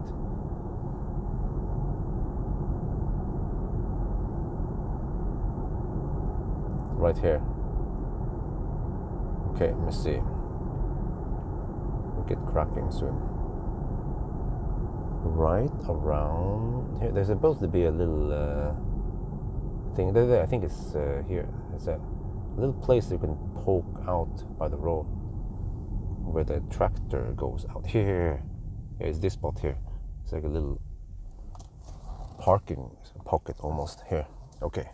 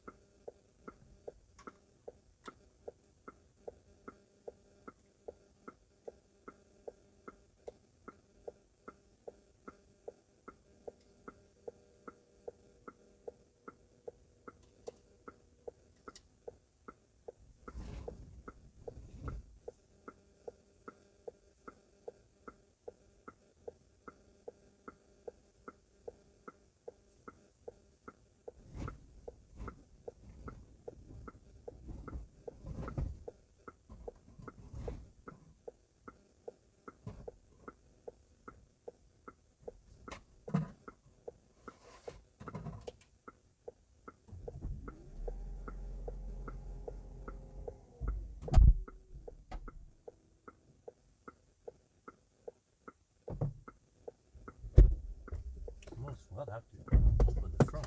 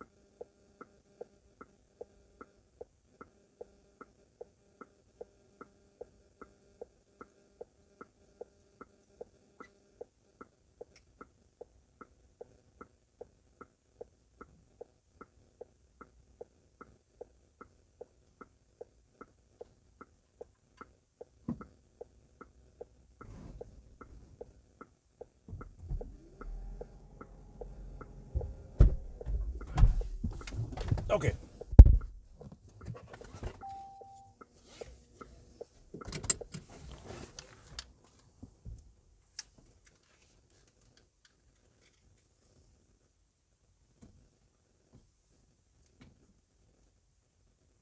See, we are here near Cleavage, and we are actually doing the Sunday driving right now. See, we have driven 611 kilometers with consumption of only 116 watt-hour per kilometer.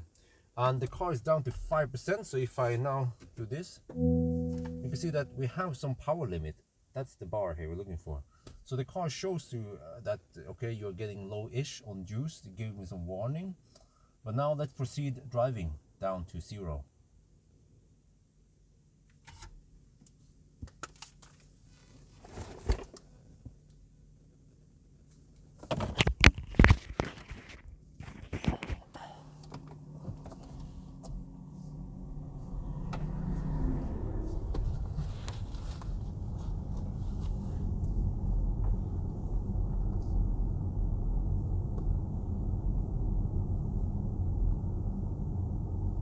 Okay, now, well,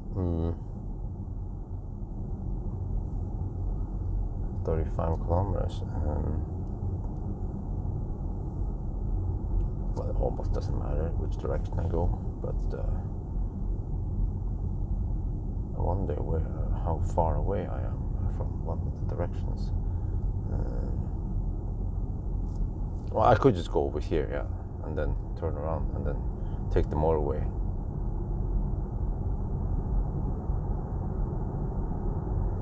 So yeah, that was interesting. I shot the thing there, so then I don't have to do it once I start charging. I can just slack in the car for half an hour, calculate how much I need to go to the finish line. And I will of course do the test where I charge for 5 minutes, disconnect, and see if I get any power limit thing. But also car scanner reports also the limit discharge limit, but in amps. We can also look at the bar and the display.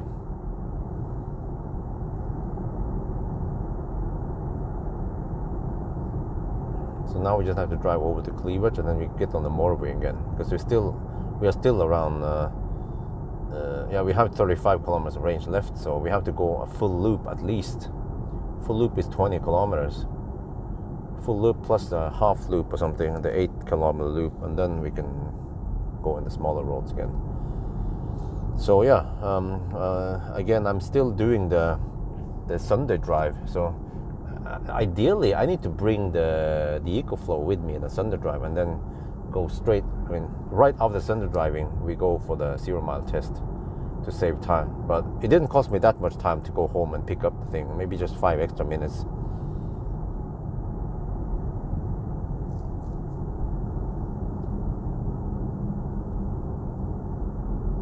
But in the beginning, when I didn't streamline the Sunday driving, the 0-mile test, I would then start with 20%. And yeah, in the beginning, I also had to start from Oslo just to get over here to do it. So the 0-mile test was quite time-consuming. Yeah, but now that I live here, it's short way, and especially right after I finish, I just do this right away to cut down the time spent.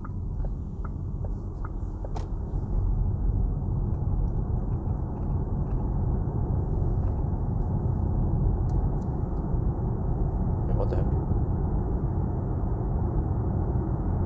Why is the head-up display so dim?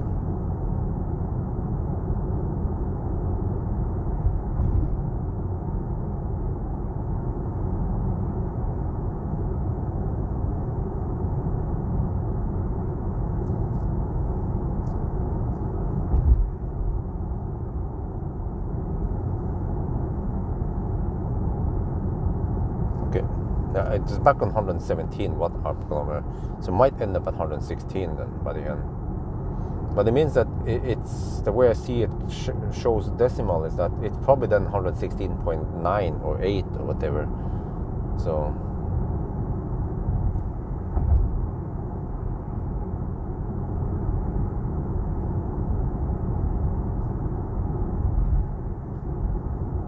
what was the weight for this car again? I checked the weight on ID7, right? On top of my head, it should be around 2.5 tons. No, maybe 2.4 tons, similar to a Model S with bigger battery.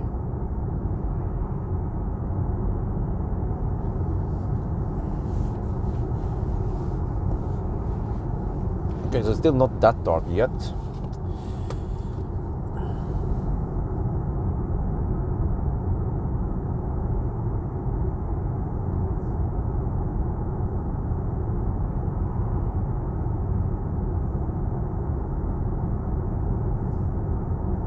Oh, 25 NOK from Daniel Hagen. You're going to test the bus GT? Oh yeah, of course. Absolutely.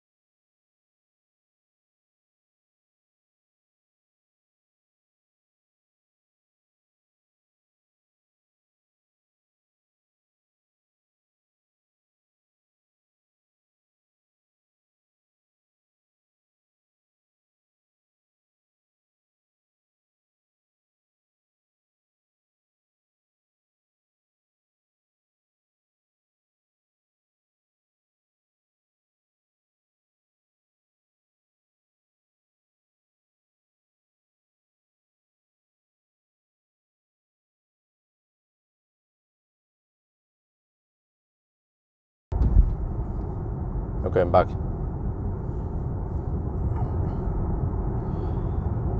618 kilometers now and 27 kilometers gone. I think that's plausible because we have 3 kilowatt hour left, which is good for at least 20 kilometers, maybe more. So we just have to see then. ID's Pro S with, yeah. Well, I haven't done the trailer challenges in a while now. Okay, let me. I know the trailer challenges take some time.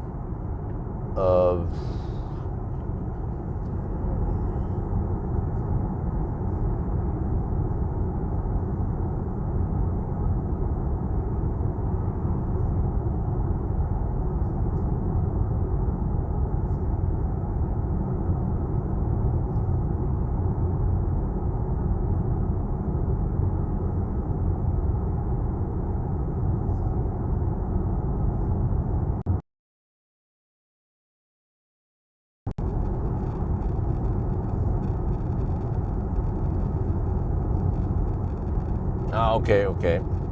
When it comes to the electricity bill, I got a 2,200 NOK bill from Elvia. 650 NOK was for the grid fee. I forgot. I mean, the 200 NOK for Tibber, that's only for the electricity part, but they also have to pay for the grid fee and some stuff, and the peak power. Yeah, I was on step 6, I think, 25 kilowatt average. So there's roughly 1,500 NOK in grid fee you have to pay. So when you actually count that, it's 2,400 total.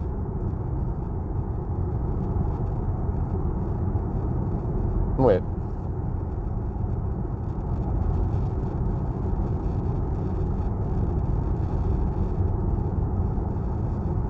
How many kilowatt hours did you use again? I don't remember.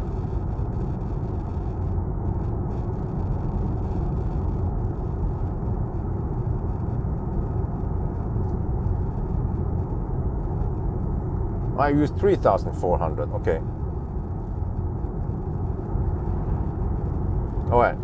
The average price then is 70 øre per kilowatt hour if I count all the fees. Yeah. 70 øre. I think it's more, if I look at the other months, it's probably higher, closer to 1 NOK per kilowatt hour if you count, especially if you count the power tariff also. You can't just only look at the what do you call it, nettleie. You also have to take the power tariff and divide it by the number of kilowatt hour you have.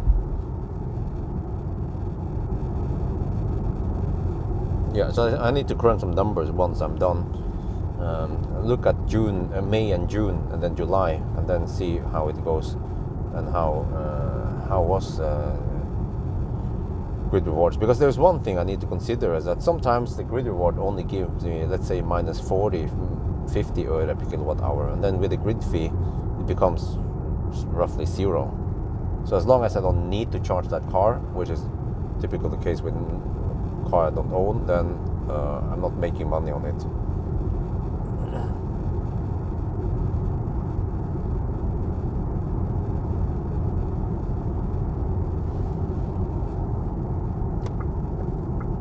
Okay, let's see. Yeah, we're down to, okay, status update, 623 kilometers. Still same consumption, and 3% left. 21 kilometers of range left. That means I can go back again and then take the 8-kilometer loop. I'm down to 2.3 kilowatt hour left now. Yeah, that number is something I can trust. 2.3 kilowatt hour.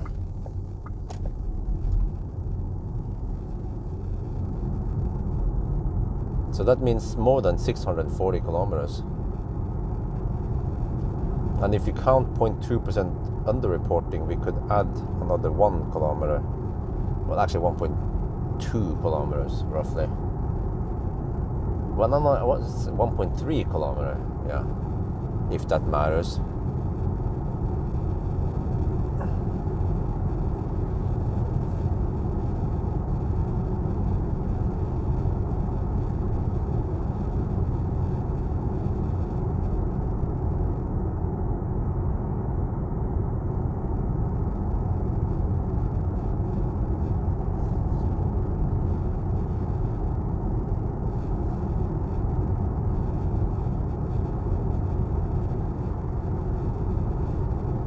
Wait, 644 kilometers. I think that is plausible. That would be exactly 400 miles. Yeah, we can just round up that. We can add that extra 1.3 kilometer. You know, in the since we measured 0.5%, now 0.2% underreporting.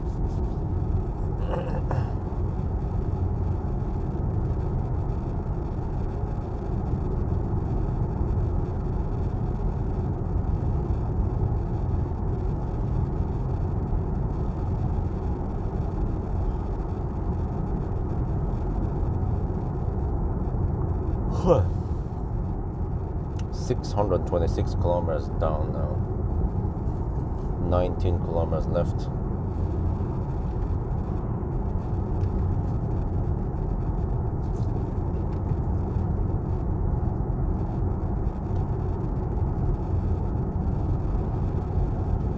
So let's see. I would have been doing this in the Sunday drive anyway.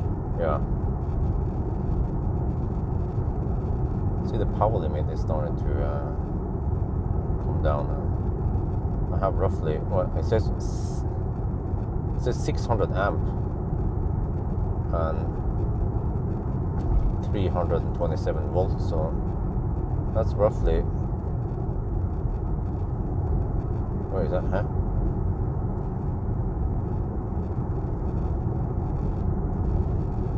Around 180 kilowatt. That sounds like a lot. But I have roughly 60% power in the display here.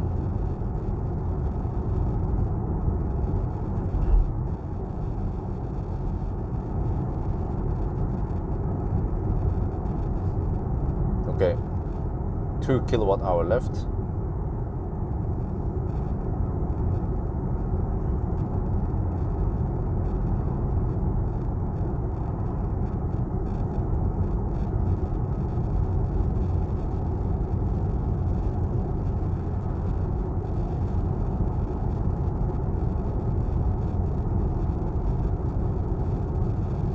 Okay, once I run out of juice, I'm gonna just sit and chill and eat the bun and chat with you guys for half an hour before first I have to charge around 5 minutes and see if the car will move and if the power limit has gone up or not. And then we go back and charge more, around 25 more minutes. Yeah, I'm kind of interested in something that charges faster than just 10 amps. Well, most of the time I don't even get 10 amps, I get around 9 amps, yeah, roughly 9 amps. So if I can get 16 amp, that would be great. But the EcoFlow inverter I have doesn't output more than around 2.4 kilowatt, which is roughly 10 amp. So I need the 3.7 kilowatt inverter, which is heavier and more expensive. And that's where I need that sponsor. But I'm not looking for that Delta Pro because it's too heavy. It's one unit that weighs 45 kilograms. That's too heavy for me to deal with. Yeah, you can also the 86 kilowatt hour pack, or well, if we get 11 more kilowatt hour, we can just add that, you know.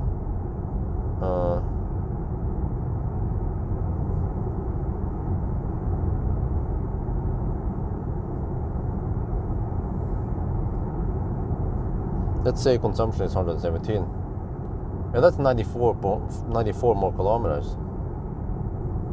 Yeah, so then it's over 700 kilometers. So I can already now predict that the Pro S can go 730 roughly in my test.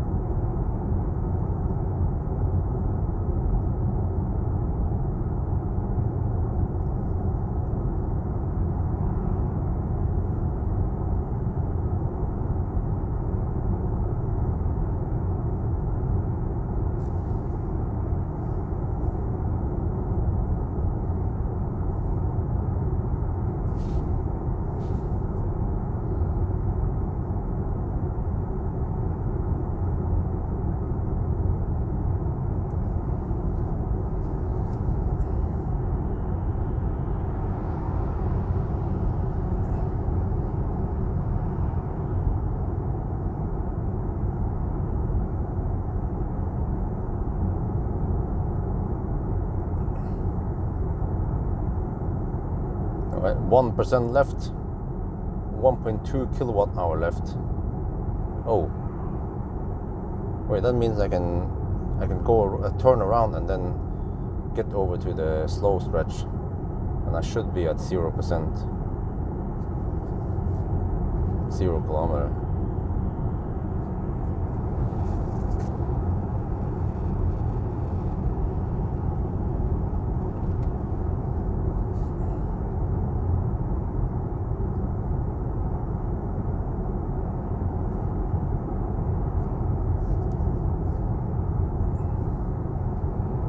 Wait, so the A6 e-tron and the Q7 and the ID7, they are kind of, well, I wouldn't say rivals. It's from VAG, both of them, but similar cars, right? In size, in performance. Wait, except for that, the Audi uses the Porsche platform, and this one uses the MEB platform. They're different platforms, right? And the Audi charges faster. Yeah, it charges should be at 285 kilowatt, just like the Q6 e-tron. That's roughly 100 kilowatt faster.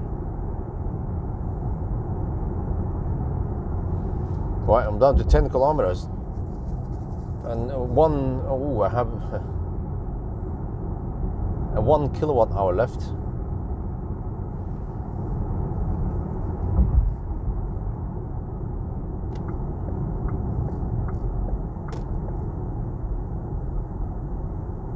But then BMS claims 8.4% left. 634 kilometers done now.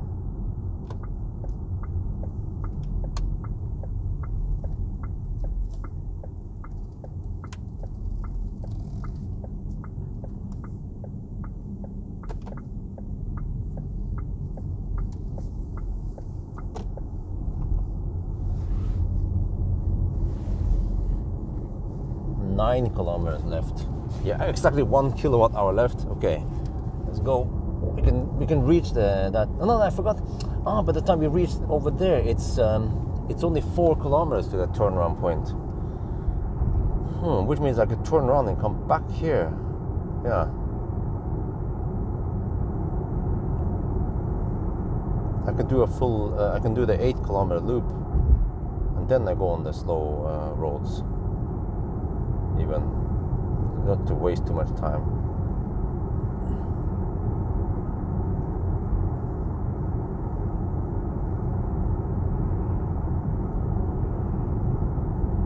Well, it makes sense. This car is not that. I mean, the ID7 is semi-tall-ish, even taller than EQS, and EQS is even taller than the Model S again. So e-tron, A6 e-tron should be something like a Model S or EQS in length and height. Okay, 800 watt-hour left, 1% left. Yeah, we should be able to turn around at the turnaround point and still actually cruise on the motorway. There, okay, no range remaining, 0%, but still 7 kilometers left, and 725 kilometers to go. Watt hour, I mean, 725 watt hour, 700 watt hour left.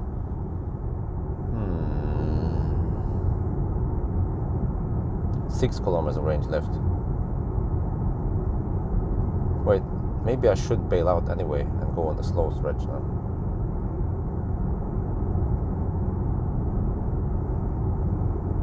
But yeah, 600 watt hour is at least 4 kilometers, not 6 kilometers. I don't know why the heck the car claims 6 kilometers. Should be more like 4 kilometers left to 0 watt hour.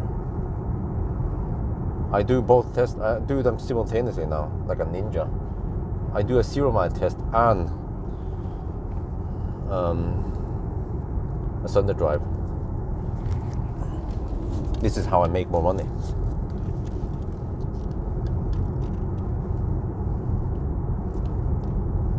Okay, we are going kind of low now. We have 5 kilometers of range left. Power limit is at roughly 60% power.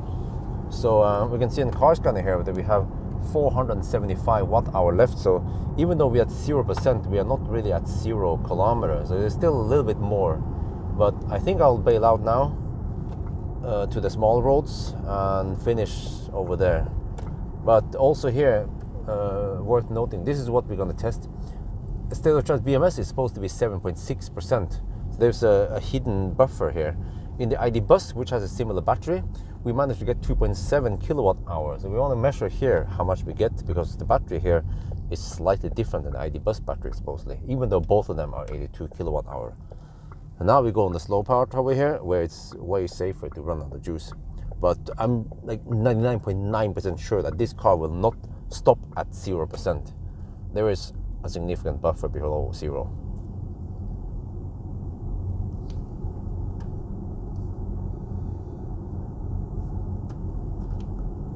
Sunday driving. We've been driving back and forth around Cleavage, and we are down to 0% and 4 kilometers of range left, and we are still going. We are done 638 kilometers now. Oh shit, how low do I dare to go? How deep do I want to go? Well, we have to go as deep as possible.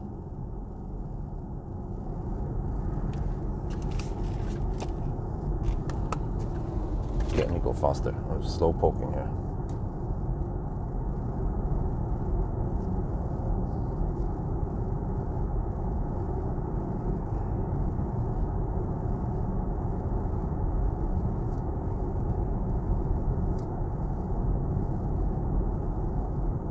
Let me test the high beams. Wait. No. Huh? Why aren't the high beams firing up? Doom. Well, okay, now this seems like it's manual. Wait, don't I have auto high beam? Oh no, I have. Maybe I haven't put it on manual. They turn at least. Wait, let me check here. I put it on auto. Not sure why they haven't fired up. Okay, 3 kilometers left. Still 350 watt hour. That's plenty.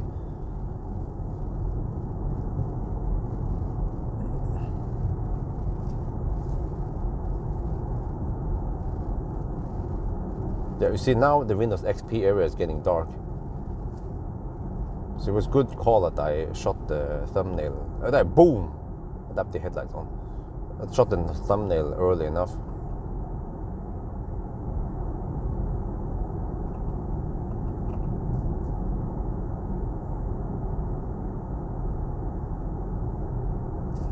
Okay, 325 watt hour left. 300 watt hour left.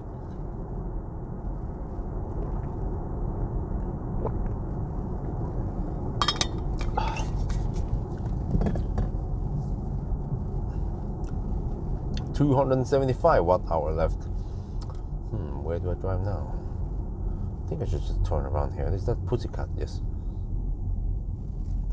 I just want to stay around here until we have 0. Well, actually, what happens once we hit 0%? Well, then I just stop somewhere. Okay, maybe, okay, whatever. I already turned around here. Let's go.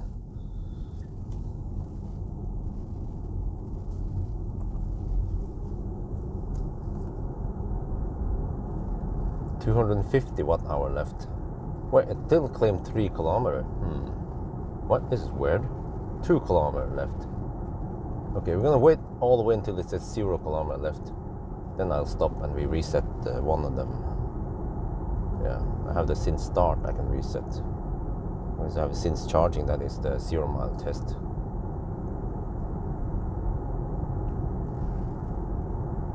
Well, it's still not too cold in here. It's 14 degrees outside, but the car keeps the heat contained here. Okay, 150 watt hour left.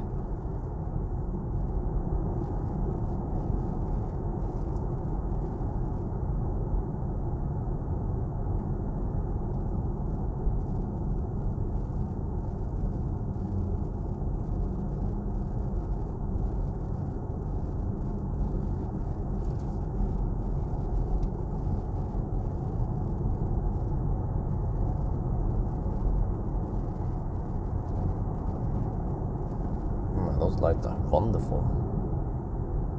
125 watt hour left. 100 watt hour left. 75 left. 50 left. 1 kilometer left. 25 watt hour left. 0 left, but still 1 kilometer. When if I regen, I will get that stuff back. Let me see. If I regen now, well, kinda okay. But if it's still 1 kilometer left, then I'm not gonna stop yet. Reset. 642 kilometers. There, 0, 0. Gotta stop here. That is actually literally the end of the let me see, check here. Yeah. That's it. This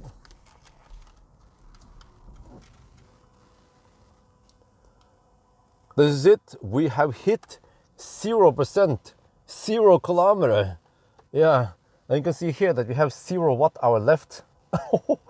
And okay. We managed to go 642 kilometers. Wow. And then we have 0.2% underreporting. So I think I will round it up to 644 kilometers and then 400 miles.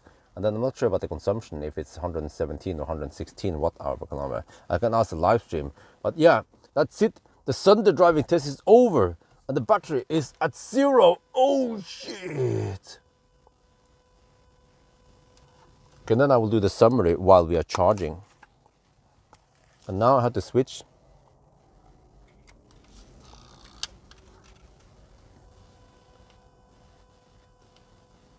All right, we are now stopped by the road. It's not busy at all, this road, but we have hit 0%, 0 kilometer. And then car's gonna report 0 watt hour left. And you see, we still have 7.2% state of charge in BMS. And then also, this is from the other test, in the Sunday driving test, or the eco run. We managed to drive 642 kilometers until 0 now, and with a consumption of 117, but there's a 0.2% underreporting here. But what I'm going to do now is I'm going to go to since start, like this, and then, wait, let me see, which is the same since start was this morning. And now I will reset, make sure I reset the right one here. There, since start, I'm going to reset this. Yes. And now we drive, and we see how far we can drive. Well, actually, how far, and also how many kilowatt hour we have below 0. Well, neater. The 0.2%, we can round it up, right? We can round it to 400 miles, and But what will the consumption be then? Will it be 116 or 117? Is 0.2% enough to push it down to 116? Because I suspect that it might be at 117 point... No, wait. Yeah, it might be 117.0 or something. Or close, or around there. It's most likely not 117.9 or 8.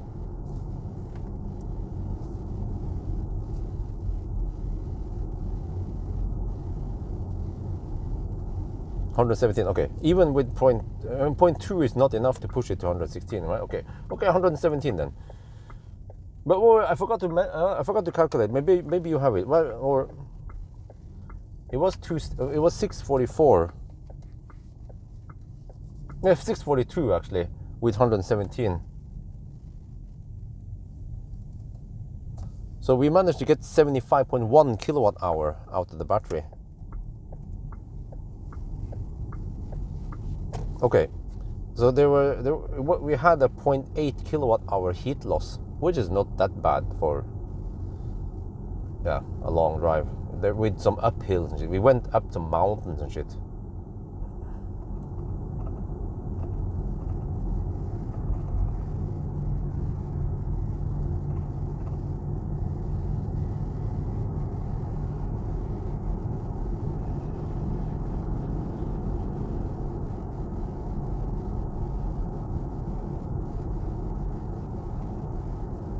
Okay, this is gonna take a while to go below 0, but there's still some power limit here.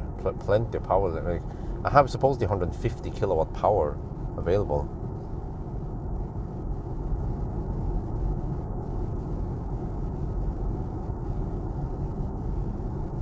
Huh? What, you counted 643? Well, I forgot to check. I forgot to check the decimal on the thing. Yeah, my mistake. I look at 622, but it could have been 622.5, for example.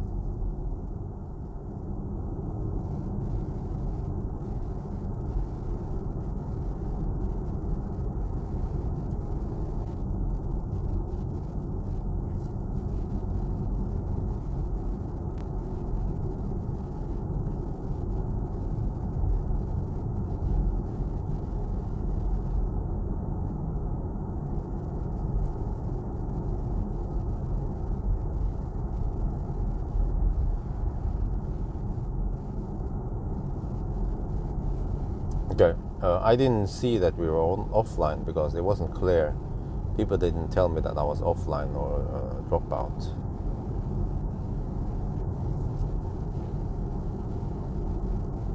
Okay, but yeah, Ytterøya, if you, I found out the exact value. All the way until 0, it was actually 642.6 kilometers. So we have then 75.2 kilowatt hour, and we have 0.7 kilowatt hour of loss supposedly, if the car scanner value is correct. Oh shit! I forgot. Since start, okay, I didn't reset the decimal. Well, actually, I know it. I forgot. Yeah, we know that it was 0.6. Okay, I can also get the exact number with decimal with a 0 mile to get more accurate result. But I think for now I will stay away from the motorway. It's a bit slower to drive here. Yeah. But just in case it dies, it's still better that it dies on these roads than on the freaking motorway.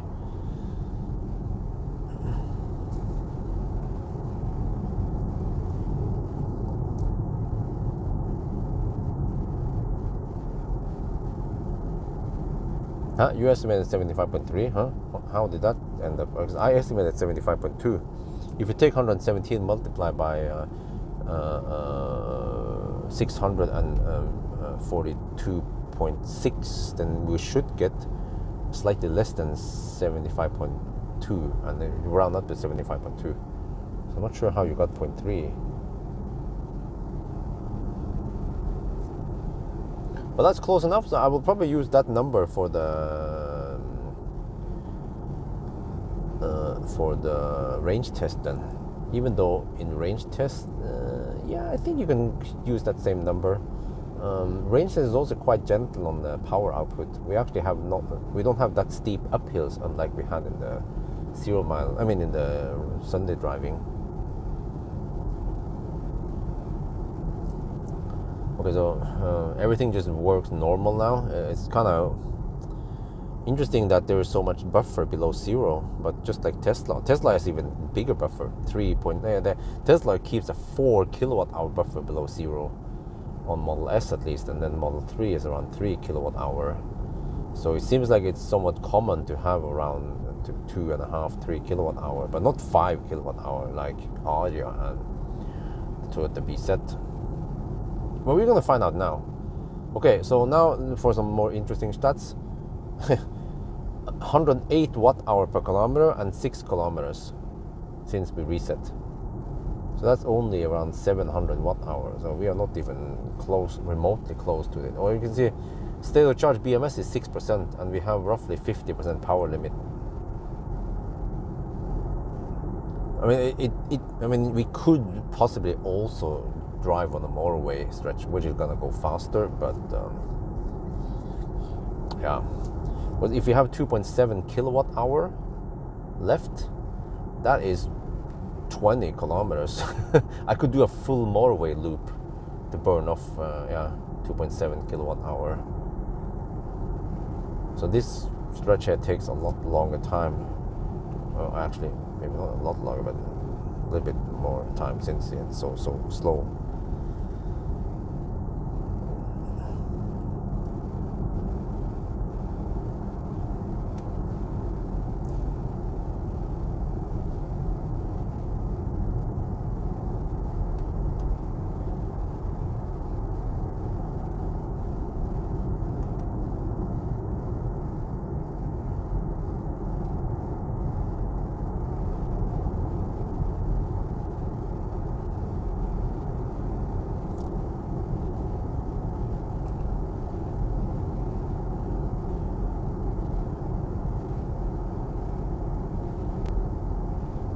Oh yeah, we just happened to reset here in the Highlands.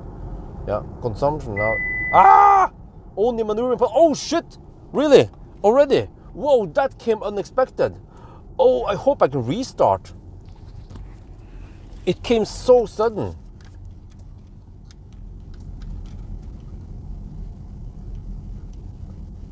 Uh-oh. Suddenly, I was like, oh, we have plenty of power left. Suddenly, only maneuvering possible.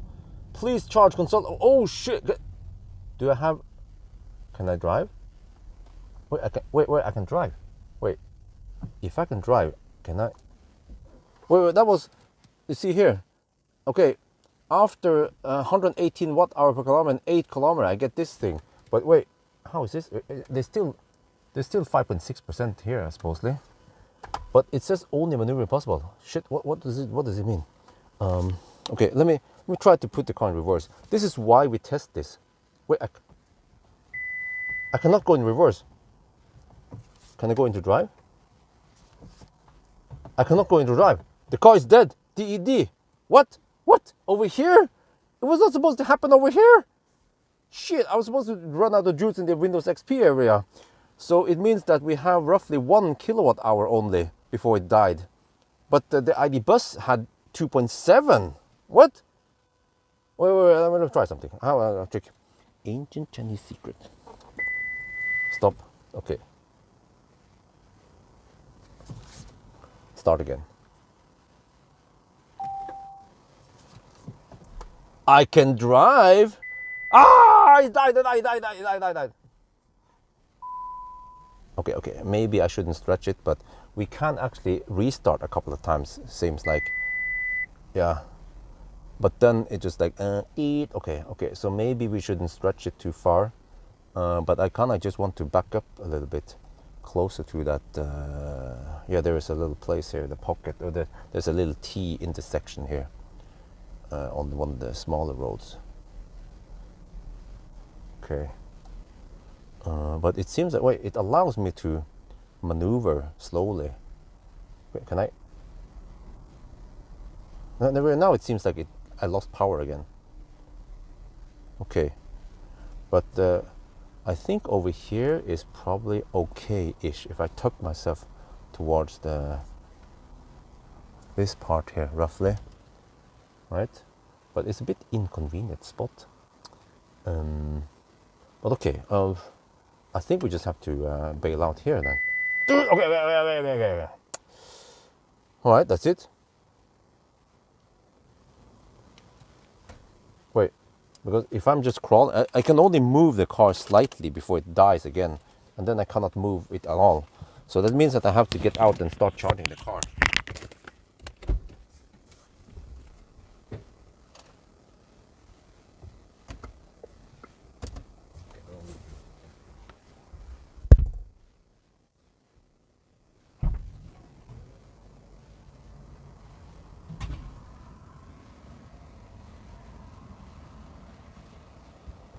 Actually, for safety, it is in a slight inconvenient spot, so let me just have it back.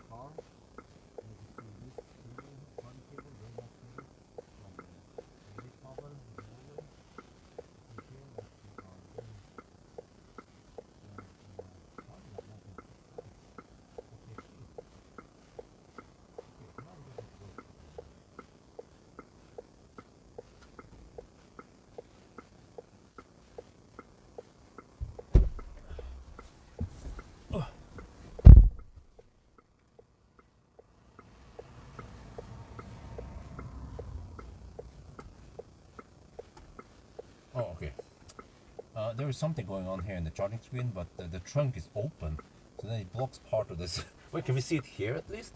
If we go here and we go here and we go to charging, yeah, you see we're charging at 1.6 kilowatt. That's what the car reports, and that is going to take, well, it will finish in, well, okay, it's going to take 44 hours to finish. And then here in car scan I see that we're getting 1.6 kilowatts. This is what goes into the battery after any losses in the car system. So yeah, and then what caught me by surprise was that we still had decent power output, available power, and then suddenly it died quite sudden. But there's always a butt crash. I'm going to show you what happened.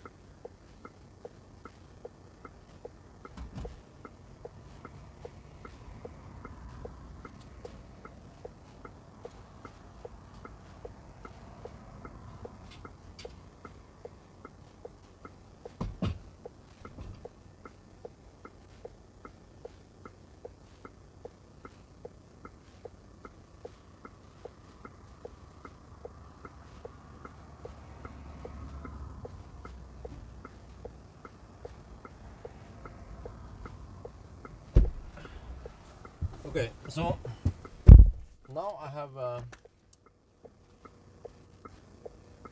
have input around 100 watt hour. Maybe I can just detach this for now and just so you can see what's going on.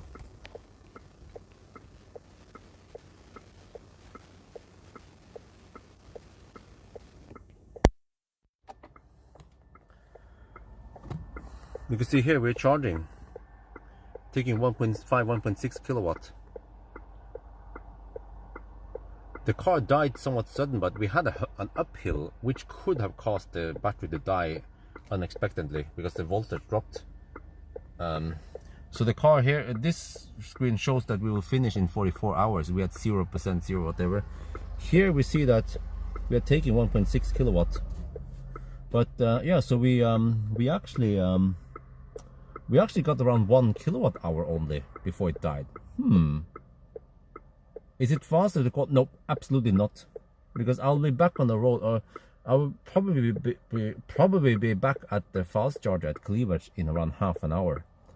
Because getting this speed is actually pretty good.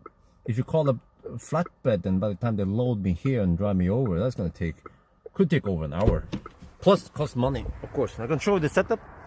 It's not the worst place to stop at now that we are that it is so late. So I ended up here. I managed to maneuver myself closer to this intersection if I need to poke in here instead, but it's fine. So I'm just camped like this with the EcoFlow in the trunk, so I don't need to move them too much, because the first thing I'm going to do now is to charge enough and see. Okay, the plan is that if I charge 5-10 minutes, if I get enough energy, my plan is that I'm gonna back up here and then go forward and then slide down. I'm gonna glide down the hills and get close to the Windows XP area, and then I do the remaining juice over there where it's not so noisy. Yeah, so that is the plan. So yeah, now we're waiting, and you can check out here. You probably can't see it because it's too hard to, yeah. You can check here that we have put 200 watt hour through the cable, and that means that possibly around 150 watt hour has gone into the battery, and 150 watt hour is good for 1 kilometer ish, right? And that should be enough to push the car forward enough so that I can roll down the hills. My only concern is that there is a little downhill here with some twisty parts, and then comes a slight uphill. If I die before the uphill, I might not be able to clear the uphill and get over to the Windows XP area. So now it is 10, so hopefully I'm home by midnight in 40 minutes. So yeah.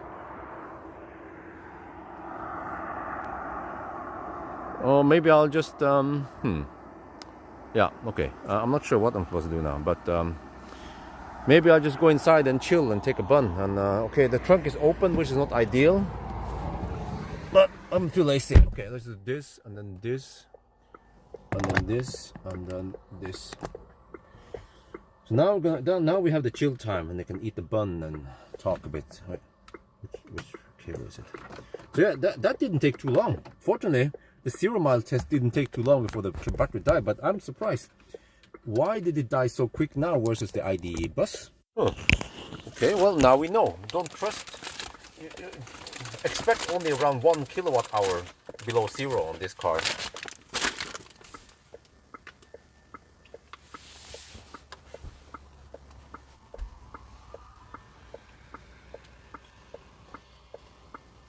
So I haven't had much time to sit and chill after the Sunday drive. So now I have my time. But wait, if I run the light here, then freaking insect's gonna come in here. Let's see if I can partly close the trunk.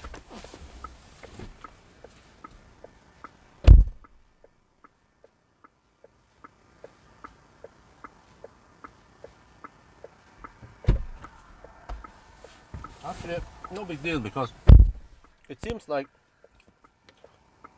the parcel shelf is partly blocking the trunk ish. So, but okay, in around 5 minutes we're gonna attempt to move the car closer to the Windows XP place.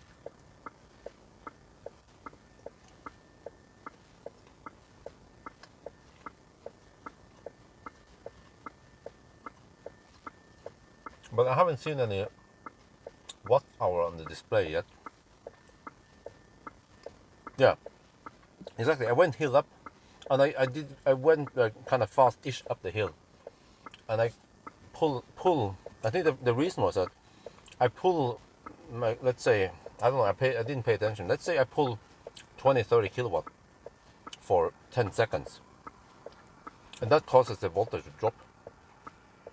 What you want to do if you want to go uphill is to go slower, because by going slower you will have lower power, but you might pull only 10 kilowatt. You still get up the hill, but you don't cause that high voltage drop. So it triggered the threshold, and then the car is like, all right, that's enough.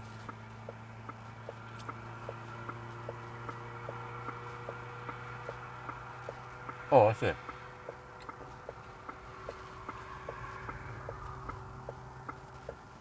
Yeah, okay.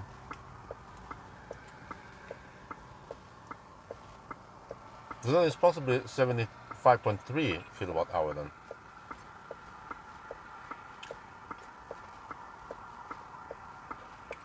Well, it's a fat e-tron coming, but I'm good.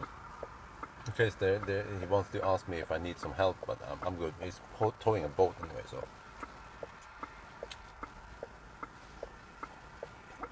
Just having a chill time right now after a long ass drive. But he just has to watch out for his boat now, because he's taking a big ass turn, but it's fine, right?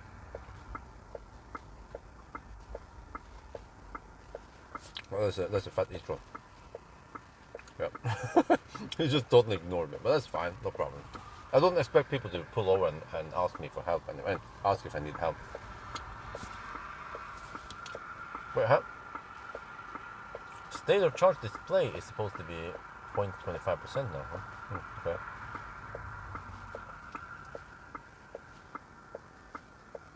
I think by now we have input around 300 watt hour. You see, I'm charging at 1.7 kilowatt. If I had 16 amp, I would be charging at around 3 kilowatt into the battery, right? At least 3 kilowatt, maybe more. So it would be great if I had faster AC charging. Yeah, no, Ioniq 6 doesn't drive. No, I don't think so. But I need similar sized hardware like the EcoFlow, but with faster AC charging. Actually, I need Type 2 output. Yeah, it doesn't have to be DC. Because DC might be more expensive, or actually I'm not sure. But wait. I wonder what kind of voltage these battery packs are running at. We have 3.7 volts, right? But I bet they don't run at 3.7 volts. That sounds silly. They're probably running around, maybe it's connected into a 48 volt system or something, right? So to convert 48 volt DC to 400 volt DC for DC charging.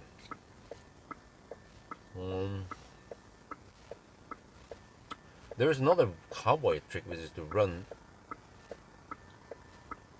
13 amp of Shuko if the EcoFlow can handle it. But then many cars won't simply pull 13 amp, they will only pull 10 amp. They've been pre-programmed to pull 10 amp for Shuko. So that's why I'm kind of stuck with this hardware. But instead of taking half an hour, it could have been just 5 minutes of top up, and then I'm good to go. So I asked my partner, that's what to do. You can find a sponsor that has some kind of modular system. I've seen some of those. There's like several modules to put together, and then there's actually a DC charger, like 10 kilowatt DC or some shit. That's good enough. Even 5 kilowatt DC would be plenty.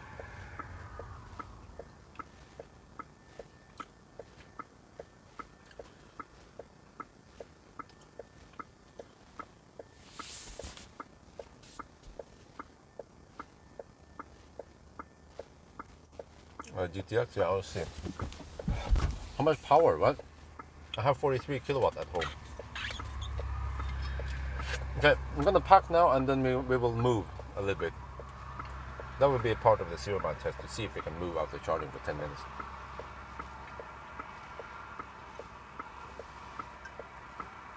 But before that, I have to restock my drinks. This bottle is out, but I have the next bottle with me, ready.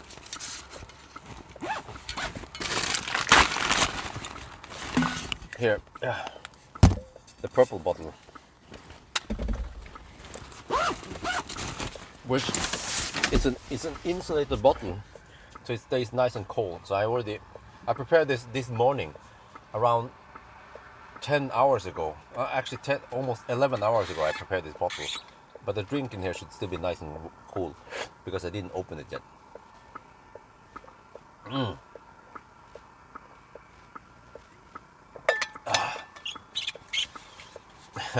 Well, no, I don't think so. No, but Pierre Simpson, I don't know if you heard me. I was talking about, or maybe you didn't understand. I was talking about in a 0 mile test. At home, I can charge at 11 kilowatt, no problem. But on the 0 mile test, I'm now with its current hardware, I'm stuck to 10 amp roughly. 2.3 kilowatts roughly. That's what I have now, and that's what takes some time to recover. I had to sit and wait for it to just, like now it's sipping in 1.8 kilowatts, 1.7, 1.8 kilowatts. And then usually I need to charge around half an hour before I can attempt going there. But if I had 4 or 5 kilowatt available AC, I could charge only 10 minutes or maybe even 5 minutes depending, and then I can just go to the fast charger. It will be way faster to recover. So okay, anyway, I think I'm good to go now. Just gonna get ready.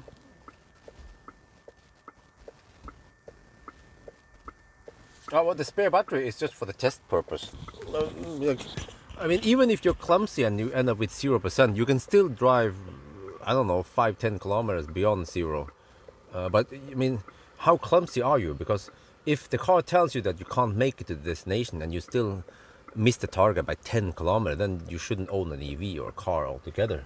But if you only miss the target by a couple of kilometers, then the car will help you. You can still drive that extra 1-2 kilometers to reach the charger. Or if you get indication that you won't make it to the destination, you can either slow down, which the car will actually tell you to do, or you can bail out and charge somewhere else before that. So there are plenty of reasons to not. I mean, like it is almost impossible to run out of juice by accident. You run out of juice because you take chances. You know you should have plugged in and you didn't, right? And even if you run it to zero, you can still go. You can still have another 1 kilowatt hour below zero. So anyway, but the problem is that even if I had 15 amp, as long as it's Schuko, the cars will limit to 10 amp. Only the few cars like Tesla will pull 13 amp from Schuko. Or I've seen also, well, in Tesla you can even pull 16 amp on Schuko.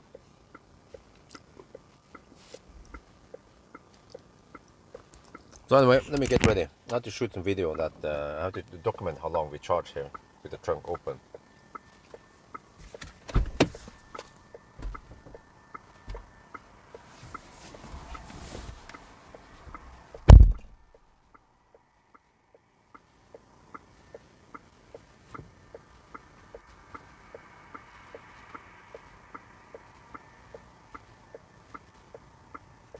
Oh, we're charging for 17 minutes. And we pushed through 600 watt hours roughly, so that means that possibly around 500 watt hours is going into the battery. So let's now see if we can move the car.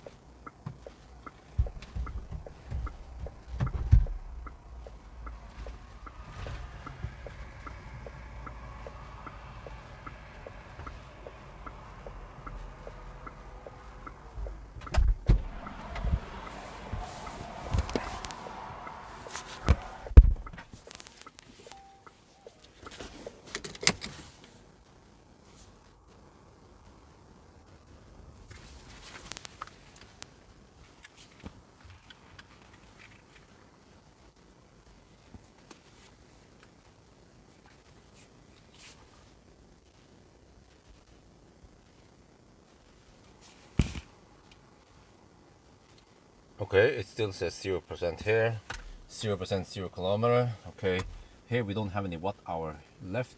This percent and this percent did go up while we were charging. So let's see now. Can I at least go into reverse? Oh shit! Only maneuver possible. Oh, are you kidding me?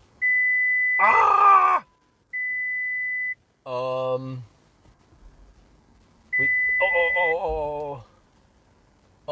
If we get this only maneuvering possible and we get the red thing here, then it means that you don't want to try to risk this because you can move slightly, but not that much. Oh shit! It's behaving not the way I want. I have to start charging again. Yeah, this is not safe.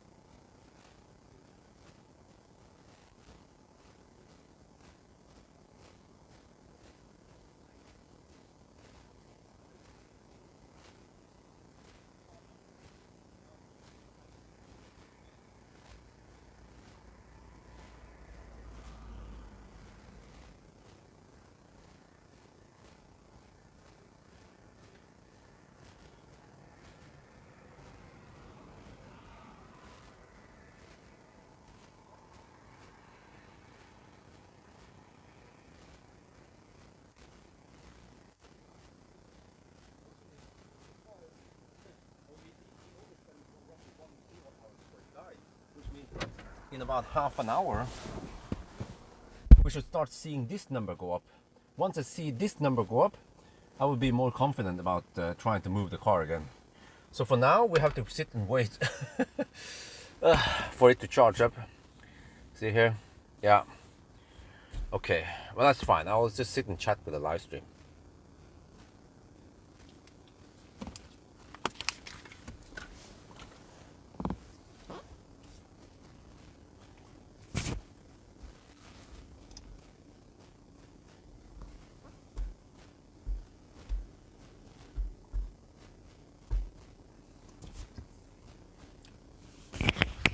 Yep.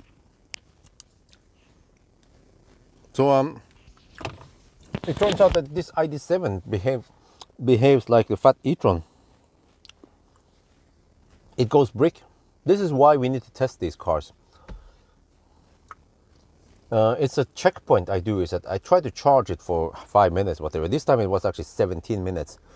And I was like, that was plenty. The charging cable reported that we have pushed through 600 watt hours.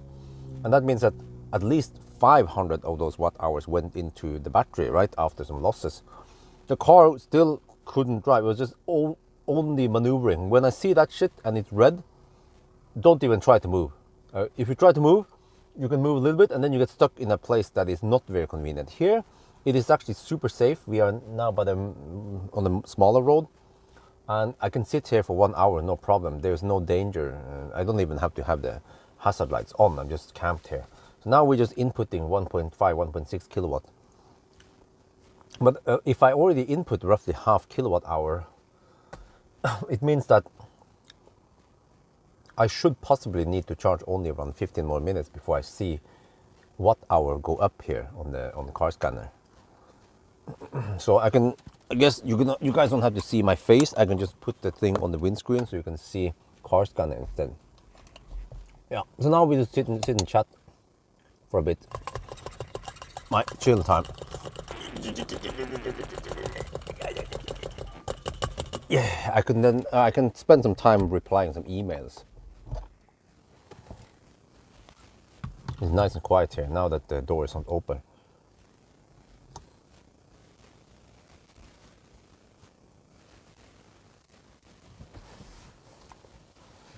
So these numbers should go up. There's not much going on. It's inputting something here.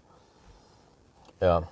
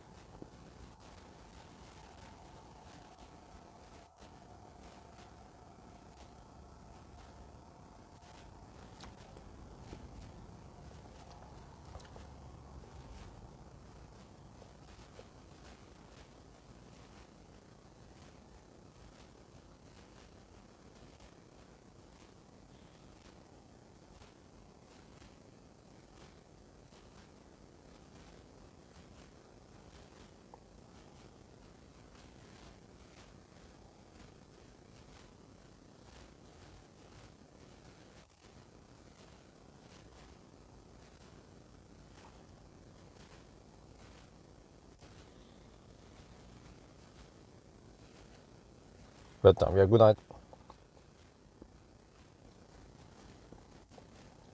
Check Tibet. How's it going over here? Okay, no grid reward. Okay. Well, at least we're not gonna go for any degradation test with a Volvo tonight. That's for sure.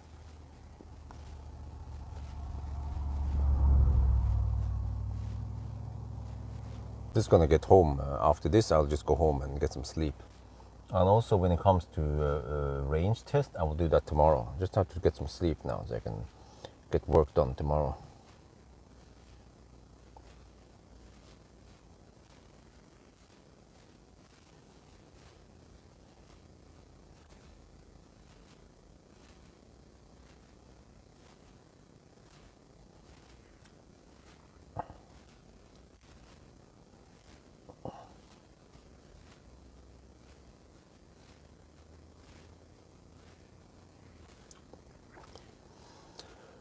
Yeah, so sun going. Okay, I see. Okay, at least this number is going up. You see, and this also. So I don't. I forgot to check, but once the car went dead, I mean at 0%, 0 kilometer, it. I don't remember what it was showing.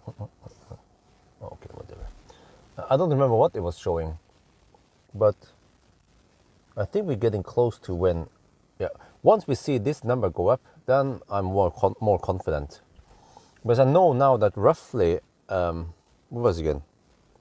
You can see here, 12 kilowatt hour, 120 watt hour per kilometer times 8 kilometer. So that, yeah, it's roughly 1 kilowatt hour below zero. That's it. But 8 kilometers is plenty. So once we see something here, then we can just go for it and go for the finish line. But we have to drive around 4 kilometers to reach the charger. And I think this point might even be higher than the cleavage point in elevation.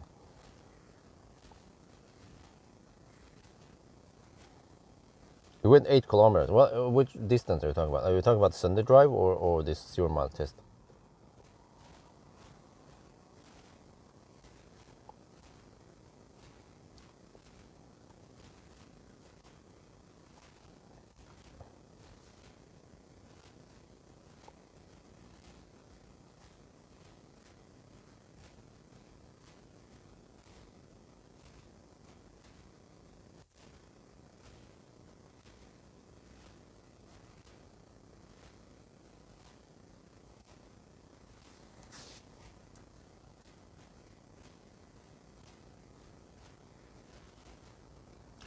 Sunday drive, 643 kilometers roughly.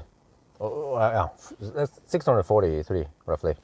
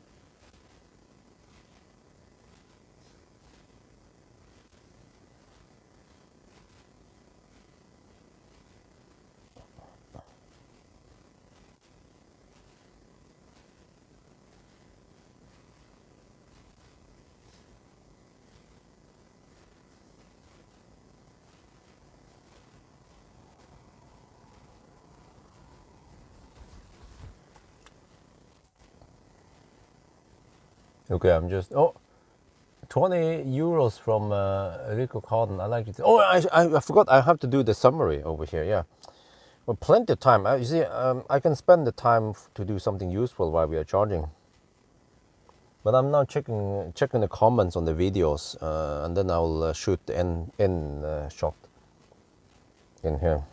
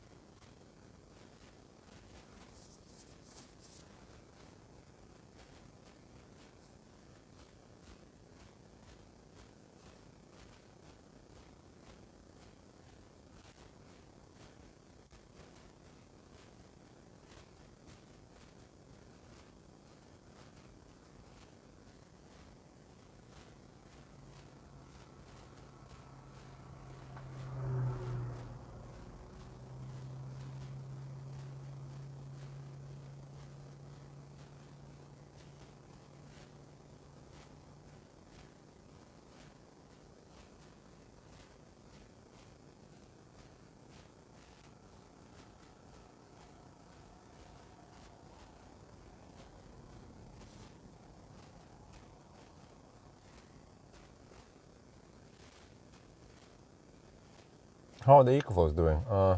No issues. I haven't been able to measure degradation on them yet, so they probably have very low cycle. Like I might have used only maybe 50 to 100 cycles total. So yeah, no problem really.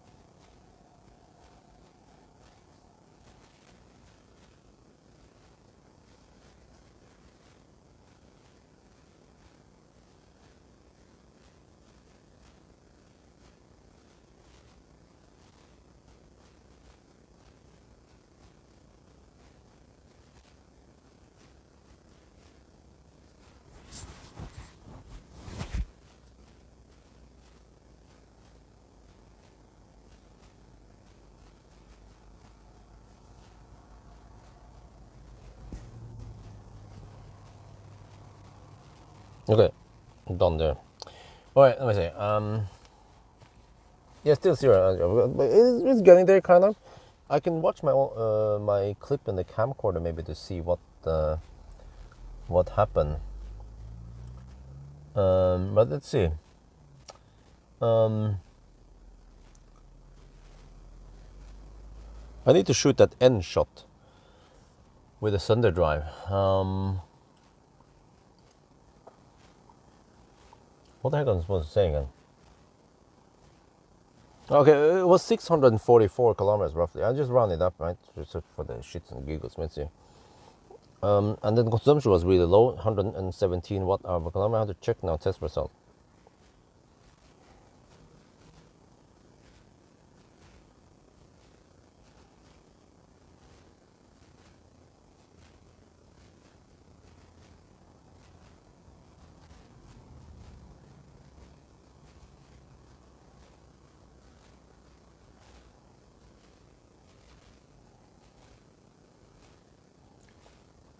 Okay, let me check the results.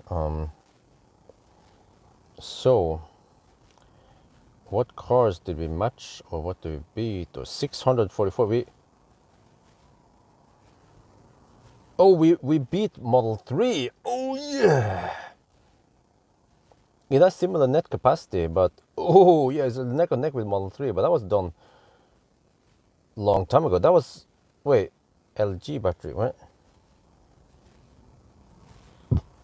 2022. Wait, was that the first Sunday drive?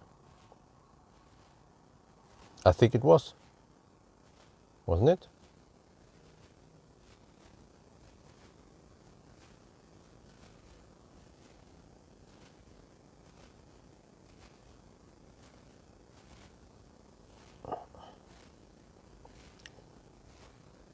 Okay, so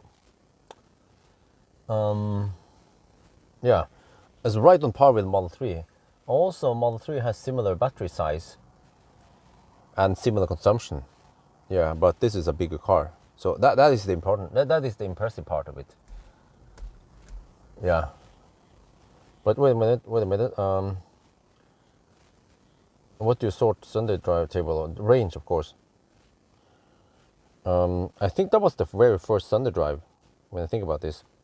That Model 3, it was, it's 16 degrees. I remember, it was semi-cold towards the end. I had to fire up the heater and the consumption went up a bit. And I think actually, in the early days, I cruised at 90 or 88 kilometers per hour at the high end. Yeah. But now I tend to go at 80 or 77 only. So you just have to bear that in mind. The test is not super strict. You can coast behind cars and shit. So, but just to give you an indication how it is. So,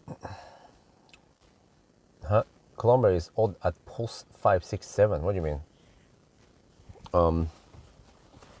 Okay, I have to now focus on shooting the end shot. So maybe I can go outside and shoot the video. Yeah, why not? Let's do that. But I also tried to figure out when it died. How much did I have? I have to look at my own shots maybe. Wait, huh? Oh, I must have missorted something. Okay, whatever.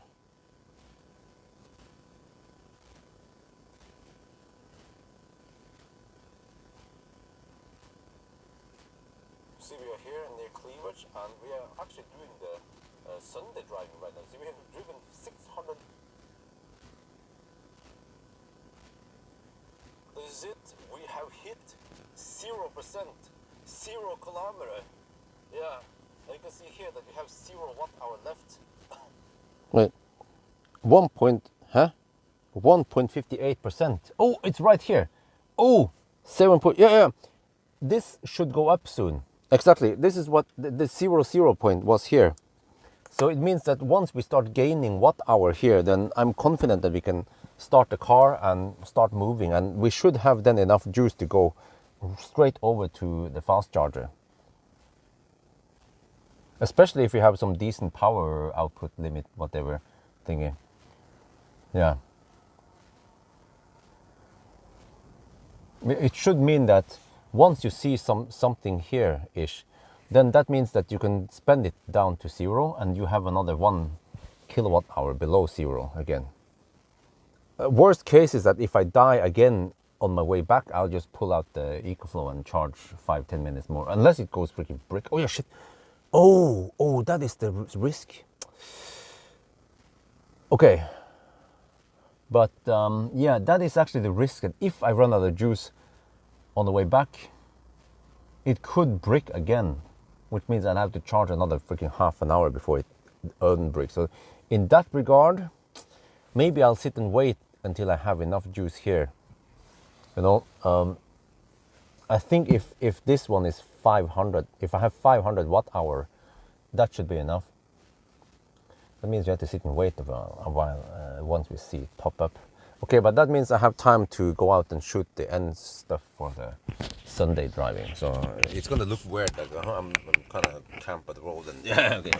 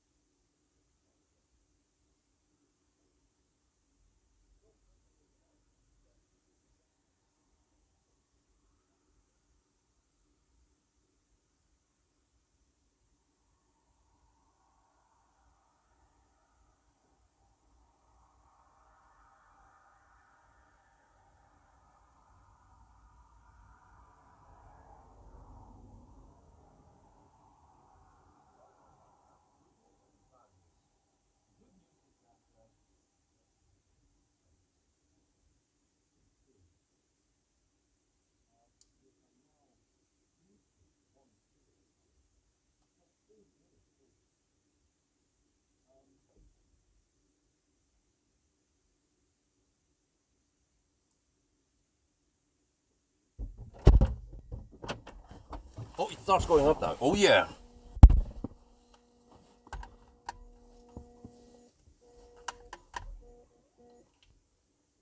We have some good news and some bad news. The good news is that we have reached the point where we see watt hour here going up. You see? But we still don't see any kilometers here. But as soon as this hits around 150 watt hour, then we should start seeing 1 kilometer here. That's the good news. The bad news is that I didn't charge the EcoFlow.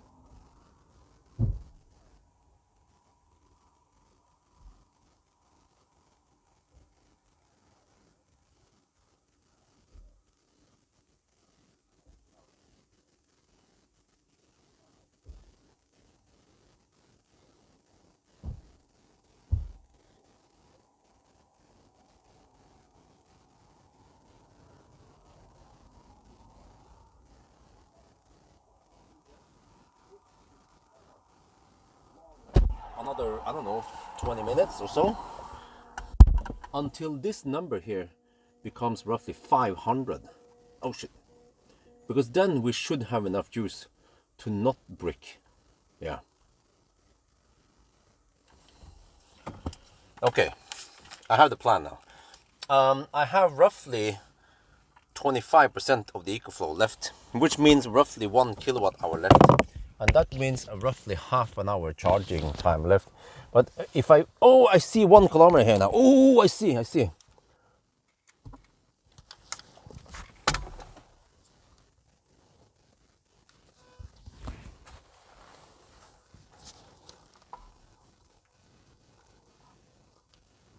Oh yeah, great news. We have 1 kilometer there now. Oh, and that happened at 125 watt hour there.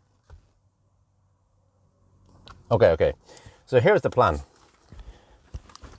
As long as we have 4 kilometer on displayed range, and this which usually say 500 watt hour, we can then try to YOLO it. And then the chance of the car dying again is ultra low.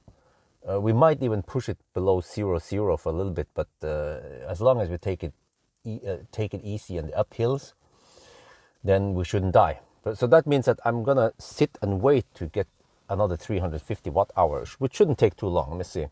Let's say 400. Let's say 450 divided by 200. Okay, around 10 more minutes. Yeah, around 10 more minutes of charging, we will get 500 there, and then we go for it. Okay.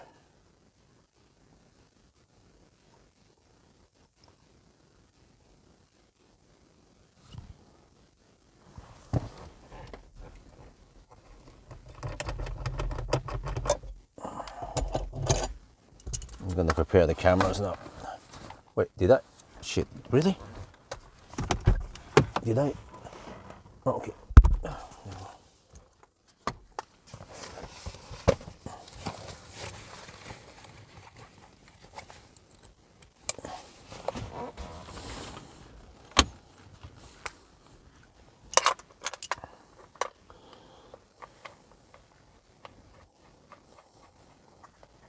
Okay, so roughly 10 more minutes of charging.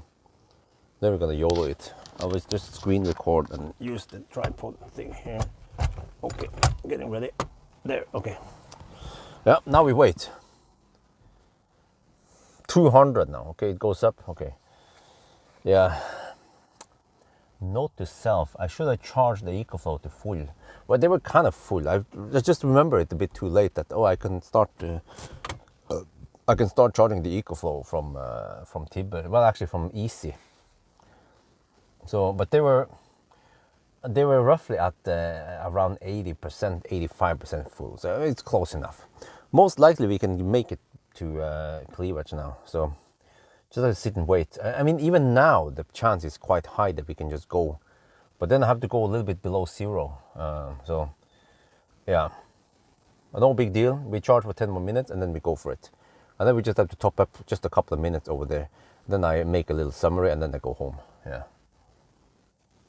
that is the plan. So okay, at least it was okay. I tried it now, and I think with these cars, this probably also affects ID4 that I tested, is that you want to avoid going to zero. At least if you run out of juice, then make sure you charge enough. Charge enough until you see range, whatever. It depends how far you have to drive, of course. It was just clumsy that I had to end up here. Normally I would end up roughly 2-3 kilometers away from the charger. Now it's more like 4 kilometers away. But on the other hand, I think we are at higher elevation than the Cleavage even. So yeah, but just make sure we have enough now and then we go for it. Yeah, 2 kilometers on display now. Yeah, okay. That means that 500 here is going to be 4 kilometers. So that's very safe. So that's another 7 minutes maybe of charging. So no big deal. EcoFlows are getting low-ish, but that's fine. I just plug them in and when I come home and they just, yeah, charge them more there. Let me check here. How is it grid reward doing? Okay, not much tonight. Oh, there might not be much that can charge. No, wait, no, the ES8 can take some grid reward. And the Volvo is also ready for it, but the Tesla is already full. Remember Ionic VFL, no buffer below zero. Yeah, but that was Ionic. How the Ionic what? VFL? What the heck is that?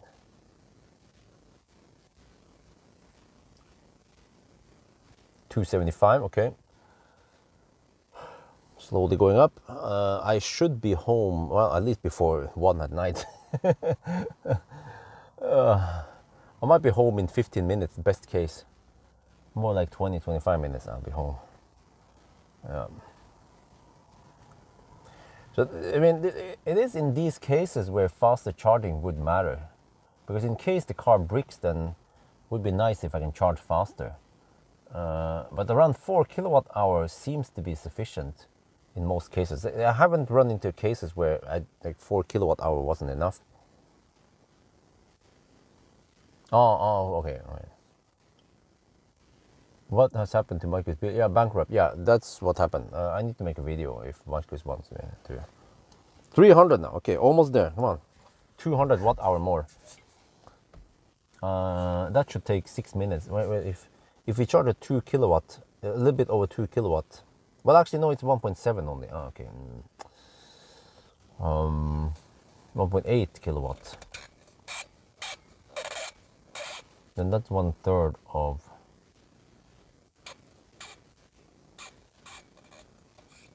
Wait, how's it?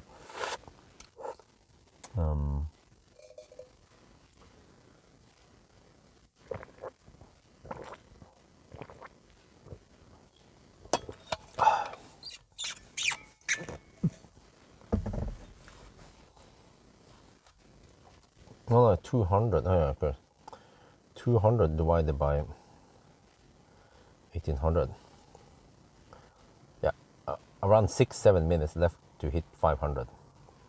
And then we go for it. YOLO it.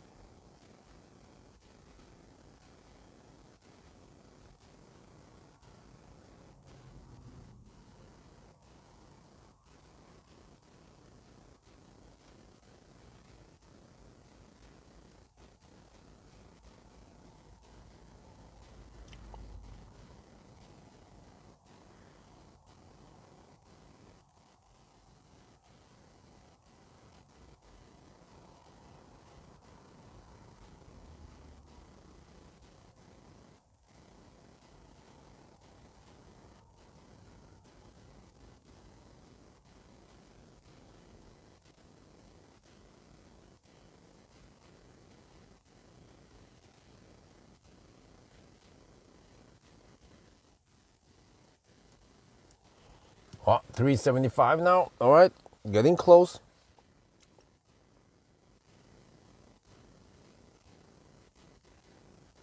Wait, at 500 watt hour, it should display it as 1% in the car's display even. Then I need to top up the EcoFlow. EcoFlow is below, like 10-15%. I just plug it in at home and charge it, no problem.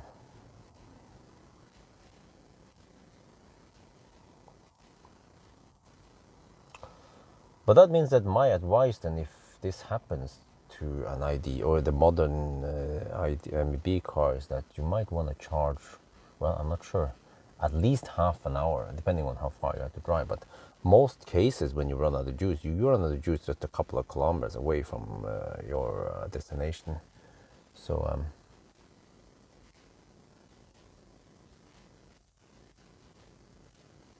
400 now, okay, 100 more watt hours. 3 kilometers on display, huh? I believe that we are on slightly higher elevation here than Cleavage. Check, what is it here? 175, no, 194. Wait, what about Cleavage? I never noticed how it is over there.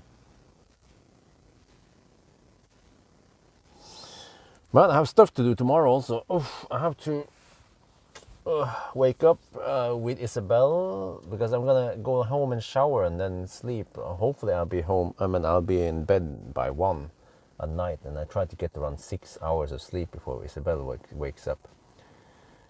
And then I have to cook breakfast and feed her, and then hopefully by 9-ish I can leave home and do the range test. Yeah, go for the hammer test first, and then go for the slow stretch, slow speed, and coast. Oh, wait. Yeah, okay. Unless I could start by 8. No, I think it's semi-cold-ish at 8. I'll see what I do. But that's the plan, to do a range test tomorrow, and then probably finish by noon-ish, and then go straight into the Volvo C40 and then do a degradation test on it. It hasn't driven that many kilometers though, but I'm actually not sure if it's worth it, or yeah, maybe I should try it, because I haven't done a degradation test of a Volvo Polestar before, and that car has around 30-40k on the odometer, so it's something, right? And also it says check which batteries. Well, I can see based on age, right? Wait, Volvo C40. Let me check here. Do you guys know Volvo C40? When did they come out with a new battery? Wait, do they have it yet? Unable to. What the heck is that? Hey, the charging stopped. What the heck happened there? Shit. Let's go check it out.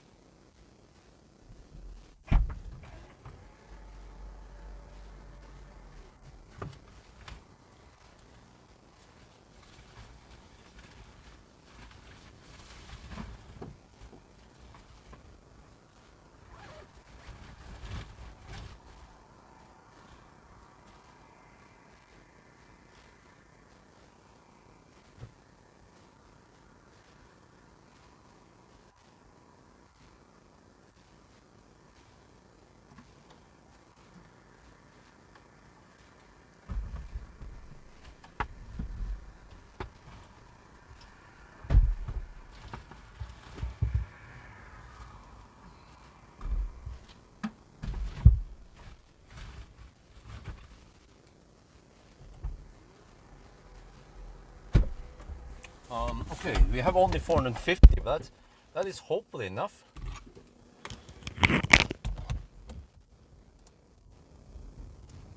Because the EcoFlow actually died now.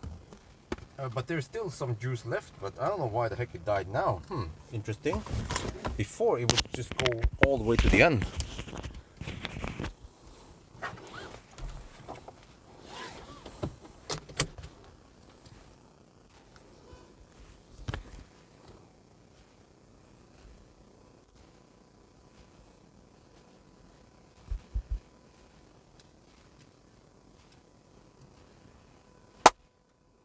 Okay, attempting to go to the fast charger. All right, here we go. We have 450 watt hour, and the EcoFlow just died now. Let's see. Oh, okay, we don't get the red thing. Oh, ah, shit! Wait, what the heck is that? Only charge maneuvering possible, dude. Don't do that to me. I have to get back. Come on, dude. EcoFlow is dead. I need to get back home. Wait. Can I at least get on the road? Kind of, ish.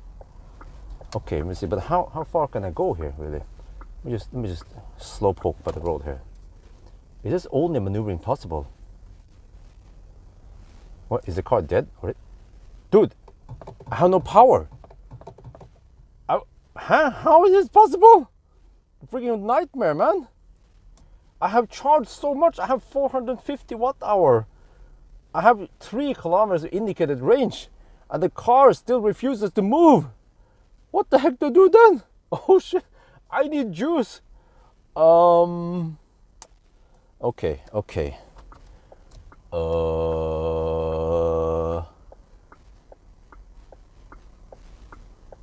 We had to stop again. We had to plug in the EcoFlow again. Just squeeze out the remaining juice from it.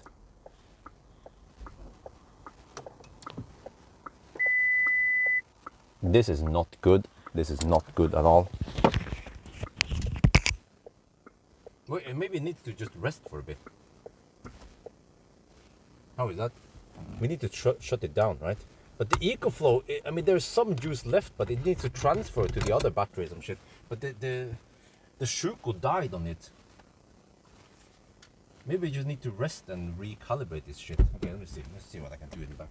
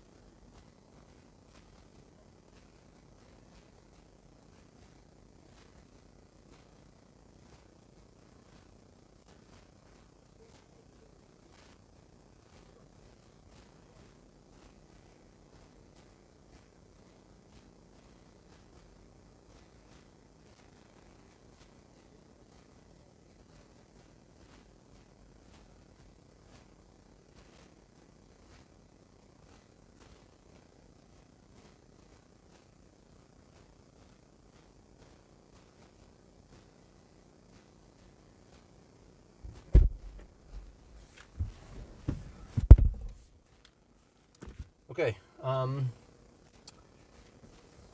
we are charging again because I just remember now. I forgot that I set the discharge limit to 10%, so the EcoFlow shut down at 10%. So now I set it to 0, which means that there's a little bit left, 10% out of, there's like 400 watt hour left that we can squeeze out.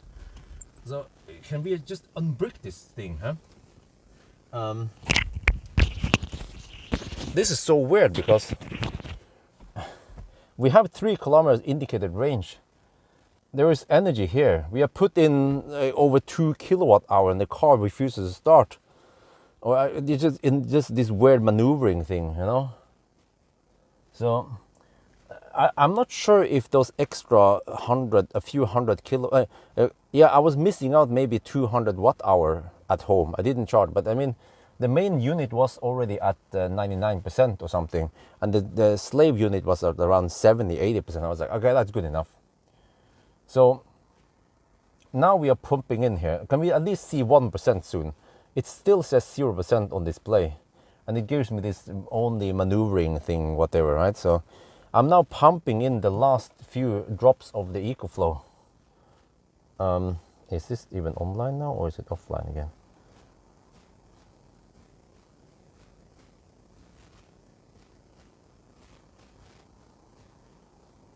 Okay, it looks like this. EcoFlow is at 1% on the main unit, but the slave unit is still at 10%. Oh, is there? Oh, no, what the heck? Yeah, 10% there. So there's still some juice left. We are still pumping in whatever we can from the EcoFlow. At least it would be nice if I can see 1% on the car's display. You see, if you have 500 watt hour, there is no reason to not be able to drive now. You know, this is not good at all. This is not good at all. This was not the case for the ID bus I tested. So what the heck is wrong with this car, right? Shit.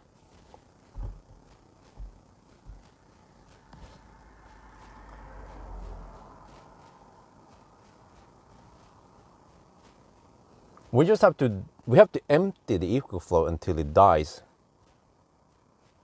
And then we have to go for it. If I can just get over to the farm area, some shit like that, maybe I can. But yeah. The problem is that it's getting late now.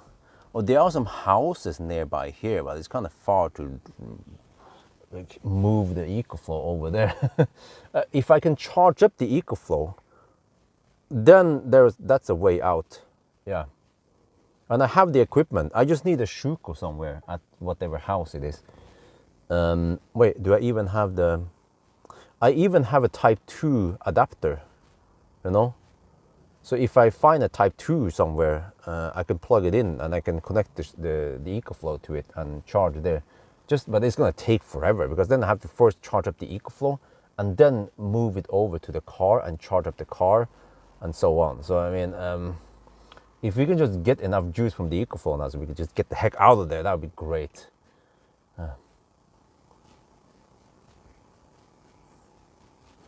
Did not expect this test to take that long, really. Shit. But this is okay. So now I know that this car behaves like a fat e-tron, which is not good. It bricks. Yeah. Not good at all. Like, dude, you have received 2 kilowatt hour by now. You should be able to drive. You know, what the heck is wrong with the car's BMS here, man?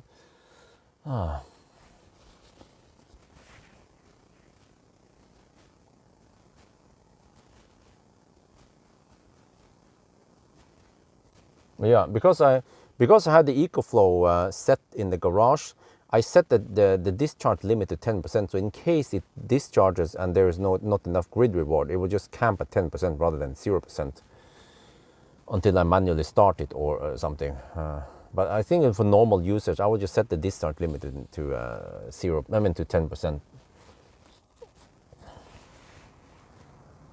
But also, yeah, it stopped charging, of course, because it charged only to 90%. But it's weird because it's not that well balanced. So one battery was at 98% and the other one was at 80% roughly. And combined, they are at 90%. Yeah. I mean, that's probably good enough. I just have to take the precautions next time and charge up the EcoFlows to full before I attempt it. But that means waiting maybe around 10 more minutes, but that could be worth it. But now what's going to happen is that if I cannot if I cannot move the car at all, then the heck do I do then, huh? Call an Uber and get home with the EcoFlow. Or, I don't know, yeah. We don't have to get that far. I mean, we have 600 watt hour now. How much do you need, bro? Gee, we're just gonna empty the EcoFlow. Okay, how much do we have left now? Let's check here. Not sure if this works. Possibly it works now. Let's see. Yeah, I think this works. Okay, so I have 8% on the slave battery and 1% on the main battery, and still going. Yeah, I noticed that the EcoFlow can go quite far at the end here. Now, okay, 7% on the slave battery and 1% on the main battery. So we can still charge for another 5-10 minutes maybe before the whole thing dies.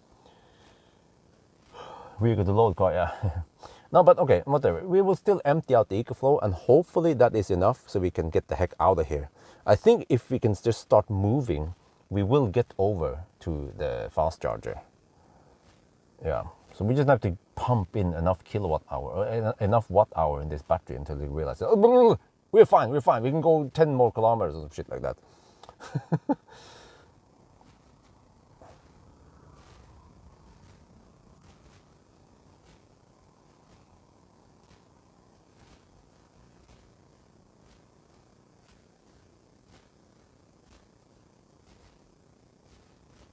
Lock the car open. Well, okay, I will try that later, because if I lock the car and unlock it, it will stop charging, I believe. So I will just empty out the EcoFlow first, and then we see what happens. But this is so weird, because we had 5 kilometers of range, but 0%. No, wait, we need... Yeah, I forgot, once this hits around 70... Once this hits 750 watt hour, we will then see 1% in the display. But then hopefully we can start driving. I'm not sure if we will even reach 750 here before the EcoFlow dies, because it is now at, the slave battery is at 5%.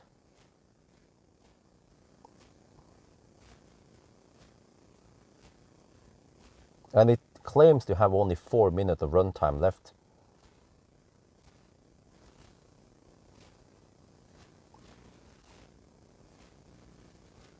No, I don't think there's a failure.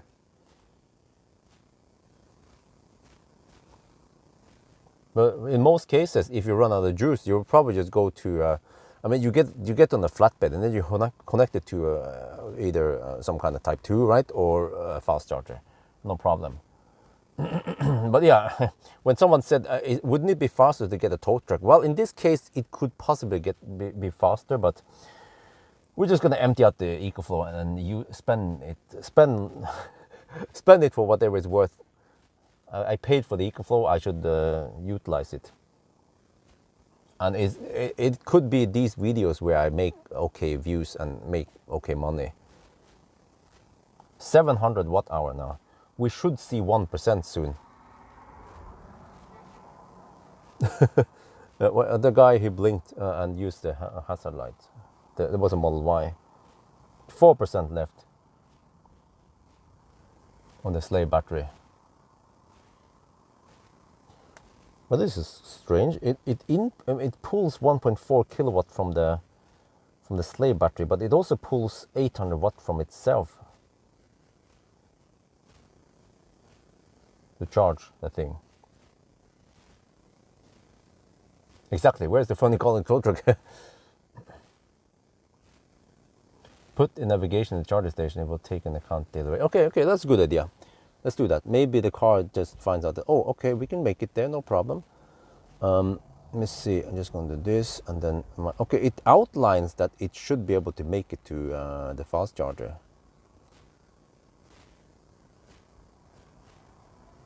Start.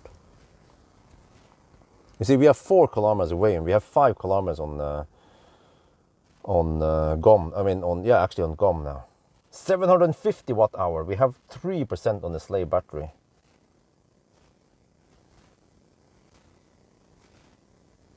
Come on, we should see 1% in the display soon.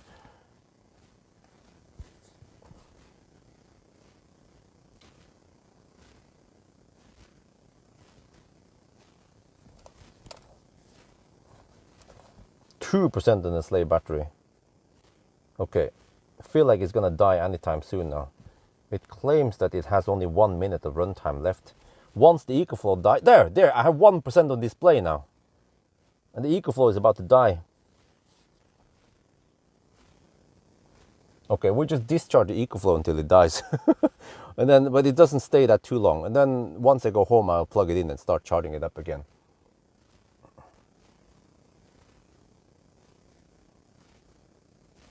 Okay, like I would be concerned now if the car refuses to move with 1% on display and 5 kilometers to go. That is not good at all if it still refuses to move.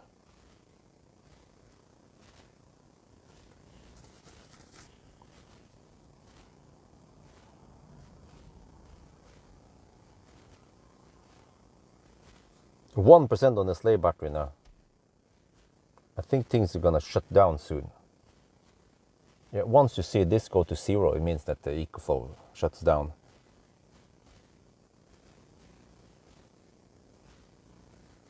$800 watt-hour now. Come on. Oh man, this car.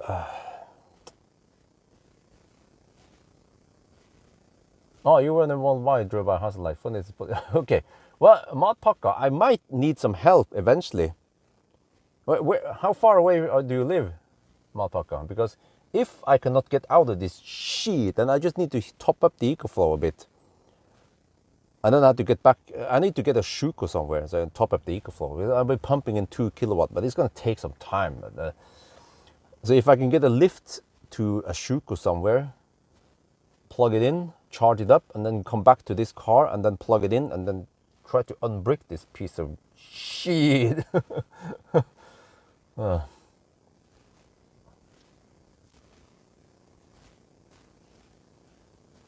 Oh, it's still going. It hasn't died yet.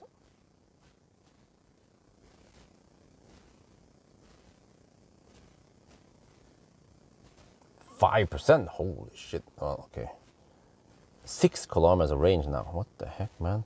Even the outline now in the map shows that I can make it to Cleavage and beyond.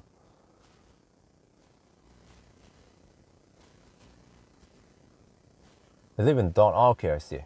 But okay, I don't need any help yet. I don't want to disturb anyone. We just have to see. I'm just emptying out the EcoFlow now and see how it goes. Well, apparently the main battery in the EcoFlow has been at 1% for the longest time, and it's still going.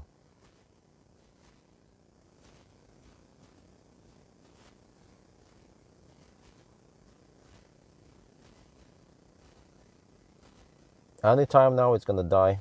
Well, it has been claiming that it has 1 minute of runtime left now for the last 5 minutes.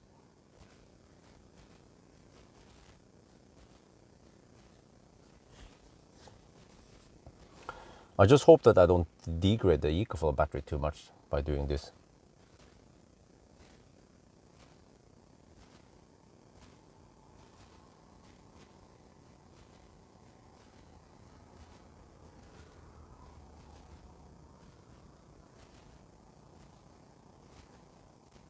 But you see, I would be in deep shit if I only had 1 EcoFlow battery. Yeah, it seems like you need 2. And 2 is usually good enough to unbrick most cars. Well, actually, except for the Fat e-tron. The Fat e-tron is really weird. What the heck did they do? I remember I was digging around onto the farm and stuff like that, you know.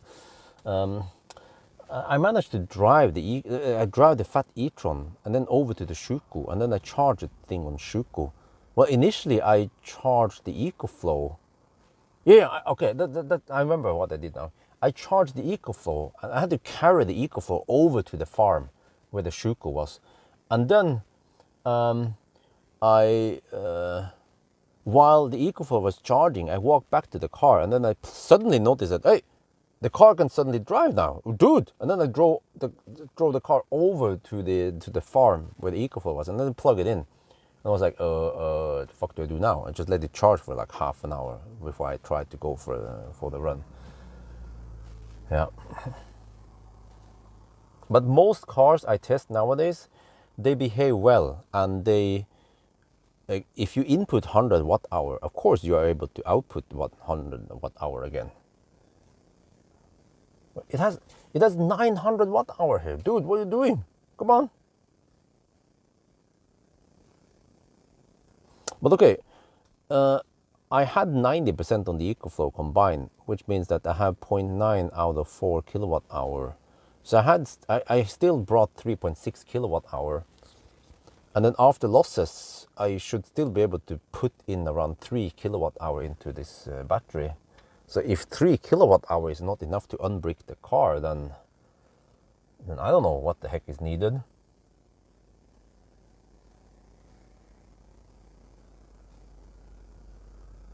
%, and 7 kilometers now on range.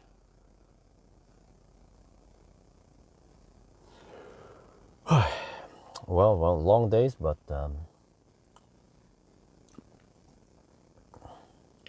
I basically made 2 videos. I can post 1 video per day. I just have to send this stuff to my editor boy, and he can edit for me. Yeah, usually what I do is I clean up the clips I don't need, and then he will just chronologically stitch them together and edit for me. He knows roughly how to edit them, so.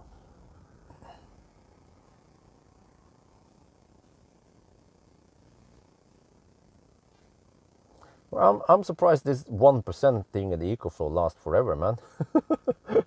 there's also a 0 buffer in the EcoFlow, but I have taken it down until it stopped before. I wonder if it was with I don't remember. I wonder if that was with the ES8. It was when I didn't get the second battery yet. Yeah. Wait, how is this again? With the ES8 and the Fat e-tron, I only had 1 battery, and then at one point I realized that I have to get the second battery, just in case, because some of these cars are freaking stupid, man. Oh wow, the heck! The range just increased by a shit ton suddenly in the car's display, like a lot. Like I could suddenly drive over to Frogner, Lindeberg, and almost home now. Or yeah, I don't know. I could drive over to Neskollen. Huh? Wait, I wonder if that actually means that the car is drivable again suddenly.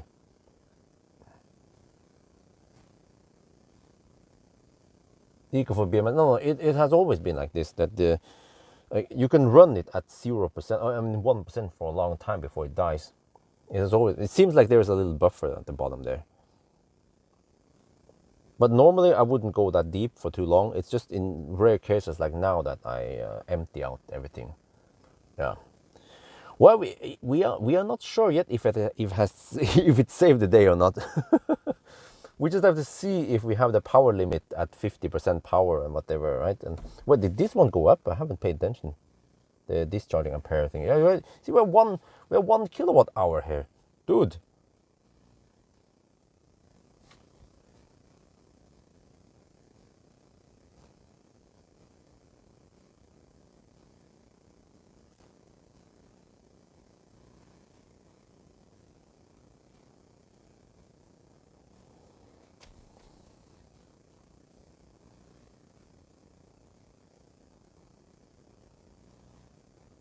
No. This, I don't know what the heck this 3% display. It displays 1% in the car. So this is incorrect.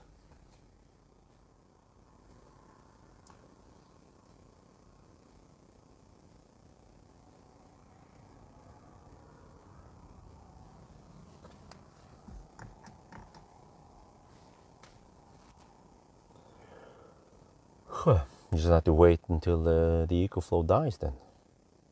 Shouldn't be in too long, right? I'll just empty it out. Yeah, if I start now and try to move, if the car dies, then it might be hard to bring it out to the brick again.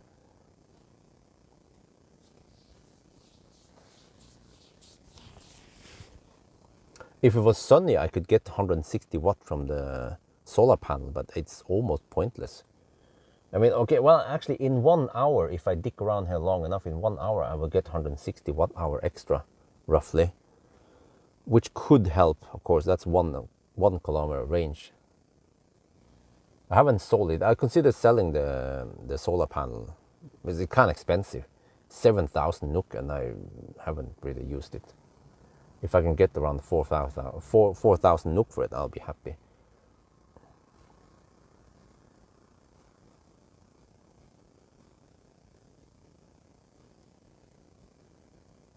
Yeah, I know. You can connect. You can actually connect the generator to it, but a generator is already big and bulky, you know. And then I might as well get a third battery for it. But there hasn't been cases where I need a third battery.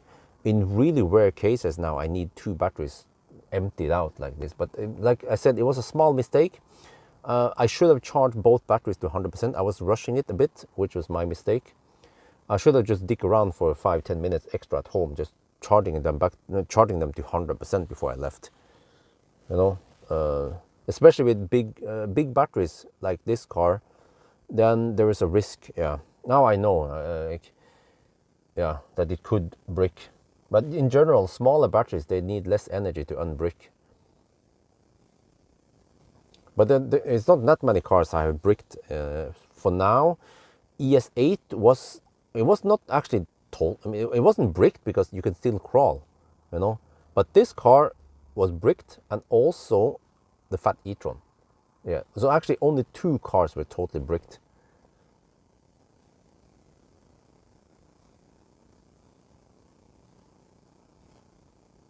Oh, okay, interesting. Now the main battery is at 0%, and it's pulling everything from the slave battery. Wait, so does it mean that the slave battery is now also using its reserve, whatever it has? But the EcoFlow hasn't died yet. The slave battery is now being pulled, and it has 1% left, and it's outputting 2.4 kilowatt actually. Wait, huh? Interesting. So the slave battery outputs 2.4 kilowatt. I can show you guys here what it looks like. But the EcoFlow is outputting 2.2, so that means that 200 watt is actually going into the main battery. Yeah. So this is what comes from the slave battery. Slave battery is down here, outputting 2.4 kilowatt. But it still hasn't died. Wow.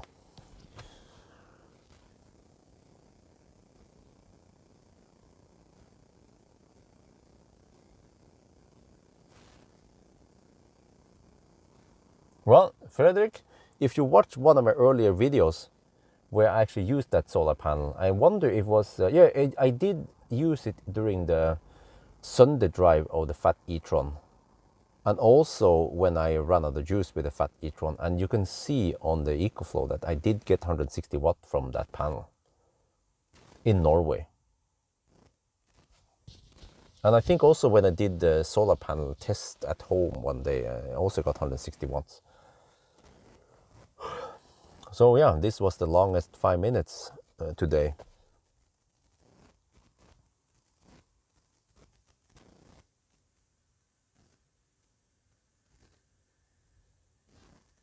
Well, you haven't seen enough then, because I have received 160 watt on it several times.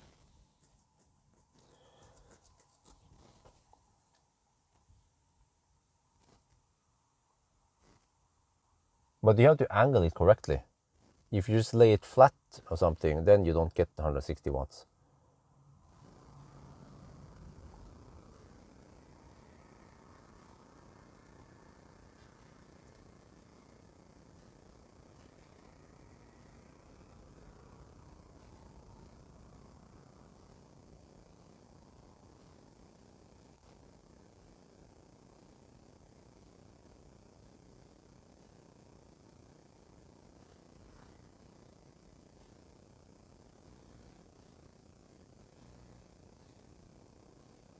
Okay, let me...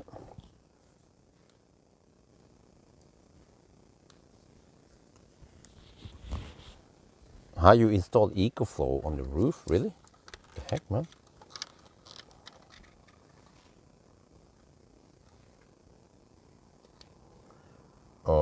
I experienced before that the EcoFlow, once it is at 1%, it actually stays at 1% for a long time. So right now the main battery is at 0%. The slave battery is still at 1%, but that 1% lasts freaking forever. So the slave battery outputs 2.3 kilowatt, and then the EcoFlow itself outputs this. Wait, can you see it? Oh, there, 2.1 kilowatt. Seems the voltage has dropped slightly now. Seems like it's about to die, but okay. And then here, this is what it looks like in the car. We have 1%, 9 kilometers of claim range. In car scanner, we have 1.2 kilowatt hour there. I mean, is this enough to unbrick the car? Is it unbricked yet? I don't know. I don't dare to unplug the EcoFlow. I just want to empty it out. But this circle here shows what the range is, range potential. And it was a bit smaller earlier. There. It stopped. Okay. EcoFlow is dead. DED. Is the car alive then? Let's try now. Okay, that's it, guys. This is it. The moment of truth. We gotta go for it, man. It's almost 1 at night now. I need to shower, I need to eat, I need to get home to Isabel and wifey and Axel, of course.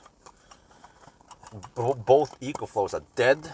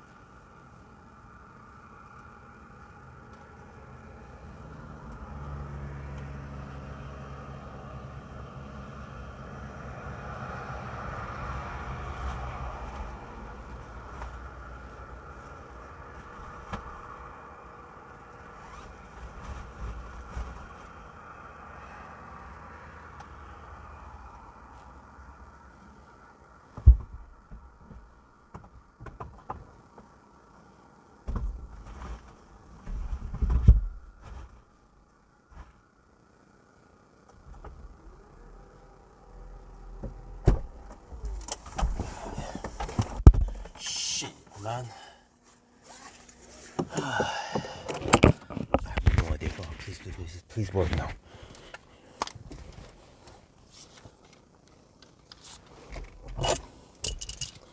Okay, I have to do this and then this and then the leap of faith. Okay, come on. No, wait, okay, that's fine. Wait, come on, don't give me that red shit. Wait. It's drivable! It's drivable! Hallelujah! We have 60% power limit, seems like. Okay, let's go for it. Come on. So now it shouldn't do that brick shit, hopefully. It seems to drive normal. Okay. Man. Can we just get over there? I don't want to risk anything, okay? We don't want to go too fast or anything. HVAC is off, of course. Come on. Don't try to output too high power. Just let the car slide, whatever. I mean, it has 1.2 kilowatt hour. That's enough to go home almost from here, yeah. Okay, so just be gentle on the power output. And then, yeah, get over there. So this is, of course, very useful information if you guys also end up in the same situation and you get to use a Shuko somewhere, right? Is that you just have to sit and charge like an hour or maybe more. Just take a long ass coffee, or if you get a Shuko somewhere, yeah, just, you know, wow, these headlights are great, but we have to get over there. Come on. Okay, the scary part is that the car just suddenly dies, you know. And that the car the BMS couldn't figure out that, oh, you have gained 1 kilowatt hour. Let's allow you to use that 1 kilowatt hour. Huh? Bad BMS? Anyone? Huh? Shit, man. I should have been home by now. It's almost it's 1 at night. I told wifey I'll be home 15 minutes before 1 at night. Like 45 minutes past 1. I'll be home. Yeah, no, not today, son, not today. Here we are now passing by the Windows XP place. We have 8 kilometers of range left, 1% left. Come on, don't die, man. Note to self, next time charge the EcoFlows to 100%. They were charged to 90%. Yeah. I mean, most likely it was enough. We just didn't want to take any chances, so I just empty out everything and then we YOLO it. Okay, worst case that could happen is that if we run out of juice 500 meters away from the gas station, I just have to. I'm gonna carry 1 EcoFlow and some cables over to the gas station and ask if I can get some juice over there. They'd be like, huh? That is what backup plan. Okay, charge up the EcoFlow. It might take 15 minutes, it might take half an hour, and then come back to carry the thing back to the car and then empty it out. Oh, freaking speed limit warning. Okay, I don't care about speed limit warning. We go over the speed limit. We just have to not. Yeah. What you want to do is you want to go fast downhill, build up the speed, build up the kinetic energy, but have low power output. You can see here that I limit the power. I'm really gentle on the throttle now, so that I don't have too high power output, because high power output means voltage drop, which triggers the car to shut down again. So now what I'm gonna do, again, pro tip or ancient Chinese secret, is to go downhill schnell, build up that speed, go schnell, break the law, go over the speed limit. Polizei is not here. Okay, go schnell, go. Build up that speed so that you don't have to pull too high power. Woo. Go on. Wait, I just noticed there's no turtle mode anymore. Okay, come on. Okay, if you don't die now, then we should be good. Oh, I think we're safe. Oh, man, this piece of shit. Man, okay, come on. Get over there. Come on, we're almost there, come on. The car feels quick, there's no crazy limp mode or anything. Or maybe that's the problem, it should have limp so I didn't run out of juice. Okay, let me see, charge port is on the right side, with the wrong side, so the left side with the right side, okay. Oh, I think we have reached the sanctuary. Man, I'm glad to see those chargers. Oh, shit. Let me take one of these, okay. Oh man, we made it here. Chem power. Let's plug it in.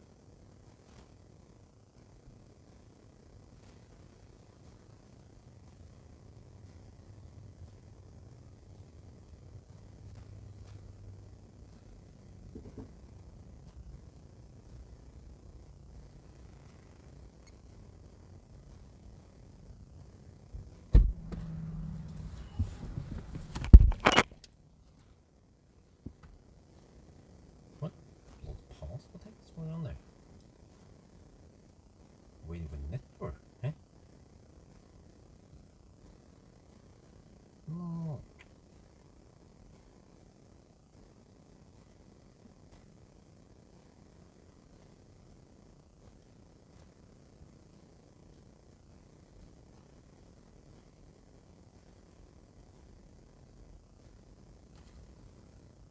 What happened to this thing?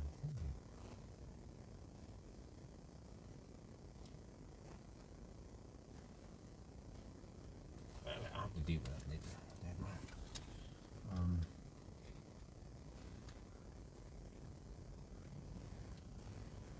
Oh yeah, we're taking 159 kilowatt. Oh, we're already at 3%.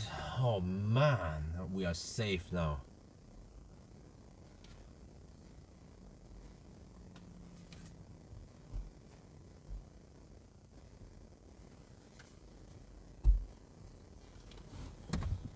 So how did this car do it? It was not good. Okay, well, it was some plus points. We had a power limit that we could see in the screen, but it was not linear. It went from like 40% power until dead, you know. That was not good, man. It should at least drop, and it should give me some limp mode or some shit. No. And then once it died, it was really hard to revive it back. You know, you give it CPR and it still wouldn't wake up, you know. Oh yeah, but at least now we're back on the road again. So yeah, this is why it is important to do these tests. And for some people who wonder, oh, how far did you actually drive? No, it's not important how far I drive from 100% to 0. That's not the part of the test. The test is to see how much you can drive below 0, and then if some cars brick. But it's quite rare. It happened with the Fat e-tron, kinda ish with the with the Neo ES8, but the ES8 you could at least crawl. Yeah, but at least for the Fat e-tron and this ID7, it was just unable to drive. You could move maybe 5 minutes and then it stopped again. So hopefully Volkswagen watches my video and they reprogram the BMS to work more like the other cars. Just look how, for example, EQS or Tesla or most other cars work, and then it's going to be a lot easier for people who run out of juice. Yeah. So that's going to be it for now. I hope you guys enjoyed this video. As always, thank you for watching, and talk to you later.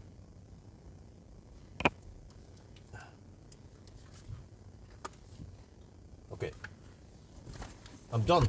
DUN. So we are now charged to 10%. That's plenty. 185 kilowatt now. Okay. Let me see. I was gonna do something. What the heck was that again?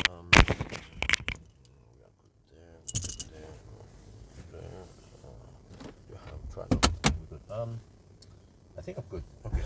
The drinks. I need to build the drinks inside.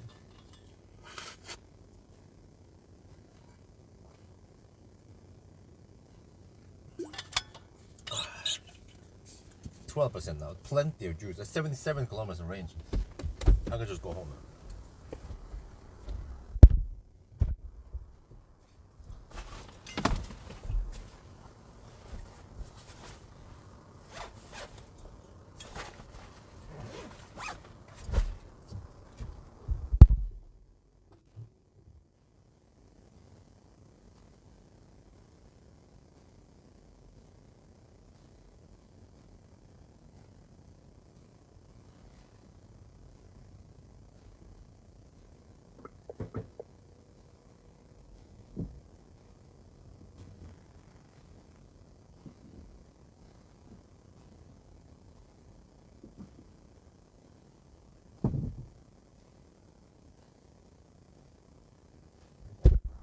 Oh yeah, it was this thing here.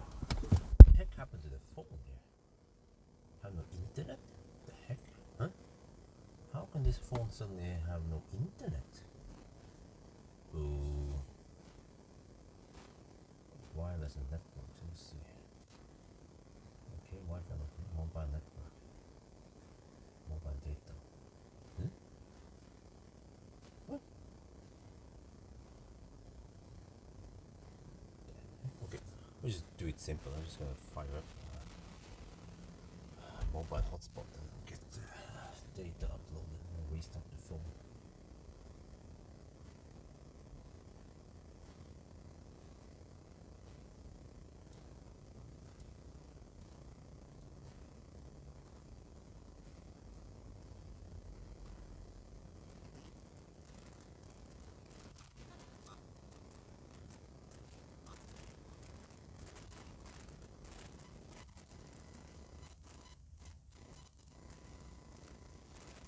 2 files I need to upload. No. Did I upload it? No. Now get some stuff going on. Okay, now it seems to. Okay, good. Oh man, that 0 mile test took around 2 hours. Okay, let's go. I have 14 kilometers of range now. 89 kilometers of range. We are just 10 kilometers away from home, so no problem.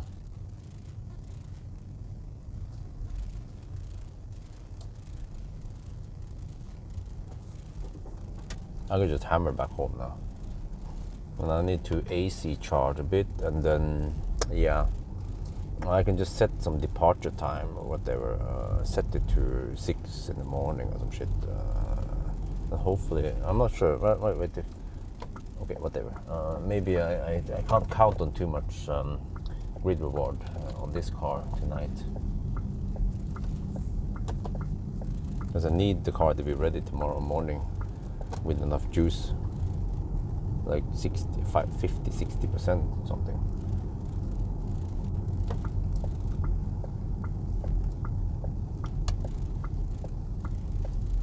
Well, I have to go home and plug in the EcoFlows also. They are completely out now. I had to abuse them to the max just to be sure.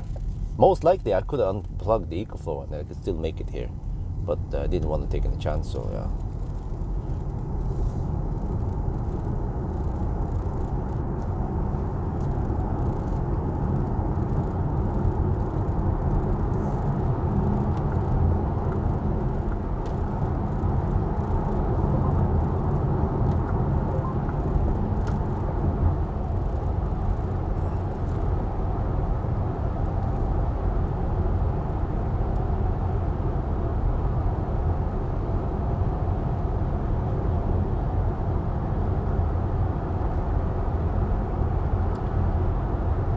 Finally can use HVAC again. Put it on auto. Maybe not 16 degrees Celsius. Let's have it on 22, nice and warm.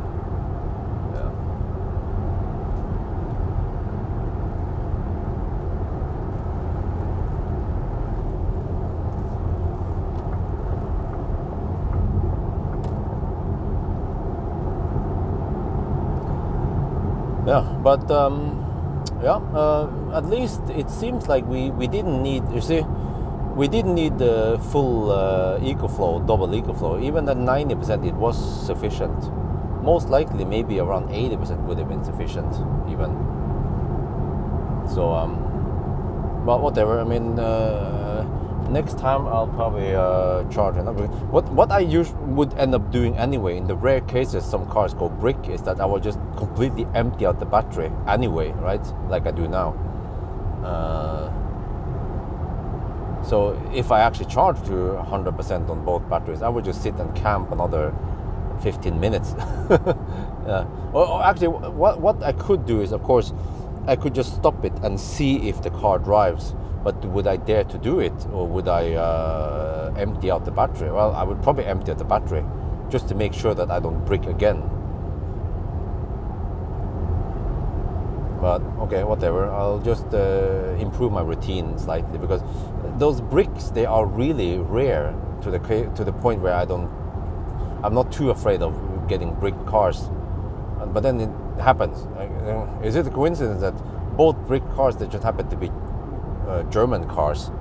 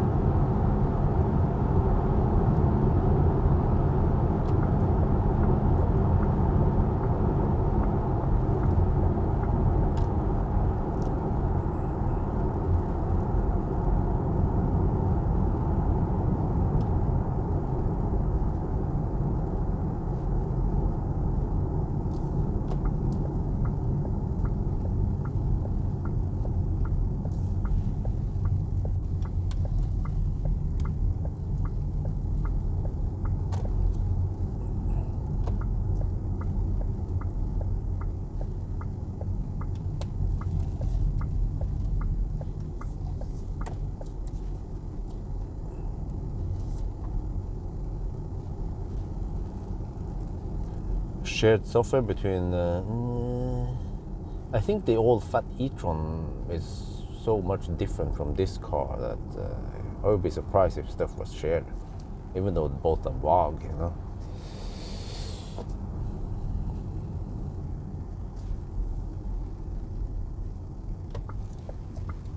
But anyway, what is important is that we are home now.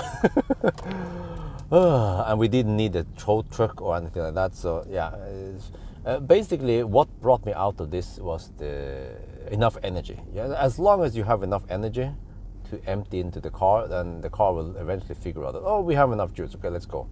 Yeah. But if I had only one EcoFlow battery, then that would possibly not be enough.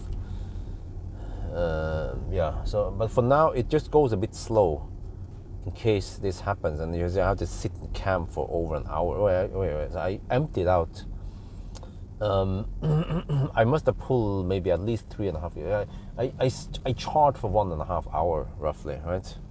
But it's rare case. Most cases I only charge for 30 minutes, and then that's good enough. So yeah, but it would be good if I can improve the hardware slightly, so I can at least pull 16 amp from it rather than 10 amp. That would speed things up, and it'll also make all the other tests slightly faster.